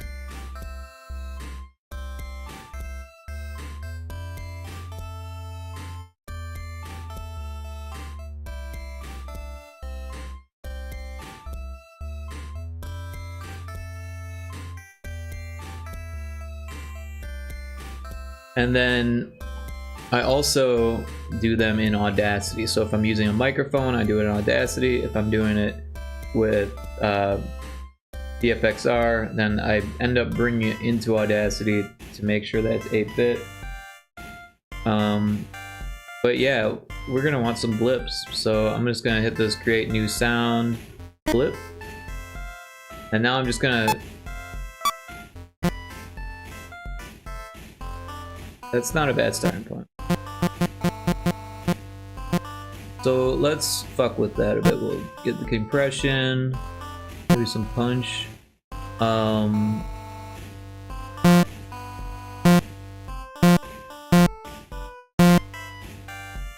And then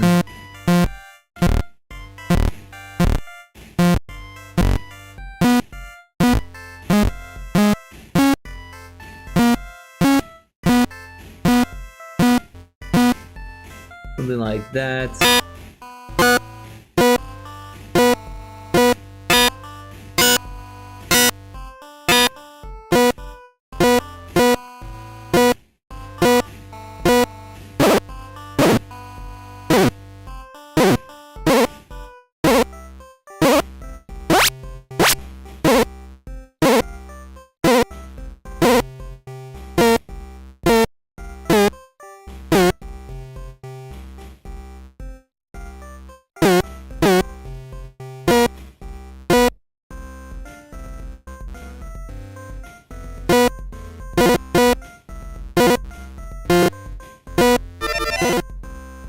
Tanker, welcome in. How you doing?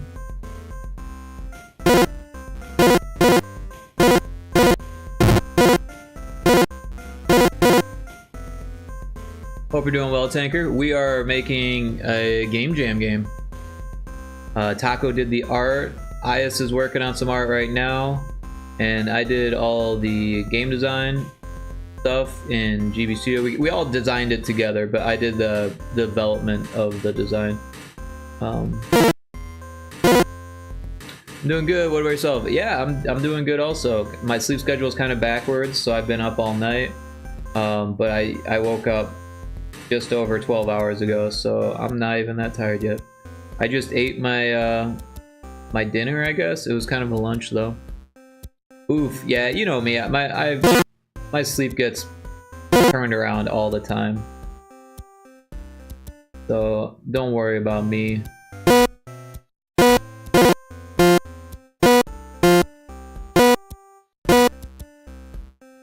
I feel like this saw is not as pretty.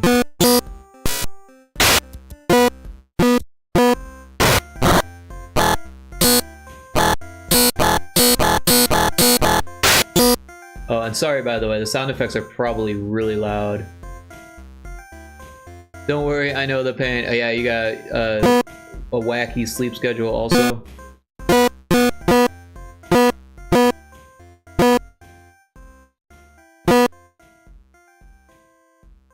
How do I smooth this out?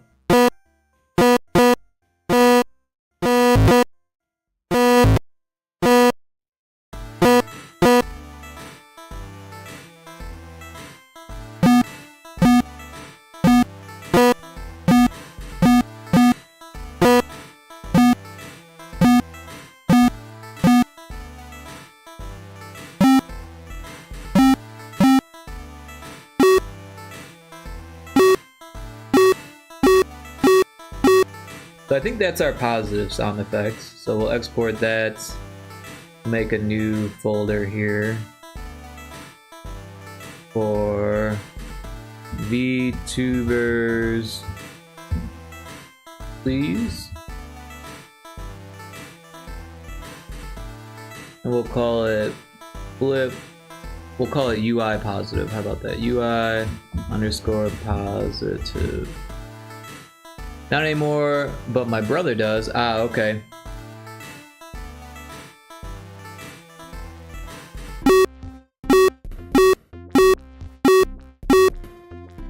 So then we can make another one.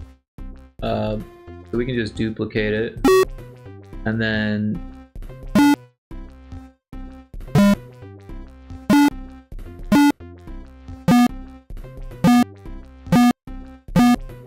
that could be the negative one.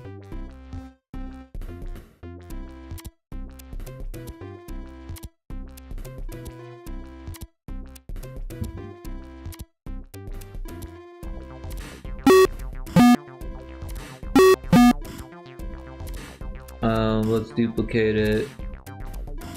And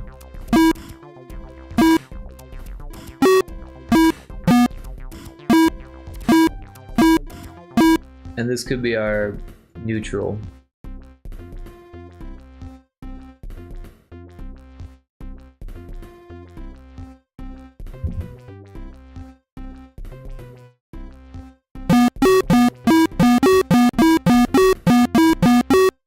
Yeah, sorry if that's super loud.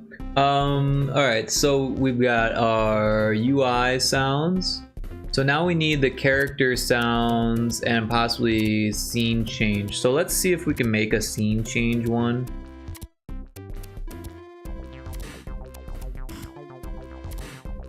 I don't know, maybe jump would be a good starting point.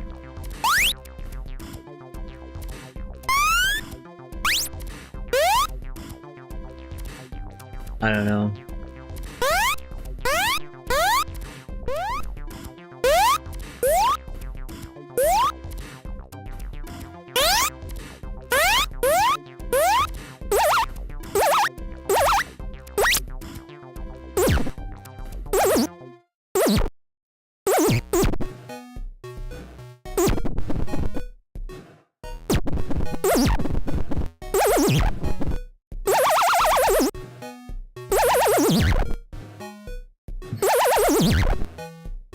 That could be like you lose the game. I kind of like that.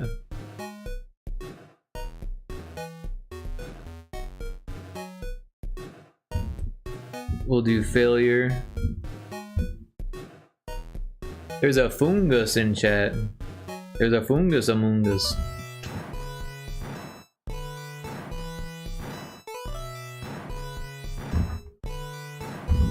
Alright. So we've got our failure, and maybe we could turn this into a positive one.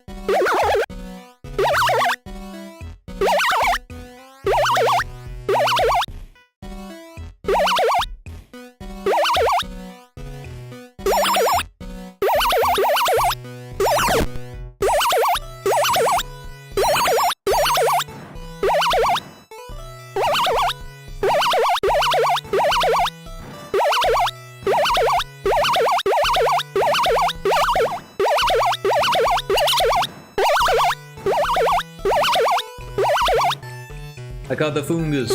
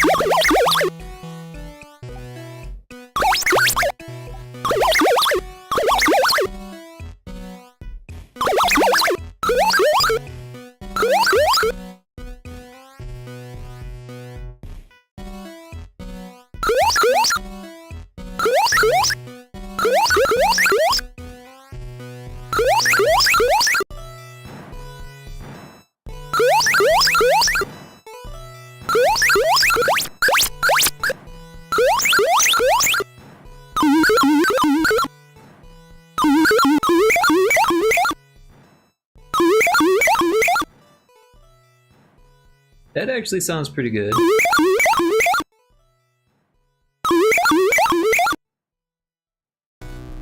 go with that. Export as success.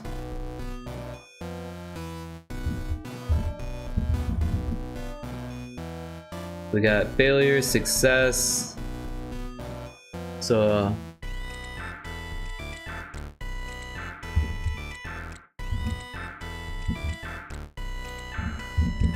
I'm just writing them onto the list because they weren't on there.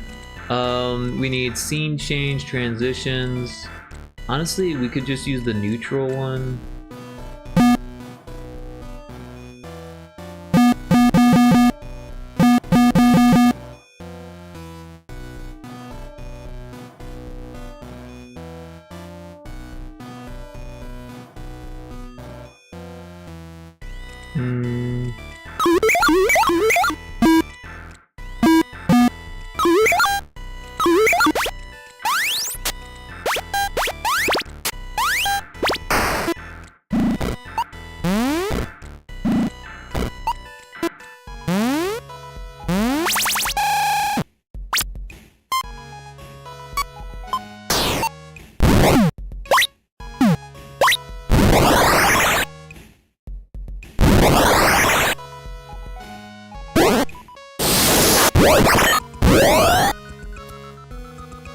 Some of these are for Pyrotoad, some of them are for fetch quest.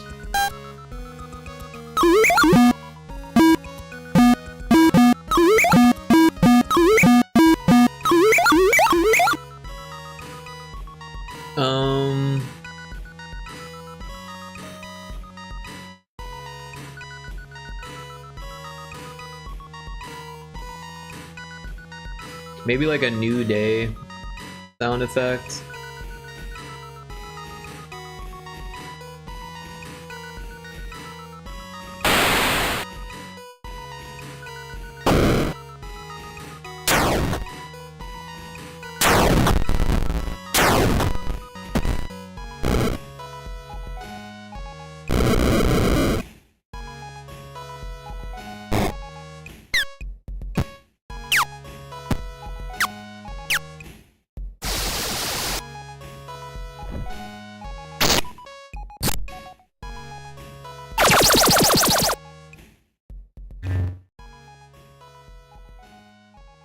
I don't like that.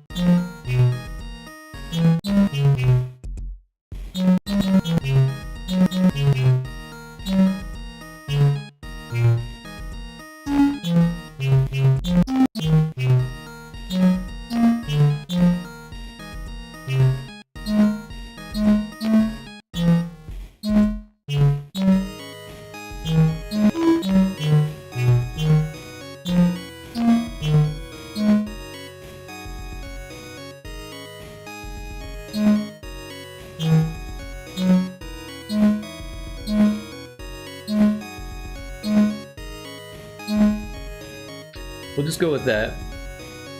Maybe turn the compression up.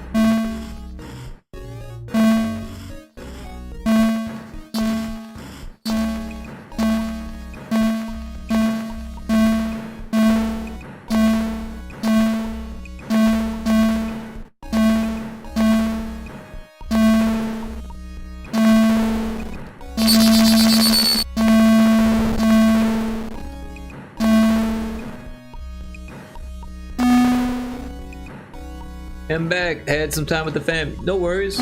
Hope it was fun.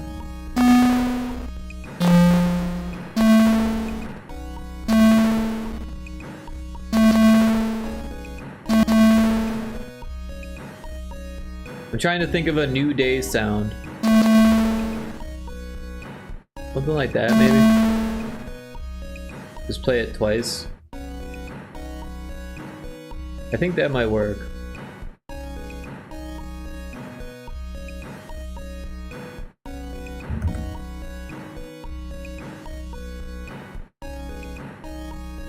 And I think we have all of the sound effects we need, but we need vocal effects now. So I'm gonna close VFXR and open Audacity and see if my vocal cords can make some meep mops.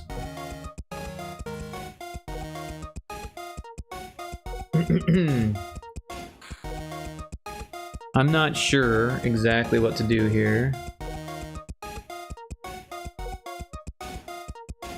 I guess we should probably test volumes.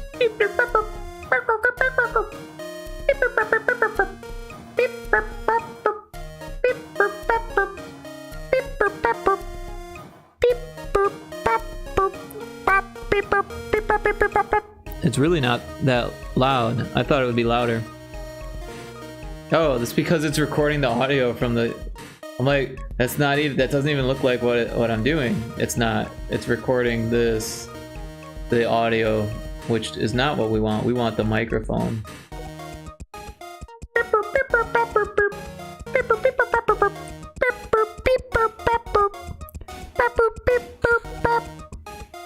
Something like that.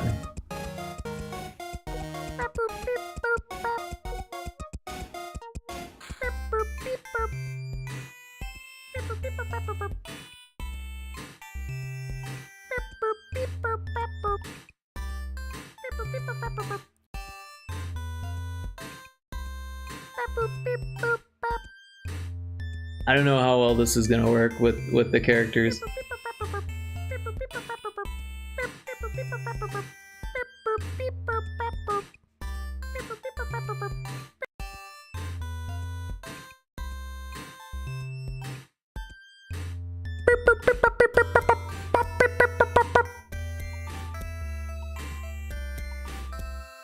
That's very Animal Crossing. Yeah, it's from Peanut.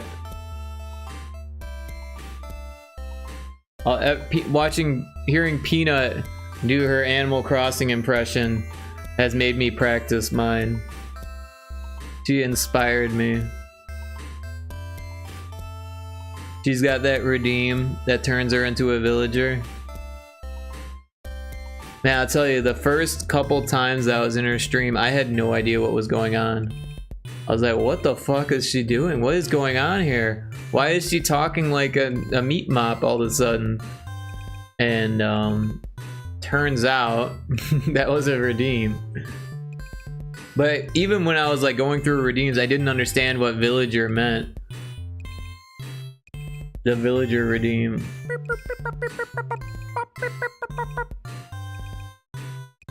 Turned her into a villager.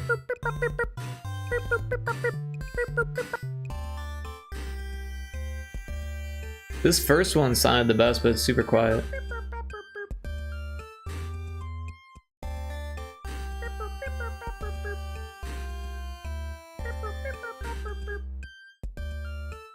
We can make it louder.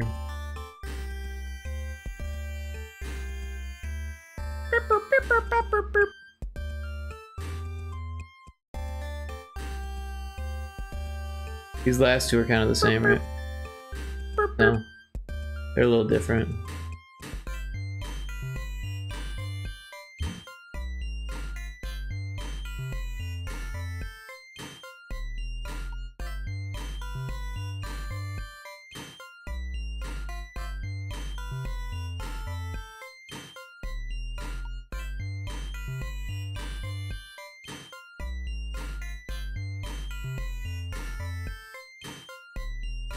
So I feel like we could probably duplicate this. How do you do that? duplicate, and we'll just mute this one for now, and then we'll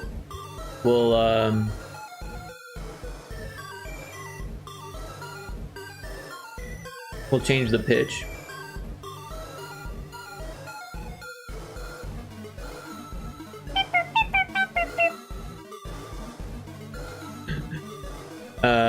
That's pretty good. And then we'll duplicate the original again.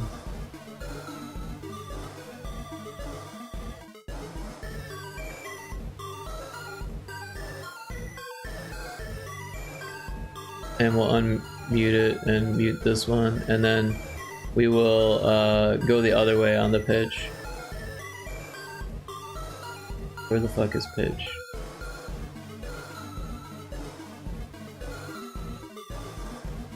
There it is.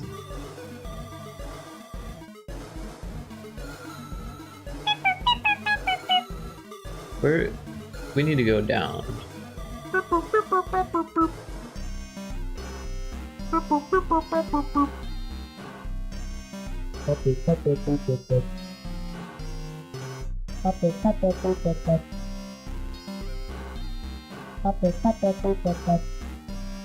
think that sounds pretty good.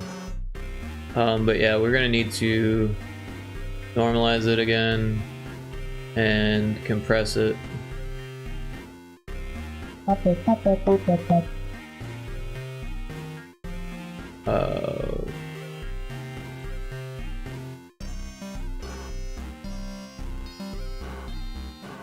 What is it? Control R?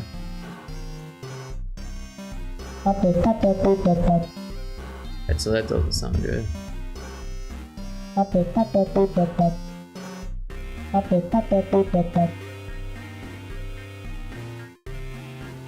Alright, so the next step would be to like break it into pieces, right?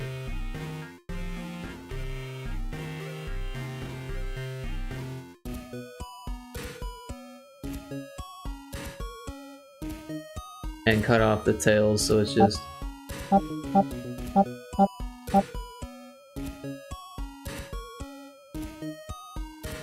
so we can, I think we can just export the selection, I'm pretty sure. Let's figure this out. We'll science this.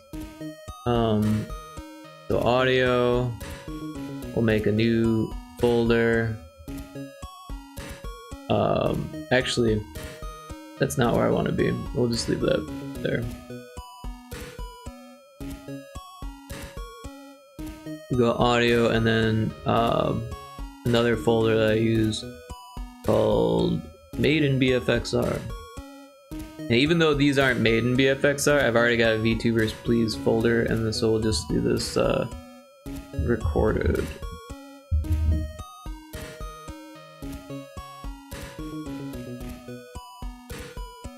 And this will be low meep 1. Low meep 1. We'll go to other uncompressed, and we'll make sure it's unsigned 8-bit so it works with GB Studio. And then let's see if it did the whole track or if it just did the thing.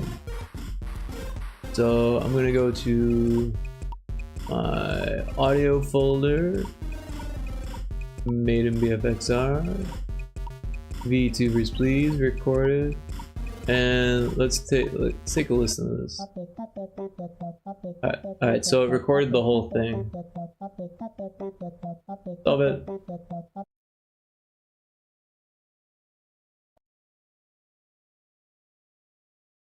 And I don't know what song we're at, so back to the beginning. So yeah, we will have to actually slice this into different tracks, which isn't too difficult to do. We just copy it, make a new track, and paste it. Then we solo this one, and then we export it over that one. Yes. And then So instead of ruining the playlist, I'm just gonna drag it back into here, and you can see it is there. It's just how we put it. So yeah, that's what we want to do. And then we can just delete this because we've already got it. And also we can delete this. And then we'll grab this one, cut it, we'll paste it. And we need to mute this one. And we'll export that one also. And we'll just call it low meep 2. Make sure it's other uncompressed, wave, unsigned, 8-bit. And so now we've got that, we can delete that.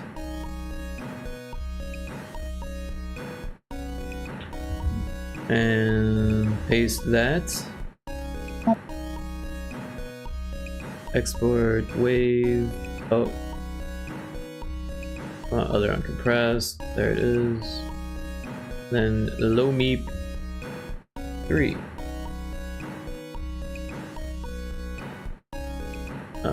We will delete that. Delete that. Cut that. Paste that.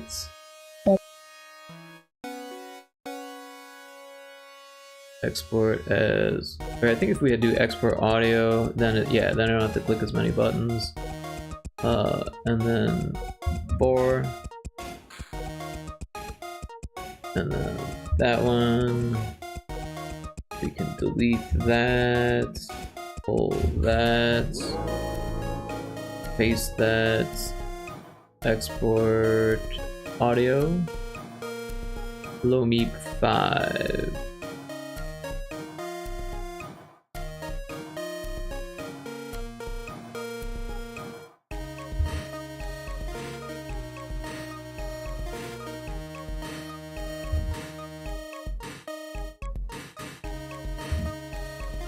Oh, I probably should have left that so that way I can better see between these two. There we go, paste, export. Oh, I did it again. Other uncompressed, and then 6. Oh shit. What happened here? There we go. Export, audio.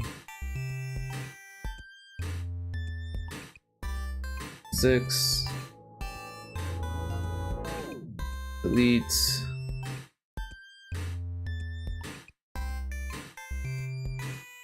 Paste. Export audio. 7. And then delete that, delete that. Now just to be sure, I'm gonna add all of them in and make sure that they all turned out okay. Yeah, 1, 2, 3, 4, 5, 6, 7. Yep, they all look good.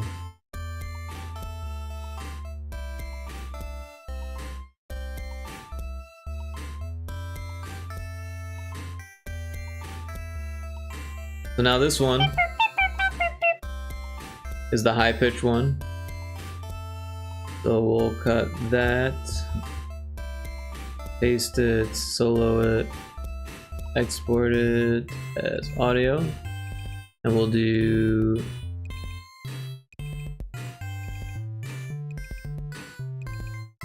high meep 1. We'll move that, we'll grab that, paste it, export it. Oh, you know what, we didn't compress this. Back. This one needs to be compressed. So we're going to first normalize it again. And you can see it raised the volume a little bit, or the amplitude. And we're going to compress it to get it up even more. And we'll do that a couple times.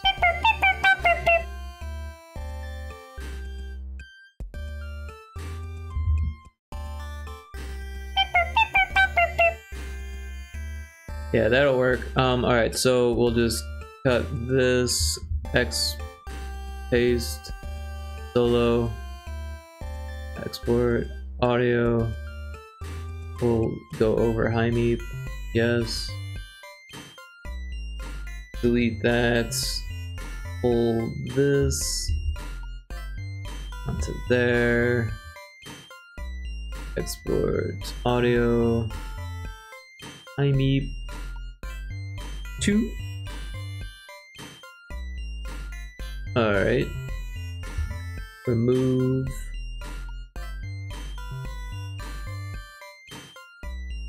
X, paste, export, wave, oh I hit the wrong one again, other high meep 3, we can delete that, we'll grab that one, paste, export, audio, high meep 4, delete, cut, paste, export audio,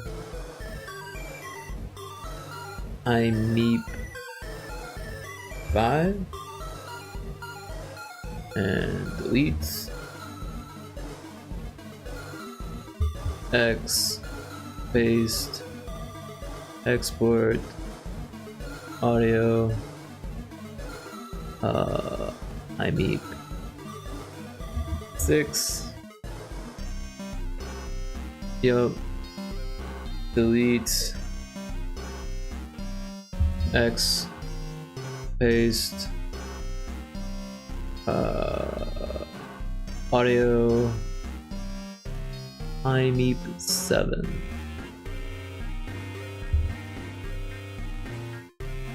And get rid of that one, we can close that. Now this is the normal meep. So we're gonna take that, we're going to, yeah, it's already normalized so it didn't do anything, but we will compress it.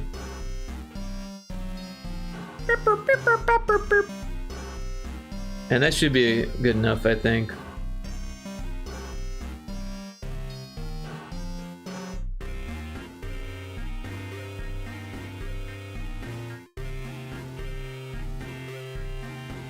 And we'll just call it meep 1. It's not low or high, it's just regular meep. Alright, so we got the meep. Then we've got this one, paste, export, audio, meep 2, delete,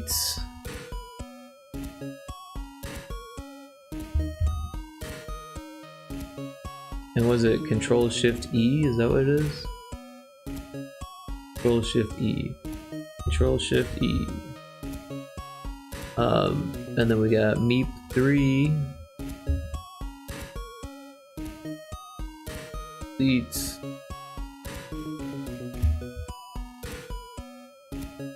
Control Shift E. Meep 4.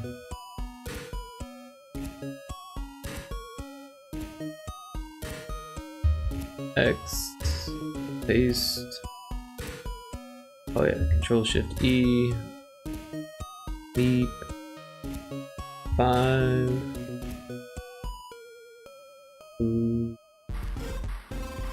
cut, paste, Control Shift E, meep 6.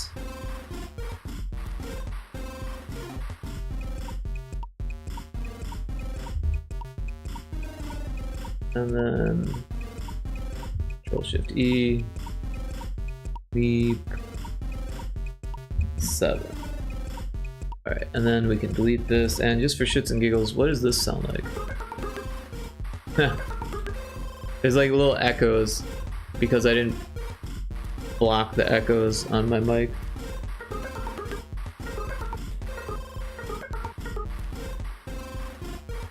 Anyways, that should be good. We got all the meeps we need.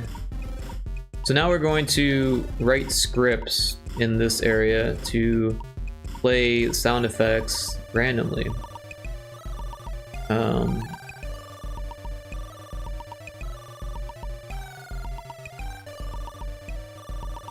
So yeah, I'm not quite sure exactly how this is gonna work. So let's just try some shit. We'll say RNG, or we'll do SFX RNG as a variable, and now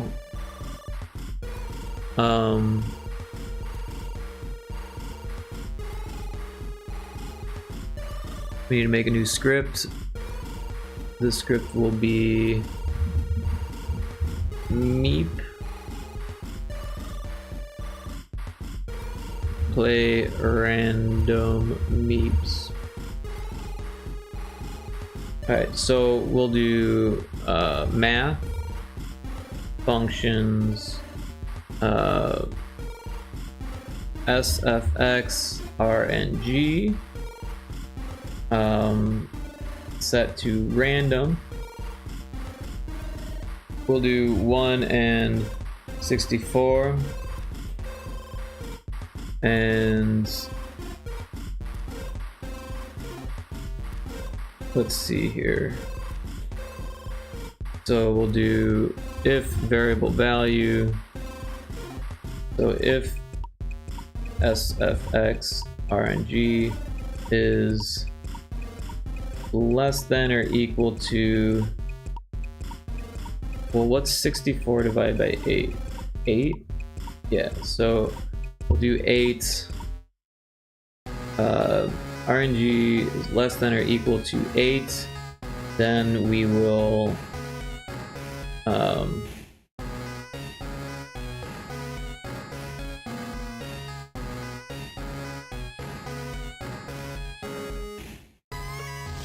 just wait for 0.2 seconds. That'll be like a silence, right? We might get silence, so there might be like, you know, like that kind of thing. So, and then we'll do a copy event, paste event. If it's greater than 8, but also if variable value SFX RNG is less than or equal to 16, then we're going to play a sound effect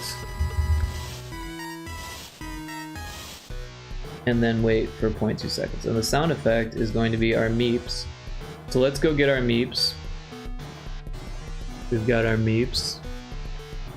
Copy them and put them into our assets sounds folder. Paste it there. We've got all of our meeps. And we don't have our other sound effects, but we can do that as we get to it,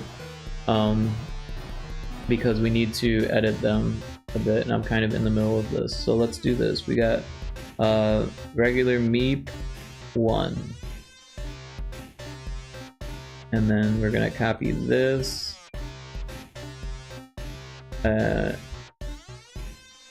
paste it here, and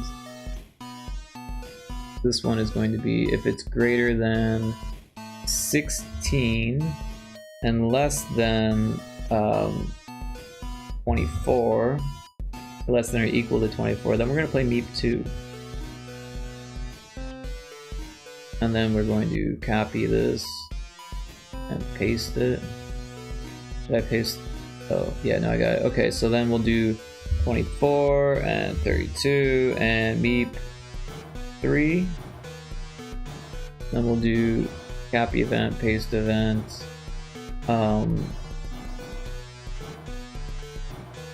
32 and what's next? 48? 40? 40. And then we'll do meep 4. Then we'll do copy, paste, and if it's 40 and 48, we'll do meep 5. Then copy, paste, and if it's 48 and 52, right? No, 50, 54? Is it 54? I'm gonna say it's 54, but I'm not sure. Let's get a calculator out here. 48 plus 8 equals 56. I was close. Duh. 8 plus 8 is 16. I don't know what I'm thinking here. Alright, and then we got meep 6. And then we copy it, paste it, and we've got 56 and 64. Oh, that's 54. 64. Right? Am I off on my math somewhere? 56 plus 8 equals 64. Okay, so I'm on my math. Okay. Alright, so this is what happens when you play one meep. It chooses a meep, or maybe it doesn't.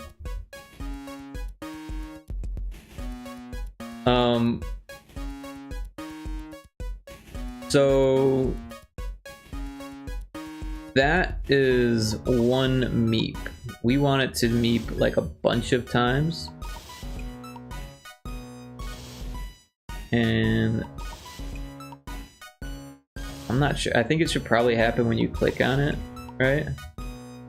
Or maybe when it says this. So if variable value sfx off equals 0, because we don't want to do it if there's no sound effects. And then we'll do group, and we'll rename it to meep group. And then we will call a script, and this will be meep. And then we'll copy, paste, paste, paste, paste, paste, paste. So 1, 2, 3, 4, 5, 6, 7. Right?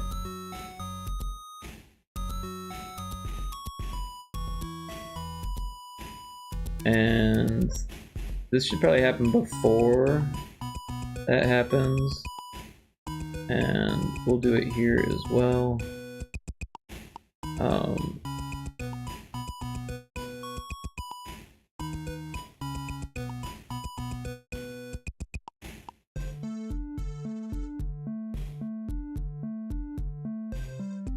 The easiest way to test this would be with the tutorial, right? I think I'm heading to bed now. I got quite a lot done. Still got quite a bit more to go though. All right, well, have a good night, Seago. Thanks for hanging out on stream this whole time. I really appreciate it. And yeah, thank you for those bits earlier. That was very, very kind of you. And your 7-stream streak also. That was awesome. All right, well, I'll see you next time. Hope you get a lot done tomorrow. I still got a little bit in me here. So yeah, we've got this switch, and we've got this and this.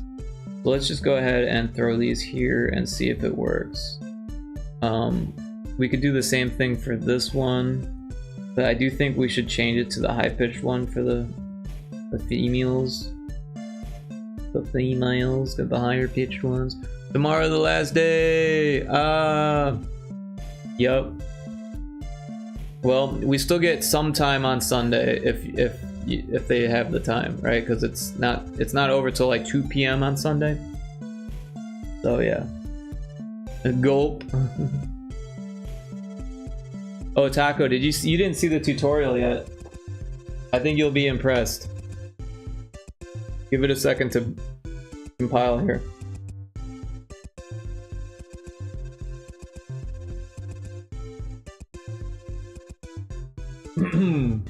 But yeah, tutorial. Ooh, I want to see. Yeah, it's exciting. Although the sound effects is new, so it might sound weird or not work or be bad or whatever.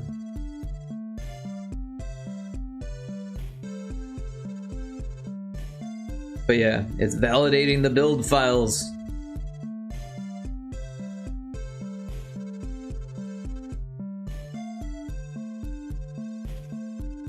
It's packing the data.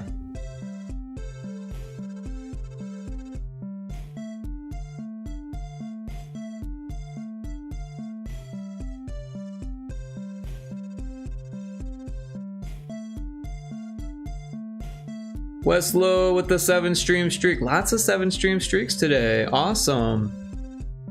Welcome in, Westlow. Hope you're doing good. How was your stream? I was lurking for a bit. Didn't get to spend too much time there because I was going at the game jam. Oh, you were here earlier. Hella tired. Yo. Alright, linking. That's the last step here. Isn't it like 8 a.m. over there? Over here, it's 7:30.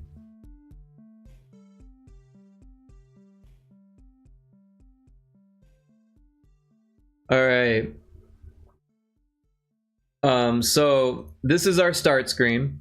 And right now, if you hit the A or the B button, it goes into the game. But if you hit the select button, it goes to the tutorial. Let's check if this VTuber is an imposter. And this is automated. The cursor's moving on its own. This is the info on file. The image doesn't match. Serial number 01535434. It's fully animated. Yeah. Let's check her ID. The serial number doesn't match. So all the player has to do is click through the dialogue and everything else is function. Or it's automated. Now we're talking to her. Welcome to the event. VTuber ID, please. Choose what to ask them. And now you choose what to ask them. Oh, and Taco, while you're here, see that little arrow there? We can change that for something else. And also the dialogue frame, we can do that also. And I can show you how to do that stuff. It's really easy though. Alright, so we're gonna do partner, and it's gonna make a sound here, so get prepared for the sound. It kind of worked.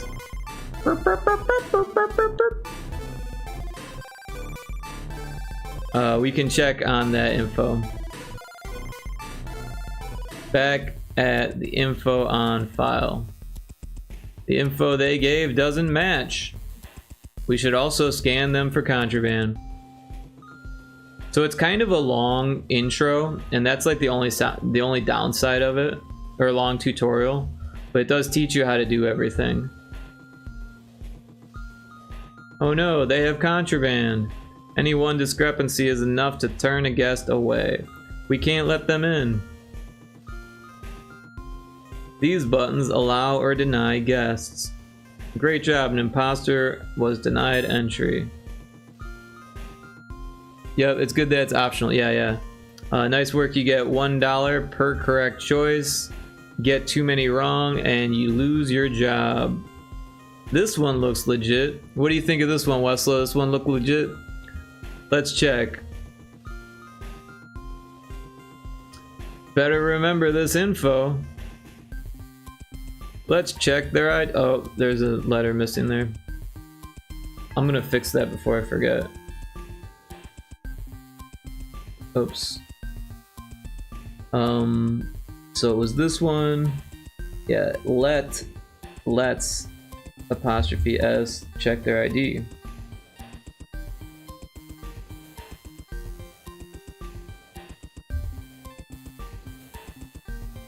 Let's question them to be sure.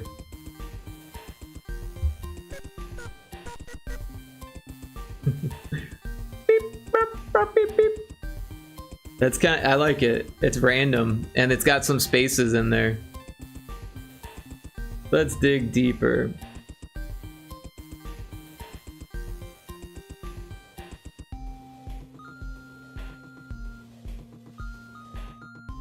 This one looks like it passes. Great job, Val. Guess has entered. Awesome, you've completed the day. And then this is where it gets weird because I don't know why the UI changed palettes there, and I can't fix it. I don't know why it's doing that, but it's legible. This completes the tutorial. But see how it's like a different black than this? I don't understand why it's doing that. But yeah. So we have a tutorial.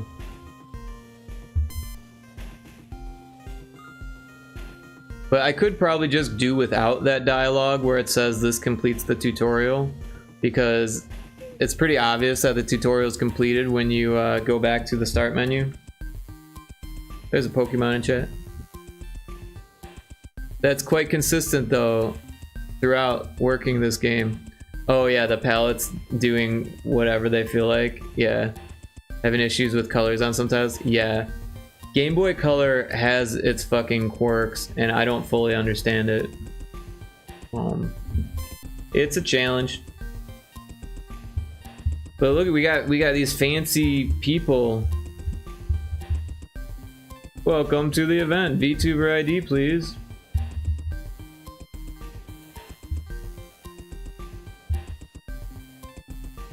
Oh, there's a bug. It sent me to the wrong person.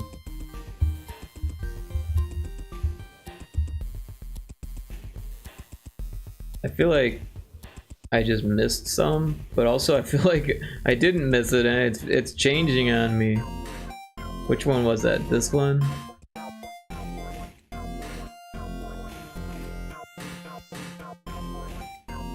Yeah, that's wrong. That one's right, and that one's wrong. And that one's right, and that one's right, and that one's right. Yeah, so I just missed a couple. I don't know. So NPC 9 ID.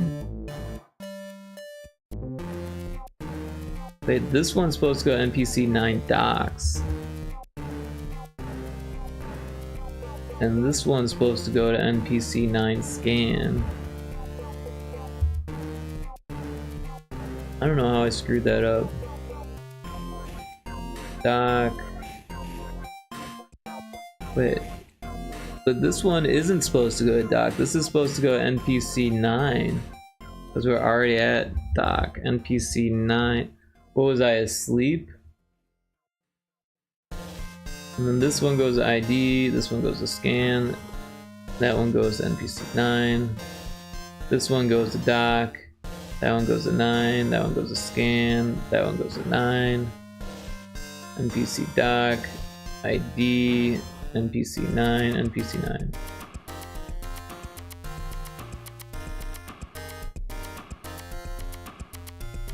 Ooh, I caught a shiny Heatmore. Ooh. Wait, that's awesome, Rick. You got the tutorial made really quick. It took me a while. It was almost that whole time that you were with your family, although it did take like a 15-minute break to eat a sandwich. But yeah, it did take me a minute. I was chipping away at it. Although there was a new chatter that dropped in that I was chatting with for a little bit there during that. But I'm glad you liked the tutorial.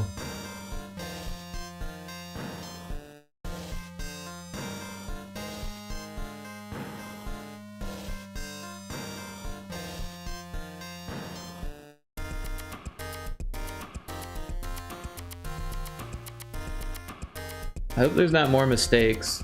There probably will be. We'll have to test this and find mistakes. But until then, I can add the sound effects. And it needs music too. Alright, so the meep worked. The meep script works, so we'll make 2 more. We'll do high meep and then we'll do low meep later. So we'll do well, we can actually just copy the meep script and then just swap out the sound effects. Copy event, high meep, paste, and then we'll leave that one, and then this one will be high meep 1.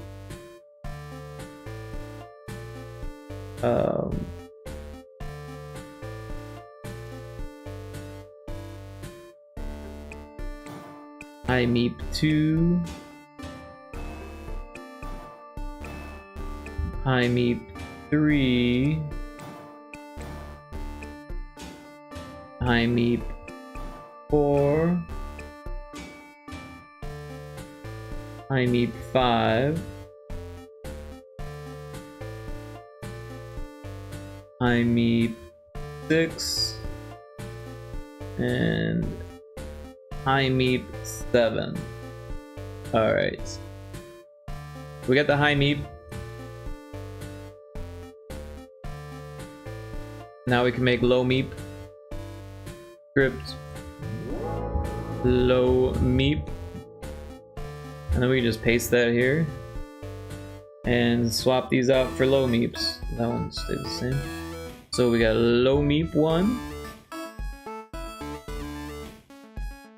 Low meep 2. Low meep 3.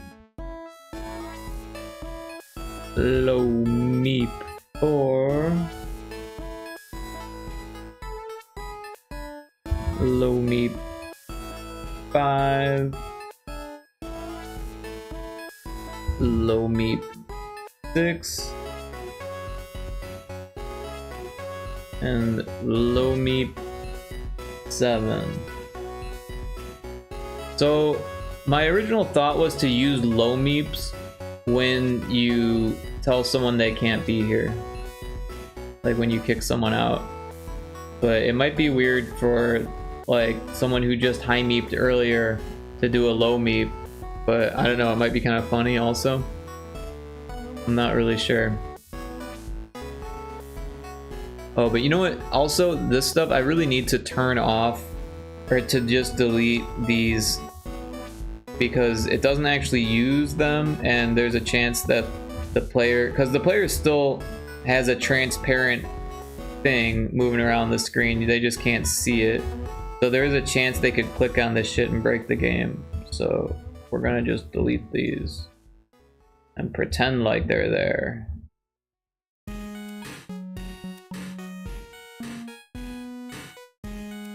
I forgot about that, but yeah, kind of important in case you get an overzealous player. There shouldn't really be enough time for the player to interact, but just in case, we don't need that stuff. All right. Oh, and there's some faces here.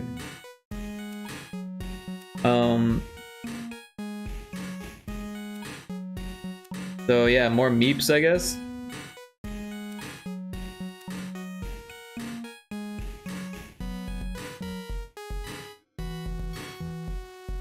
What we can do is just copy this event and then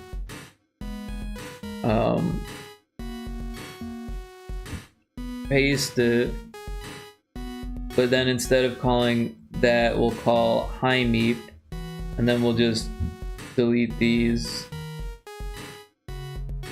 and then copy it and paste it. So 1, 2, 3, 4, 5, 6, 7. Now we've got our high meep group, and I'll rename it so we don't get them confused. High meep group. Alright, but yeah, we want to keep it with the sound effects off thing. Copy, paste, throw it there. And then we'll use high meeps for this person too.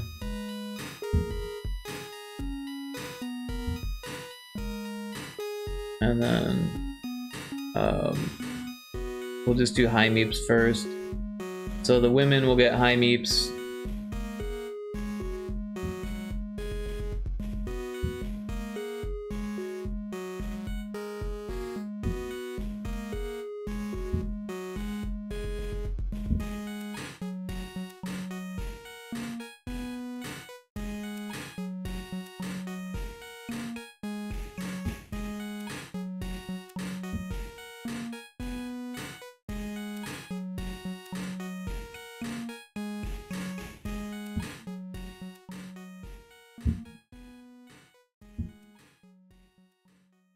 Also, I should save.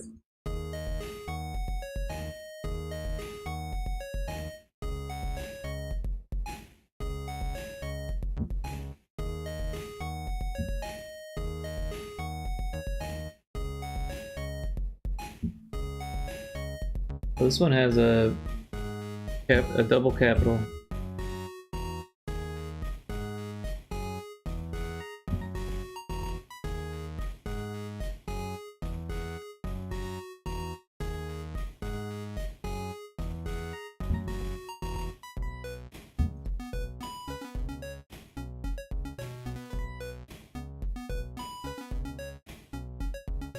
The rabbit still cracks me up.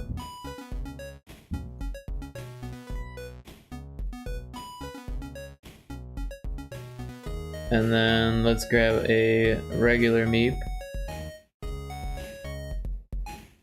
And we'll go to the rest.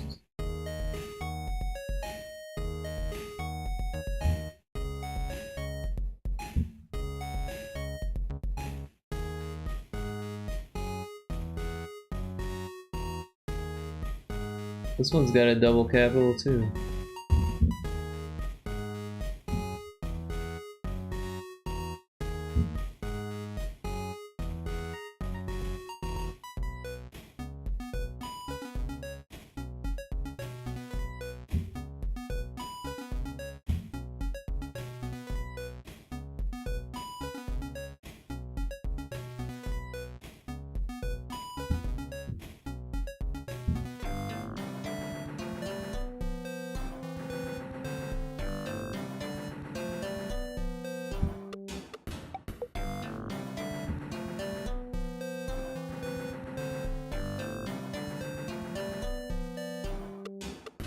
But yeah, then for the low meep, I was thinking of doing it for on when you hit the exit button. So instead of this sound effect, we would do. Well, I guess we could do a sound effect still. Let's put that back, and then do. What am I doing? This one. So we'll just drag it out of there since we've already got this sound effect check. And then we'll change this to low meep. And we'll delete these. Copy, paste.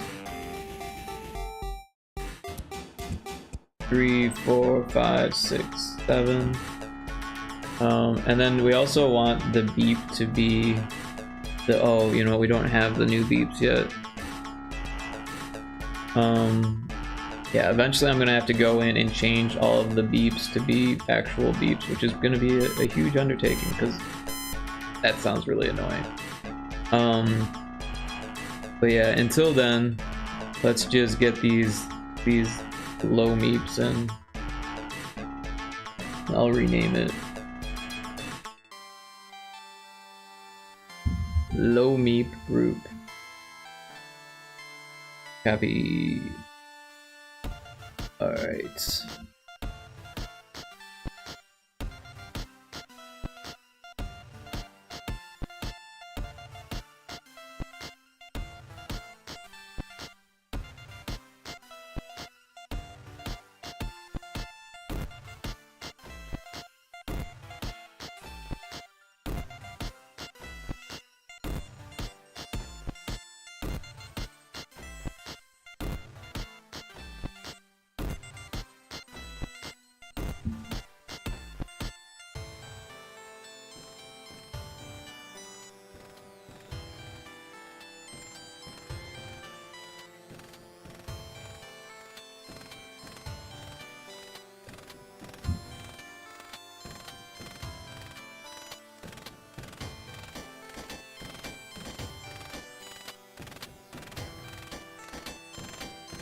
Oh, and we do tell this one that they can't be there, so we should do the low meep here in the tutorial also. And then we can test it.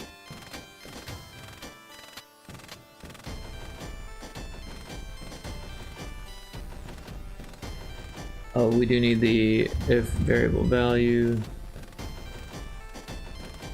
SFX off equals 0. Then that's, and we will need a sound effect here too. I'll just copy the beep for now.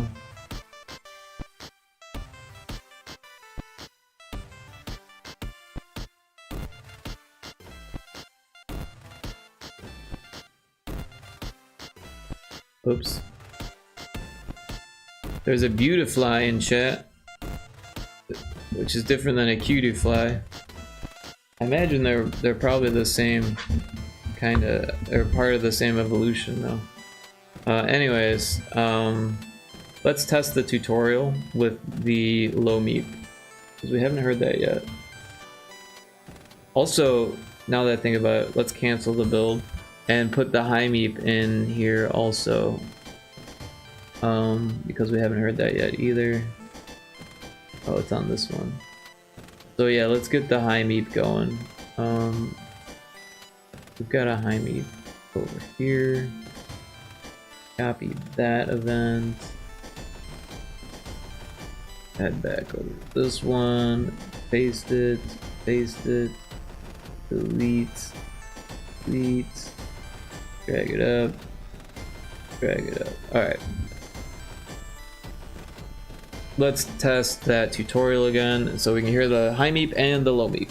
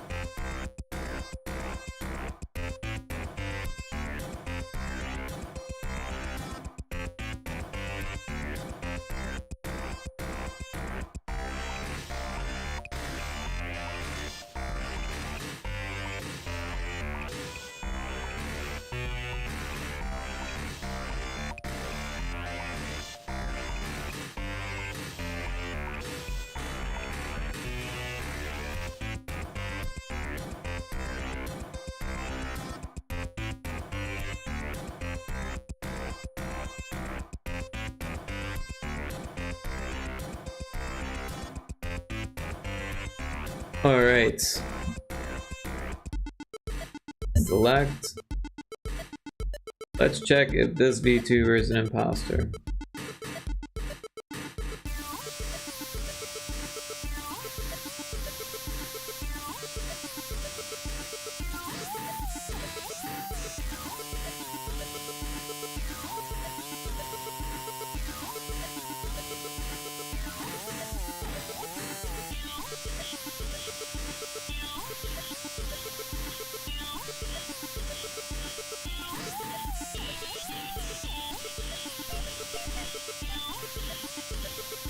Yeah, it's real quiet, but it's there.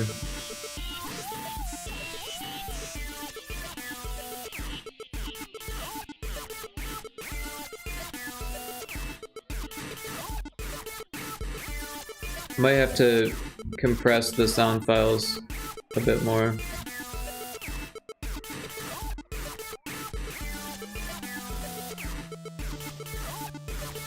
Alright, here comes the low mute. Yeah, that actually isn't too low. It sounds good. Sounds like they're upset.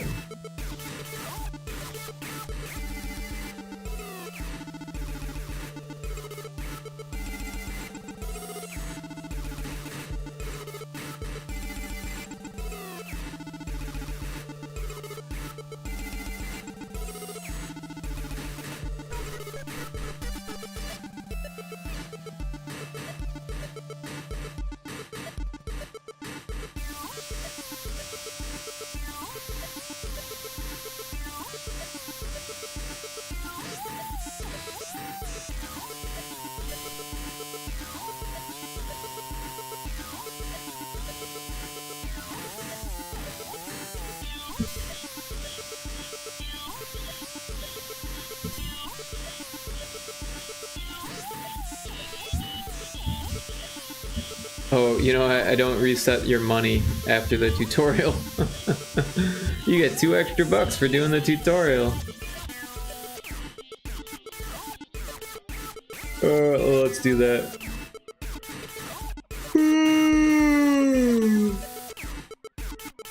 Uh-oh, the yawn.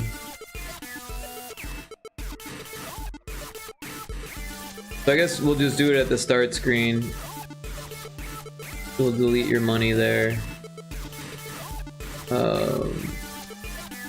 Current day equals 1. Variable value.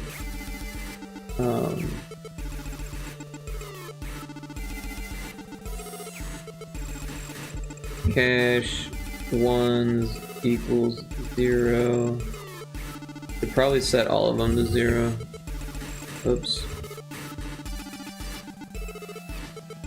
Rodrigo, yo, how you doing? Welcome in.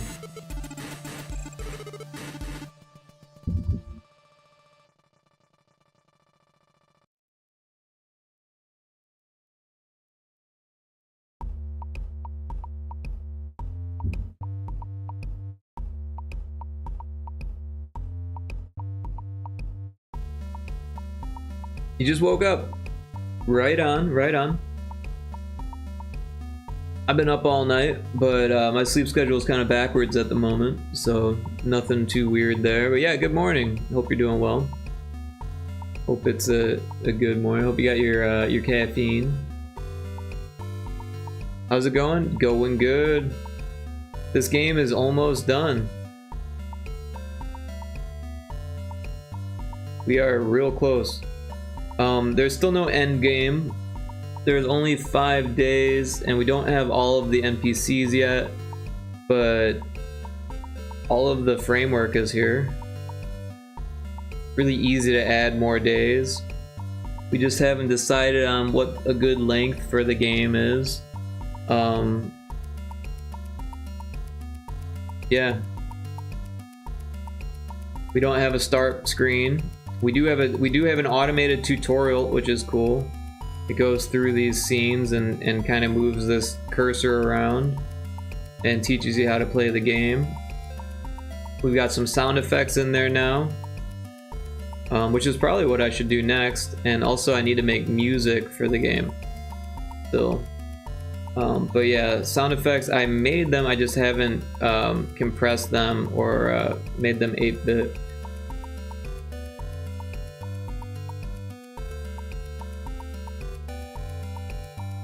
So here's the sound effects that I made. First thing we want to do is cut off any silence.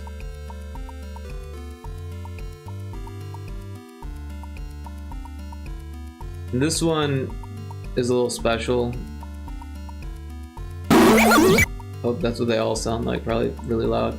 So what I'm actually gonna do is cut off like this much of it and then just like fade out this very tip of the end.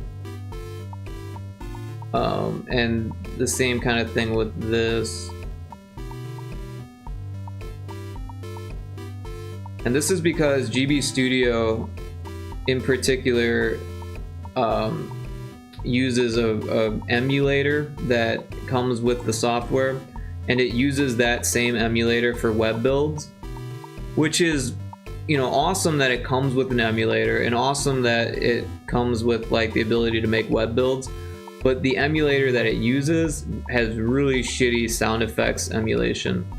So if there's any silence whatsoever, it puts this crazy buzz there, and it's super annoying. And there's no way around it except for just use a better emulator. But yeah, the web build, you're kind of stuck with the emulator they use unless you make your own web build somehow. Which I'm sure there is a way, I don't know how to do it. I don't know how to do that, so. But anyways, what we're gonna do is normalize each of these tracks so that way they're super loud. And then also, if we solo this, and sorry in advance, this might be loud compared to everything else, but my alarm's going off. It's 8 a.m. time to wake up. This might be a little loud, so. Alright, so what we're gonna do is compress it to make sure that the quiet sounds are louder. We could probably do it 1 or 2 more times.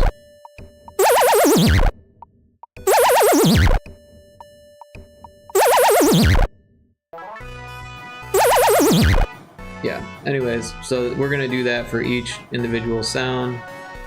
So normalizing probably won't do too much for this, but yeah, made it a little bit bigger. And then compressor. And then yeah. So you need a loofs meter. I'm not really sure what that is.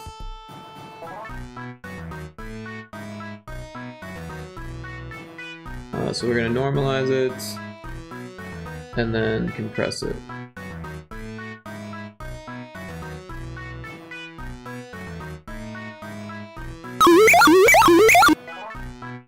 That works.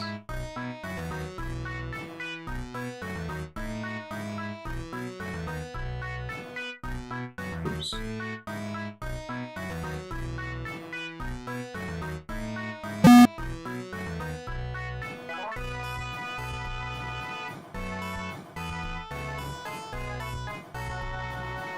Oops.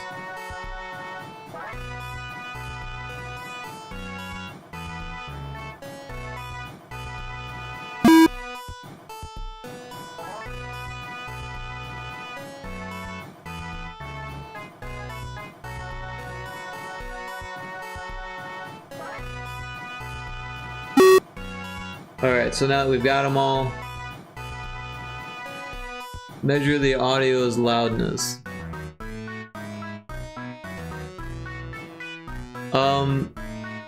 Like the amplitude? Yeah, so I mean, we're hitting like, you know, 0 dB, but we want to make sure that the quietest sounds are as loud as they can be. Then everything could be balanced. So because we're making this sound for the Game Boy itself using GB Studio, we're basically just, you know, normalizing it so that way it hits the peak volume, right?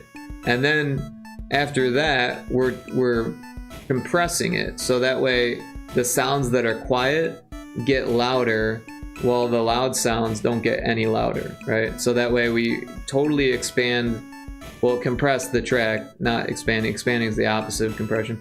We compress the track so that way even if there's like a little whisper or something like that, you still hear it, because in GB Studio with the emulator they use, and mostly for web builds, you know, if it's not a web build, you can use a better emulator and the audio comes through much better.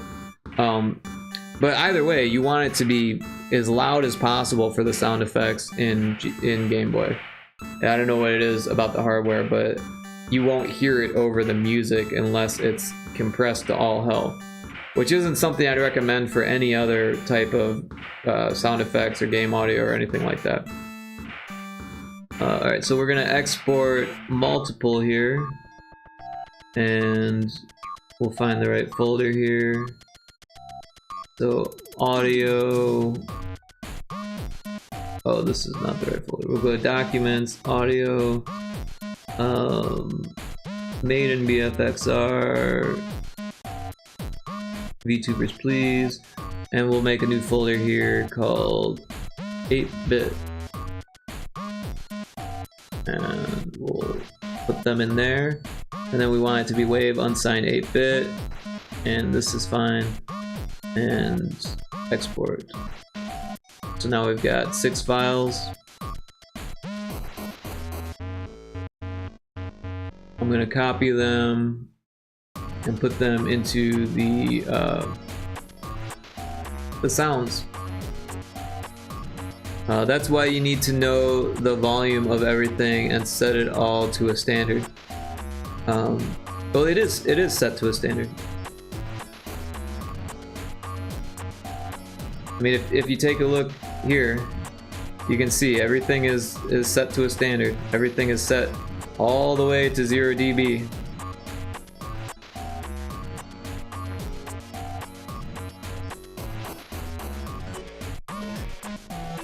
Right, so we've got these sounds, and let's see. All of these that have beeps is just placeholder stuff, so this is going to be our positive one, the UI positive, and this one will be our UI negative. And we gotta do that for every single button.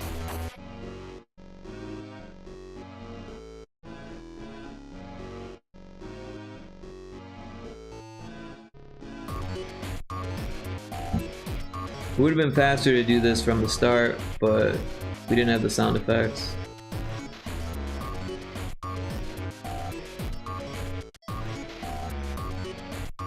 Oops.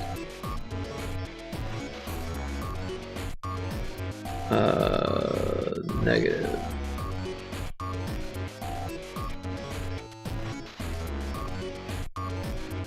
Positive. Negative.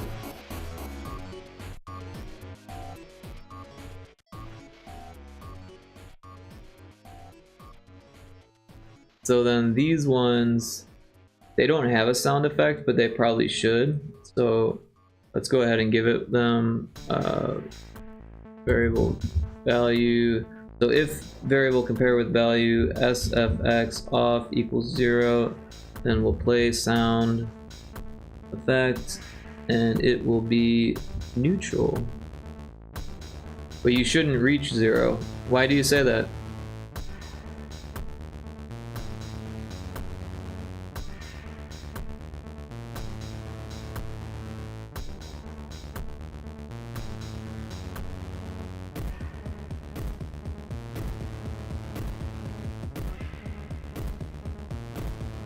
If you don't reach 0 when you're making a Game Boy sound effect, it won't be loud enough. Just the way it is. I don't know what it is about the Game Boy's hardware, but it really needs to be all the way to the ceiling and as compressed as you can get it. Otherwise, it's not going to be louder than the background music. It's going to sound quiet even if you have the background music off. Yeah. So I understand, like, if you were doing any other type of audio for any other type of game or any other type of music, you wouldn't want to like completely squish the sound like that. But with Game Boy, that's just how you got to do it. I don't know any other way. RSVP ASAP. This guy's still going. Hey, welcome back. How's your morning going? I am still going. Still going strong. I woke up like, I don't know, 14 hours ago, so I've still got another couple hours in me.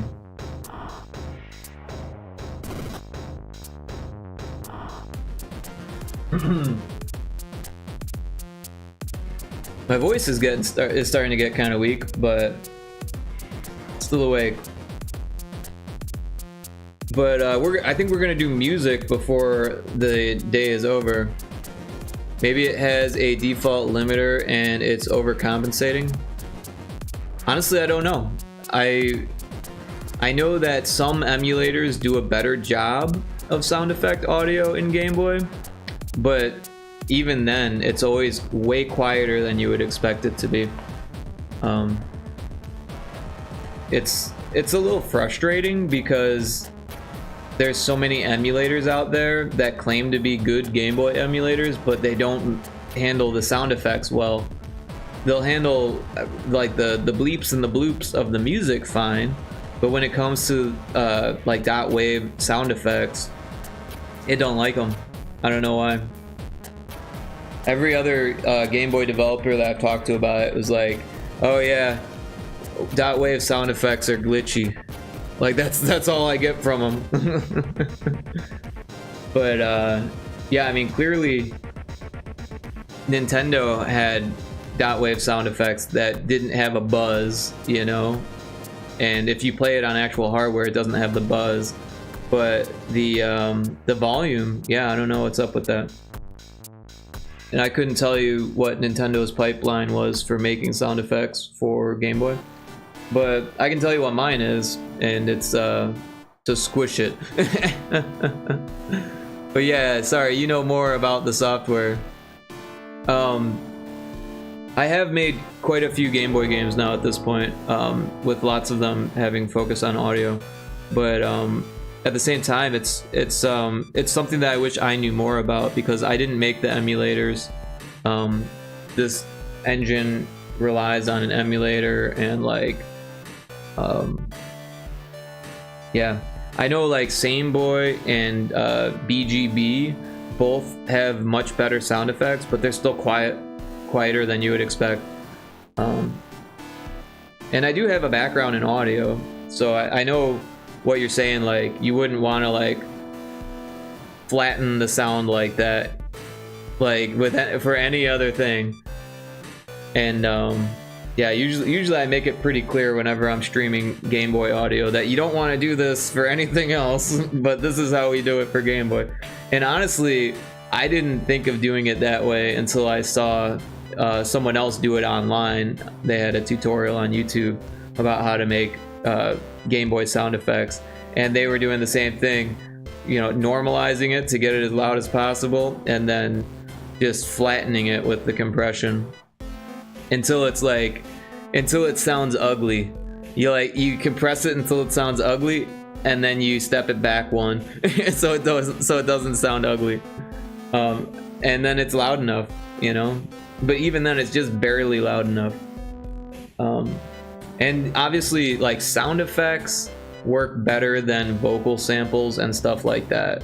That's just the way it is. So I might actually have to go in and recompress some of these vocal samples. But yeah, the sound effects should be fine.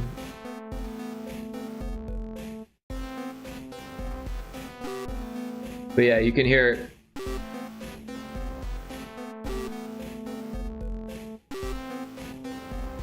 This is using an emulator to come up with these sound effects too. It's really weird.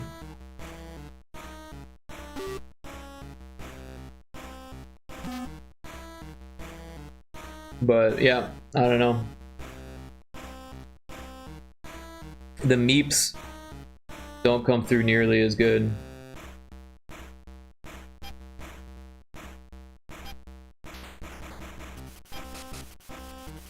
Yep.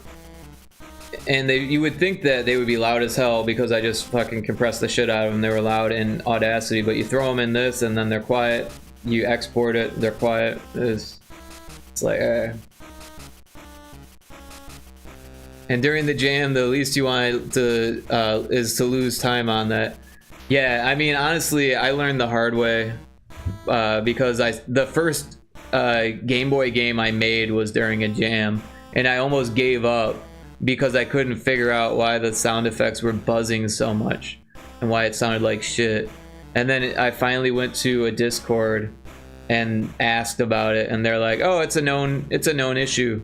Like, how come it doesn't fucking say it in the docs? You know, like, it's like, hey. But yeah, all of these beeps, this is gonna be a lot. There's 24 NPCs and each one has 4 scenes.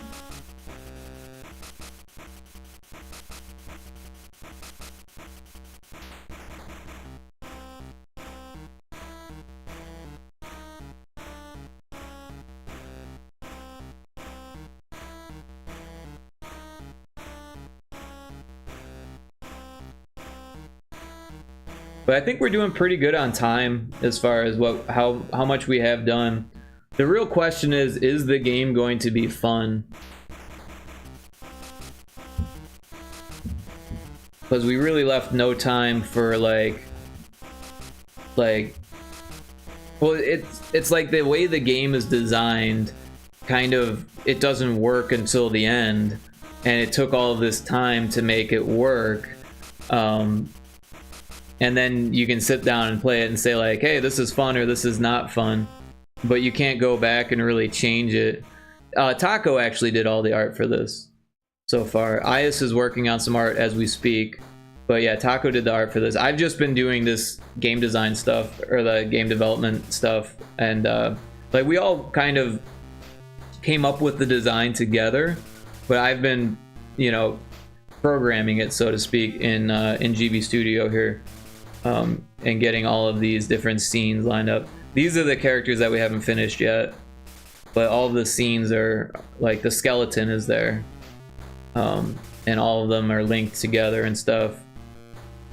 And there's probably better ways to program it, like if you were going to use tile swapping and all this stuff, to use less scenes to like optimize it that way, but it's still super small. Like it's less than 1 megabyte right now, so it's not really something we need to worry about. Also, it would have been extremely time consuming to do all the tile swapping for the information and stuff like that, and the way that the fonts were done, some of them go between tiles and stuff like that. So yeah,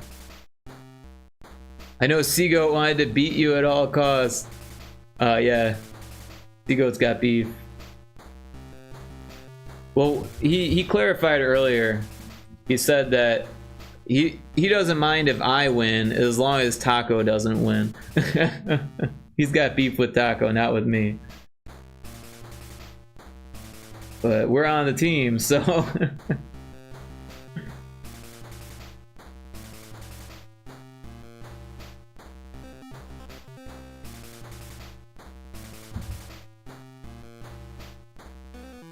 what does that mean? Yeah, exactly.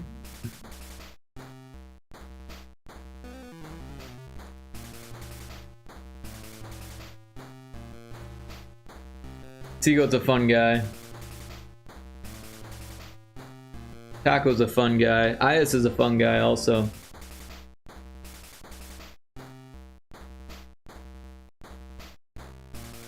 Alright, what are we doing? Positive.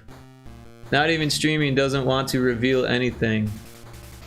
Oh, I saw a little bit of what he did. He shared it with us. I put it on stream for a minute. It's like a 2D asteroids is what I saw. Well, I guess asteroids is 2D, but like a 2D side-scrolling asteroids. Seemed like a side-scroller. I only saw a little clip. Yeah, you guys are fun to hang out and work with, and this is coming from someone that rarely ever works with other people. Well, I'm glad that you're coming out of your shell there, like a Ninja Turtle. Negative. Positive. Negative. Positive. Yeah, I really wish that I would have made these triggers prefabs at the start, because that would have made things a lot easier.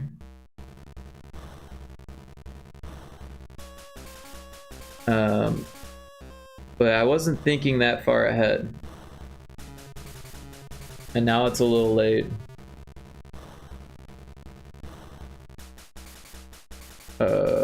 Negative.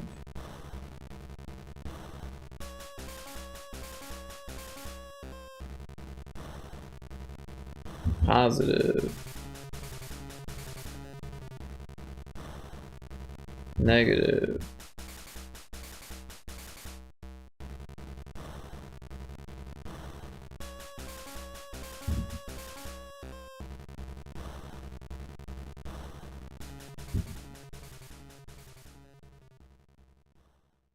Yeah, I don't think I used one prefab in this project, which is unfortunate. If I would have had more time to like plan the design out more and kind of like think it out on paper, I would have made more prefabs for sure. But like, since we just kind of dove into it, and I didn't even really know what I was doing at first. Everything was just like testing this, testing that.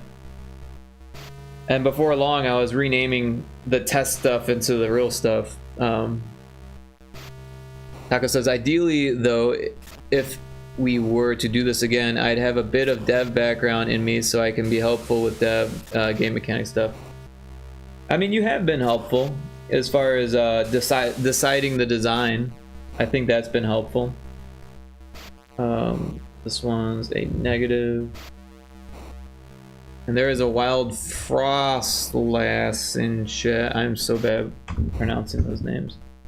Frostlass. Positive. Positive.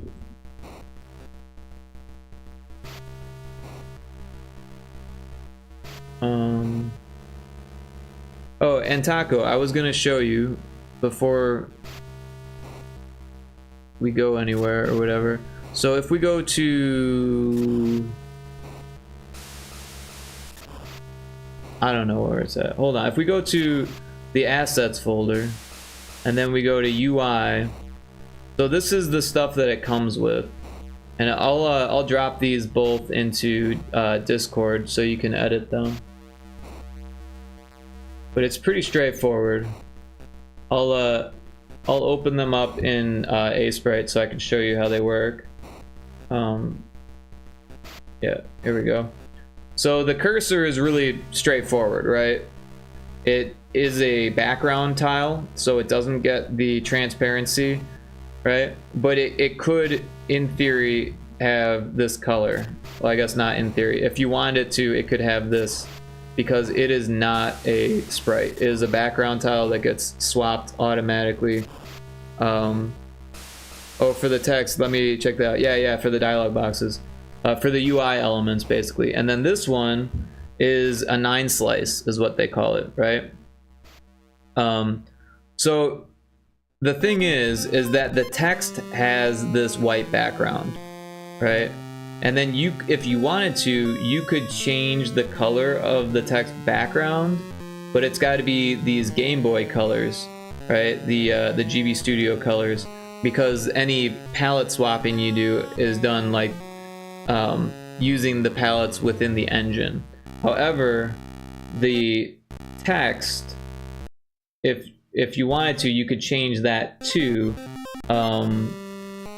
where is the, I think this is the assets folder. So yeah, if we go to fonts, these are the fonts, right? So I believe this one, GBS Mono, is the one that mostly gets used, right? So this is your fonts, and they're all, the Mono one is all, you know, tile per tile, right? So if you wanted to change the color of the center tile on this one, you would have to, well, change all of this, right? But then also change the background on this one, using these colors, of course, right? And these ones here, you could do whatever you want with these. I mean, it looks pretty cool the way it is, and you know, no one would hate on us for using the default UI. It gets used in games all the time. But if you wanted to, you could do no frame, you could do a minimized frame, you could do an embellished frame where it's got, like, you know, things in the corners, right? Like that.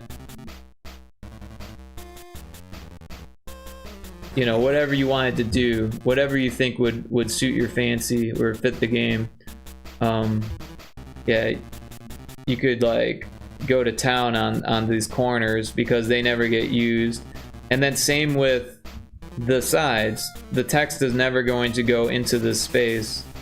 So if you wanted to, you could go to town on the sides as well. And like I said, you don't even need to keep this frame. If you wanted to, you could, you know, do that, or, you know, do this, right? Like, or have this go all the way to the edge if you wanted to, or you could have it come all the way up to here. I mean, there's all types of things you could do with this, what they call 9 slice.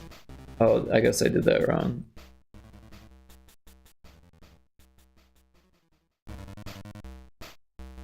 Like, you know, this tile in the middle is the one that the text is going to be on, so you kind of have to leave that one blank because it'll look funny if you don't, kind of thing, because these tiles have blank around them, right? So it will use this tile as a blank space in the dialogue because there's no space here. Oh, I guess there is a space here, so maybe it wouldn't. Maybe it would use this as a space. I honestly don't know, but yeah, I'll probably play around with that. Yeah. And if you're not sure how it will look in GB Studio, you can always open up either the project that I sent you or make a new blank project, and then you could just add a dialogue, right?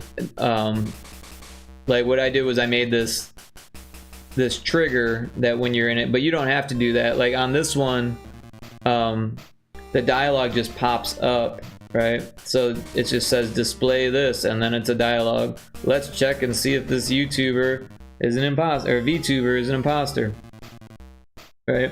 So if you put this right at the top of the on init of any scene, that'll be the first thing that pops up, and then you can see what the frame is going to look like. And yeah, to swap it out, you just go into the assets folder, go to UI, and just replace these ones. Don't add to them, but give it the same name and replace it, so that way the engine, like, because it doesn't have a choice of, like, if you have more than one, it doesn't have a choice. You only get to use one, so you just replace the one that's in there. And if you use the readme, it'll tell you the same thing. Place .pngs in this folder, use them as UI elements in the game. Oh, I guess it doesn't tell you that. But yeah, as far as I know, you can't choose between them. I could be wrong. I don't know. Let's go into settings and UI elements. Yeah, so I don't know what just happened. I clicked on it and now oh, it just opened it up. Yeah. It just put it in the GB Studio. Oh wow, that's weird. Because I clicked on it a couple times. Yep. So you can just edit them and then save them, but you can't choose between them. But yeah, if you wanted to keep these ones as a reference, then you just, duplicate them and then change the name of the file that you're trying to replace it with. You know how to do that stuff, I'm sure. You figure it out. And if you have any questions, just ask me. Yeah. Also, we could think about the palette for the sprites. We could use the Taco's blue palette, but it is a little different than the automated one. I'm not sure exactly why. But yeah, right now it's just this red color and it kind of works, but we don't need to do that. Anyways, I'm gonna get back to changing the sound effects because there's a lot and it's gonna take fucking ages. At some point I'm gonna get bored of the sound effects and go to making music because there's just so many.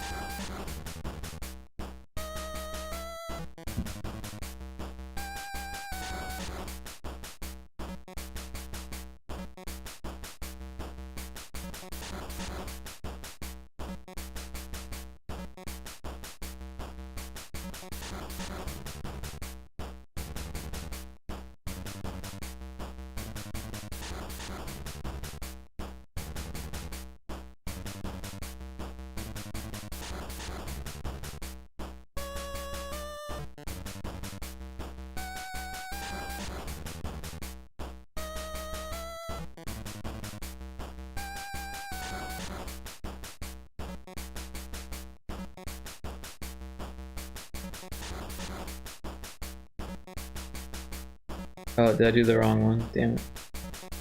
At least I caught it. That'd take forever to find.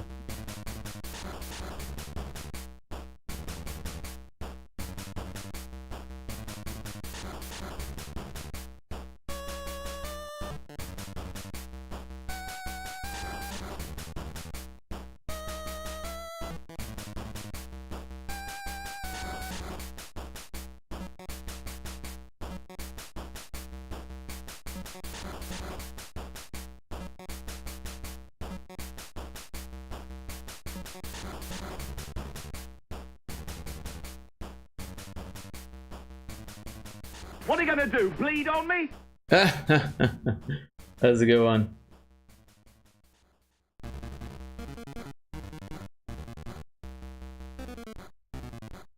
Hope your morning's going good. RSVP. Hope you got your caffeine.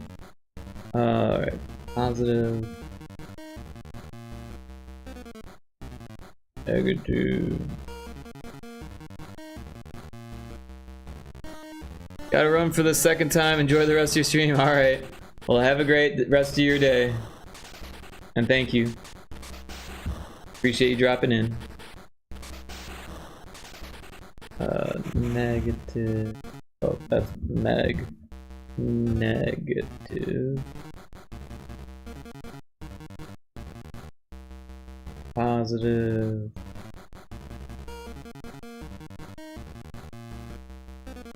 Negative.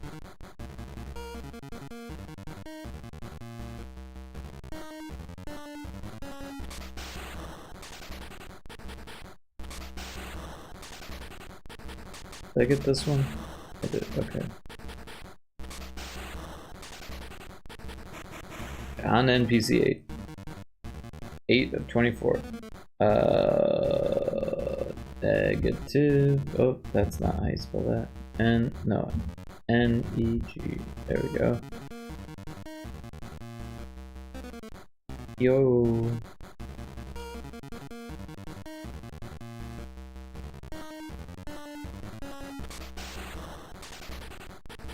I wish the N and the M's, the N and the M weren't rubbed off on my keyboard because they're like right next to each other.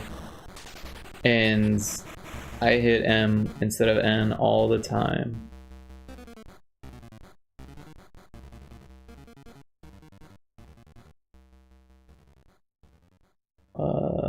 Negative. Yo.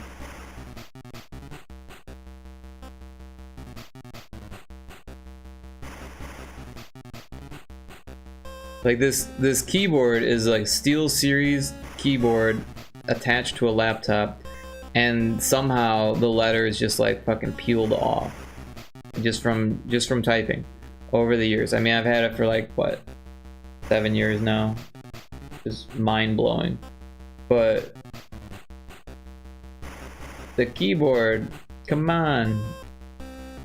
That's like the one thing you definitely can't replace. I don't know, maybe you can.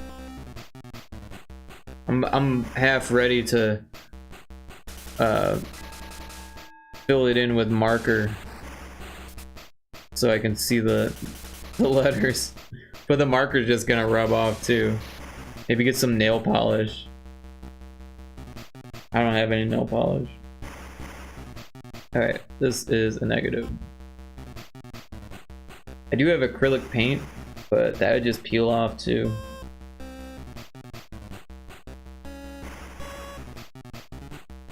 Oh, I already got that one.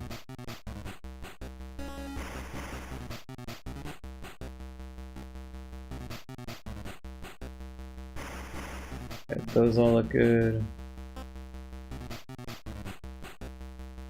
Negative. Yo. Positive. Negative. Oh, that's an R. Negative. Positive. There's a wild Cranidos in chat. One of these days I'm gonna run out of Ultra Balls. And I can buy 100 more. Negative, positive,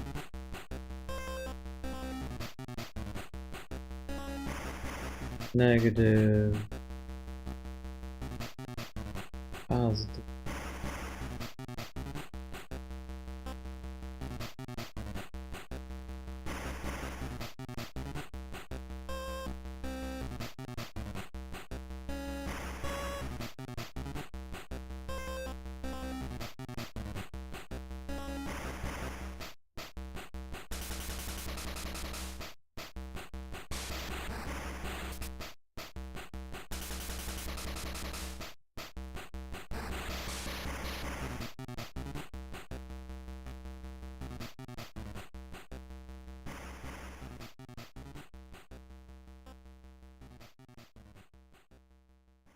I think after this one I'm gonna start making music because my brain is starting to freak out here.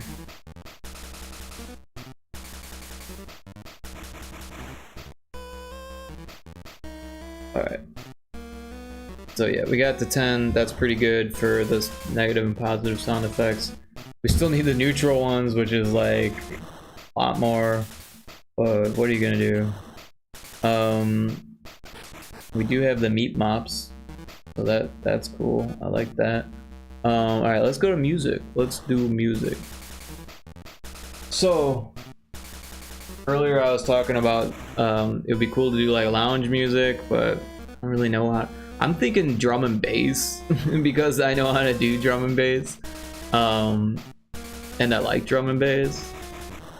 Lots of energy. A game like this, I feel like, could benefit from having an energetic soundtrack.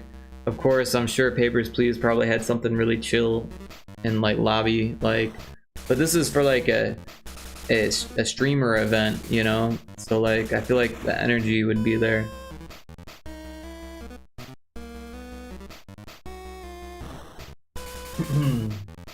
I'm out of water.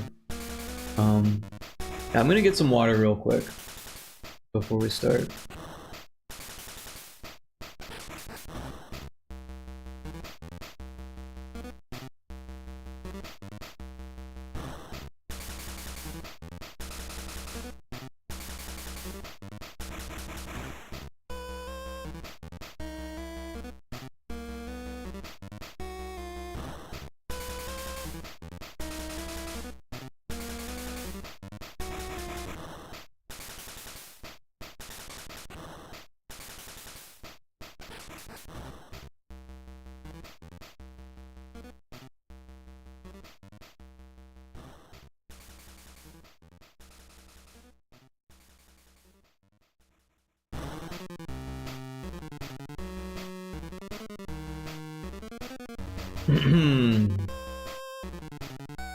You're basically a bartender in a cyberpunk. Oh wait, do you know the game VALL, like Valhalla, but with 11 in there?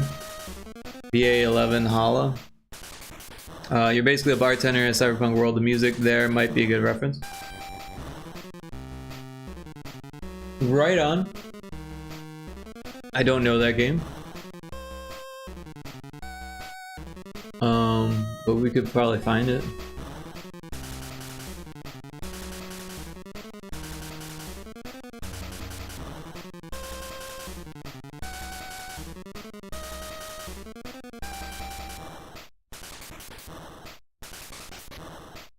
The game looks interesting also.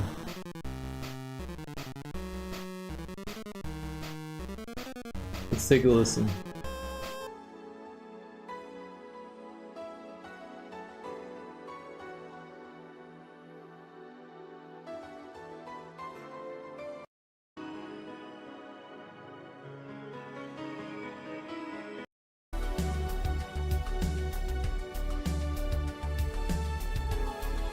I like this.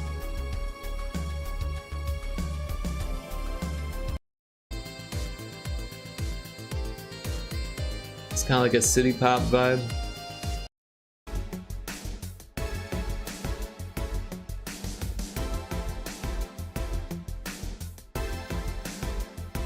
I do like the energy here. This one's edging on drum and bass, but more city pop.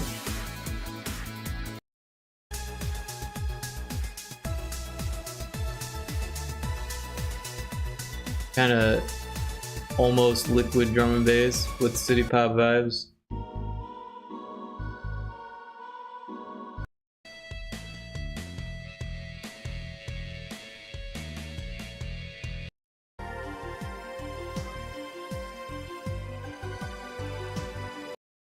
Right on. Well, a lot of that we won't really be able to do with the Game Boy because of just the way the tones work on the Game Boy. But it is nice for tempo and percussion, or just general rhythm, melodies, and that kind of stuff. So I mean, yeah, it's definitely a good reference. I don't know how close I'll get to something like that, but let's find out. So we'll just call it song 1. And I like to start with the kick.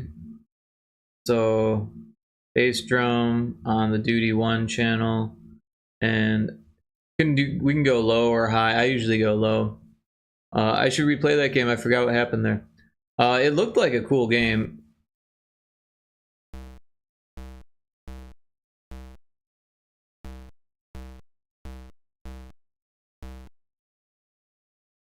So we can get some noise in. We'll do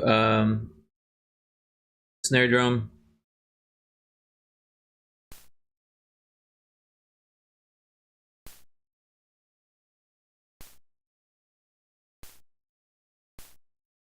Oops.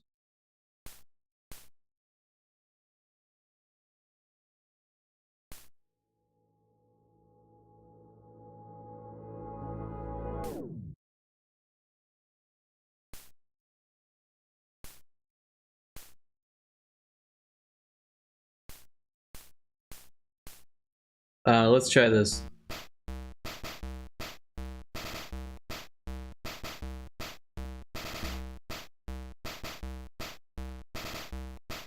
It might be better if we put some kicks in the middle too. Oops.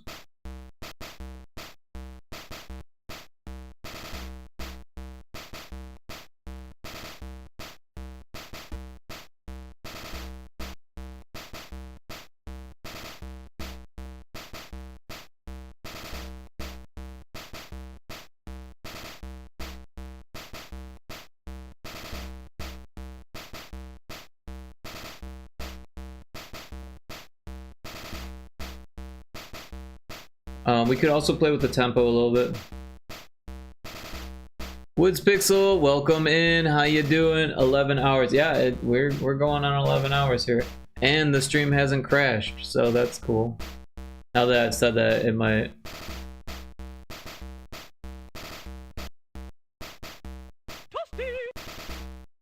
Lot Lizard's still here. OMG. But I hope you're doing well, Woods Pixel. I was lurking in your stream for a bit, because I was lurking in another stream and they raided you, and I was like, hey, I know that person. But I didn't have much of a chance to see what you were up to. So how was your stream? Was your stream good?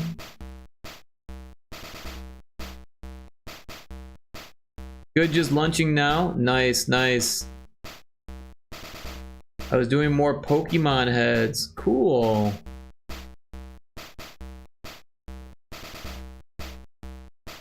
I'm not sure how I feel about the snare at the end.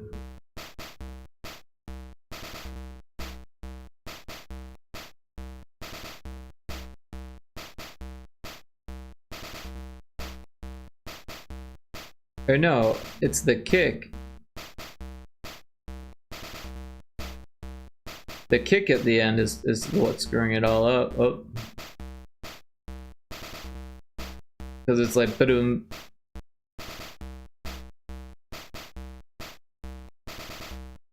Yeah, it was the kick that was screwing up. I put an extra kick at the end there. But yeah, we're making music for our Papers, Please with VTubers Game Boy game for a game jam, and Taco did the amazing art for it. And if we check it out real quick,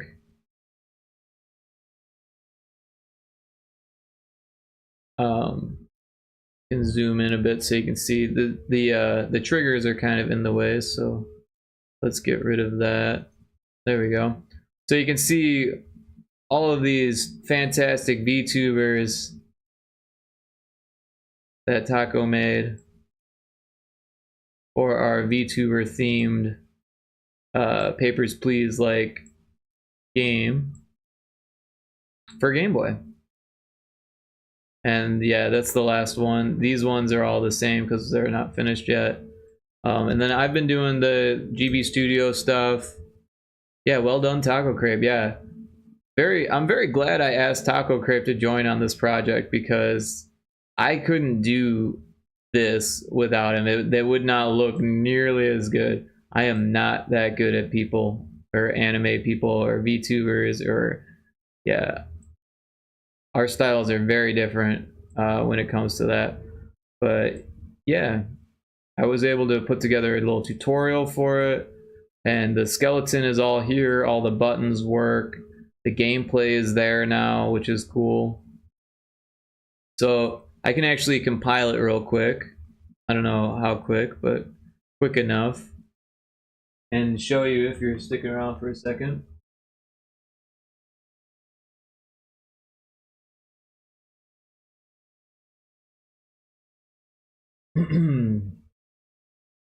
But yeah, I'm excited for it. It's really coming together. At first it was a little bit like, oh shit, this is a big undertaking. Are we gonna do it? Is it gonna work? You know, are we gonna finish in time? And now it's like, hey, I think we got this. Now the only question is, will it be fun?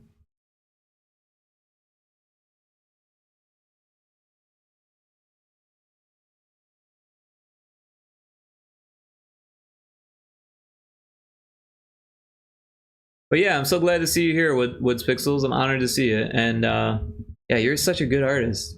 You do really great work. I was looking at that Kickstarter project for like the trading card game made into a like RPG. That looked really cool. The worst thing to think. Hopefully it will be fun. Yeah, yeah. Oh, Alestrals, yeah, that looked really cool. That must be really exciting to work with like such a successful IP. It's funny because I had never heard of it before, but like looking at the Kickstarter, like that was very, very successful. Over $1 million, like wow, you don't see that often, even on Kickstarter. You know, like $1 million game project. Yeah, that's pretty cool. Pretty cool.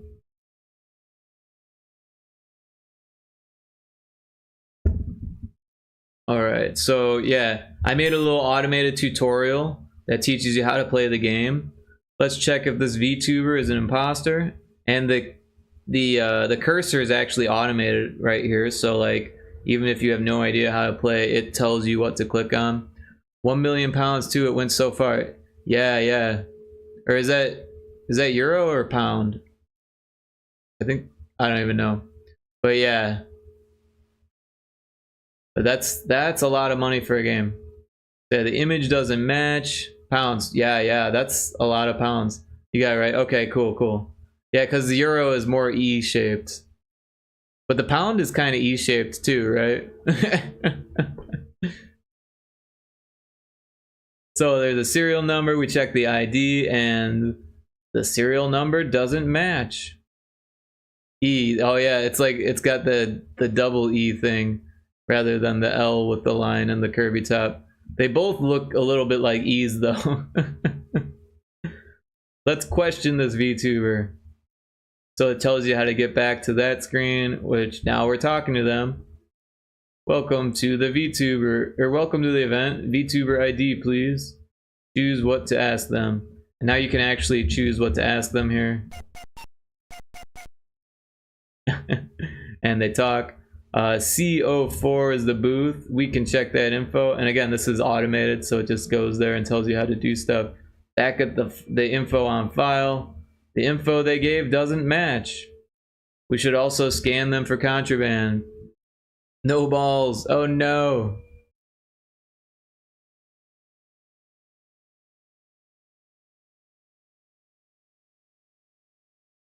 I got balls. I've been throwing balls all day. So then we can scan them. Move the cursor over each area to uncover potential dangers. Oh no, they have contraband. Any one discrepancy is enough to turn any guest away. We can't let them in.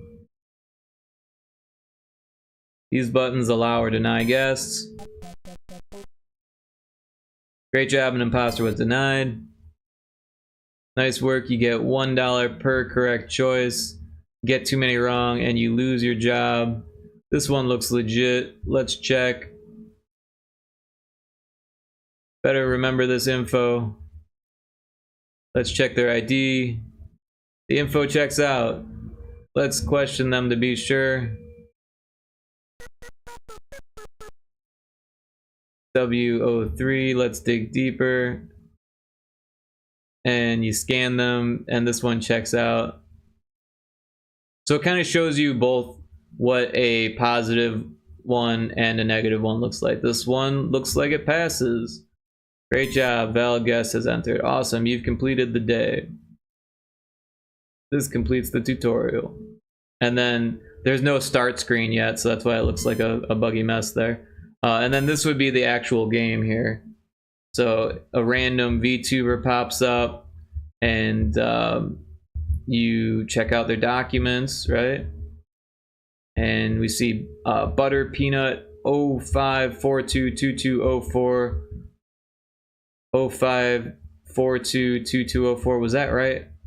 0542 0542. So that's right. So partner is yes. On file, partner is yes.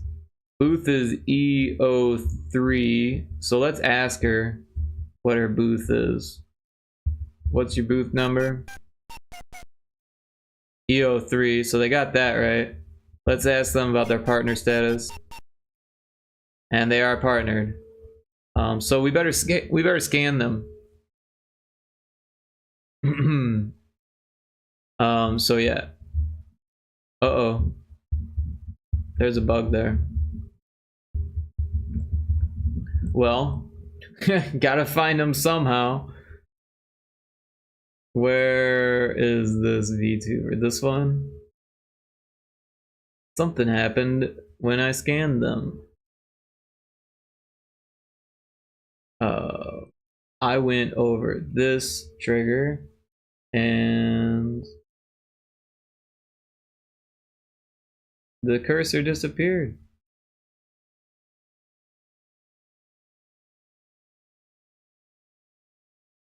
Is this, am I on the right one? Let's check. This is NPC 10. Yeah, so we're on the right one. It's just weird that it disappeared.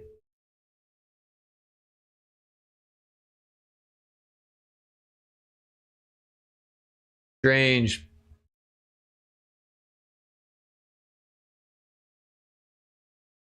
Anyways, I can turn on music for a second. Yo, I'm soup eating. I don't think I have the files anymore, but I wanted to make a small GBA maker story. This is looking awesome. Just a random question. Suggest a Pokemon. Oh, I don't know.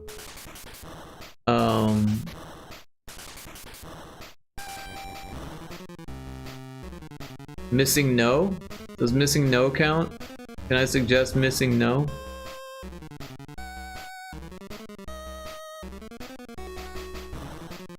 Oh god, okay. Missing No was my favorite. It never screwed up my game. Everyone was like, oh, it screwed up my game. It never screwed up my game. Maybe I lucked out. Thank you for your cooperation. Well, what about Gyarados? Secondary answer is Gyarados. How about that?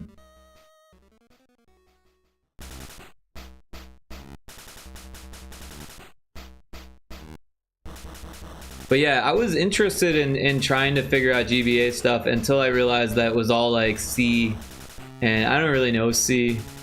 And I'm sure there's like libraries and stuff, but yeah, that's a lot. Also, I never had a GBA, so I'm definitely more nostalgic towards Game Boy and Game Boy Color.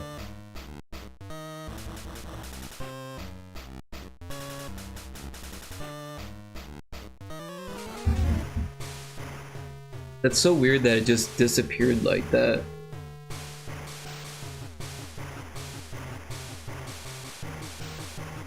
Like,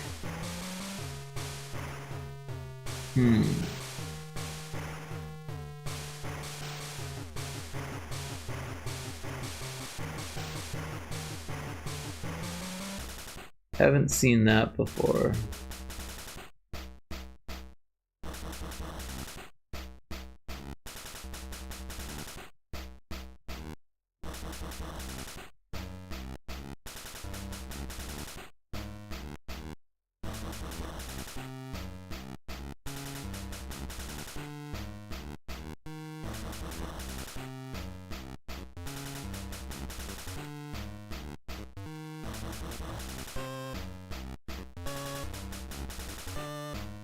I don't know.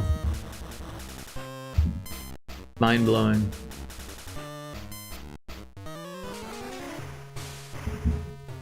Now I feel like we gotta scan everyone.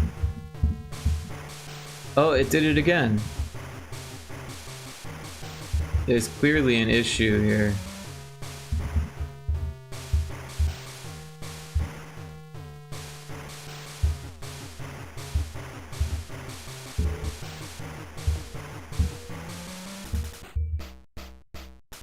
Oh, I know what's going on.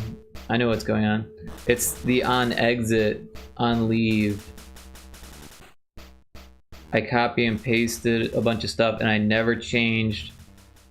Because like, you think when you copy and paste it that the actor would get copy and pasted too. But no, for some reason it changed it to player instead of the body warning sprite. Well, it's a good thing I caught that. Oops, wrong chat. No worries, that happens all the time. I've done it too.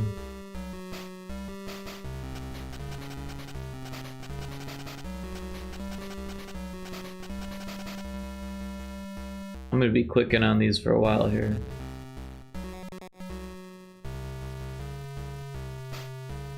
What, 8 times 24?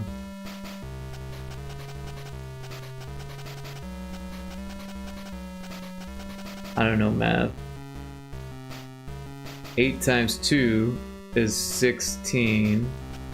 So add 10, that's 106, or yeah, 160.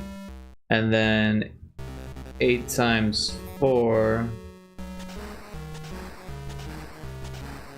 is what, 24? No, 32. So 160 plus 32. So 192 different triggers. But 4 clicks for each, so 192 times 4.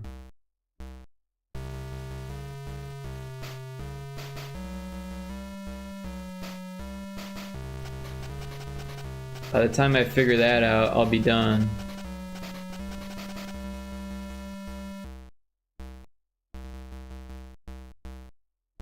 Well, I guess the head doesn't count, because the head is correct.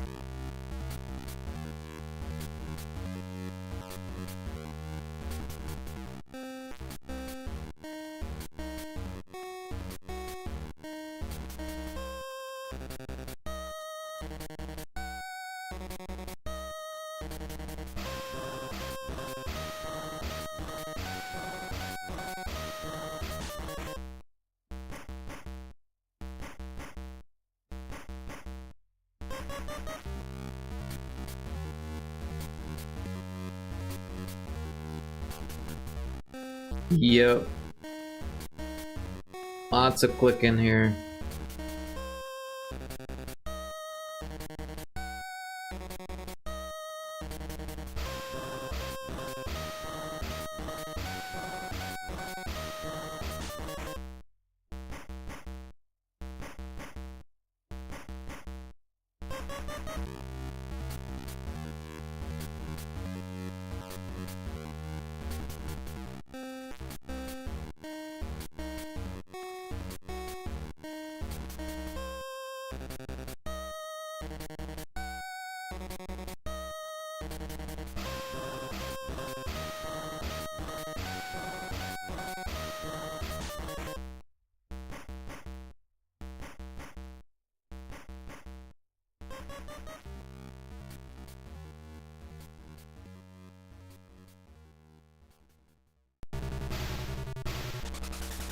Oh, this one's good.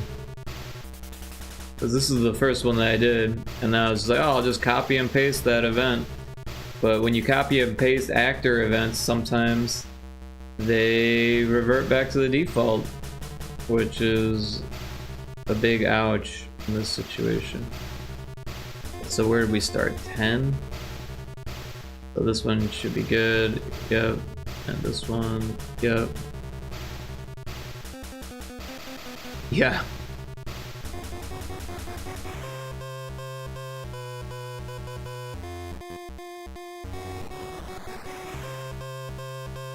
Like, I love GB Studio, but it definitely has some quirks. And this one gets me every time, because I just assume that you're copy and pasting an event, it would paste what the event contains, you know? But no, it reverts back to the default.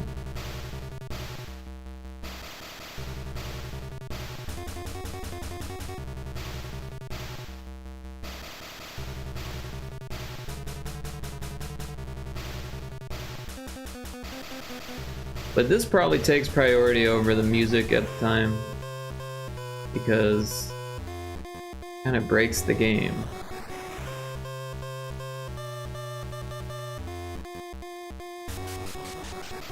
But luckily I figured out what the issue was, so.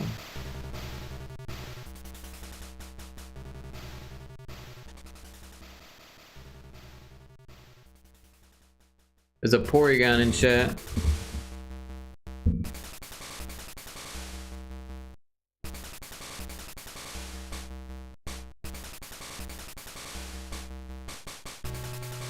Porygon was one of my favorites too. It's all polygonal, right?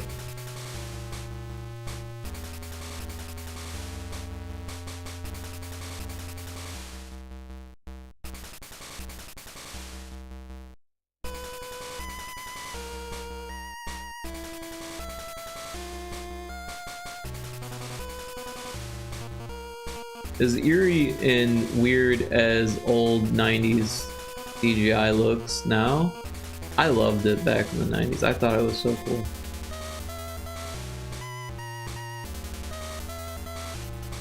And I still like it, to be honest. Every once in a while I'll go on YouTube and search for 90s CGI compilations, and they do exist. I'm not the only one who finds them to be interesting. Yeah, I used to watch Reboot.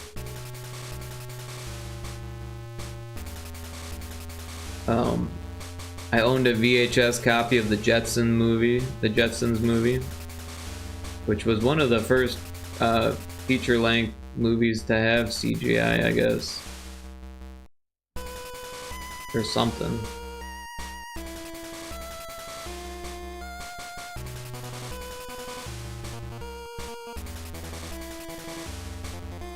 And I love when movies like faked CGI also. Like a good example is Escape from New York. There's a scene where it's using like the ship's computer to navigate, and to do that scene they made a model of the city and then drew white lines on the edges to make it a wireframe, and then they just like use like UV lights or something to make it glow on the frames, and then they just swooped a camera through like a model of the city that had like white lines drawn on each corner. Like they had to draw all the fucking vertices. Like nowadays, like with computers and stuff, it'd be way easier to just do it in 3D, right? But they actually didn't, you know, they didn't have the money to do that, or the technology even. So they like went through and did it by hand. I think that's hilarious.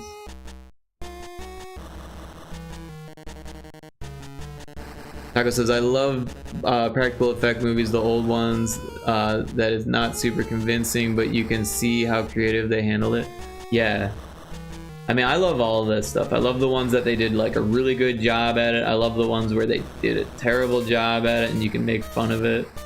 I'm a big fan of Mystery Science Theater 3000. Have you ever seen this show, Taco? MS3K? MST3K? I don't know what I'm trying to say. Mystery Science Theater 3000. It is a hoot.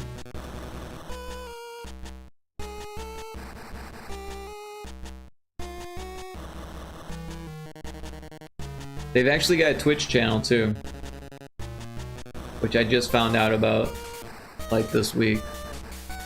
Ooh, I remember watching this. Yeah, they have a Twitch channel.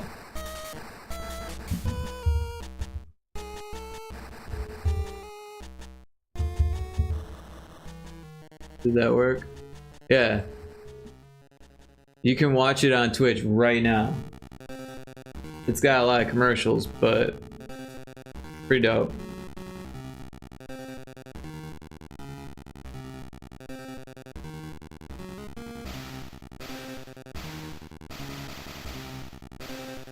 But I forgot exactly what happened there. So yeah, much like The Image, one person and two robots watch these old B-rate sci-fi movies, mostly sci-fi and horror, and they just make fun of them, right?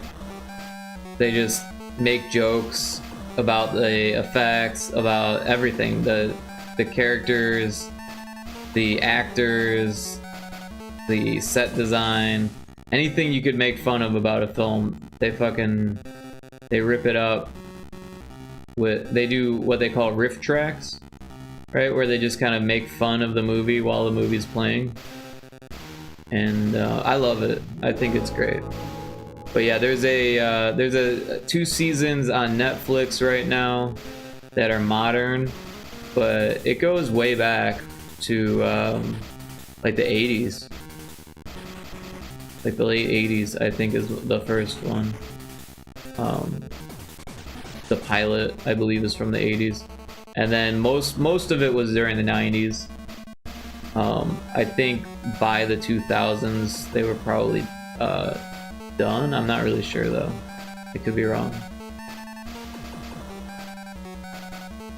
But there's been such a cult following behind it that they like rebooted it a couple times, or maybe 3 times. I'm not really sure. Like, I'm all about it, but at the same time, there's people who are like, they make it their religion, which I'm not that obsessed with it, but I do enjoy it. I like to fall asleep to it.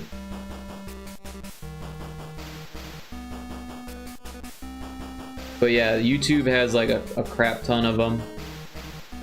So if you're ever bored and want to watch an old movie and watch people make fun of it and like laugh because it's fucking hilarious. It's a good thing. Oh, I think I got them all. That took forever. Did I get them all? I didn't get them all. Totally missed this one.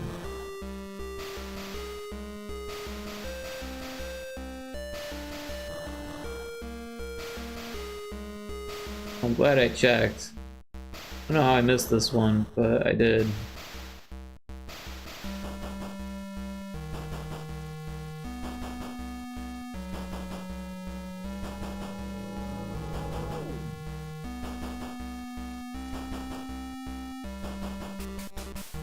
Which other ones did I miss?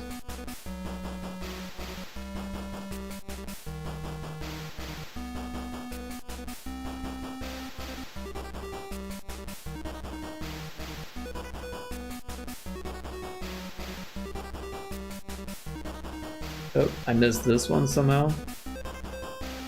Was I just like skipping them? Every other one?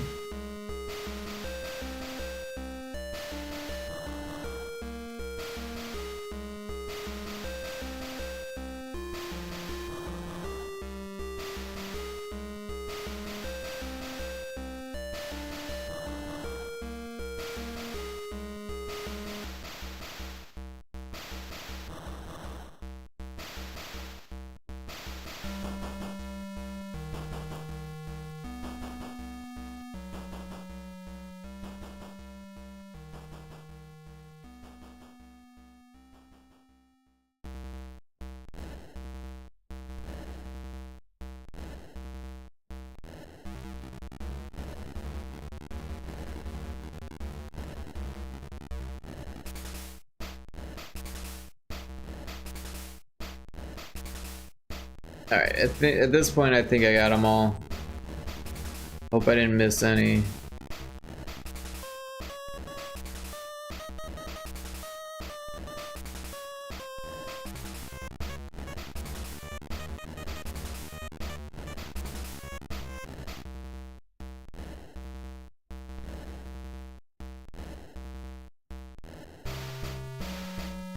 Alright, back to music.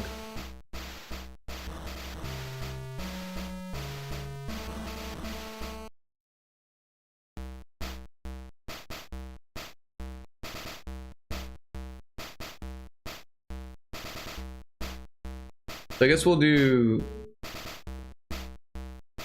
the Duty 2 with the bass.